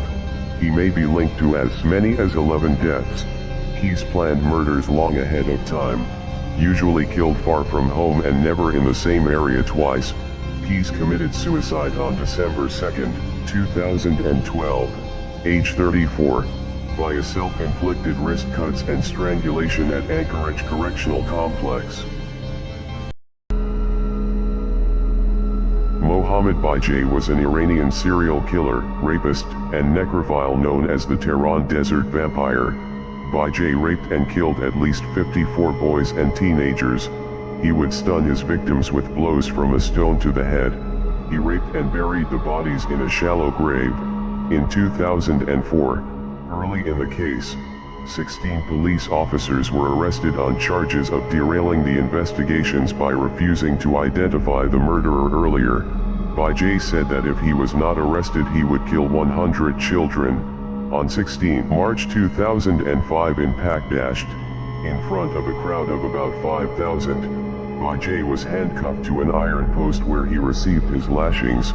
The mother of one of the victims put a blue nylon rope around his neck, and he was hoisted about 10 meters in the air by a crane until he died. Serial killer Patricia Allinson, aka the Deadly Magnolia, was active for 18 years between 1974 to 1991, known to have 3 confirmed and 3 possible victims. In 1974, Allinson goaded her husband into killing his parents. After he was sentenced to prison, she poisoned his grandparents, all in an effort to gain a $500,000 inheritance. After serving a short prison term, she poisoned an elderly couple that she was caring for, but this time she enlisted the help of her daughter, released from prison in 1999. In 2008, Allinson, age 70, was arrested and charged with doctor shopping for more than 3,700 painkillers. She was charged with 3 counts of unauthorized distribution. She entered a plea agreement with a sentence of probation only. Known as the Donnybrook serial killer, Zicote murdered 18 people and attempted to murder another 11 over a period of 2 years in the rural Natal Midlands town of Donnybrook in South Africa. All his victims were between 20 and 30. His modus operandi was to kick open the door of his victim's house, shoot the men in the head and drag the women to nearby plantations where he would rape them repeatedly, sometimes for as long as 5 hours, then kill them. If they resisted, he would shoot them first and commit necrophilia. Mike Lengway, 21, was arrested on September 29, 1995. On January 7, 1997, a High Court judge sentenced 23-year-old Zicote to 140 years in prison, including 5 life sentences for a 6-month rape and murder rampage.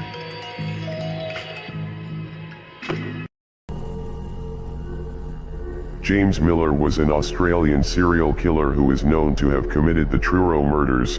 The Truro murders are a series of murders of young women in bushland east of the town of Truro in South Australia. Miller and his accomplice, Christopher Worrell, a rapist just released, who was subsequently killed in a car crash, picked up the victims, most of whom were hitchhikers, raped and murdered them. It appears that all had been strangled, often using a nylon cord, though there was a suspicion that the last of the victims had been buried alive. Miller argued that he never engaged in any murders directly. He claims Worrell acted alone. Miller was found guilty of 6 of the 7 murders and sentenced to 6 consecutive terms of life imprisonment with a non-parole period of 35 years. He died of cancer in 2008.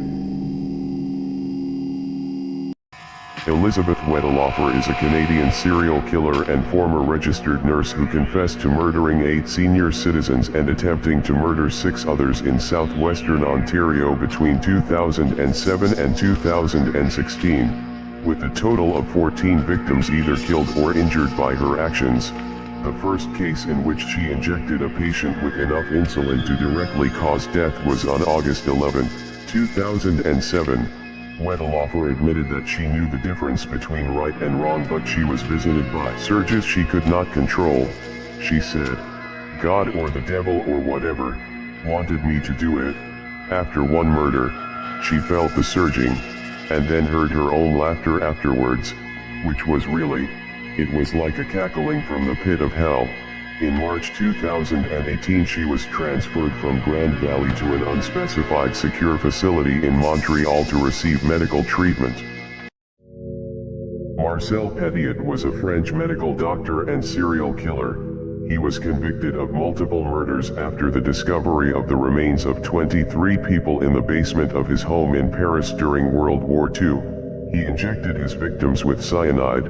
He then took all their valuables and disposed of the bodies. At first, Petiot dumped the bodies in the Seine, but he later destroyed the bodies by submerging them in quicklime or incinerating them. He is suspected of the murder of about 60 victims during his lifetime, although the true number remains unknown. On March 11, 1944, Petiot's neighbors in Rue Elie-sur complained to police about a foul stench in the area. In the backyard, enough body parts were found to account for at least 10 victims. On May 25, 1946, Petiot was beheaded and buried at Ivory Cemetery.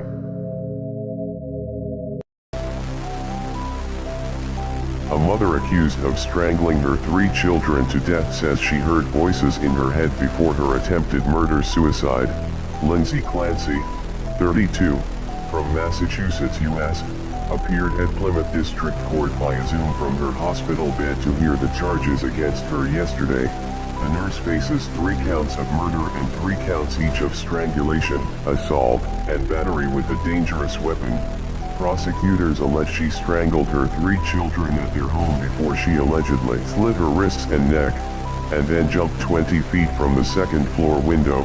Each child was lying face down on the floor and had an exercise band tied around their necks. According to prosecutors, Mrs. Clancy told a psychologist she heard a male voice telling her to kill her 3 children and herself before the attempted murder-suicide. She remains in hospital. John Striffen was an English serial killer who killed 2 young girls in the summer of 1951. On July 15, 1951, Striffen saw Brenda Goddard gathering flowers and offered to show her a better place. He lifted Brenda over a fence, after which she fell and hit her head on a stone. She was unconscious when he strangled her. On August 8, Striffen was at the cinema when he met 9-year-old Cicely Batstone. He then went on a bus to the outskirts of Bath. There he murdered her by strangulation. Striffen killed his 3rd victim after escaping from the mental hospital where he was being held for the first 2 murders. Striffen's sentence was commuted to life imprisonment. John Striffen died at Franklin Prison in 2007 at the age of 77. He had been in prison for a British record of 55 years and is currently the longest-serving prisoner in British legal history. Matthew James Harris is an Australian serial killer who strangled 3 people in and around Wagga Wagga, New South Wales, Australia, in October and November 1998. Victims were a friend's brother, a female friend, and a male neighbor of Harris. One victim was forced into a bath with Harris, as he strangled her, and held her under the water for up to 4 minutes at a time. Harris overdosed twice on heroin a few days after his last murder, and again in the early hours of December 1, 1998, which led to his arrest. In 1999, Matthew James Harris was sentenced to 28 years in prison. On December 20, 2000, the sentences were substituted for 2 terms of life imprisonment plus an additional 40 years. Sunil Kumar is an alleged Indian serial killer and rapist known as the Gurugram serial killer. Kumar confessed to killing at least 15 victims from 2011 to 2018. He would visit community kitchens and offer sweets to lure little girls from poor families. Kumar picked isolated locations prior to the attacks. He would leave the body at the same location. Kumar was arrested in 2018 at his sister's house in a village near Jhansi.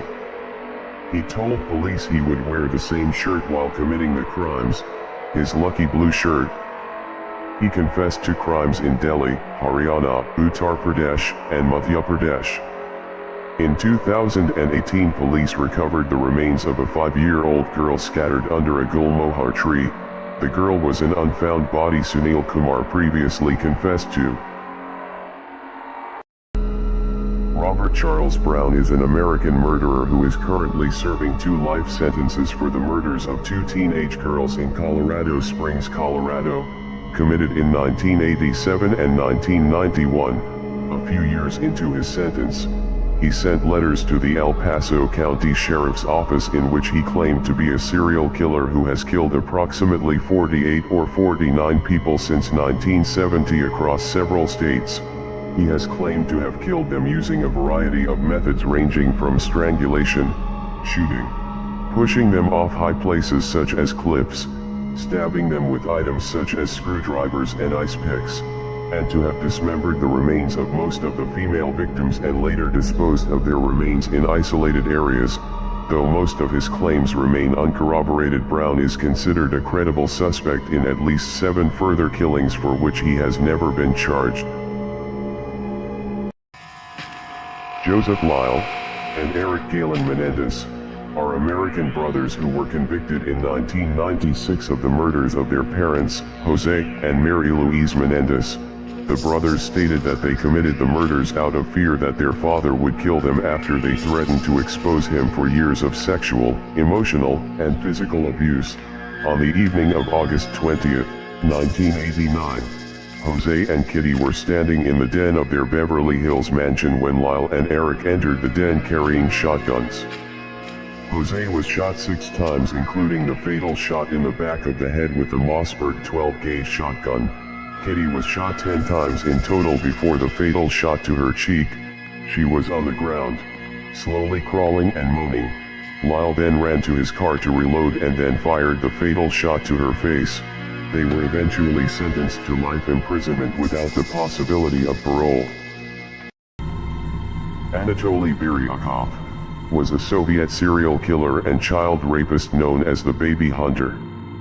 Biryakov was convicted for kidnapping, raping and subsequent murder of 5 infants from Moscow in the fall of 1977.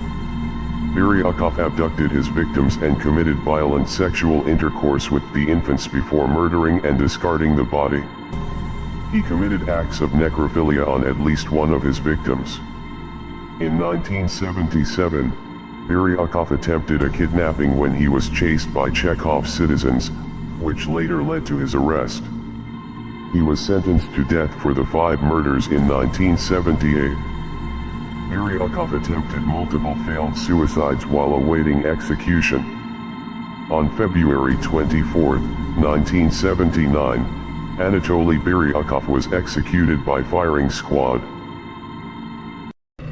Robert Benjamin Rhodes, also known as the Truck Stop Killer, is an American serial killer and rapist. He would target hitchhikers and truck stop sex workers.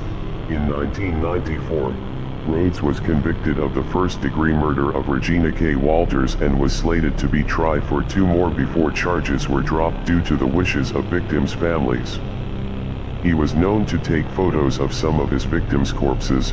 Rhodes is additionally suspected of torturing, raping, and killing more than 50 women between 1975 and 1990. Based on data about his truck routes and women who went missing during those years and who met the profile of his preferred victims. At the time he was caught, Rhodes claimed to have engaged in these activities for 15 years. Rhodes continues serving his life without parole sentence at the Maximum Security Menard Correctional Center in Chester, Illinois.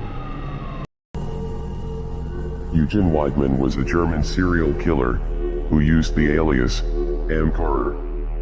Weidmann strangled and robbed American dancer Jean DeKoven, shot a former accomplice, and shot 4 other people around Paris in 1937. He developed his preferred method for the other victims, shooting them in the nape of the neck or the back of the head, execution style. Weidmann murdered all 6 and most were never actually held captive for any length of time. Their first murder victim's family was sent a ransom note after she had already been killed. She was strangled and buried. Weidmann confessed to the murders and was sentenced to death. Weidmann's execution was the last public execution in France. Eugen Weidmann was publicly beheaded by guillotine in 1939 at the prison Saint-Pierre in Versailles, France. Sarah Ann Wood was a 12-year-old girl who disappeared on a quiet road near her Frankfort, New York home in August 1993. Louis Lent, a janitor from Massachusetts, confessed to kidnapping, sexually assaulting, and killing Sarah, but he refused to say where he buried her body. Lent had also pled guilty to the 1990 kidnapping and murder of 12-year-old Pittsfield, Massachusetts native Jimmy Bernardo. Lent abducted Jimmy from the Pittsfield movie theater where he worked as a janitor. He was sentenced to life without parole for the Bernardo murder and sentenced to 25 years to life for the Wood murder. He is currently in prison in Massachusetts. Lent is also suspected in a number of other child kidnapping cases. Lent recanted his confession and refuses to disclose the location of Sarah's body. Lent has said that he can't say where her body is because she is not buried alone. Tracy Averill Wigginton, known as the lesbian vampire killer, is an Australian murderer who killed Edward Baldock in 1989. Wigginton drank the blood of animals and had been planning for some time to murder a man. It is disputed whether Wigginton got Baldock in the car by offering him a lift or by pretending to be a sex worker. She stabbed him 27 times, nearly severing his head, before drinking his blood. This was described as one of the most brutal and bizarre crimes Australia has ever seen. Wigginton was sentenced to life imprisonment in 1991, and was paroled in 2012. She is living somewhere in southeast Queensland. Since then she has posted images containing vampires, skeletons, and even real human remains. The officers that arrested her say the posts are disturbing and her parole should be reviewed. Lucius Boyd is a suspected American serial killer and rapist, also known as Lucy Louse Boyd, and Lucifer. Boyd was convicted and sentenced to death for a 1998 murder. He was known to kidnap, rape, stab, and murder his victims. The victim from 1998 had been raped and stabbed 36 times with a screwdriver. Authorities recovered blood while searching his apartment. The blood was matched to one of his victims. Authorities suspect Boyd of at least 10 other homicides or disappearances. He was acquitted for the 1993 murder of a man whom he claimed he stabbed in self-defense. Lucius Boyd was sentenced to death in 2002. He is currently on death row awaiting execution at the Union Correctional Institution in Rayford, Florida. Thomas Lee Dillon was an American serial killer who shot and killed 5 men with a high-power rifle in southeastern Ohio. He was nicknamed Killer for boasting about shooting hundreds of animals. He embarked on a string of random shootings, starting with Donald Welling, who was jogging alongside Road 94 in Tuscarawas County. Dillon claimed it was simply an urge prompted by a voice in his head. On March 14, 1992, he killed 49-year-old Claude Hawkins. He was murdered as he fished in Coshocton County. On April 1992, West Virginia resident Gary Bradley, 44, was struck down fishing near the county seat of Noble County. He was soon found guilty and sentenced to life. He died on October 21, 2011, in the prison wing at Corrections Medical Center in Columbus, Ohio, age 61. Texas mother, 42, who murdered her 2 daughters, committed the horrific act after telling them they needed a family meeting. Christy and Jason Sheets were from Alabama, raising their 2 daughters in Houston. On June 24, 2016, Christy decided to load a 5-round .38 caliber revolver and open fire on her family.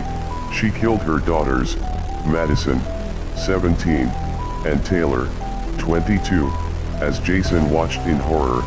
Police then shot Christy dead in the street near her kids' bodies outside their home in Katy, Texas.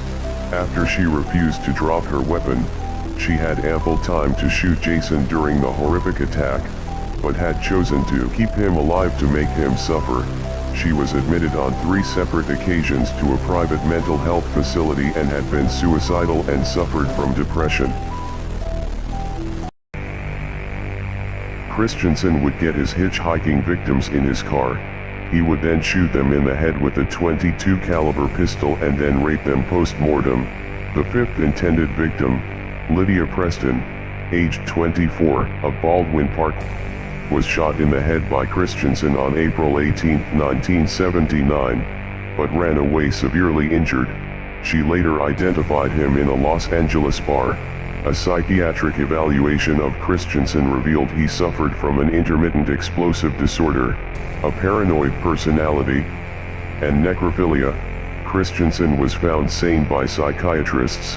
On June 18, 1980, Christensen was sentenced to life in a maximum security prison. On March 30, 1981, Christensen died after being stabbed once in the chest while walking in the exercise yard at Folsom State Prison. Francisco Garcia Escalero is a Spanish serial killer known as the Killer Beggar. Escalero killed 11 prostitutes and other homeless people between 1987 and 1994. He was a homeless man that was known to go to cemeteries to steal bodies to have sex with them. Escalero committed acts of necrophilia and cannibalism during his crimes. He was known to stab, decapitate, crush the skull and burn the remains of his victims. Disturbed by the voices, Escalero's first murder was of a sex worker. Escalero decapitated and burned her. He cut off the penis of one victim and the fingers of another. Escalero went to trial in February 1995, but was declared insane with a severe mental disorder, caused by alcoholism and schizophrenia, and he was confined to a psychiatric hospital. Johannes Andreas Hahn was a Soviet-Estonian serial killer, known as the Nama Cannibal. Hahn murdered 3 people in Estonia in 1982. Johannes Andreas Hahn later hanged himself in prison before sentencing in November of 1982. He cut out part of one of his victims' thighs to eat, claiming he had wished to try eating human flesh for a long time, frying the meat in a pan on top of the stove. On May 23, 1982 in Jovi, Hahn stabbed to death a 75-year-old Belarusian pensioner named Ivan Savitsky in his garden cottage, and cut off his genitals, wishing to use it as some kind of a dildo. His wife Pil Hahn was convicted on charges of accessory to murder and spent nearly 12 years in Harku Women's Prison before being released. She later changed her name and moved to Finland. Deidre Tomlin was sentenced to a minimum of 20 years with a maximum of 50 years for the second-degree murder of Bryce Grove in January of 2021. On the date of the murder, after a verbal dispute in her apartment, she pointed a 9mm handgun at his face and pulled the trigger. The bullet lodged in the victim's brain. The Cass County prosecutor indicated that after the shooting, Tomlin did not call for an ambulance or for 911 assistance. Instead, she left him there to die and proceeded to a local casino, Walmart, and other locales, eventually intimidating others into efforts to dispose of the body over a 2-day period. The deceased man was then left in a curbside dumpster at the apartment complex where Tomlin lived. The defendant denied committing the murder for an extended period of time until eventually acknowledging that she had pulled the trigger and killed Grove. Sean Patrick Goebel is an American serial killer known as the Wild One. Goebel was a long-distance trucker living in Asheboro, North Carolina. He was known to rob, strangle, rape, and murder his victims. He was convicted in 1995 in Greene County Criminal Court of 2 counts of first-degree murder and sentenced to 2 consecutive life sentences. Goebel confessed to the January 1995 murder of Brenda K. Hackey, 45, at a Bailiffin truck stop and then disposing of her body in Virginia. Goebel also confessed to killing 36-year-old Rebecca Alice Haynes in March 1995 in Jefferson County and dumping her body off Interstate 81 in the Kingsport area. Goebel confessed to the murder of 34-year-old Sherry Manser. Her body was found in February 1995 along Interstate 40 in Guilford County. Ernst August Wagner was a German spree killer. On September 4, 1913, he killed his wife and 4 children in Degerloch. He stabbed his sleeping wife numerous times in her throat and chest, cutting her carotid arteries, and hitting her heart and lungs. Afterwards, he entered the bedrooms of his 2 sons, Robert and Richard, and his daughters, Clara and Elsa, and stabbed each of them in their throat and chest. He then drove to Mulhausen an der Enns, where he set several fires and shot 20 people, of whom at least 9 died, before he was beaten unconscious by furious villagers and left for dead. He was the first person in Wertheimert to be found not guilty by reason of insanity. He was brought to an asylum in Winnenthal. He died there of tuberculosis in 1938. In 1992, Gallimore and accomplice James Steiner drove to the residence of Verl Clayton Kenny, his wife Juliana Kenny, and their daughter Adrienne Arnott. Gallimore went to the door. 44-year-old Arnott answered and both men rushed inside. They immediately began beating her and her 83-year-old father with a tire iron and tree branch. They got a knife from the kitchen and Gallimore stabbed Arnott in the neck. Arnott suffered 12 blunt force blows to her head and face, and 14 blunt force blows to her upper extremities. Gallimore, wielding the kitchen knife, stabbed Mrs. Kenny in the neck and beat her so powerfully that it caused a gaping hole in her skull measuring 7 inches long by 2 inches wide. All 3 victims died. Gallimore, 31, was executed by lethal injection on January 14, 2003. Bela Kiss was a Hungarian serial killer. He is thought to have murdered at least 24 young women and attempted to pickle them in giant metal drums that he kept on his property. In July 1916, Budapest police received a call from a Cinquetta landlord who had found 7 large metal drums. Upon attempting to open the drums, a suspicious odor was noted. Detective Chief Charles Nagy took over the investigation and opened one of the drums. Against the protests of Mrs. Jakubek, there they discovered the body of a strangled woman. The other drums yielded similarly gruesome content. Each drum contained the naked body of a woman, strangled and preserved in alcohol. A search of Kiss's house resulted in a total of 24 bodies. Whatever finally became of Bela Kiss remains a mystery. In Hungary, he is remembered as the one who got away. Glenn Edward Rogers is an American serial killer known as the Cross-Country Killer and the Casanova Killer. Rogers was convicted of 2 murders and is a suspect in numerous others throughout the United States.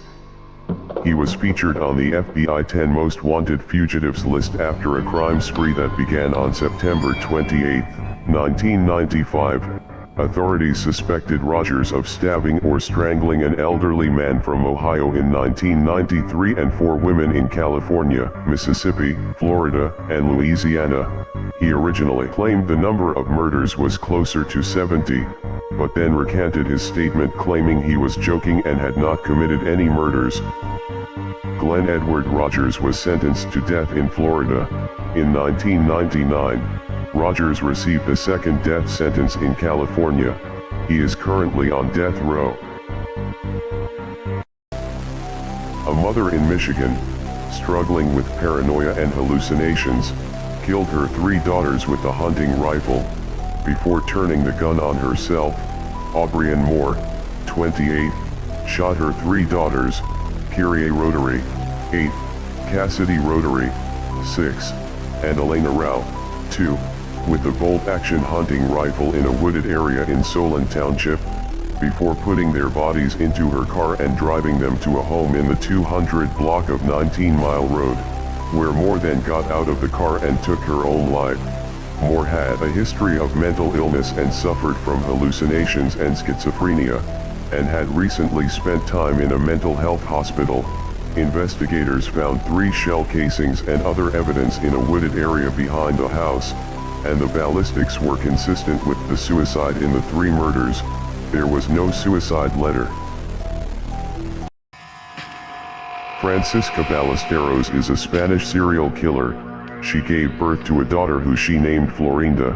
In 1990, Ballesteros poisoned Florinda, who was only 5 months old, with Calm, a drug used to treat alcoholism.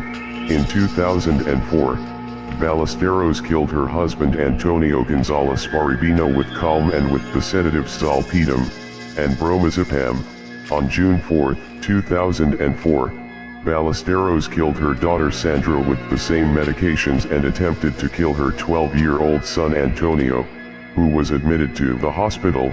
The autopsy of her daughter Sandra revealed that she had been poisoned.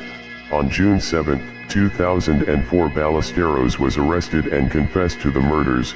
On September 26, 2005, Francisca Ballesteros was sentenced to a term of 84 years in prison. Erno Soto is a suspected American serial killer known as Charlie Chopoff. Soto is suspected of killing 3 black children and 1 Puerto Rican child in Manhattan between 1972 and 1973. He was known to stab young boys and cut off their genitals in an attempt to transform them into girls. An unnamed 10-year-old boy was brutally sodomized, then gutted by the man who also hacked off and stole his penis. In 1974, Erno Soto was arrested by the police after a failed abduction. He confessed to a 1973 murder, but due to his acute mental instability he did not stand trial. He was sentenced to be preventively detained at an unnamed mental institution in New York City, officially unsolved. The murders stopped after he was locked away. Soto himself insisted that God had told him to turn little boys into girls. Adnan Kolak, born September 5, 1952, is a Turkish serial killer and rapist known as the Beast of Artvin, the Artvin Monster, and the Axe Murderer.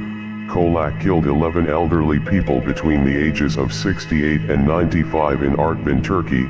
From 1992 to 1995, 6 were women whom he raped before murdering them. After being captured in 1995, Kolak's trial in the Zonguldak Supreme Court lasted for more than 5 years.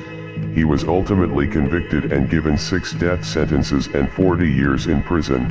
His sentence was commuted to life imprisonment when Turkey abolished the death penalty in 2004. On May 28, 2005, he was released from prison under a conditional release arrangement known as the Arsalan Actor Amnesty.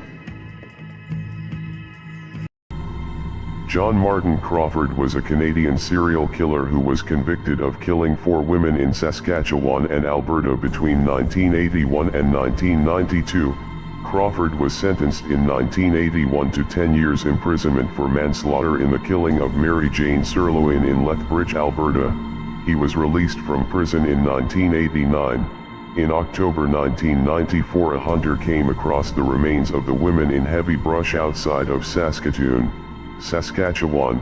In 1996, Crawford was convicted of 1 count of first-degree murder and 2 counts of second-degree murder in the 1992 deaths of 3 Indigenous women, identified as Eva Tay-Sup, Shelley Napabi, and Kalinda Waterhan.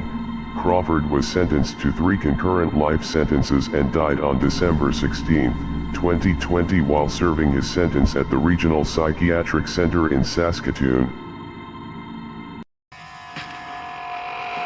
Roberto Succo, also known as the Full Moon Assassin, was an Italian serial killer, who committed several murders and other violent crimes mostly in Italy and France in the 1980s. On April 3, 1981, he fatally stabbed his mother Maria 32 times and killed his father. He hid their bodies in the bathtub covered in water and lime. In 1986, Succo escaped the mental hospital, where he was for murdering his parents, and began a crime spree in Europe that included kidnapping, rape, and murder, and earned him the public enemy #1 spot in Italy, France, and Switzerland. Succo changed his name to Roberto Kurt in order to evade police. In 1988, Roberto Succo committed suicide by suffocating himself with a plastic bag in his prison cell, after failing to escape a second time. Joseph Naso is an American serial killer known as the Double Initial Killer, and Crazy Joe. Naso was a freelance photographer who stalked and murdered at least 6 women in California. He was known to strangle, stalk, rape, and murder his victims. His first 4 identified victims bore double initials. All 4 victims were listed by the police as prostitutes. Authorities discovered a handwritten diary in which Naso listed 10 unnamed women with geographical locations. The other 4 women mentioned in the diary remain unidentified. Naso was also a suspect in the Rochester Alphabet murders of 1971-73 case, but was ruled out when DNA found on a victim was not a match to Naso. Joseph Naso was arrested in 2011 and sentenced to death in 2013.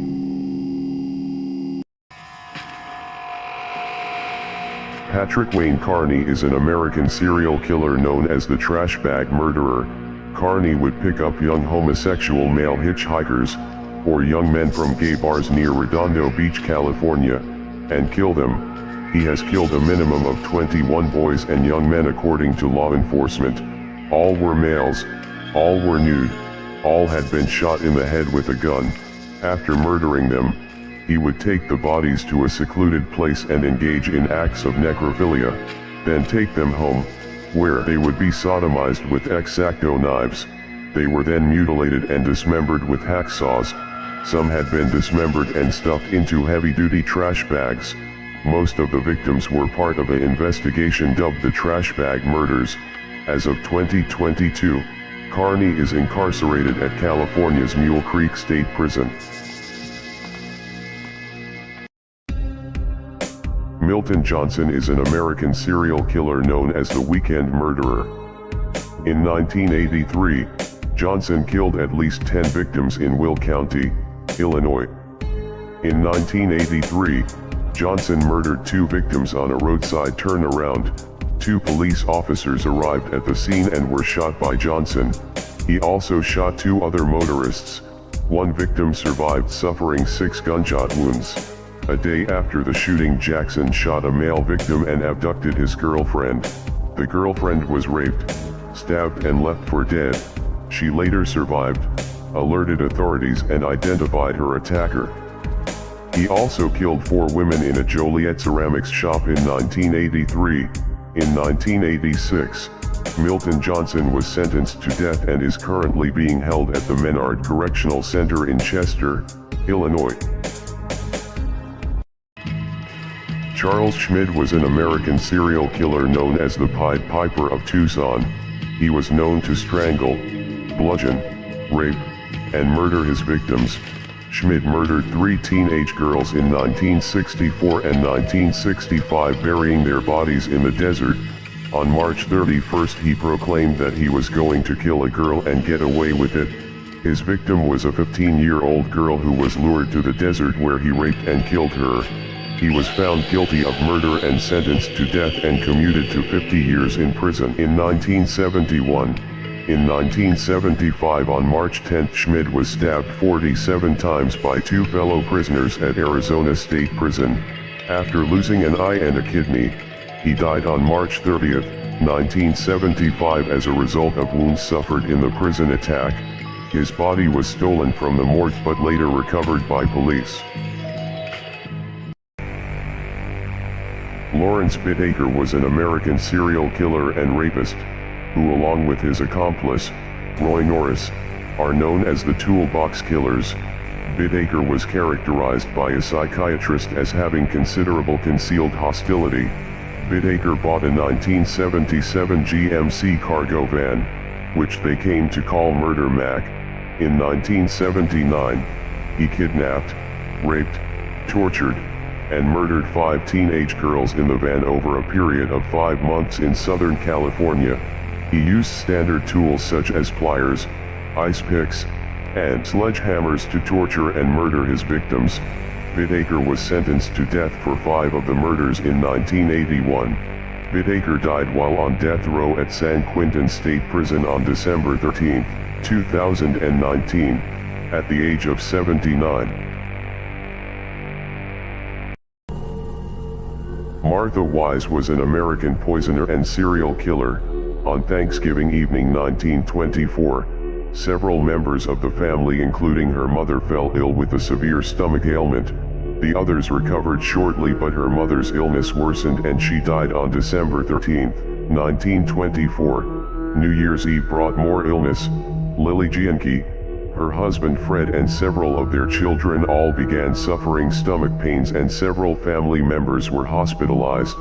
2 were dead by February 1925. 17 relatives were taken ill in 1924 and 1925. 4 of the Gianchi children were left partially paralyzed. She was convicted of one of the murders, and despite defense claims that she was mentally ill, Martha was found guilty of first-degree murder and sentenced to life imprisonment. She died on June 28, 1971. Howard Arthur Allen was an American serial killer from Indianapolis, Indiana. He murdered 3 elderly people and also committed assault, burglary, and arson. In August 1974, Allen beat 85-year-old Opal Cooper during a burglary. He was sentenced to 2 to 21 years in prison, winning parole in 1985. On June 11, 1988, Allen was sentenced to death for the murder of Ernestine Griffin. He received a concurrent 50-year sentence for robbery with serious bodily injury. On August 30, 1988, he was placed on death row, where he spent the next 25 years. After years trying to prove that he was mentally disabled, one of Allen's appeals was successful and he was sentenced to 60 years in prison for the murder. Allen died on June 5, 2020 at the age of 71. Eileen Wuornos was an American serial killer. Wuornos murdered 7 men within a period of 12 months. All the men were drivers between the ages of 40 and 65. Wuornos told several inconsistent stories about the killings. She claimed initially that all 7 men had raped her while she was working as a prostitute, but later recanted the claim of self-defense, citing robbery and a desire to leave no witnesses as the reason for murder. Wuornos was sentenced to death for 6 of the murders. She was executed on October 9, 2002 by lethal injection. Her last words were, "Yes, I would just like to say I'm sailing with The Rock, and I'll be back, like Independence Day, with Jesus, June 6th, like the movie, Big Mothership and all, I'll be back, I'll be back."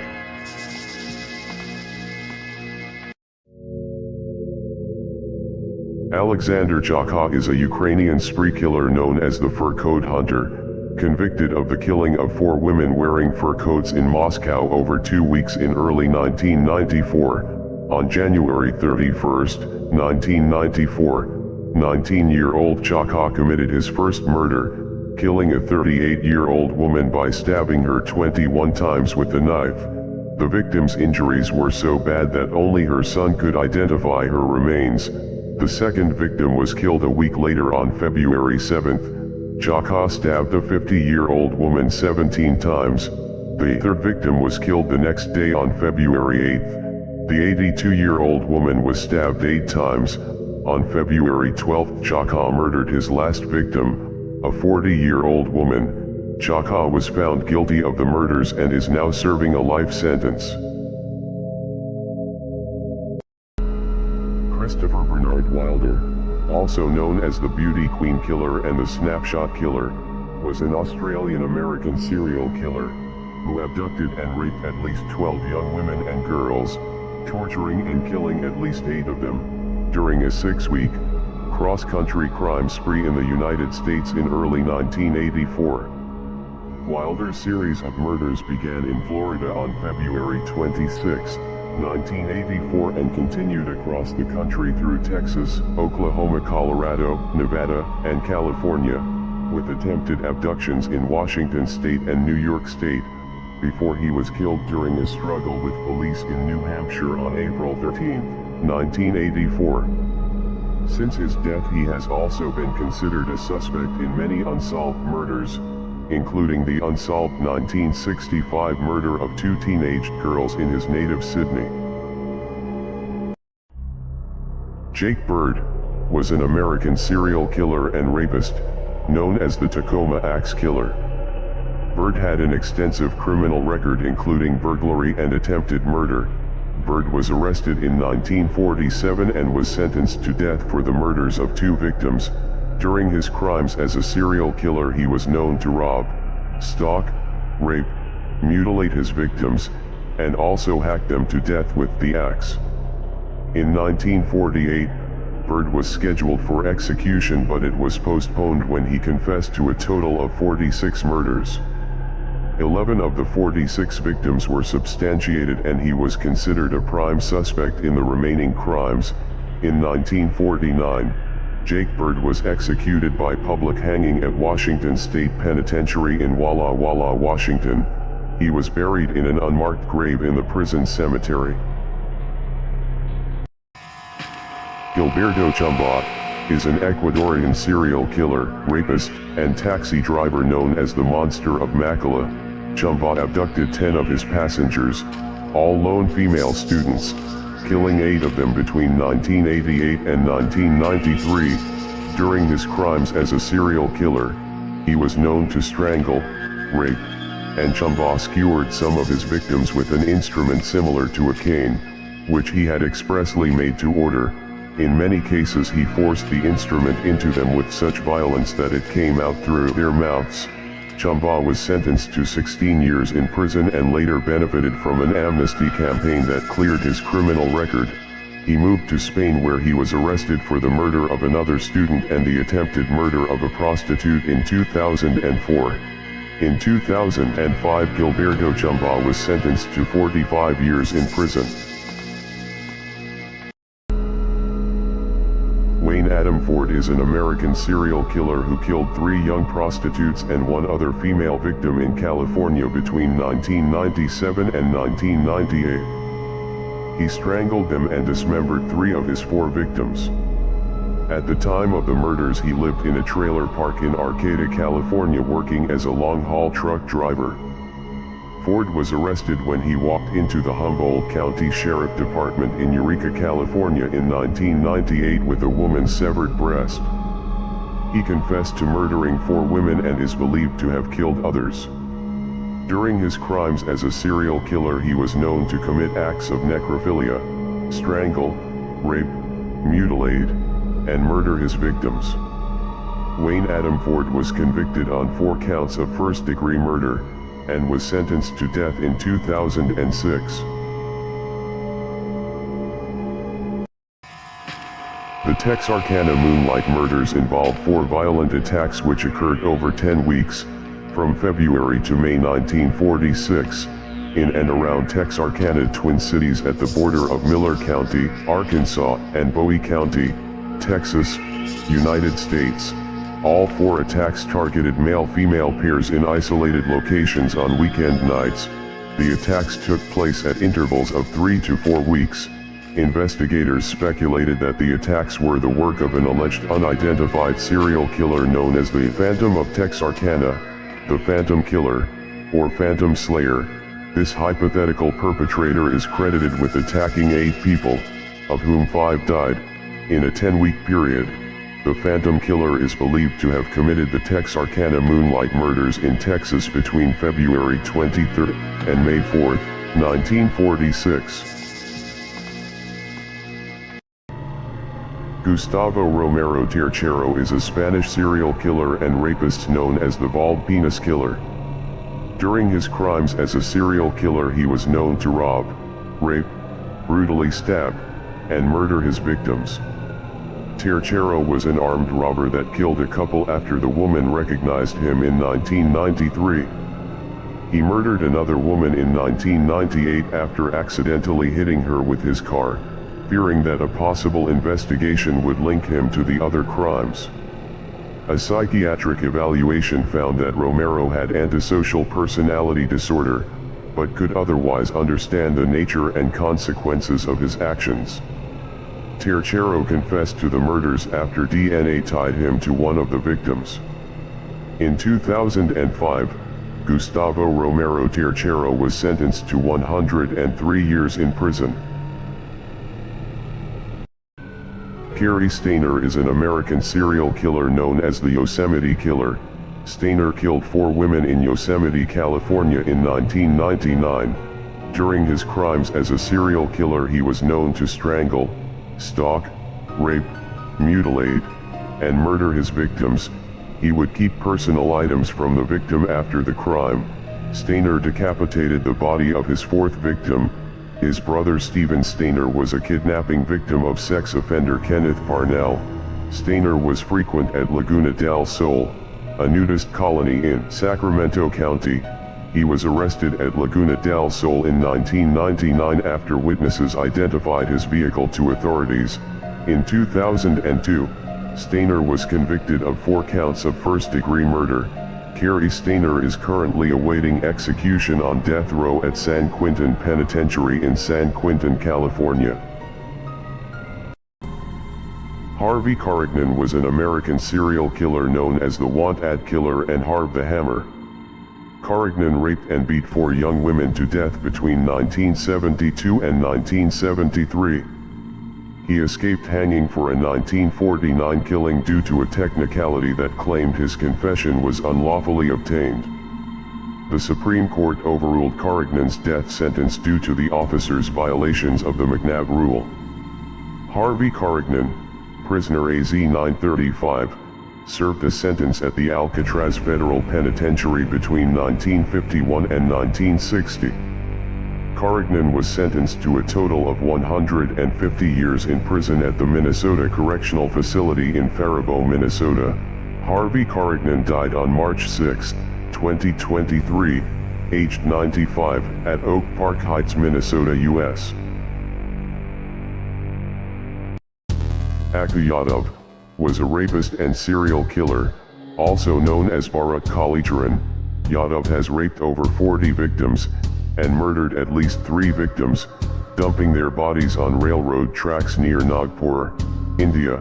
He had been reported of committing numerous rapes. The police never arrested him for the crimes. A mob of his angry neighbors burnt down his house. Yadav turned himself over to the police for protection. On August 13, 2004, during the bail hearing, Yadav called one of his previous rape victims a prostitute and threatened to rape her again. Aku Yadav was lynched by a mob of around 200 women at the Nagpur District Court. Each woman agreed to stab Yadav at least once. His blood was on the floors and walls of the courtroom. In 15 minutes, Yadav was dead. The mob continued attacking his corpse post-mortem. Ahmed Siraji was an Indonesian serial killer known as the Sorcerer. Siraji was convicted of strangling at least 42 women and girls in a series of ritual slayings he believed would give him magical powers. In order to achieve even more magical power, he drank the victim's saliva, having to reach a total of 70 victims before ascending into a dukkhan, as foretold by his dead father in a dream. Some victims were even charged money in exchange for a magic ritual to be performed.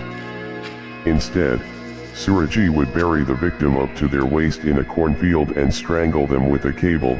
Once dead, Siraji would dig up the victim to undress, and rebury the victim naked, to accelerate decomposition, and bury them completely with their heads pointing toward his house. Ahmed Siraji was executed by firing squad in 2008. Hamdi Kayapina is a Turkish serial killer known as the Human Hunter. In 1994, at the age of 14, he committed his first murder by strangling his 1-year younger sibling with a cord, as he believed his parents liked his sibling more than they liked him. He was imprisoned, but was released on probation after 4 years. In 2002, he was arrested and accused of killing 6 people and sentenced to life in prison. In 2017, after 16 years in prison, Kayapina was released on probation. In 2018, he was arrested on charges of killing his 8th victim, Sami Yilmaz, a private security officer. Kayapina planned the crime for over 3 days, stating that he committed the crime because he liked Yilmaz's gun. He was sentenced to aggravated life imprisonment. Luis Gregorio Ramirez is a Colombian serial killer known as the Monster of Tenerife. Ramirez is accused of killing 30 motorcycle taxi drivers in various locations in Colombia. Ramirez would choose taxi drivers between the ages of 19 and 30. He asked the drivers to take him to remote locations. Once there, he took the driver by the throat and suffocated them until they lost consciousness. Ramirez would tie victims to a tree by their neck, legs and arms in a complicated system that caused the victims to effectively choke themselves to death once they were no longer able to hold up their legs. Ramirez only officially confessed to one murder, but Colombian police have so far managed to link him with 19 cases. He was arrested in 2012 and sentenced to 57 years in prison, later lowered to 34 years. Gerald Gallego was an American serial killer, along with his wife Charlene Gallego, were known as the Love Slave Killers and the Gallego Sex Slave Killers. Together they murdered 10 victims in Sacramento, California between 1978 and 1980. They murdered at least 11 victims, mostly teenagers. Some of their victims were kept as sex slaves for the couple before they were murdered. They were known to beat, rape, strangle, bludgeon, and shoot their victims.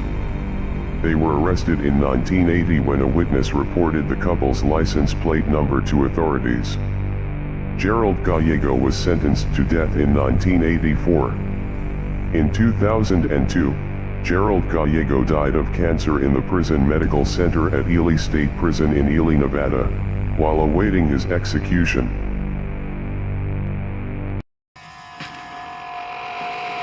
Özgür Dengizis is a Turkish serial killer and cannibal, known as the Cannibal of Ankara.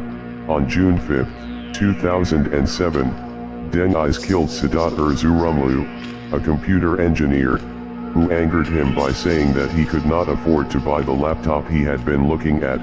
On September 12, 2007, Dengiz shot a garbage collector at the Mamak dump. A few hours later, he met a 55-year-old municipal worker and killed him by shooting him in the head twice from behind. He dragged his victim's body and put it in his car. Then he skinned the corpse with a cleaver. He ate some of it raw and put the rest in his bag.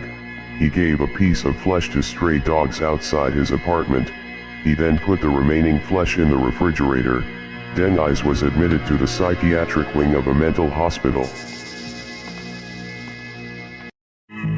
Ted Bundy was an American serial killer, kidnapper, burglar, rapist, and necrophile. Bundy officially confessed to 30 homicides, although could run upwards of 100 or more. He eventually confessed to 36 murders, infamous for escaping from prison twice and murdering multiple victims in one day. He typically approached women in public places, either asking for help by feigning a physical injury, or impersonating an authority figure. Once tricked into being led away, they would be bludgeoned unconscious and taken elsewhere to be sexually assaulted and killed. Bundy frequently revisited the bodies of those he abducted, grooming and performing sex acts on the corpses until decomposition and destruction by wild animals made any further interactions impossible. In 1989, Ted Bundy was executed in the electric chair at the Florida State Prison in Rayford, Florida. Dorothy Williams was an American serial killer, who killed 3 elderly people during robberies in Illinois.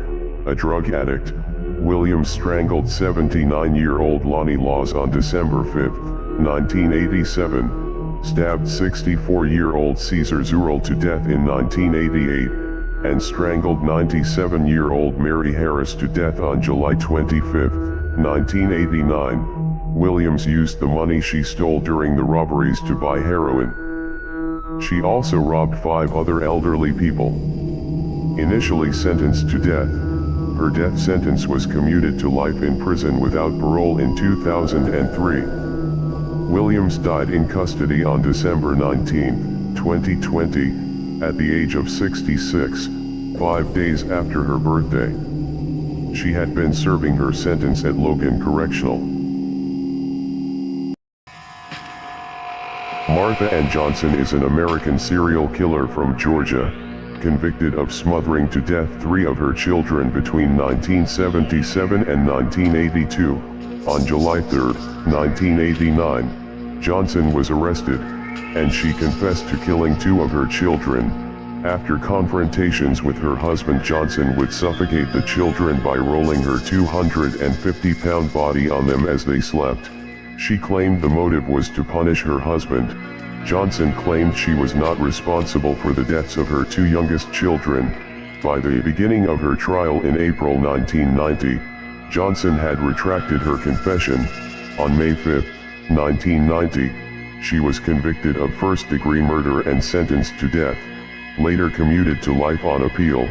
She was housed at Pulaski State Prison before being granted parole in 2020.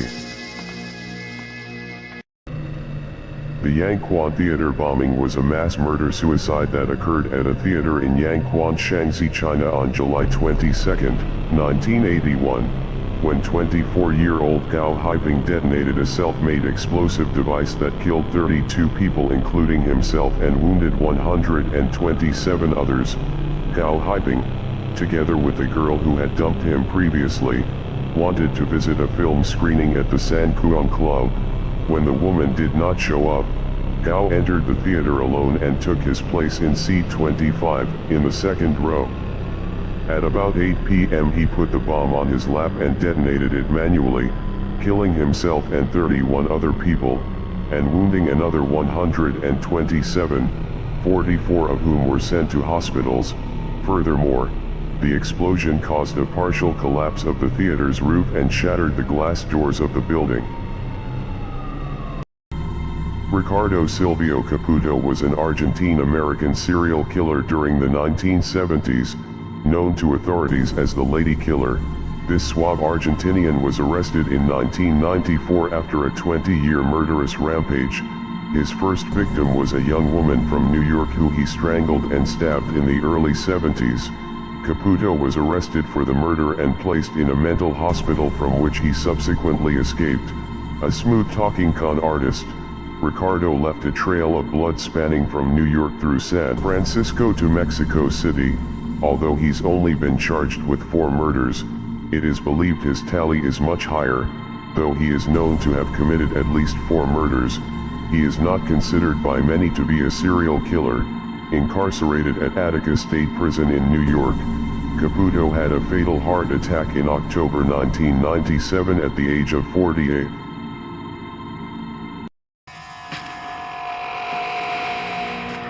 January 19, 1866, 50-year-old Martha Grinder, the Pittsburgh poisoner, was hanged in Pittsburgh, Pennsylvania, for the poisoning by arsenic of Mary Carruthers and Jane Buchanan, crimes to which she confessed.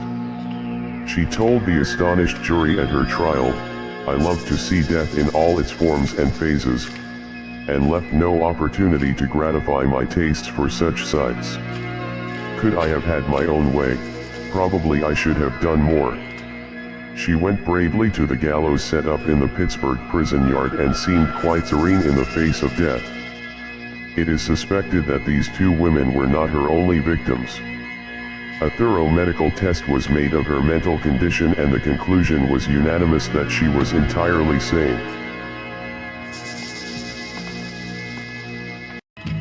Samuel Leonard Boyd is an Australian multiple murderer from New South Wales, currently serving 5 consecutive sentences of life imprisonment without the possibility of parole, for the murder of 4 people and the malicious wounding of 1. On September 1982, Boyd stabbed and slashed the throat of Rhonda Celia while he was working at her home as a pest exterminator in Busby, Glenfield Massacre on April 22, 1983. In the early hours of the morning, Boyd beat Gregory Wiles to death with a hammer. Boyd later went to a school for handicapped children in Glenfield. He forced the 3 woman supervisors, Helen Hartop, Patricia Valsic, and Olive Short, to undress, and then proceeded to threaten them and made them sexually abuse each other before slashing and stabbing each in the neck. It is expected that Boyd will die in custody. Elisabeth Wiese was a German serial killer from Hamburg, convicted and executed for the killing of 5 children. She offered her services as a child carer to women who could not raise their children themselves. She then informed the mothers of babies left in her care that she had the babies adopted by rich families in distant countries. What she actually did was poison the babies with morphine and burn their bodies in a stove in her apartment. Suspicions grew about the fate of these babies, and investigations began. Wiese forced her daughter Paula into prostitution and she became pregnant. She returned to Hamburg and gave birth in a cellar. Immediately after the birth, Wiese drowned Paula's baby and burnt the body in the stove. On October 10, 1904, Wiese was convicted in court of fraud, living off immoral earnings, and the murder of 5 children. She was executed by guillotine in 1905. Volker Eggert was a German serial killer known as the Brummie Killer. Eggert worked as a trucker between 2001 and 2006 and confessed to have abducted, tortured, and killed 5 prostitutes in Western Europe. Between 1979 and 1987, Volker Eggert began attacking women in the dark streets of Plauen. During these attacks, Eggert throttled his victims but did not kill any of them. In 1974, Eggert was 15 years old when he strangled a 14-year-old girl in Germany. Spanish police identified Eggert as a suspect after images of his tanker truck was captured where the corpse of a murdered roadside prostitute was found. Polaroids and trophies were allegedly found in his truck cab. Police considered him the perpetrator of 9 murders, with 4 more victims being possible.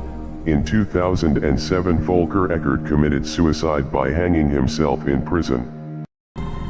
Angel Maturino Resendez, also known as the Railroad Killer, was a Mexican itinerant serial killer, suspected in as many as 23 murders across the United States and Mexico during the 1990s.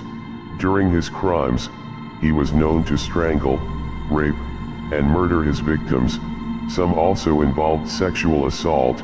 He had become known as the Railroad Killer, as most of his crimes were committed near railroads where he had jumped off the trains which he was using to travel around the country. On June 21, 1999, he briefly became the 457th fugitive listed by the FBI on its 10 most wanted fugitives list, before he surrendered to the Texas authorities on July 13, 1999. He was convicted of capital murder in Texas and executed by lethal injection in 2006. Jesha Margaretti Gottfried was a serial killer who murdered 15 people by arsenic poisoning in Bremen and Hanover, Germany, between 1813 and 1827. She was the last person to be publicly executed in the city of Bremen. Gottfried's victims included her parents, her 2 husbands, her fiancé, and her children. Her poison of choice was a mixture of arsenic and fat called mouse butter, as it was usually used to kill mice. Before being suspected and convicted of the murders, she garnered widespread sympathy among the inhabitants of Bremen because so many of her family and friends fell ill and died. Because of her devoted nursing of the victims during their time of suffering, she was known as the Angel of Bremen, until her murders were discovered. She was executed by guillotine on April 21, 1831. Jarvis Theodore Roosevelt Cato, sometimes referred to as the D.C. Strangler, was an American serial killer. On August 29, 1941, he confessed to the murders of 7 women in Washington and 1 in New York City. 4 others had been raped but left alive, and he reportedly had failed in efforts to abduct 2 more. Another slaying in the District of Columbia was added on September 1. Corroborating his confession, he reportedly acted normal until he sustained a head injury in 1925. Afterwards he began to show odd behavior and is believed to have killed his first victim just 4 years later. Cato was twice arrested for exposing himself in public, and racked up numerous arrests for traffic violations. Between 1935 and 1941, Cato was executed via the electric chair. Sarah Aldrete is a convicted Mexican serial killer known as La Madrina, who headed a drug smuggling and human sacrifice cult with Adolfo Constanzo. The members of the cult, dubbed by the media as the narco-Satanists, called her the Godmother. The cult was involved in multiple ritualistic killings in Matamoros, Tamaulipas, including the murder of Mark Kilroy, an American student killed in 1989. When detectives discovered their shrine, they found human hair, brains, teeth, and skulls at the site of the murders. The police found their hideout in Mexico City on May 6, 1989. She was convicted of several of the killings at the cult's headquarters, and sentenced to 62 years in prison. If Aldrete is ever released from prison, American authorities plan to prosecute her for the murder of Mark Kilroy. Michigan serial killer Gary Taylor spent his early years in Florida, launching his first attacks on women when he was in his teens. He began randomly attacking women with a hammer, usually near bus stops that he would loiter at in wait. Taylor was eventually incarcerated as a juvenile but was released in 1957. At 21, he drove through Detroit suburbs firing a gun at women. He wounded two and was billed by newspapers as the Phantom Sniper. He also robbed, raped, and stabbed a number of other women. After he killed his victims, he would cover their bodies in plastic bags and bury them on his property. In late 1973, Taylor stopped taking his medication and failed to show up at his hospital. He was subsequently classified as an escaped mental patient. Taylor was convicted on the 4 counts he confessed to and sentenced to life. December 24, 2008, at approximately 11:30 p.m., Bruce Jeffrey Pardo, dressed in a Santa Claus suit, knocked on the door of his former in-law's house, occupied with about 25 people, with a gift-wrapped package, containing a homemade flamethrower in one hand, and a semi-automatic handgun in the other. When the door opened, Pardo fired the handgun at an 8-year-old girl in the face as she ran to greet him. He then fired indiscriminately at fleeing partygoers. After the shootings, Pardo unwrapped the package containing the flamethrower and used it to spray racing fuel to set the home ablaze. 9 people died from either gunfire or flames, and 3 others were wounded. The recovered bodies were severely burned and charred. Dental records were needed to establish identities. After the massacre, Pardo took his own life with a single gunshot to the head. Andrew Grant DeYoung was an American murderer who was executed by lethal injection in Georgia on July 21, 2011 for the 1993 murder of his family in the state of Georgia. Along with accomplice, DeYoung went to his parents' home and stabbed his mother to death while she was in bed. Her screams awakened his father. As he struggled with his father, his 14-year-old sister Sarah came to the doorway. DeYoung slashed his father to death and then stabbed and killed Sarah in the hallway. His 16-year-old brother Nathan escaped through a bedroom window and returned with a neighbor who identified Andrew. Andrew's plan was to start a business and needed his inheritance, which he estimated at $480,000. The plan was to kill the entire family and set fire to the home. Accomplice Haggerty pled guilty and received 3 concurrent life sentences. Nicola Boucherif is an American woman who was convicted of the 2007 Villa Park, Illinois murder of her lesbian lover, Rebecca Klein. After being found guilty of first-degree murder in May 2009, Boucherif was sentenced to 50 years in prison at the Dwight Correctional Center in Nevada Township, Illinois. The case made national news due to the intrigue of a lesbian love triangle murder. On March 17, 2007, the body of Rebecca was discovered in the trunk of her 1966 Ford Mustang after Klein's domestic partner of 7 years, Nicole, reported her missing. Klein was found bound with duct tape, gagged with a bandana, blindfolded, and suffocated with a plastic bag over her head. 4 days later, Boucherif was charged with first-degree murder and concealing of a homicide. Joshua Jenkins is an American killer who killed all 5 members of his family while visiting his grandparents who lived in California. In 1996, when he was 15, he eventually pleaded guilty to 5 cases of first-degree murder for killing his adoptive parents George and Aline Jenkins, his grandparents, William and Evelyn Grossman, by hitting them in the head with a hammer and stabbing them with a kitchen knife. He later took his 10-year-old sister Megan Jenkins to buy an axe. He had her pick the axe he used to murder her with. He also pleaded guilty to a count of arson for setting several condos on fire in an attempt to hide the evidence. The bodies were found stacked on top of one another with several stab wounds to their chests and backs. He was eventually sentenced to 112 years in prison without parole.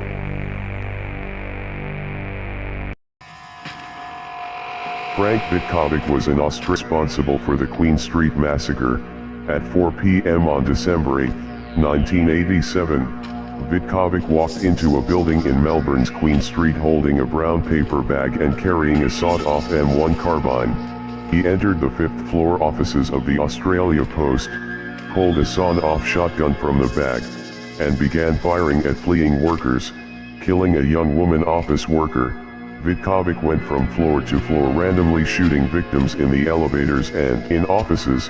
On the 12th floor, Vitkovic's gun was wrestled away from him by an office worker named Frank Carmody. The weapon was immediately hidden in a refrigerator by another worker. Vitkovic then broke a window on the floor, and despite attempts by postal workers to save him, he jumped and fell to his death on Queen Street. The 6 newborn babies each lived less than 2 minutes. Their mother, lost in a haze of desperation and addiction, pressed her thumbs to their throats and choked them. She remembered using a hair tie one time. She smothered or strangled 6 of her own flesh and blood. Prosecutors asked why. To be sure, it was dead, Huntsman explained. Huntsman, 40, pleaded guilty in February to 6 counts of murder, a first-degree felony. She was sentenced to 6 terms of 5 years to life in prison for murdering the babies between 1996 and 2006, then packaging their bodies and hiding them in her garage for years to come. Neighbors noticed she gained and lost weight through the years but never suspected that she was pregnant. Huntsman was addicted to drugs at the times of the other births and couldn't afford to keep the babies and still have her methamphetamine.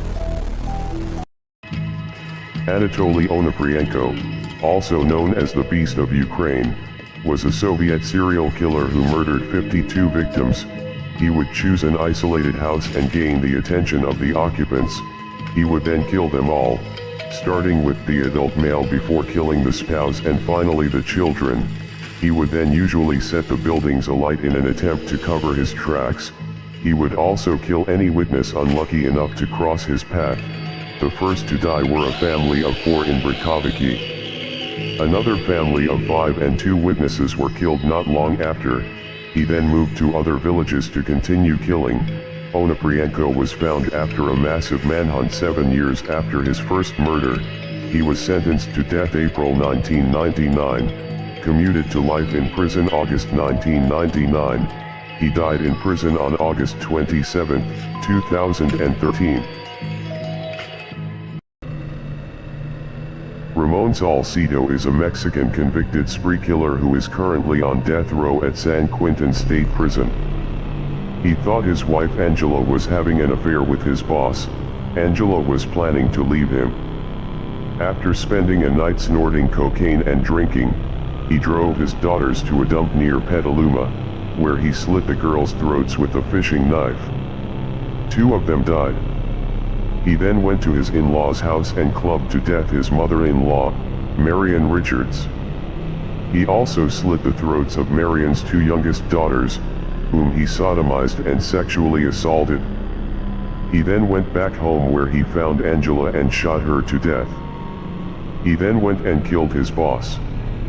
After the killings, he headed to his hometown of Los Mochis in Mexico to see his mother. There he was arrested by authorities. The 2010 Lorick Hospital shooting rampage occurred on September 19 in the small town of Lorick, Germany, near the Swiss border. Sabina Radmacher, a 41-year-old woman, smothered her 5-year-old son and then shot and stabbed the boy's father, who was her ex-partner. She then set fire to the flat, eventually causing an explosion. She crossed the street to St. Elizabethan Hospital, where she shot and stabbed one male nurse, killing him and severely injuring 2 passers-by and a police officer. Soon after, the woman was fatally shot by special police units. The investigators established that the woman was a female lawyer who had killed her former common-law husband and their 5-year-old son in a nearby apartment block. She was a sporting markswoman and used a .22 caliber sports pistol and a knife. Emmett and John Langley were sharing a room in a Danville motel in April of 2001 as part of a roofing crew. On the night Langley was killed, he bought food and grilled for Emmett and other co-workers. Later Langley was killed as he slept. The police discovered Langley's dead body lying face down on the bed beneath a comforter. Blood spatters were found on the sheets and headboard of Langley's bed, on the wall behind it, and on the wall between the bathroom and Emmett's bed. A damaged brass lamp stained with Langley's blood was discovered beneath Langley's bed. In a taped confession to police, Emmett admitted striking Langley in the head with the lamp in the motel room they were sharing, robbing him of $100, buying and smoking crack cocaine, then calling the police to report that something had happened to his roommate. Emmett was executed by lethal injection in Virginia on July 24, 2008. Ronald Simmons was an American spree killer who killed 16 people and wounded several others over a week-long period in Arkansas in 1987. Simmons murdered 14 members of his family, including a daughter he had sexually abused and the child he had fathered with her, as well as a former co-worker and a stranger. He also wounded 4 others. Shortly before Christmas 1987, Simmons decided to kill all the members of his family. On the morning of December 22nd, he first killed his wife Rebecca and eldest son Gene by bludgeoning them with a hammer and shooting them with a .22 caliber pistol. He then killed his 3-year-old granddaughter Barbara by strangulation. He is the most prolific mass murderer in Arkansas history. Simmons was sentenced to death on each of 16 counts, and after refusing to appeal his sentence, he was executed on June 25, 1990. Joseph Danks, known as the Koreatown Slasher, is an American serial killer who killed 6 homeless men in January 1987 in Los Angeles, Koreatown. The first known victim was Christopher Fursblade, age 40, found dead on January 6. 8 days later, the slasher killed Isaac Davis, then 55-year-old John Coble. Less than 3 hours later, a John Doe victim in his early 40s was slain on January 16, but the killer missed his mark the next day, leaving Almond Lord alive. Another near miss with 58-year-old James Lyons, but he killed his second John Doe in a downtown alley, then followed by witnesses and cornered by police. The suspect dropped his knife, submitting to arrest. Danks confessed to the series of stabbings after his knife blade was matched to the wounds of his victims. Danks remains incarcerated on death row at San Quentin State Prison. Daryl Keith Rich, known as the Hilltop Rapist, was an American serial killer who murdered 3 women and an 11-year-old girl in Redding, California between June and August 1978. Annette Edwards was beaten to death with a rock. Linda Slavic was driven by Rich to his house in Cottonwood, where she was raped and then driven to a remote area where she was shot and killed. Annette Selix was driven by Rich to his house, where he committed acts of rape and sodomy. He then drove her to Johns Creek Bridge and threw her 105 feet to the rocks below. Rich was also convicted of sexual assaults on 4 other women and an attempted sexual assault on a 5th. Rich told a friend he had found a dead body. The friend informed police, who questioned Rich. After flunking a polygraph test, Rich confessed to each of the crimes. He was executed by lethal injection in California on March 15, 2000. Michelle Kalina, 46, of Pennsylvania, secretly gave birth to 5 babies in her bathtub and hid the bodies in a closet, pled guilty to murder and was sentenced to the maximum 20 to 40 years in prison. The skeletal remains were estimated to be from 32 weeks in gestation to newly born. 4 of the babies were stillborn, but the third, a boy, was killed. That death was the basis for the 1 count of murder. Kalina conceived the babies through a long affair with a co-worker and hid the pregnancies from him and her husband. She told a psychiatrist she had wrapped each baby with a towel and then stored the bodies inside plastic tubs filled with cement and 2 more stuffed inside plastic bags in a cooler. She thought 4 were essentially stillborn and denied doing anything malicious. Kalina also said she abused the corpses of 5 infants. Robert Joe Wagner is an Australian serial killer, currently serving 10 consecutive sentences of life imprisonment without the possibility of parole for his role in the murder of 10 victims of the Snowtown murders, also known as the Bodies in Barrels murders. Wagner, driven to murder by his hatred for pedophiles, has been described as being amongst Australia's worst serial killers. The murders took place in South Australia between August 1992 and May 1999. Wagner fried and ate the flesh of his final victim, David Johnson. On September 27, 2002, Wagner pleaded guilty to 3 charges of murder for the murders of Barry Lane, Fred Brooks, and David Johnson. He would plead not guilty to the remaining 7 murder charges against him, but was eventually convicted of them, bringing the total number of victims to 10. Nathan Gale was a native of Marysville, Ohio, USA, who was killed by a police officer after he murdered several people at a concert, including heavy metal guitarist Dimebag Darrell. On December 8, 2004, he stormed the stage during a Damageplan concert at the All Rosa Villa in Columbus, Ohio, and proceeded to shoot and kill Darrell, former member of the heavy metal band Pantera. Dimebag Darrell Abbott was shot and killed on stage by Nathan Gale. Abbott was shot a total of 5 times, twice at point-blank range in the head. He was 38 years old. Nearby Columbus police officer James D. Nagemier quickly responded and shot Gale once in the face with the 12-gauge police-issue shotgun after a hostage managed to move out of the way. As shown in unedited footage of the incident, Gale's head was literally blown off by the shotgun blast. MacRae Edwards was an American serial killer. He murdered at least 6 children in Los Angeles County between 1953 and 1970. The body of one of his victims was found underneath the Santa Ana Freeway, and he claimed to have disposed of another of his victims under the Ventura Freeway. Edwards killed 3 children from 1953 to 1956, and 3 more in 1968 to 1969. In 1970, Edwards and a teenage male accomplice kidnapped 3 girls from their home in Sylmar. When the girls escaped, Edwards surrendered to police and confessed to molesting and murdering 6 children. After 3 bodies were recovered, Edwards pleaded guilty to 3 counts of murder and was sentenced to death. On October 30, 1971, Edwards committed suicide by hanging himself with the television cord in his cell in San Quentin. Joseph Roy Metheny was an American serial killer and rapist from the Baltimore, Maryland area. Metheny described to police how he viciously raped, murdered, and dismembered sex workers and people who were homeless. Then, Metheny confessed to his most disturbing crimes. Not only did he himself eat some of the victims' flesh, but he served it to other unknowing people as well. Metheny brought the bodies home. There, he dismembered them and stored the meatiest parts of them in Tupperware containers.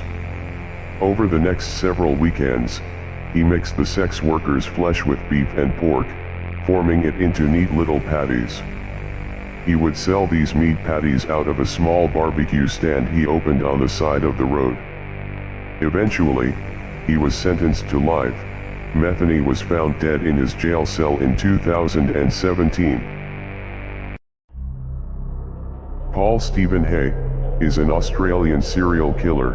Hay was sentenced to life imprisonment without parole for the murders of 6 people, including a 10-year-old boy, in Victoria, between 1978 and 1979. In 1979 he killed people he believed knew too much about his crimes, including his associate's former girlfriend and her 10-year-old son, who was a witness to his mother's death, sitting beside her when she was shot. Hay said he consoled the sobbing boy before shooting him 3 times in the back of the head. Hay stabbed one victim 157 times, later writing that, "I only intended to do 20, but I lost count," he said when her front was covered in wounds. He turned her over and stabbed her back. Hay's last victim was a sex offender whom he helped to hang himself in 1991. Rosie Alfaro is an American murderer currently on California's death row for the 1990 murder of 9-year-old Autumn Wallace in Anaheim, California. Alfaro, who was 18 years old, pregnant, and high on cocaine and heroin, burgled the Wallace home for money to purchase drugs. When Alfaro originally planned to approach the Wallace home, she did not expect to find anyone there. When she found Autumn at home, she then realized she would have to kill her or she would know who committed the burglary. Alfaro stabbed Autumn 57 times and then proceeded to take everything of apparent value. The stolen property was later sold for less than $300. She later changed her original confession and stated that a male accomplice forced her to stab the girl. Alfaro has never identified the male. Police and the Orange County prosecutor say he never existed. Angry over his girlfriend meeting another man, Remil Grenier, 29, killed her with a crossbow and a Colt .45, then killed her mother and her 2 sisters. Remy lived with his girlfriend, Vassiana, and her family in the small village of Bassoha, 50 miles from Brussels. Remy's July 7, 1997 murderous rampage is believed to have been triggered when Vassiana told him that she had met another man, and that he would have to move. Police believe Vassiana, 24, and her 2 sisters ages 21 and 19, were drugged before the massacre because there were no signs of struggle. Vinciana was found dead in her bedroom. Her 2 younger sisters were found in their bedroom. They were naked and one had been sexually assaulted. The mother was found in the garage. He was sentenced to life in prison on December 7, 1999. The Crandon shooting was a mass murder that occurred on October 7, 2007, at a party inside a duplex in Crandon, Wisconsin, United States. Tyler James Peterson, a 20-year-old full-time deputy in the Forest County Sheriff's Department, and a part-time police officer at the Crandon Police Department, who was not on duty, entered an apartment complex where a homecoming party was held at approximately 2:45 a.m., and shot at 7 people, ages 14 to 20, killing 6 of them and wounding the 7th. The gunman was later killed, initially believed to have been killed by a police sniper, but it was later discovered that he committed suicide by multiple gunshots, with the 3rd shot being the fatal one. Police have reported that approximately 30 rounds were fired throughout the duration of the shooting. Ivan Milat, commonly known as the backpacker murderer, was an Australian serial killer who abducted, assaulted, robbed, and murdered 2 men and 5 women in New South Wales, between 1989 and 1992. His modus operandi was to approach backpackers along the Hume Highway, under the guise of providing them transport to areas of southern New South Wales, then take his victims into the Belanglo State Forest, where he would incapacitate and murder them. Examination of the remains showed evidence that some of the victims had been tortured, repeatedly shot and stabbed, beheaded, and had their spines severed. On October 27, 2019, Milat died from esophagus and stomach cancer at 4:07 a.m. within the hospital wing at Long Bay Correctional Center. He was 74 years old. Ed Gein was an American murderer and body snatcher from Plainfield, Wisconsin. Gein had exhumed corpses from local graveyards and fashioned trophies and keepsakes from their bones and skin.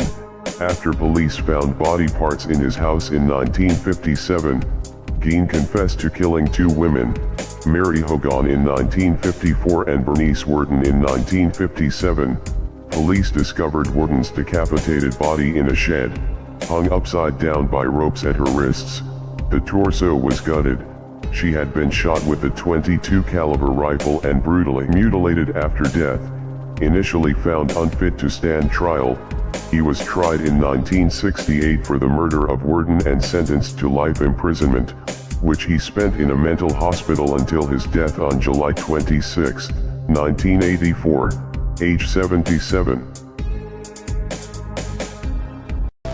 Tiffany Hall, 26, pled guilty to 4 counts of murder and 1 count of intentional homicide in the death of the fetus, and was sentenced to life in prison without parole. Hall struck her pregnant friend Jimella Tunstall, 23, on the head repeatedly with a table leg, then cut the fetus from her womb in a bathtub. Tunstall bled to death. Hall then dumped her body in an East St. Louis lot. 3 days later, Hall visited the father of 2 of Tunstall's children and the unborn child. He was caring for all 3 children. Hall told the father that Tunstall wanted her to pick up the children. He told the officers that was the last time he saw them. Hall then drowned the 3 children in the same bathtub where she killed their mother. The bodies of the 3 children were found 2 days later hidden in a washer and dryer inside the East St. Louis apartment where they had lived with their mother. Edmund Kemper is an American serial killer known as the Co-Ed Butcher. Kemper murdered 10 victims including his grandparents and mother. During his crimes as a serial killer, he was known to dismember, commit acts of cannibalism, commit acts of necrophilia, strangle, rape, mutilate, and murder his victims. Between May 1972 and February 1973, Kemper embarked on a spree of murders, picking up female students hitchhiking, taking them to isolated rural areas and killing them. He would stab, shoot or smother the victims and afterwards take the bodies back to his apartment where he would have sex with them and then dissect them. In 1973, Kemper was sentenced to life imprisonment. In 2017, Edmund Kemper was procedurally denied parole and is next eligible in 2024. Ronald DeFeo Jr. was an American mass murderer who was tried and convicted for the 1974 killings of his father, mother, 2 brothers, and 2 sisters in Amityville, New York. All of the victims had been shot with a .35 caliber lever-action Marlin 336C rifle at around 3 o'clock in the morning. DeFeo's parents had both been shot twice, while the children had all been killed with single shots. Louise DeFeo and her daughter Allison were reportedly the only victims who were awakened by the gunfire at the time of their deaths, but the victims were all found lying on their stomachs in bed. The DeFeo family had occupied 112 Ocean Avenue since purchasing it in 1965. The murdered members of the DeFeo family are buried in nearby St. Charles Cemetery in Farmingdale.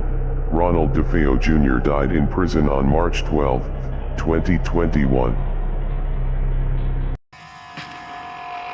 In early 2001, the Hungarian nurse, Timea Faluti, then 24, confessed to killing approximately 40 elderly patients for mercy, by lethal injection, in a Budapest hospital in 2000 and 2001. The case was uncovered when the medical director of the Gala Enviro Hospital in Budapest noticed that the death toll was unusually high when Sister Timea was on night shift. Controls of the drug usage showed a shortage of tranquilizer. Police were called in and found she had illegally administered tranquilizers and painkillers to patients. Timea Faluti withdrew her confessions during trial, and as all the victims had been cremated, there was no evidence left. Faluti was sentenced to 9 years in prison for repeated attempts of murder and a lifelong prohibition to work as a nurse. On July 13, 1990, Dean Kilgore was convicted of first-degree murder and resentenced to death. Kilgore was serving 2 life sentences for prior offenses, first-degree murder and kidnapping, as well as a 5-year term for armed trespass. On February 13, 1989, while serving his sentence, Kilgore waited outside a cell that belonged to his lover, Emerson Robert Jackson. When Jackson appeared, Kilgore stabbed him 3 times with a homemade shank knife. After stabbing Jackson, Kilgore poured a caustic liquid onto Jackson's face and into his mouth. After the incident, Kilgore immediately went to the administration building and admitted the murder to the guards. Kilgore died while on death row, January 12, 2018. On the morning of December 23, 1995, Bruce Rich called police and told them that he had just found his parents dead. He told them that his parents had been shot and that the gun was still in his mother's mouth. The victims were killed by Blanche Rich's own .25 caliber semi-automatic pistol. Police dismissed the murder-suicide theory. Both victims suffered multiple gunshot wounds to the head. There were no signs of forced entry, and nothing was stolen. Detectives began to believe the killing was a homicide made to resemble a murder-suicide, and they began to focus on the sole benefactor of his parents' life insurance policy and will, Bruce Rich. He killed his parents, placed the gun in his mortally wounded mother's hand, then put the gun in her mouth, and then pulled the trigger. He was sentenced to life in prison without parole on March 22, 2000. Police in Italy were called to the scene of a murder where a woman had killed her 3 children near Milan. 37-year-old Edlyra Dobroschi had stabbed her 3 daughters to death in their beds, and is believed to have injured herself on the wrists and neck with a kitchen knife because her husband had left her. Edlyra was said to have been sedated by hospital staff because she seemed confused, and she screamed repeatedly, "I've killed them all." The girls, age 13, 10, and 4, were declared dead on the scene by officers. Lieutenant Colonel Rocco Italiano, of the paramilitary Carabinieri Police, said the whole apartment was covered in blood. There was nothing that could be done for the victims. They were all dead with multiple stab wounds from a kitchen knife. An ambulance spokesman said the blood was flowing like a river all across the apartment. Dr. Idella Kathleen Hagen is a former medical doctor who killed her parents, Idella Hagen, aged 92, and James Hagen, aged 86, with a plastic bag and a pillow, as they slept in their home in Chatham Township, New Jersey, just before 7 a.m. on Saturday, August 26, 2000.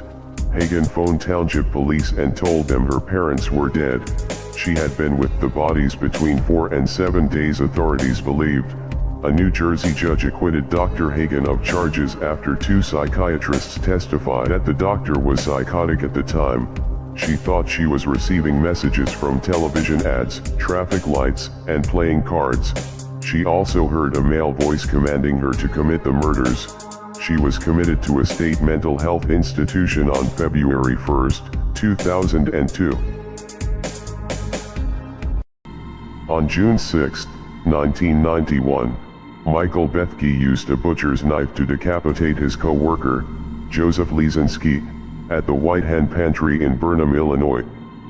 Bethke, who was 28 at the time, struck as his victim bent over to pick up a carton of cigarettes, and is said to have lopped off the head in one move.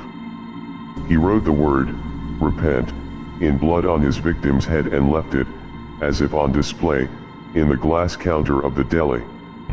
After wandering in nearby woodland for a few hours, Bethke approached a group of people and told them to call police. He claimed he was suffering from command hallucinations that ordered him to kill.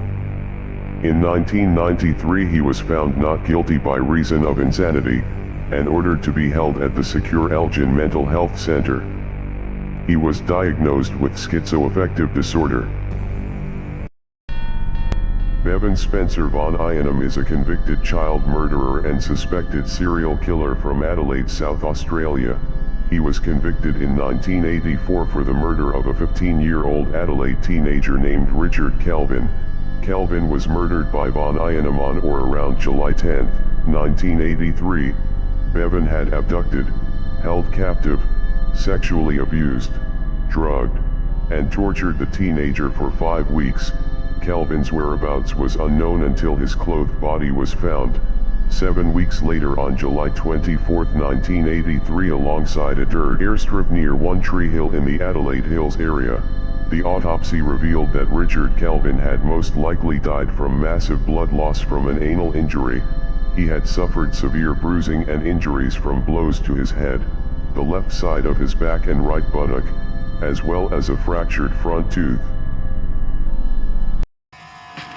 Dennis Nilsen was a Scottish serial killer and necrophile, known as the Muswell Hill Murderer and the Kindly Killer. He was known to commit acts of necrophilia, strangle, rape, mutilate, and murder his victims. Nilsen murdered and dismembered young men in London between 1978 and 1983. His victims would be lured to these addresses through deception and killed by strangulation, sometimes accompanied by drowning. Nilsen observed a ritual in which he bathed and dressed the victims' bodies before dissecting and disposing of the remains. He kept various body parts around his home for an extended amount of time. Nilsen died at York Hospital in 2018 while still in custody. He had been transferred to the hospital after complaining of stomach pains.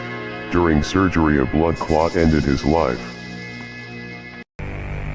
Dean Corll was an American serial killer and rapist known as the Candy Man, because he and his family had previously owned and operated a candy factory in Houston Heights, and he had been known to give free candy to local children. Corll, along with 2 teenage accomplices named David Owen Brooks and Elmer Wayne Henley, abducted, raped, tortured, and murdered at least 28 young men between 1970 and 1973 in Houston, Texas. All of his victims were males, aged 13 to 20, the majority of whom were in their mid-teens. They were then stripped naked and tied to either Corll's bed, or a plywood torture board which was regularly hung on the wall. The crimes are known as the Houston Mass Murders. Dean Corll was murdered by his accomplice, Elmer Wayne Henley, after Corll had turned on him. Elmer Wayne Henley Jr. is a convicted American serial killer. Henley was convicted in 1974 for his role in the Houston Mass Murders, in which a minimum of 28 teenage boys and young men were abducted, tortured, raped and murdered by Dean Corll. Between 1970 and 1973, Henley and David Owen Brooks, Corll's other teenage accomplice, together and individually, lured many of the victims to Corll's home. Henley, then 17 years old, shot Corll dead on August 8, 1973.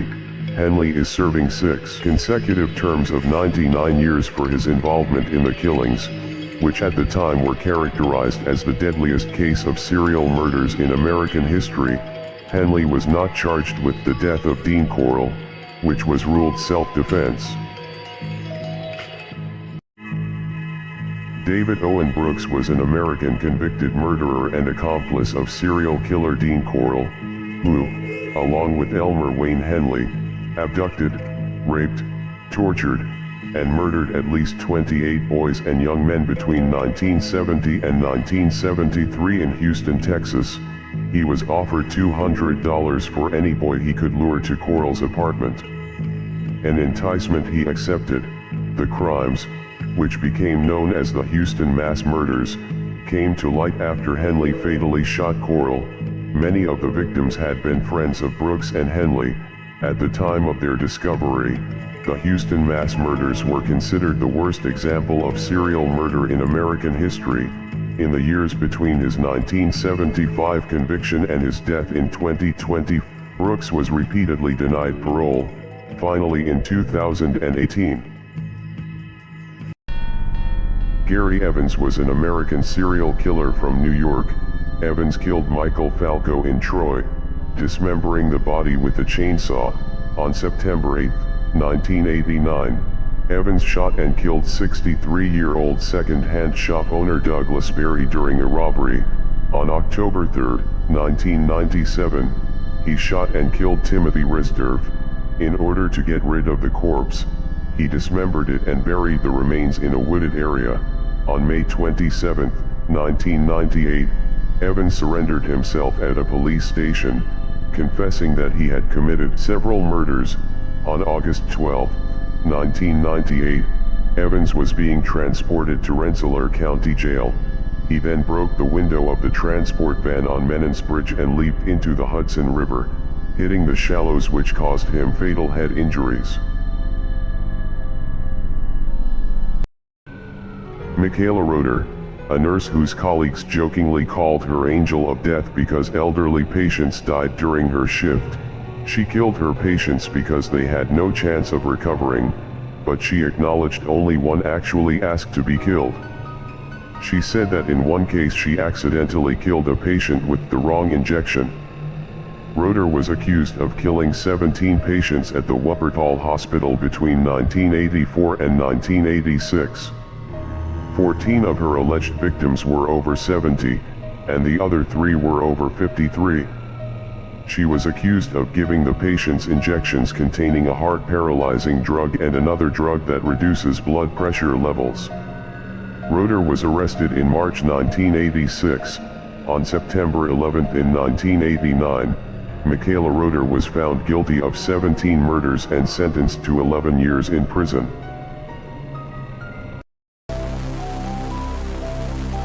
Dora Buenrostro was sentenced to death on October 2, 1998, for stabbing her 3 children to death. She was convicted of murdering Susanna, 9, Vicente, 8, and Deidre, 4. On October 27, 1994, all 3 children were stabbed in the neck. Jurors said Buenrostro showed a lack of remorse when she testified during the penalty hearings. She planned the killings to hurt her husband, Alex Buenrostro, then tried to frame him. After her conviction, Buenrostro lashed out at police in San Jacinto, at prosecutors and her own attorneys. She denied killing her children and continued to blame her former husband. In December of 2018, Dora's death penalty sentence was reversed, but her conviction stands.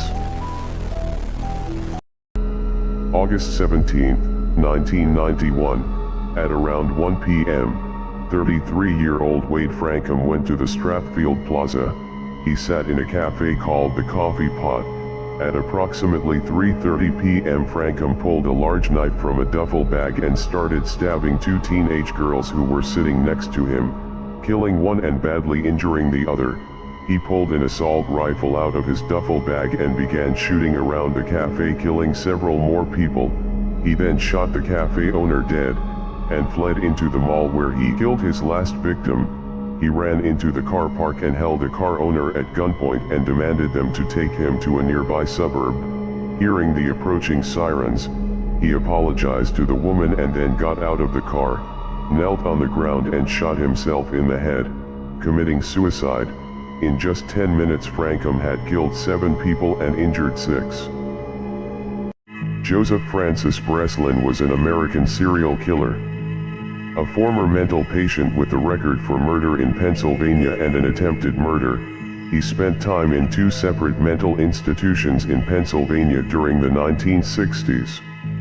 While residing there, he killed a fellow patient in 1968 and attacked a nurse, but due to confidentiality, these incidents were covered up and details were never released. He was sought after for a 1982 double murder in his hometown of San Luis Obispo, California, but before he could be caught, he was fatally wounded in a gunfight with sheriffs and several campers in Jackpot, Nevada. He was driven to a hospital in Twin Falls, Idaho, where he subsequently succumbed to his injuries. No motive for Breslin's crimes was ever established, and the exact reason for his suicidal tendencies remains unclear. Michael Bear Carson is an American serial killer who, along with his wife Susan, were convicted for 3 murders between 1981 and 1983 in Northern California and the San Francisco Bay Area. In March 1981, 23-year-old Karen Barnes was found dead in their shared apartment. The Carsons later confessed to killing her after Susan had decided Karen was a witch. The Carsons moved to Alder Point, California, where they lived and worked on a marijuana farm. In May 1982, Michael shot and killed Clark Stevens, a worker on the farm with whom he had a dispute, and attempted to dispose of the body by burning it and burying it under chicken fertilizer in the woods. In January '83, the Carsons were given a ride by John Hellier. Michael killed Hellier after Susan decided he was a witch. They were both apprehended by police. Susan Carson is an American serial killer who, along with her husband, were convicted for 3 murders between 1981 and 1983 in Northern California and the San Francisco Bay Area. In March 1981, 23-year-old Karen Barnes, who had been the Carsons' roommate, was found dead in their shared apartment. She had been stabbed 13 times and her skull crushed before being hidden in the basement. The Carsons later confessed to killing her after Susan had decided Karen was a witch. In January '83, the Carsons were hitchhiking and were given a ride by John Hellier. Susan decided that he was a witch and stabbed Hellier while he and Michael struggled over a gun. Michael killed Hellier in view of passing motorists, one of whom contacted police. A high-speed chase ensued as the Carsons attempted to flee in Hellier's car, which crashed, and they were both apprehended. Kelly Lane is a former Australian water polo player and teacher who was convicted of the 1996 murder of her newborn baby, Tegan. Lane became pregnant 5 times during the 1990s, terminating the first 2 pregnancies, placing the 3rd and 5th babies up for adoption, and murdering the 4th. As a motive for murder, Lane was prepared to abandon her children at birth to increase her chances of representing Australia in water polo at the Sydney 2000 Olympic Games. There was also evidence she believed children would interfere with her educational plans, her social life, and the regard in which she was held by parents and friends. On April 15, 2011, Lane was sentenced to 18 years jail with a non-parole period of 13 years and 5 months. She will be eligible for parole on May 12, 2024. Richard Timmons is an American murderer. He brutally murdered his wife and 7-year-old son by decapitating them with an axe, and his 13-year-old stepson by stabbing him to death. In Queens, New York, on the night of June 8, 1997, Timmons consumed a large amount of alcohol, crack cocaine, PCP, heroin, and other substances before beginning his spree. He first attacked his wife, Anita Stewart, in the bedroom, slashing her head off and leaving it propped on a pillow. He then proceeded to his son Aaron. Timmons cut his head off. Finally, Timmons attacked his stepson Sharon and stabbed him to death. He was convicted of first-degree murder and sentenced to life without parole. Timmons is incarcerated in Auburn Correctional Facility. Andrei Chikatilo was a Soviet serial killer known as the Butcher of Rostov. Chikatilo targeted children and teenagers of both genders, and also young to middle-aged women. He would usually approach them at train and bus stations, promising them money, drugs, alcohol, or in the case of his child victims, toys and candy, lure them to a nearby forest, tie them up with rope, and kill them by stabbing them with a knife. He often mutilated them, such as gouging their eyes, eviscerating their stomachs, chewing off their noses, and cutting out tongues and genitals. He stuffed his victims' mouths with mud and leaves to muffle their screams. He cannibalized their remains and drank their blood. Andrei Chikatilo was executed on February 14, 1994, age 57 at Novokirkisk prison in Novokirkisk, Rostov Oblast, Russia. Jeffrey Dahmer was an American serial killer and sex offender known as the Milwaukee Cannibal. Dahmer committed the rape, murder, and dismemberment of 17 men and boys from 1978 to 1991. During his crimes as a serial killer, he was known to commit acts of cannibalism, commit acts of necrophilia, strangle, rape, mutilate, and murder his victims. Dahmer also ate some of his victims and kept some of their body parts and organs in his freezer and would engage in the permanent preservation of body parts, typically keeping the skeletons.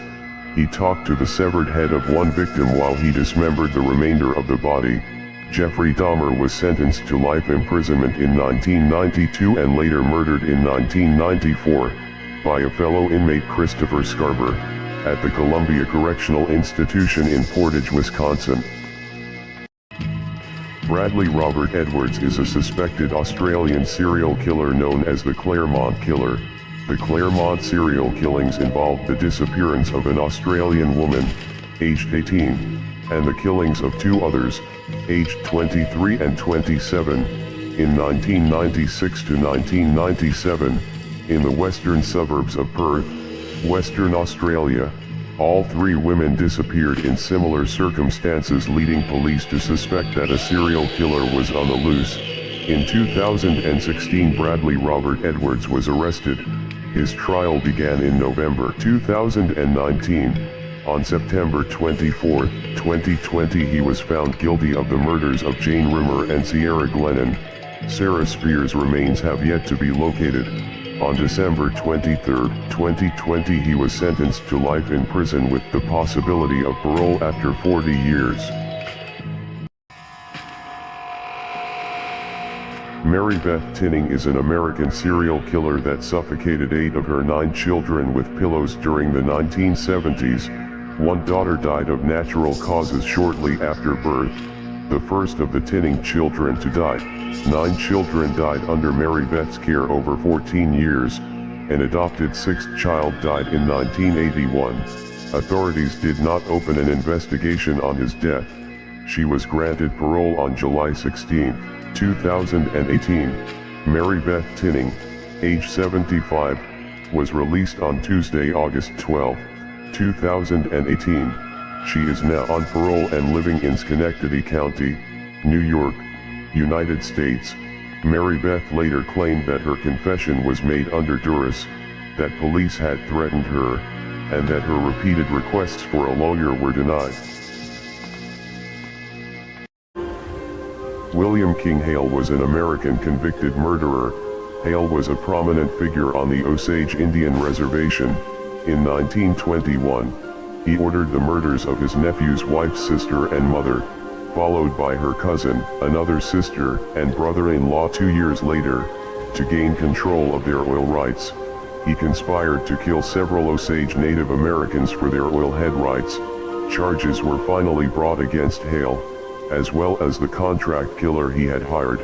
In 1929, Hale was convicted of ordering the murders and imprisoned. He was convicted before a federal court on October 29, 1929, for only one killing. He was sentenced to life but was paroled on July 31, 1947. He spent some of his life in Montana.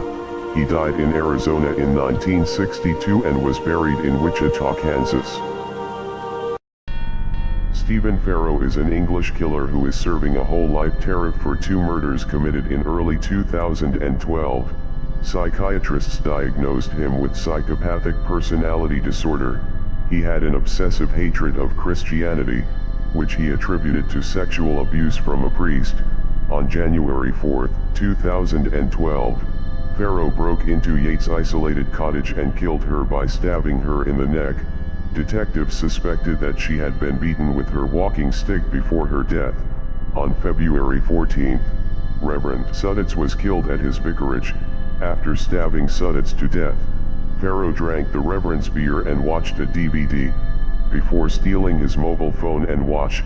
On February 18, police named Farrow as a suspect in Suddets' murder, warning the public not to approach him. He was arrested the following day in Folkestone, Kent. John Wayne Gacy was an American serial killer and rapist known as Pogo the Clown. Gacy was known to have stalked, sexually assaulted, tortured, and murdered a minimum of 33 teenage boys and young men between 1972 and 1978, 26 of whom he buried in the crawl space of his Chicago home. He was known as the Killer Clown due to him entertaining children at social events dressed in a self-devised clown costume. Gacy inflicted acts of torture including burning with cigars, making his captive imitate a horse as he sat on their back and pulled upon makeshift reins around their necks. Gacy typically murdered his victims by placing a rope tourniquet around their neck before progressively tightening the rope with a hammer handle. He referred to this act as the rope trick.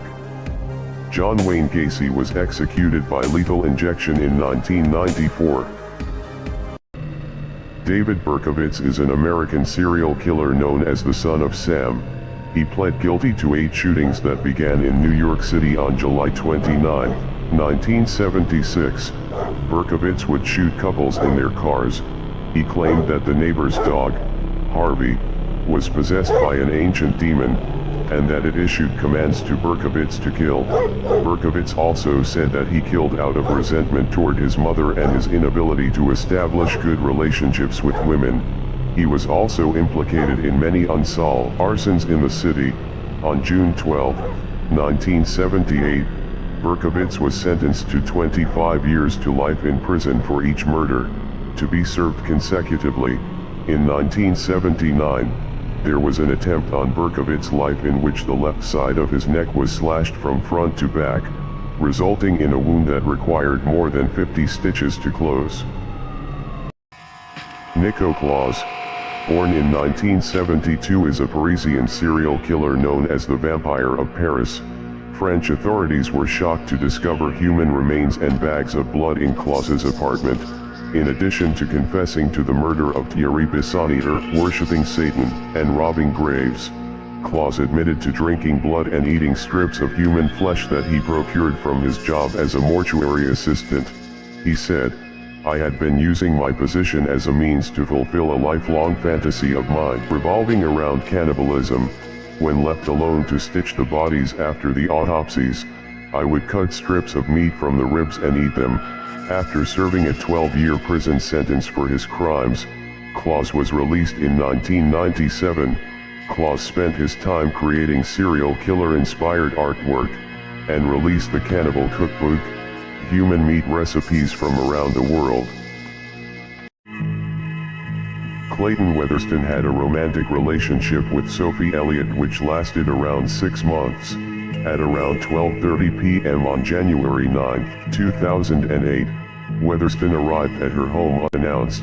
A New Zealand police officer responding to a 111 call found Weatherston locked in Sophie's bedroom. He told the officer, "I killed her." He was then taken into custody. Elliott died from blood loss. 2 wounds pierced her heart and 1 lung with other wounds to her neck and throat, severing the main artery and the major vein. In total she received 216 separate injuries, mostly stab wounds from a knife blade, with some inflicted by scissors. There were 7 blunt force injuries. Weatherston was sentenced to life imprisonment with a minimum non-parole period of 18 years on September 15, 2009. Elfriede Blauensteiner was an Austrian serial killer, who murdered at least 3 victims by poison. On March 7, 1997, Blauensteiner was found guilty of murdering 77-year-old Eloise Pickler, and sentenced to life imprisonment. She was a gambling addict and would deliberately date rich elderly men and poison them, before gambling away the money which had been left to her in their fabricated wills.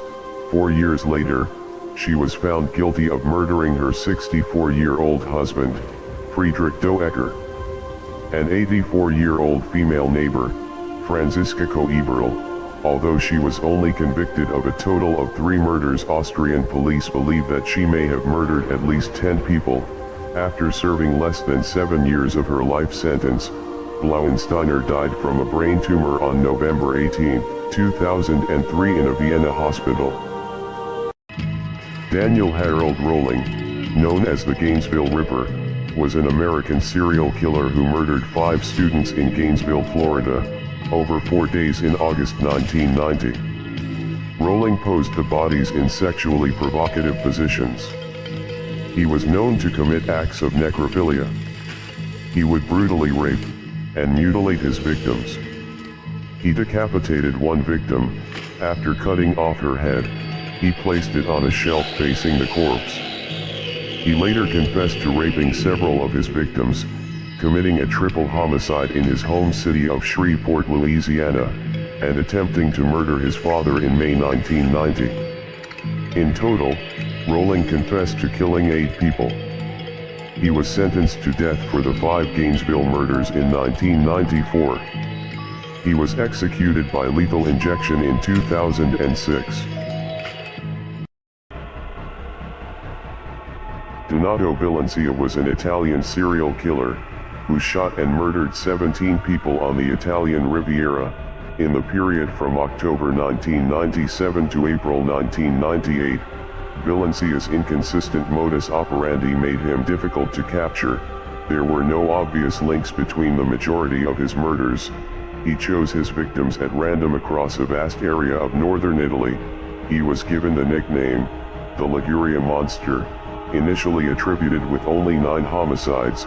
Bilancia later confessed to having killed 8 other people, with a sentence to 13 terms of life imprisonment, and no possibility of release. Bilancia never explicitly regretted his crimes, claiming that he did not consciously commit them because he was possessed by a disease. Bilancia died on December 17, 2020 in prison.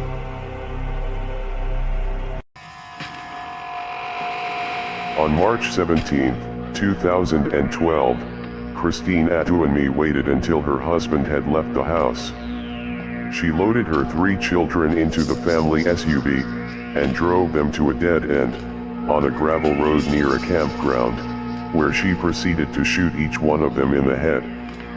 Lauren, 8, Samantha, 6, and Kate, 3. Christine then turned the gun on herself, and committed the suicide she'd contemplated for so long. Christine's husband forewarned the authorities, when he called in a missing persons report on Friday, after he returned home from work, that he feared his wife was suicidal. He said he had tried her cell phone 25 times but she would not pick up. The bodies were discovered near Blue Springs Ranch next to the SUV. Joseph Schwab was a German man who murdered 5 tourists in the Northern Territory and Western Australia in June 1987. Schwab was dubbed the Kimberley Killer.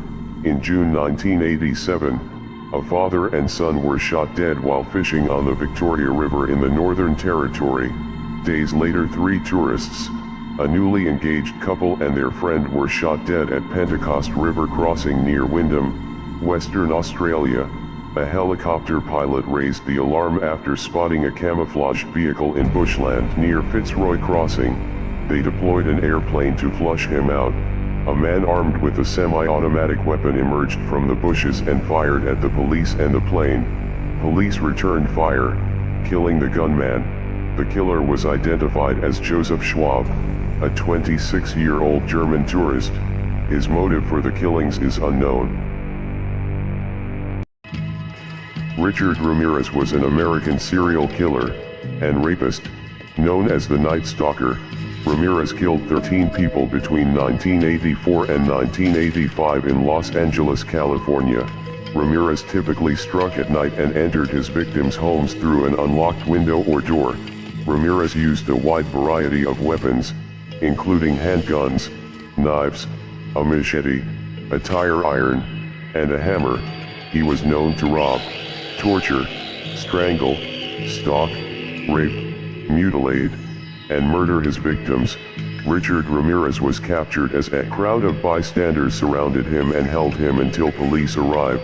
Ramirez was sentenced to death in 1989, on June 7, 2013. After spending more than half his life on death row, Ramirez died of liver failure in a hospital at the age of 53.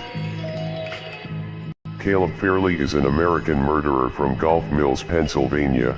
On September 10, 1995, Fairley was working alone at a children's clothing store owned by his parents in Collegeville, Pennsylvania. Just before closing time, Lisa Monderich and her 19-month-old daughter Devin entered the store. Fairley locked the doors to the store when he realized that they were the only customers present. He then attempted to sexually assault Ms. Monderich. He then became enraged and strangled her to death. He also strangled Ms. Monderich's infant daughter. He sexually assaulted Ms. Monderich's corpse. Unbeknownst to Fairley, she had told her husband where she was going, so when she did not return, he contacted local police. Fairley was convicted on 2 counts of first-degree murder and received 2 life sentences. He is currently incarcerated at a state correctional facility in LaBelle, Pennsylvania. K.D. Kempema, infamously known as Cyanide Malika, is India's first convicted female serial killer, commencing with her first confirmed murder in 1999. Kempema killed 6 women over the next 8 years, 5 between October and December in 2007. She befriended victims from female temple devotees and portrayed herself as a deeply pious woman. After gaining their confidence, she would call them to another temple, ask them to dress in their best clothing and jewelry, and give them holy water with cyanide to drink. She would hold the noses of victims while they drank. Once dead, she would rob her victims of their money and valuables. She was caught by police trying to dispose of the jewelry and confessed under interrogation. She was the first woman to be sentenced to death in Karnataka. Her sentence was commuted into life in prison. Albert Hamilton Fish was an American sadomasochistic serial killer and cannibal. He was known as the Werewolf of Wisteria. Fish targeted children of both sexes aged between 4 and 10. He would abduct them using a ruse, and take them someplace secluded where he would mercilessly torture and mutilate them with a meat cleaver, a butcher knife, and a handsaw, which he referred to as his implements of hell. Post-mortem, he would dismember and mutilate the bodies, disembowel and cannibalize the remains, until there was nothing edible left. He was a suspect in at least 5 killings in his lifetime from 1924 to 1934. Fish confessed to 3 murders that police were able to trace, and confessed to stabbing at least 2 other people. He was convicted and executed by an electric chair on January 16, 1936. Sean Vincent Gillis is an American serial killer and sex offender, who stalked and murdered 8 Louisiana women between 1994 and 2004, in the Baton Rouge metro and surrounding areas. Gillis took pleasure in dismembering and mutilating corpses, and even ate parts of his victims. He sometimes photographed his gruesome work. Gillis' method of murder was similar with all his victims. He often strangled, stabbed, sexually assaulted and then cannibalized the women he murdered. Many of his victims were sex workers. Gillis, who was taken into police custody in April 2004, eventually received multiple life sentences with no chance of parole, but avoided the death penalty. He was sent to Louisiana State Penitentiary, where he remains in maximum custody housing today. Deborah Lynn Baker was the bookkeeper and business manager of Jerry Sternadel, a millionaire Texan entrepreneur. In 1990, Jerry fell deathly ill. As he lay in his hospital bed, he told anyone who would listen that he thought Deborah had poisoned him. He died shortly afterward. The autopsy revealed that Jerry had ingested a lethal dose of arsenic. When a trace of the poison was found in a storage shed rented to Deborah, she was immediately arrested and charged with Jerry's murder. Based on the evidence of the arsenic found in Deborah's storage shed, the jury found her guilty of murder, but in a surprising legal twist, the same jury that had convicted her sentenced her to only 10 years probation and fined her $10,000. In 2003, Deborah Baker was arrested for parole violations. She was sentenced to 10 years in prison. Pedro Lopez, a Colombian serial killer and rapist known as the Monster of the Andes. He was known to strangle, stalk, rape, and murder his victims. Lopez targeted young girls in Colombia, Ecuador, and Peru between 1969 and 2002. He was arrested in 1980 and later convicted in 1983 of killing 110 young girls in Ecuador. Lopez confessed to killing at least 300 victims. In 1994, Lopez was released from an Ecuadorian prison. He was rearrested and sent to a Colombian psychiatric hospital. Lopez was released from the psychiatric hospital in 1998, and is currently a wanted fugitive in connection with a murder committed in 2002. As of 2023, Lopez's whereabouts remains unknown. Gary Ridgway is an American serial killer known as the Riverman. He was known to rob, commit acts of necrophilia, strangle, rape, and murder his victims. He strangled his victims, usually by hand but sometimes using ligatures. After strangling them, he would dump their bodies in forested and overgrown areas in King County, often returning to the bodies to have sexual intercourse with them. Ridgway began murdering women in 1982 and was arrested in 2001 when a DNA test revealed a match. Ridgway was suspected of killing over 90 victims, confessed to 71 and was convicted of 49.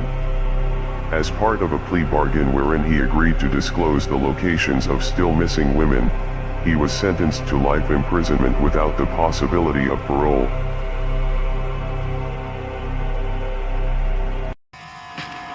The Hammersmith Nude Murders is the name of a series of 6 murders in West London, England in 1964 and 1965. The victims, all prostitutes, were found undressed in or near the River Thames, leading the press to nickname the killer Jack the Stripper, an obvious reference to Jack the Ripper. 2 earlier murders committed in West London in 1959 and 1963 have also been linked by some investigators to the same perpetrator. Some victims were also known to engage in the underground party scene in addition to appearing in pornographic movies. Several writers have postulated that the victims may have known each other and that the killer may have been connected to the scene as well. Despite intense media interest and one of the biggest manhunts in Scotland Yard's history, the case is unsolved. Forensic evidence gathered at the time is believed to have been destroyed or lost. Dina Schlosser is an American murderer who lived in Plano, Texas. On November 22, 2004, she used a knife to amputate the arms of her 11-month-old daughter, Margaret, who died as a result. The 911 operator testified that she confessed to her, and that the gospel song, "He Touched Me," played in the background. She said that she heard God commanding her to remove Margaret's arms. The attack was later described as religious frenzy. When police arrived, they saw her calmly sitting down, covered in blood, holding the knife, and singing Christian hymns. Hours after her arrest, police heard her repeatedly chanting, "Thank you, Jesus, thank you, Lord." As of December 2020, Dina Schlosser was ordered to remain committed to a state hospital. The Kandahar Massacre was a mass murder that occurred in the early hours of March 11, 2012, when United States Army Staff Sergeant Robert Bales murdered 16 Afghan civilians and wounded 6 others in the Panjwai district of Kandahar province, Afghanistan. 9 of his victims were children, and 11 of the dead were from the same family. Some of the corpses were partially burned.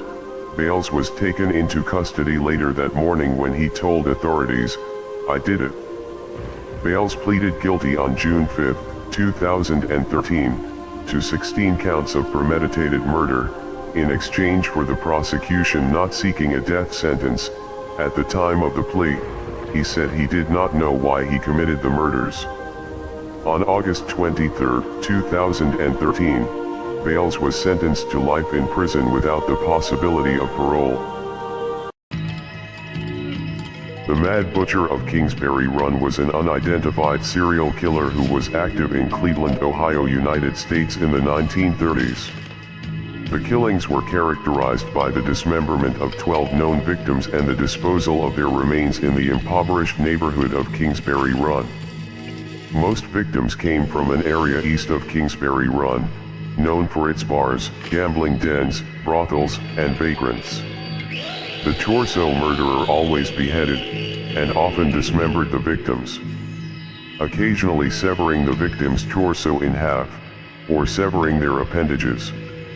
In many cases the cause of death was the decapitation or dismemberment itself. Despite an investigation of the murders, which at one time was led by famed lawman Eliot Ness, then Cleveland's public safety director, the murderer was never apprehended. Christine Laverne Slaughter is an American serial killer. She began killing small animals, especially domestic cats, at an early age, in order to test their 9 lives. She would also strangle them, as her way of showing them her love. In order to make money, Slaughter began working as a babysitter for neighbors and friends. She murdered at least 5 neighborhood children by suffocation, because she said she heard voices telling her to do it and prevent anyone from hearing them scream. Christine was taken in for questioning where she admitted to killing 3 of the babies. She would press a blanket over their faces in response to disembodied voices chanting, "Kill the baby."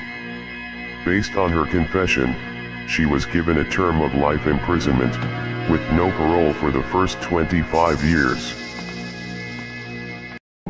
Anatoly Utkin was a Soviet serial killer and rapist known as the Ulyanovsky Maniac. Utkin operated in the Ulyanovsk and Penza regions in the late 1960s and early 1970s. He killed 8 girls and 1 man from 1968 to 1973. He was known to rob, rape, mutilate, and murder his victims. On March 31, 1968, Utkin killed a 14-year-old girl and stole her watch. On June 27, Utkin raped and killed a 17-year-old girl, and on September 25 killed a 13-year-old in Penza Oblast. On November 28, Utkin killed a 10-year-old girl in Ulyanovsk. And May 28, 1969, he killed another woman in the city. He was found guilty on all counts and sentenced to death by firing squad. Anatoly Utkin was executed by firing squad in 1975. On January 9, 2008, federal marshals came to Jack's home to serve her with an eviction. Jax came to the door wearing only a white t-shirt and refused to allow them inside. The marshals forced their way past the door, and Marshal Nicholas Garrett said he could immediately smell an odor of rotting meat, like stink bait, which he thought was rotten or spoiled food.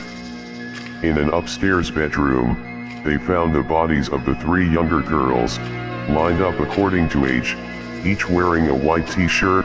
The body of Brittany Jax was in another upstairs bedroom, nude and lying on the floor in a pool of blood underneath a white t-shirt. She told investigators that demons had possessed her daughters and that they died in their sleep after she stopped feeding them. She was sentenced to 120 years in prison on December 18, 2009. John George Hay, also known as the Acid Bath Murderer, was an English serial killer convicted for the murder of 6 people, although he claimed to have killed 9.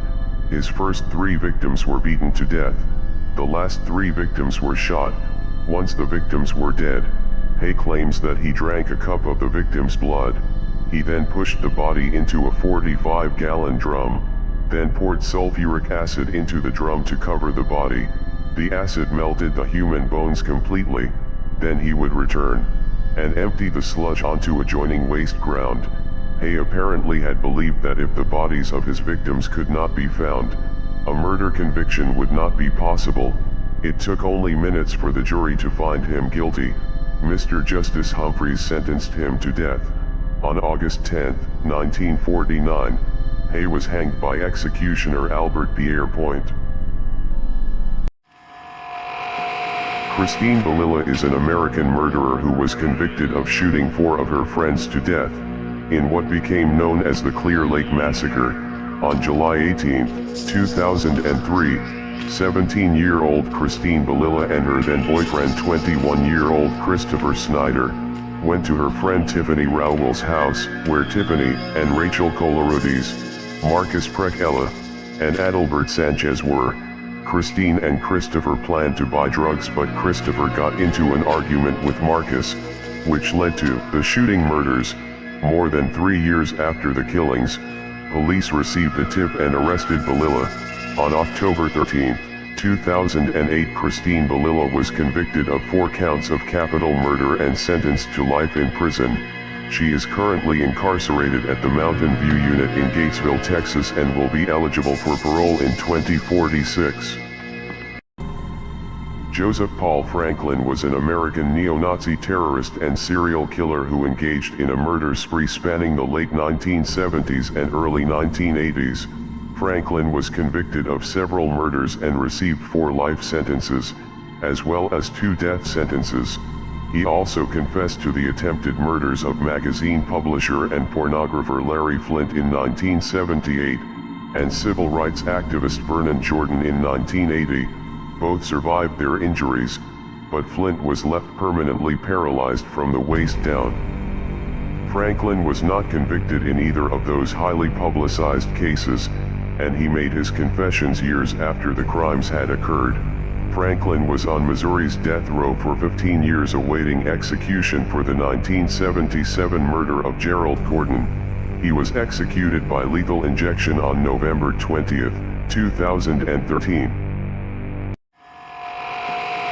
Amanda Hamm is an American child murderer who was imprisoned for child endangerment that resulted in death. She was released from Dwight Correctional Institute on September 9, 2008. She had served 5 years of a 10-year sentence for the deaths of her 3 children, Christopher, age 6, Austin, age 3, and Kylie, age 23 months. The 3 children were buckled into their mother's vehicle in September 2003 when it rolled into Clinton Lake in Clinton, Illinois. Hamm and her then-boyfriend, Maurice Lagrone, who received a life sentence, stood on the boat ramp as the car became submerged in approximately 4 feet of water. Christopher and Austin were pronounced dead that day. Kylie died the next day in a Peoria area hospital. Prosecutors allege they planned the deaths because the children were in the way of their relationship. Mark Martin, aka the Sneinton Strangler, is a British murderer. He killed 3 prostitutes in Nottingham between December 2004 and January 2005. He was said to be a violent, volatile, and aggressive bully with a short temper. His victims were Zoe Pennock, aged 26, Ellen Frith, aged 25, and Katie Baxter, aged 18. The remains of Miss Baxter and Miss Pennock were found in a disused city center warehouse by a police sniffer dog team. The women had been buried under rubble and, like Miss Frith, appeared to have been strangled. Frith was found in a blazing flat in the St. Anne's area of the city the previous month. Martin was sentenced to life imprisonment. He was one of around 50 prisoners to have been issued with whole life tariffs and were unlikely ever to be released. July 31, 2007, Mary Ann Whittock, upset about her husband leaving the family, drugged her children, Jacob, 10, and Sydney, 7, painted black X's over their hearts and then shot them both twice in the chest at point-blank range before killing herself. Hamilton County Coroner Odell Owens said that it appeared that the 2 children were drugged with Benadryl or a similar substance. The children's deaths were carefully planned. Neighbors said Whittock was distraught because her husband had left the family, but said they never expected anything like this. An older daughter, Katie Whittock, stated that her mother had mood swings, where she would be on top of the world one day and then depressed and angry the next. The only medication she saw her take on a regular basis was prescription-strength ibuprofen. She ate them like candy to treat her headaches. Norman Axel Simons is a South African serial killer and rapist known as the Station Strangler. Simons was convicted of only one of 22 cases of murder and sodomy of young children near Cape Town, South Africa. Simons' victims were all young boys aged between 9 and 13 from the Cape Malays community. He was employed as a teacher at Alpine Primary School in Beacon Valley, Mitchell's Plain. All the victims were raped and strangled with pieces of their clothing, their hands bound behind their backs, their shoes removed and their faces pushed into the sand. Simons was considered intelligent and spoke 7 different languages. He also reports hearing voices from his dead brother instructing him to kill. Simons was sentenced to life imprisonment, 25 years for murder, 10 years for kidnap.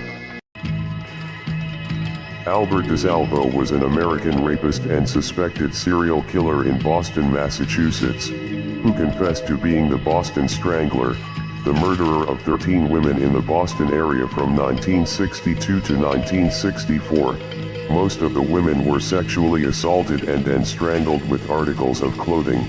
The oldest victim died of a heart attack. 2 others were stabbed to death, one of whom was also badly beaten. The women were assumed to have either known their killer or voluntarily allowed him into their homes. In 1967, DeSalvo was imprisoned for life for committing a series of rapes. However, his murder confession has been disputed and debate continues as to which crimes he actually committed. In 1973, Albert DeSalvo was found stabbed to death in the prison infirmary at the Cedar Junction Correctional Institution in Norfolk, Massachusetts. Peter Sutcliffe was an English serial killer who was dubbed the Yorkshire Ripper. In 1981, Sutcliffe was convicted of murdering 13 women and attacking 7 others. The first victim to lose her life was Wilma McCann, a mother of 4 from the Chapeltown district of Leeds. Sutcliffe struck her twice with a hammer before stabbing her 15 times in the neck, chest, and abdomen. Sutcliffe initially attacked women and girls in residential areas, but appears to have shifted his focus to red light districts because he was attracted by the vulnerability of prostitutes. Most victims were killed by a combination of bludgeoning and stabbing, and all but 2 were killed in the county of Yorkshire. A High Court ruling rejected an appeal in 2010. He would serve a whole life term. Sutcliffe died from diabetes-related complications while in prison custody on November 13, 2020, at the age of 74. Marjorie Orban was a 47-year-old former Las Vegas showgirl, who murdered her husband Jay Orban, in Phoenix, Arizona on or about September 8, 2004. Which would have been his 45th birthday. She had been having affairs with several men. When Jay Orban returned home from a business trip, his wife shot and killed him, then dismembered his body in an attempt to keep the affairs a secret, and inherit Jay's money. Jay's body wasn't found until several weeks later, when his torso was found on October 23 in a plastic container on the outskirts of Phoenix. The rest of his body was never found. Marjorie Ann Orban was convicted of the murder in 2009 after a trial lasting 8 months. On October 1, 2009, Orban was sentenced to life imprisonment by an Arizona court. Vincent Edward Brothers is an American mass murderer convicted of killing his wife, their 3 children and his mother-in-law. Brothers was the former vice principal of John C. Fremont Elementary School in Bakersfield, California. Although considered the only suspect from the beginning, he was not arrested until April 2004. Brothers was convicted of the first-degree murders of his 5 family members. Brothers is believed to have used a .22 caliber gun and a stabbing weapon to brutally kill the family members. His conviction carried the special circumstance of multiple murder. Brothers killed his family because they were a financial burden and he lied on the stand 41 or more times. On May 29, 2007, the jury returned a sentence of death. He was placed on death row at San Quentin State Prison. In 2012, Estebaliz Carranza, dubbed the Ice Cream Killer by the Austrian media, was sentenced to life behind bars for the brutal dismemberment murders of her ex-husband and her one-time lover, on separate occasions. She shot them both in the head and carved up their bodies. After several failed attempts to dispose of the first corpse, including the crazy idea of setting fire to it, Carranza finally decided to resort to dismembering the corpses with a chainsaw. She stored their body parts in a freezer that also served as a storeroom for the ice cream parlor. She concealed them in chunks of concrete that she mixed up in the cellar and then buried their remains under the concrete floor of her shop. She then hung air fresheners to hide the smell of their rotting corpses. When arrested, Carranza was 2 months pregnant by another man whom she married in prison. An American woman who claimed that God ordered her to bash in her sons' heads, has been acquitted of all charges after a jury in Tyler, Texas, decided she did not know right from wrong at the time. It found that Deanna Laney, 39, was legally insane when, on Mother's Day weekend at 11:30 p.m. on May 9, 2003, she woke and took Joshua, 8, to the yard of her home in New Chapel Hill, Texas, where she lifted a large rock over her head and brought it down against his skull, fatally wounding him. She then dragged her 6-year-old son, Luke, to the same area, and killed him in the same manner. Afterwards, she attempted to kill 14-month-old Aaron in his crib with a stone. He was found alive with a pillow placed over his face but suffered severe head injuries. She was released with conditions in 2012. Abdelallah Hadi, known as the Butcher of Taraudant, was a Moroccan serial killer responsible for killing 9 children age 11 to 16 between 2000 and 2004. On August 20, 2004, local residents stumbled upon human remains including multiple skeletons and 8 skulls scattered throughout the Taraudant Valley. They contacted the police. On August 7, 2004, police officers went to Hadi's house, and when he opened the door, he said, "I have been waiting for you to save me from my torture. I have been suffering day and night. I want to sleep and heal." When asked if he was the child murderer, he confessed and was taken into custody. Hadi admitted to having a 9th victim and that he had an orgasm while choking his victims. Hadi died on May 6, 2022, while on death row at Mal al-Burki Central Prison. Mikhail Viktorovich Popkov is a Russian serial killer, rapist, and necrophile, who committed the sexual assault and murder of 78 girls and women between 1992 and 2010 in Angarsk, Irkutsk, in Siberia, and Vladivostok in Far East. Although he has confessed to at least 83 in total, he is known as the Werewolf. For the particularly brutal nature of his crimes, he would extensively mutilate the bodies of his victims, and perform sexual acts on them. Popkov, a former police officer, was convicted of 22 murders in 2015 and sentenced to life imprisonment. He confessed to an additional 59 3 years later. On December 10, 2018, he was convicted for 56 of the 59 additional killings and given a second life sentence. Dallin Bounce was an American serial killer who killed 4 victims in South Carolina. On June 26, 1999, Radio Shack employee Jonathan Lemuel Lara was restrained with flex ties to a chair in the back room of a Radio Shack in Greenville, South Carolina. Lara was stabbed in the neck with a screwdriver and subsequently died. December 22, 1999. Bounce walked into a tiny flower shop on a busy street in broad daylight and killed the 30-year-old clerk, Karen Moore Hayden, by slicing her throat and leaving her face down in a back storage room in a pool of blood. Bounce killed an acquaintance, Sandy Roberts Ott, and her ex-husband Timothy Ott. In the ex-husband's home in Easley, Bounce fled the house and took refuge in a neighborhood several miles away. Holding 2 women hostage, Bounce killed himself shortly thereafter with a gunshot to the head. Melanie Smith, 43, a self-confessed alcoholic, set fire to a baby's pushchair because she was fed up with it being outside her front door. But the blaze spread into a devastating inferno which ripped through the first-floor flat in Presteiton, North Wales, October 2012. It trapped and killed Leanna Shires, 20, her partner Liam Timbrell, 23, their baby son Charlie, 15 months, Miss Shires' nephew Bailey, 4, and niece Sky, 2, who lived in the flat below. The court heard Smith was ranting about her throwing cigarette butts and shouted up at Miss Shires, "I am going to set your house on fire with you and your kids in it." She was sentenced to life in prison with a 30-year minimum, on May 7, 2013.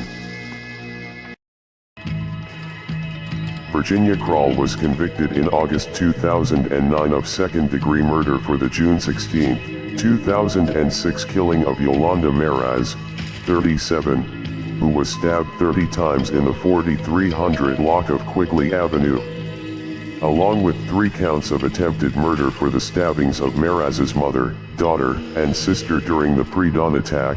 At about 3 a.m., Virginia Krall, 22, carrying a 12-inch knife, allegedly climbed through a side window and stabbed and slashed Meraz's daughter, sister, and mother at the family's Lakewood home. Krall was arrested at the crime scene by sheriff's deputies and has remained jailed since then. She believed that there were devils in the world and that she was selected by God to attack and kill these devils. She was sentenced to just over 36 years to life in prison. Miroslav Stalik was a Czech sadistic murderer, who committed a total of 14 completed or attempted rapes in Prague in 1983, killing 2 of the attacked women. He had both sadistic and masochistic tendencies. He would cause conflicts at school because he enjoyed being beaten by other children. He began to commit violence against women. He forced them to have sex using a hunting knife which he carried with him. He was known to rob, strangle, rape, and murder his victims. On August 10, 1983, the body of Zdeňka H. was found. The victim was undressed and left in a position indicative of a sexual assault. On the same day he attacked 2 more women. On August 18, the resident of an apartment building in Vršovec reported the discovery of a body. He was hanged by President Husak on February 25, 1986 in the Pankrak prison in Prague. Richard Trenton Chase, aka the Vampire of Sacramento, was an American serial killer, cannibal, and necrophile who killed 6 people in 1977 and 1978 in Sacramento, California. He drank his victims' blood, cannibalized their internal organs, and would engage in necrophilia with his female victims. He did this as part of a delusion that he needed to prevent Nazis from turning his blood into powder via poison they had planted beneath his soap dish. The jury found him guilty of 6 counts of first-degree murder and sentenced him to death on May 8, 1979. He was placed on death row, but was found dead in his cell at San Quentin State Prison. On December 26, 1980, age 30, the serial killer had been given prescribed medication, which he saved up to eventually overdose.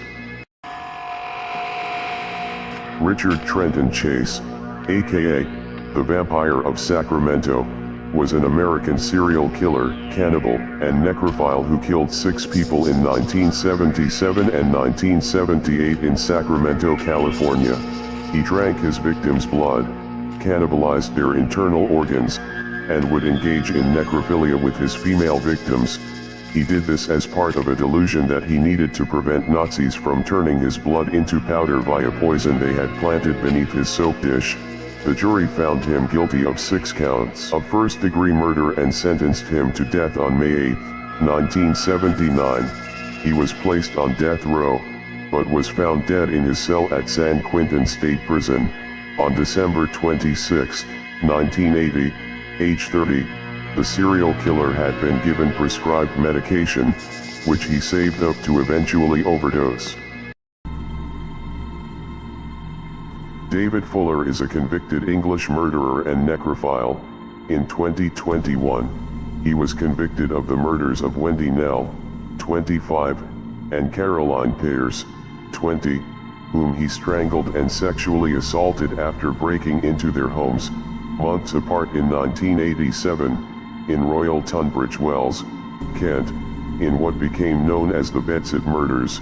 When finally apprehended, Fuller also received 12 years for mortuary offenses, having recorded himself abusing the bodies of more than 100 female corpses, over the course of his employment as an electrician at the Kent and Sussex Hospital, also in Tunbridge Wells, and the Tunbridge Wells Hospital in nearby Pembury, which replaced it.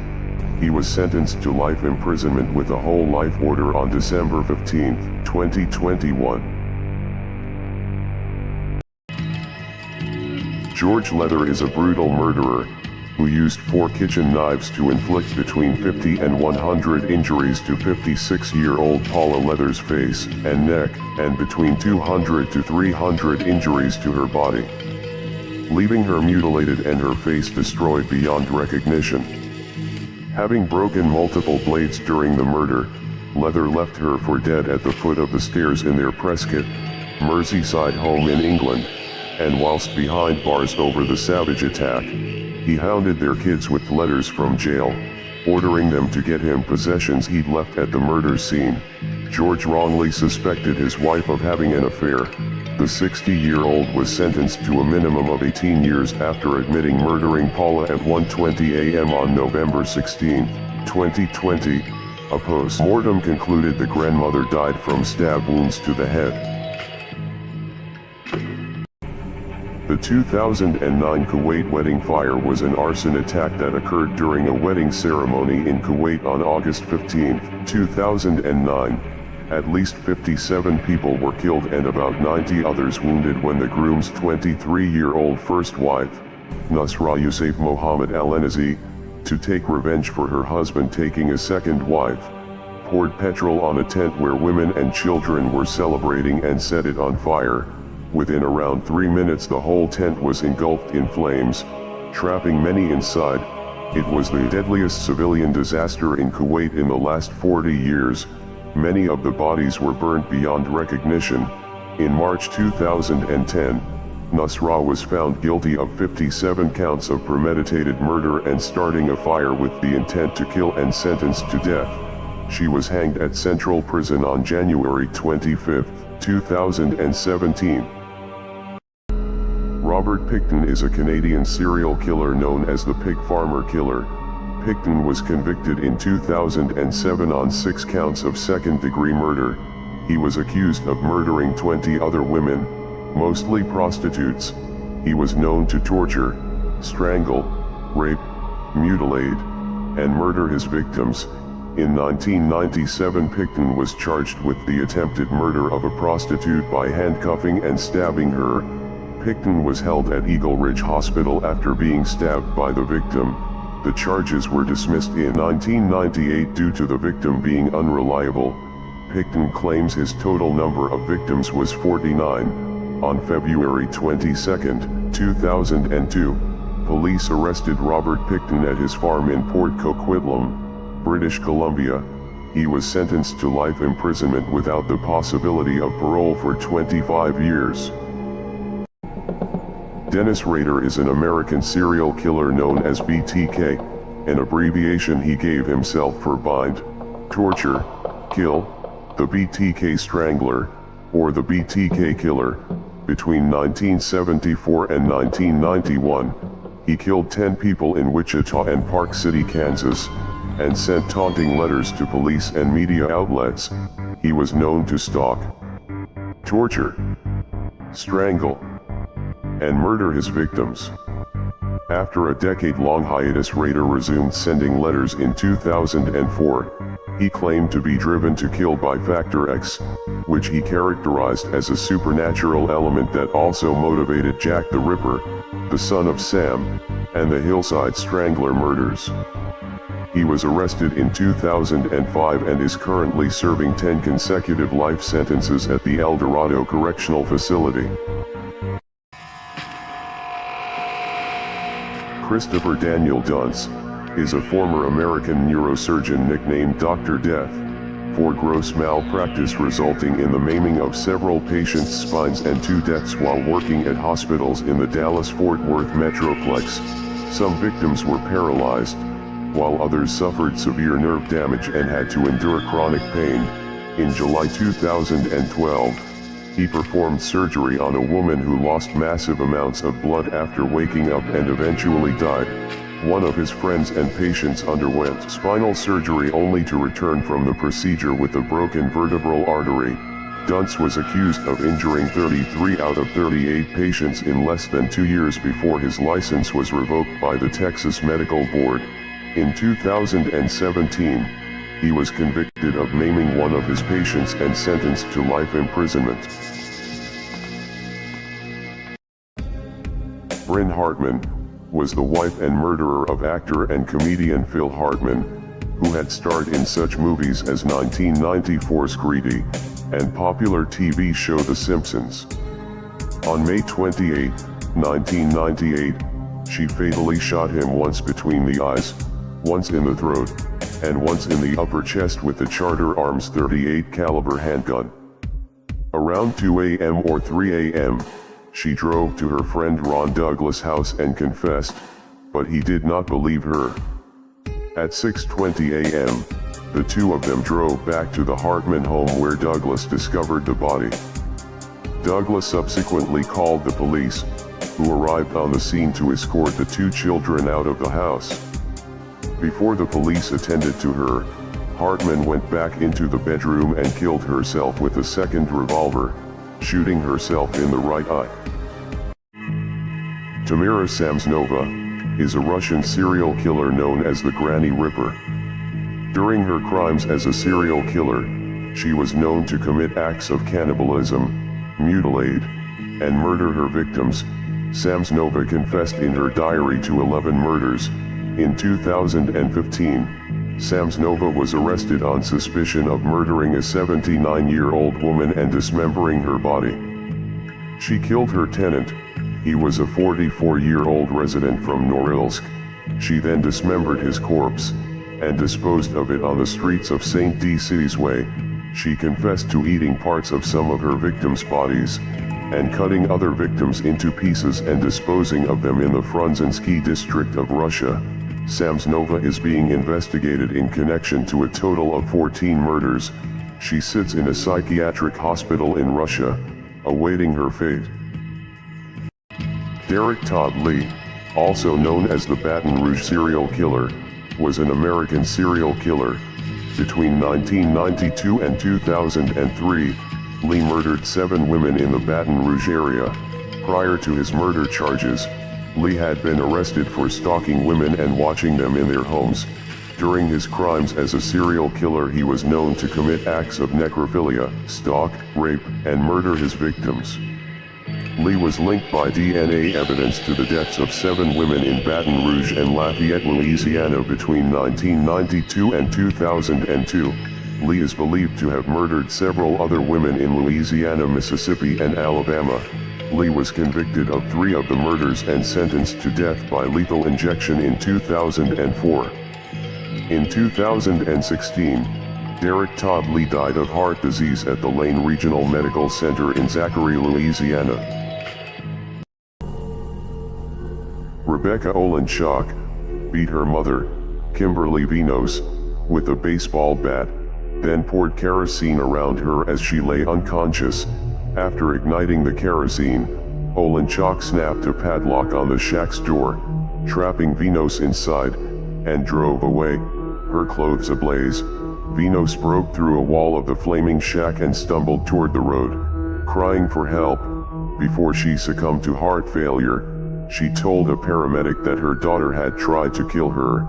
The murder occurred on October 17, 2010. In a homeless encampment behind the pathmark on Durham Road, Bristol Township, Bucks County, Pennsylvania, USA. Rebecca Olenchak was found guilty, but mentally ill, and sentenced to life in prison without parole on October 12, 2011. On August 15, 1975, Ted Bundy fled from a patrol car. When the police caught up to him and searched his 1968 Volkswagen Beetle, they found the following suspicious objects: a crowbar behind the driver's seat, a box of large green plastic garbage bags, an ice pick, a flashlight, a pair of gloves, torn strips of sheeting, a knit ski mask, a pair of handcuffs, and a strange mask made from pantyhose. They also noticed that the passenger seat had been removed. They later released him. Little did they know they had just set free one of the worst serial killers in American history. Eventually, Utah authorities seized the 1968 Volkswagen and examined it inch by inch, finding hairs that matched 3 potential victims. The Ted Bundy Volkswagen is currently on display at the Alcatraz East Crime Museum. Dr. Theodore John Kaczynski, also known as the Unabomber, is an American domestic terrorist who engaged in a mail bombing spree that spanned nearly 20 years. He was a mathematics prodigy, but abandoned his academic career in 1969 to pursue a more primitive life. Between 1978 and 1995, Kaczynski killed 3 people and injured 23 others in a nationwide mail bombing campaign against people he believed to be advancing modern technology and the destruction of the environment. He authored Industrial Society and Its Future, a 35,000-word manifesto and social critique opposing industrialization, rejecting leftism, and advocating for a nature-centered form of anarchism. He was sentenced to 4 life terms in prison on May 5, 1998. In the early hours of April 15, 1988 in Behar County, Texas, high on cocaine and after 3 six-packs of beer, Leopoldo Narvaez barged into the trailer home of his ex-girlfriend Shannon Mann, 17, and killed her and her sisters, Jennifer, 19, Martha, 15, and brother Ernest Jr., 11. Shannon's body was found nude and she had been stabbed 5 times and both of her arms were broken. Jennifer was found partially nude and had been stabbed 23 times. Martha also was partially nude and received 9 stab wounds. Shannon's brother received between 63 and 67 stab wounds. On the night of the attack, a mortally wounded Shannon Mann called 911 and identified Narvaez. He was executed by lethal injection in Texas on June 26, 1998. Sayano Horimoto was a 12-year-old 6th grader at Shinmei Primary School. She became uncomfortable around 23-year-old Yu Hagino, a teacher at a cram school in Uji, Kyoto Prefecture. Sayano complained to her parents about the teacher when he became suggestive around her. On December 10, 2005, Hagino sent the other students outside. He then disconnected a security camera and approached the seated girl from behind. He tried to hit her with a hammer, but failed. He then stabbed her in the neck, head, and face with a kitchen knife more than 10 times. Hagino then pushed her to the floor and then stabbed her at least 3 more times in the neck. The Osaka High Court sentenced him to 15 years imprisonment on March 24, 2009. Jessica Tada, 24, was sentenced to 80 years for a murder conviction in the death of one of 4 children that were killed in a fire at her home daycare in Houston. She was convicted for the death of 16-month-old Elias Castillo. Elias was one of 7 children whom Tada left unsupervised while she went to a nearby Target store. She left a pan of oil on a stovetop burner and this ignited the February 2011 blaze. 3 other children were seriously injured. Neighbors said that they heard the children crying during their unsuccessful attempts to rescue them from the blaze. Tada fled to Nigeria in the wake of the fire but was captured after about a month. Along with the prison sentence, Tada was ordered to pay a $10,000 fine. A judge dropped the remaining 8 cases against Tada in order for her to begin her prison sentence. Ed Gein made at least 40 nighttime visits to local graveyards to exhume recently buried corpses and take them home to make his gruesome art. He made faces into lampshades, a belt fashioned from women's nipples. There were also human skulls used as decorative bedposts, lips as a curtain drawstring, a wastebasket made of human skin, chair seats covered in human skin, several female skulls, some with the tops sawn off, bowls made from human skulls, a corset made from a female torso, skin from shoulders to waist, a pair of lips on a window-shaped drawstring, 4 noses, 2 vulvas from teenage girls, 9 women's vulvae in a shoebox, Bernice Worton's heart in a plastic bag, Bernice Worton's head in a sack, masks made from female faces, leggings made from human leg skin. Henryk Kukula is a Polish serial killer, pedophile, and necrophile, nicknamed the Monster from Grzał. From September 1980 to July 1990 he raped and murdered 4 children. When he was 14 years old, he murdered a 5-year-old girl. After killing her, he desecrated the corpse. The young murderer was placed in an educational facility in Krupski when he beat the 9-year-old son of the educator to death, raping the corpse afterwards. He was sentenced to 15 years imprisonment for the crime. In April 1990, Kukula left the prison, and in July of the same year he raped and murdered 2 brothers in Ruda Slaska. For this crime, he was sentenced to 25 years imprisonment. His sentence expired in 2020, but he was kept in and remains in custody. Bruce Mendenhall is a convicted American murderer and serial killer, known as the Truck Stop Killer. Mendenhall worked as a long-haul trucker. He has been charged with the murders of 3 women at truck stops in Alabama, Indiana, and Tennessee. Mendenhall is suspected for murders in Georgia, Illinois, New Mexico, Oklahoma, and Texas. Mendenhall was arrested at a truck stop in Nashville, Tennessee, in 2007. A large quantity of bloody clothing and identification, personal effects, a plastic sack along with blood spots scattered around the inside of his cab and on the steering wheel, and even on his hands when arrested.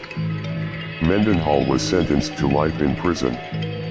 In 2010, he was sentenced to an additional 30 years in prison for soliciting the murders of 3 witnesses in his upcoming murder trial.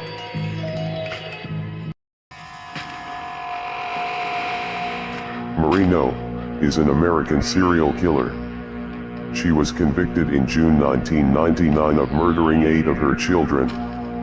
Between 1949 and 1968, 8 of the 10 no children died of mysterious causes which were then attributed to sudden infant death syndrome. All 8 children were healthy at birth and were developing normally. 2 other children died of natural causes. No pled guilty in June 1999 to 8 counts of second-degree murder, and was sentenced to 20 years of probation with the first 5 years under house arrest and psychiatric study. As a condition of her plea agreement, No agreed to psychiatric study in hopes of identifying what caused her to kill her children. In September 2001, a study was filed with the court that stated No was suffering from mixed personality disorder. Daryl Peter is an American convicted murderer.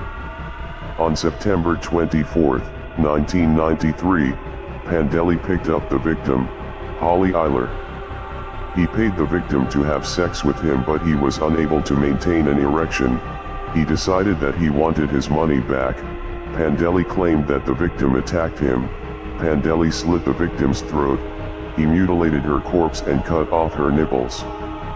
He then dumped her body in an alley. Later, he flushed the nipples down a toilet. After being captured and interrogated for that murder, he confessed to killing Holly Humphreys more than a year before the Eiler murder. He was tried separately for the murder of Humphreys, and convicted of second-degree murder. Daryl Pandeli was convicted in 1997, and was eventually sentenced to death in 2017. Adish Kamra is an Indian serial killer, known as the Darzi of Death. He has confessed to the murder of 33 truck drivers and their apprentices. He used to befriend the targets at food joints, and drug them before killing them. He was known to rob, strangle, mutilate, and murder his victims. Kamra says he dumped their bodies in isolated locations and sold off the trucks and goods. He remembers every little detail about everyone he has killed: the victim's last meal, where they ate, what they wore, where and how he was killed, and where exactly the body was dumped. The details are blood-curdling. The injuries were exactly where he said he had dealt the blows. Adish Kamra was arrested in September of 2018 by a female officer from the Bhopal police, in Mandideep, in Madhya Pradesh's Raisin district of India. Ernest Ingenito was an American spree killer. In November 1950, Ingenito drove to the Mazzoli house. He shot his father-in-law twice, killing him. As his wife fled, Ingenito shot her in the stomach and shoulder. When his mother-in-law fled, he shot her mother, then killed his wife's pregnant aunt. He wounded his wife's 9-year-old cousin, then shot and killed his mother-in-law. Ingenito also killed his mother-in-law's brother. He then drove to Minatola and shot his wife's aunt and uncle. Ingenito was arrested by the New Jersey State Police. He was released in 1974. In 1994, Ingenito was arrested again for sexual assault. He was found guilty on 29 counts and sentenced to 50 years in prison. He died in prison of heart failure on October 7, 1995. Larry William Eyler, aka the Interstate Killer, was an American serial killer. Between 1982 and 1984, Eyler is known to have committed a minimum of 21 murders. Victims were subjected to varying degrees of sadomasochism before being stabbed to death, with the majority of the wounds being inflicted to the victim's chest and abdomen. His victims were typically plied with alcohol and sedatives, such as F-chlorvinol, before their restraint and murder. Several victims were disemboweled after death, and Eyler is known to have dismembered the bodies of 4 of his victims. His victims were typically discarded in fields close to major interstate highways, with their trousers and underwear frequently discovered around their knees or ankles and their shirts missing. Eyler died of AIDS-related complications in 1994 while incarcerated on death row. Leatrice Brewer drowned and stabbed her 3 children believing that she was saving them from voodoo. On February 24, 2008, Brewer stabbed her 6-year-old daughter, Jewel Ward. She then drowned her daughter and sons, 5-year-old Michael Deemsyo, and 18-month-old Innocent Deemsyo Jr. in the bathtub of their Newcastle apartment. Next, Brewer attempted suicide by swallowing aspirin and household cleaners.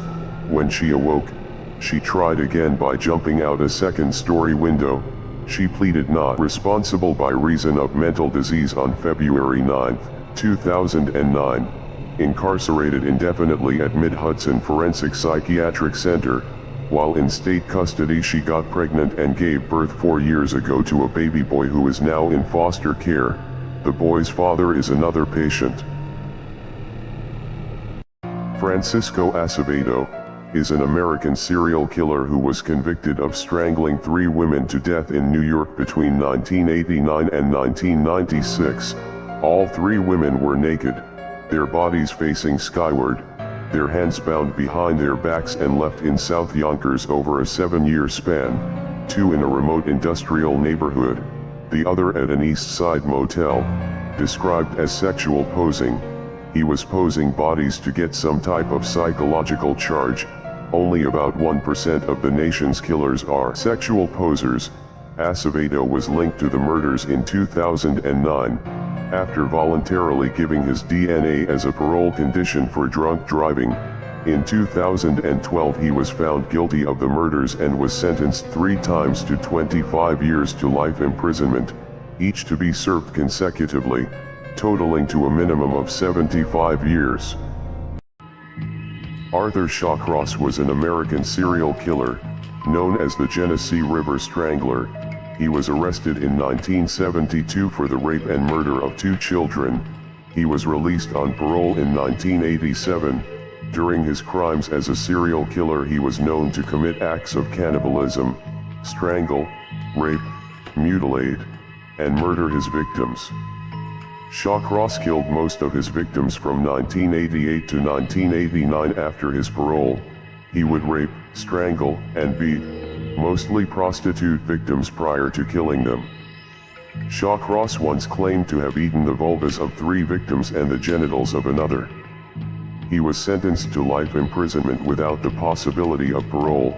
On November 10, 2008, he was taken to Albany Medical Center where he went into cardiac arrest. He was pronounced dead at 9:50 p.m. Keisha Golden, 33, was heavily pregnant when she fatally stabbed her boyfriend, just hours after the couple held their baby shower, during a fight over who would get to use the microwave to reheat food. She was arrested October 23 and charged with first-degree murder in the stabbing death of her boyfriend, Calvin Sidney, 29. The 8 months pregnant woman knocked a plate out of Sidney's hands, and he retaliated by shoving her. Sidney stormed off to a bedroom, where Golden allegedly stabbed him in the leg with a knife, and left the apartment after dropping the weapon. The boyfriend's femoral artery was reportedly cut in the attack. He died at Mount Sinai Hospital. A few hours later, Golden was arrested after she returned home, unaware that Sidney was dead. Ramadan Abdel Rahim Mansour was an Egyptian serial killer known as the Express Train. He was known to torture, rape, and murder his victims. Mansour raped and tortured homeless children, mostly boys aged 10 to 14 years old. Mansour lured street children onto the carriage roof of the trains, where he then stripped, raped and tortured them, and tossed them naked onto the trackside, dead or barely alive. The murders took place aboard trains between Cairo, Alexandria, Calliopeia, and Beni Suef. Some of his victims were thrown into the Nile River, and at least one victim was buried alive. In 2007, Mansour was convicted by the criminal court in Tanta. He was also found guilty of illegal possession of weapons. Ramadan Abdel Rahim Mansour was executed by hanging in 2010. The box incident occurred in 1989. Jeffrey Dahmer was living at his grandmother's home in West Allis, Wisconsin. His dad came to visit and happened to see it, a 1-foot square metal and wood box, and was wondering what was in it. He said, "Jeff, open it up. I just want to see what's in there." They got into a bit of an argument because he wouldn't open it. His father then said, "Jeff, open it up or I'm going to just take it down into the basement and get a screwdriver and open it." Jeff got angry, very visibly agitated, not fathoming what could be in the box. His father said, "Okay, open it up tomorrow and then let's get rid of it." The box contained the severed and mummified head and genitals of a young man Dahmer had met in a gay bar in Milwaukee. He killed a dozen more victims before his capture in 1991.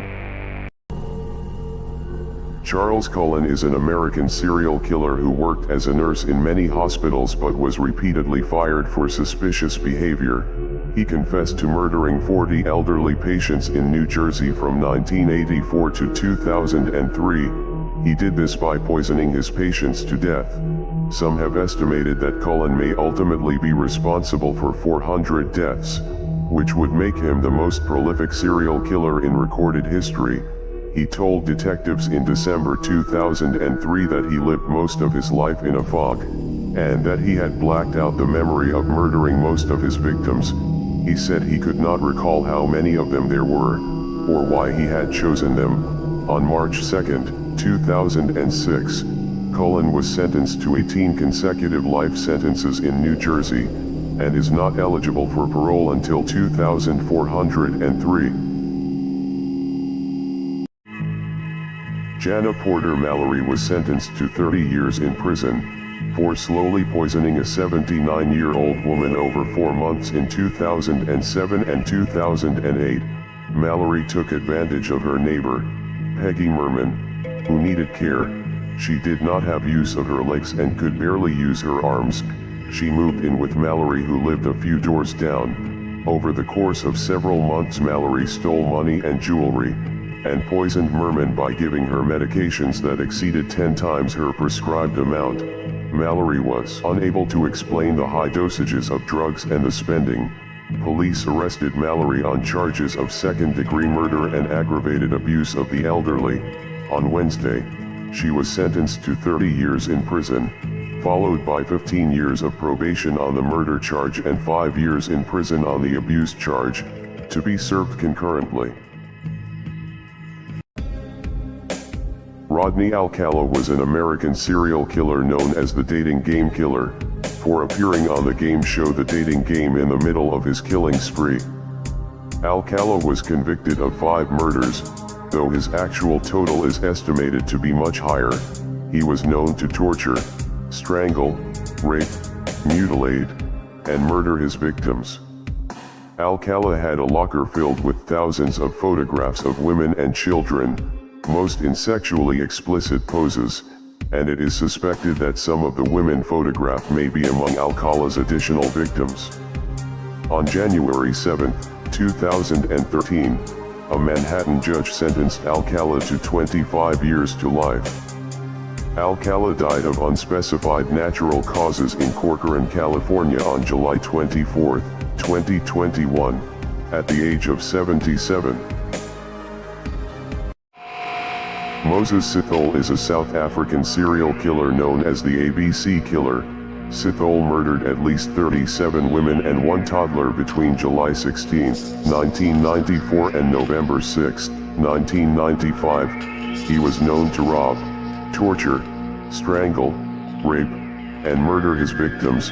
Sithole preyed on unemployed women, luring his victims with the prospects of a job before leading them to an isolated place, where he murdered them. They were generally strangled with their own underwear.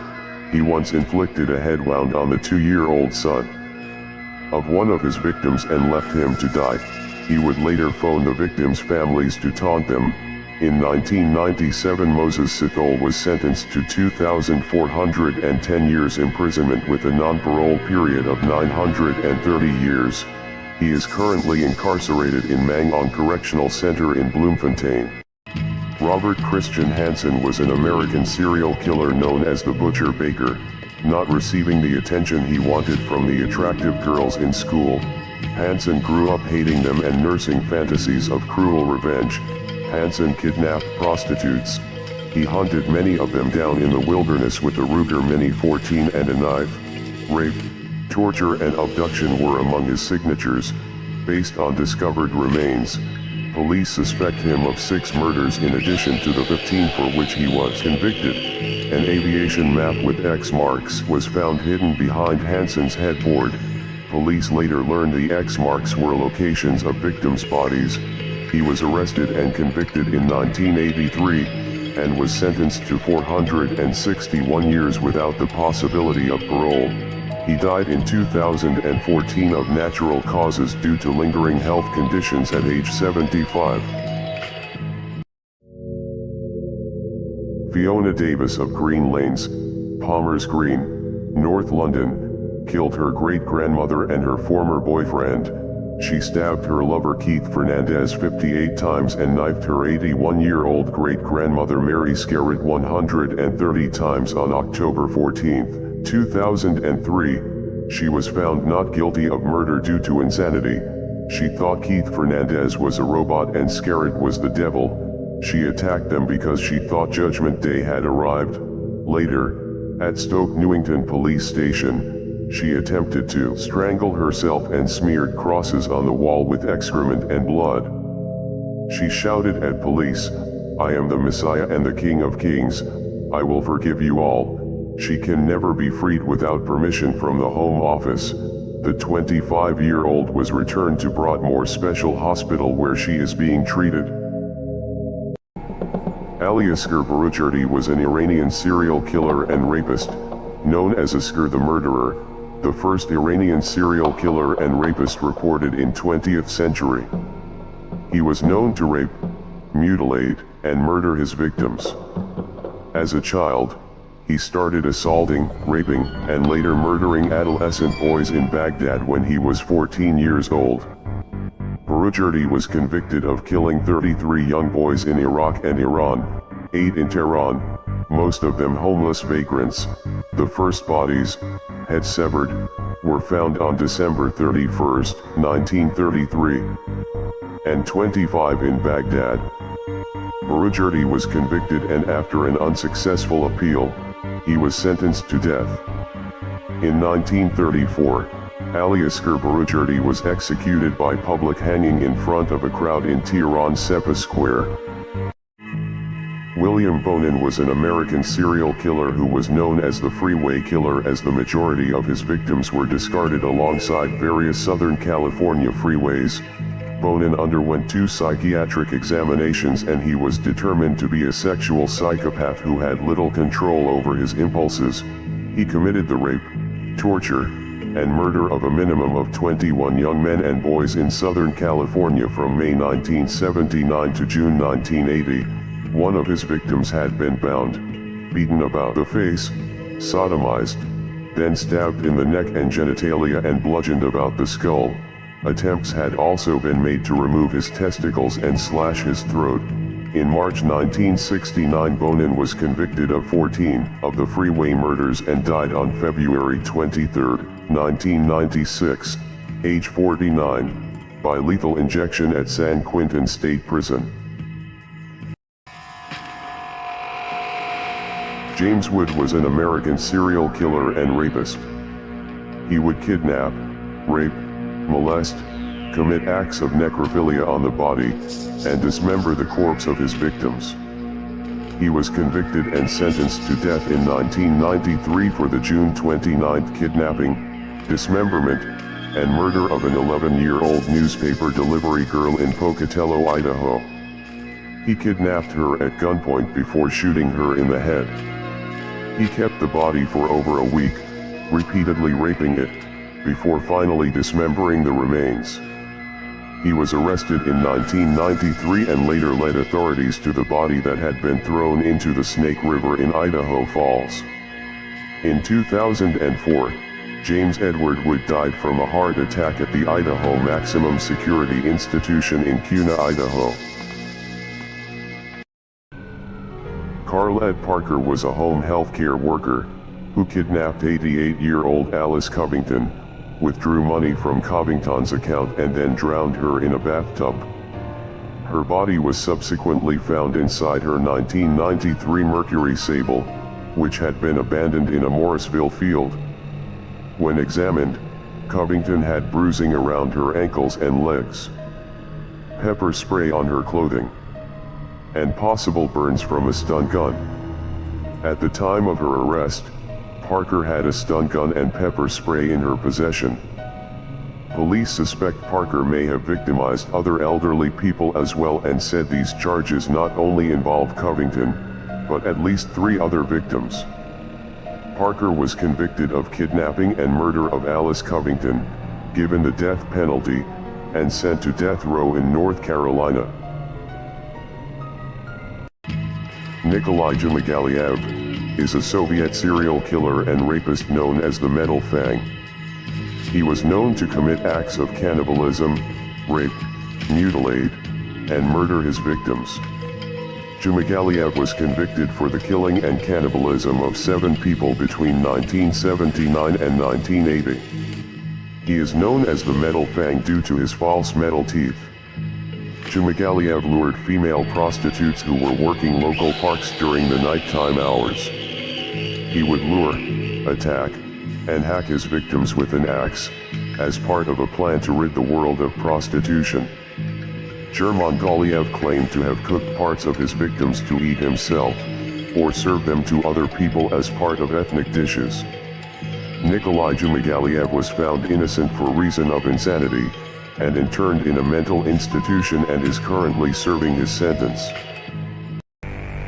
Matej Krko was a Slovak serial killer known as the Slovak Cannibal. Krko lived in the small Slovakian village of Kisak. Authorities found GPS coordinates on a computer owned by Krko, which led the discovery of 2 victims' bodies in a shared shallow grave.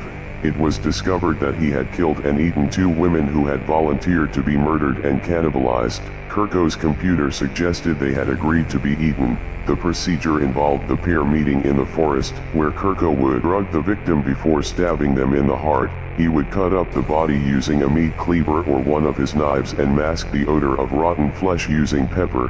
He would eat whatever part of the body he desired, storing the rest in his refrigerator. Krko died in a firefight with the Slovak police force on May 10, 2011. Interpol has sought to establish conclusive links between Krko and up to 30 other missing persons. Leonard Thomas Lake was an American serial killer. During the mid-1980s, he and his accomplice, British Hong Kong-born Charles Ng, raped, tortured and murdered an estimated 11 to 25 victims at a remote cabin near Wilseyville, California, in the Sierra Nevada foothills, located 150 miles east of San Francisco. They killed the men and infants immediately but kept the women alive, raping and torturing them, before killing them or allowing them to die from their injuries. After his 1985 arrest on unrelated charges, Lake swallowed cyanide pills that he had sewn into his clothing and died 4 days later. Human remains, videotapes, and journals found at Lake's cabin later confirmed Ng's involvement, and were used to convict Ng on 11 counts of capital murder. Charles Ng is a convicted Hong Kong-born, Chinese-American serial killer. Ng committed numerous crimes in the United States. He is believed to have raped, tortured, and murdered between 11 and 25 victims with his accomplice Leonard Lake, at Lake's cabin in Calaveras County, California between 1983 and 1985. They filmed themselves raping and torturing their victims. Police estimated that 21 missing women were shown as victims of malicious attacks in the tapes, or captured on still photos. After his arrest and imprisonment in Canada on robbery and weapons charges, followed by a lengthy dispute between Canada and the US, Ng was extradited to California, tried, and convicted of 11 murders. He is currently on death row at San Quentin State Prison. Richard Speck was an American mass murderer, who killed 8 student nurses in their South Deering, Chicago residence on the night of July 13th to 14th in 1966, via stabbing, strangling, slashing their throats, or a combination of the 3. One victim was also raped. A 9th potential victim survived by hiding beneath a bed. When asked why he killed the nurses, Speck shrugged, and jokingly said, "It just wasn't their night." Convicted of all 8 murders on April 15, 1967, Speck was sentenced to death. His sentence was reduced to 400 to 1,200 years in 1972. This was later reduced to 100 to 300 years.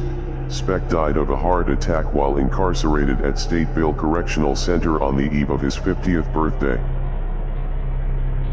Kathleen Falbig. It is one of the most disturbing cases of serial killing in world history. Melbourne's Kathleen Falbig was found guilty in 2003 of murdering 3 of her children. She killed Patrick, 8 months old, Sarah, 10 months, and 19-month-old Laura. As there was no obvious cause of death, it was initially believed the children had died of sudden infant death syndrome, SIDS, or cot death. Falbig was also convicted of the manslaughter of her child, Caleb, 19 days. She was charged with murder after her husband discovered her diary, which appeared to detail the killings. A 2019 judicial inquiry into the deaths upheld the 2003 verdict. Falbig, who is serving a maximum 30-year sentence, maintains her innocence.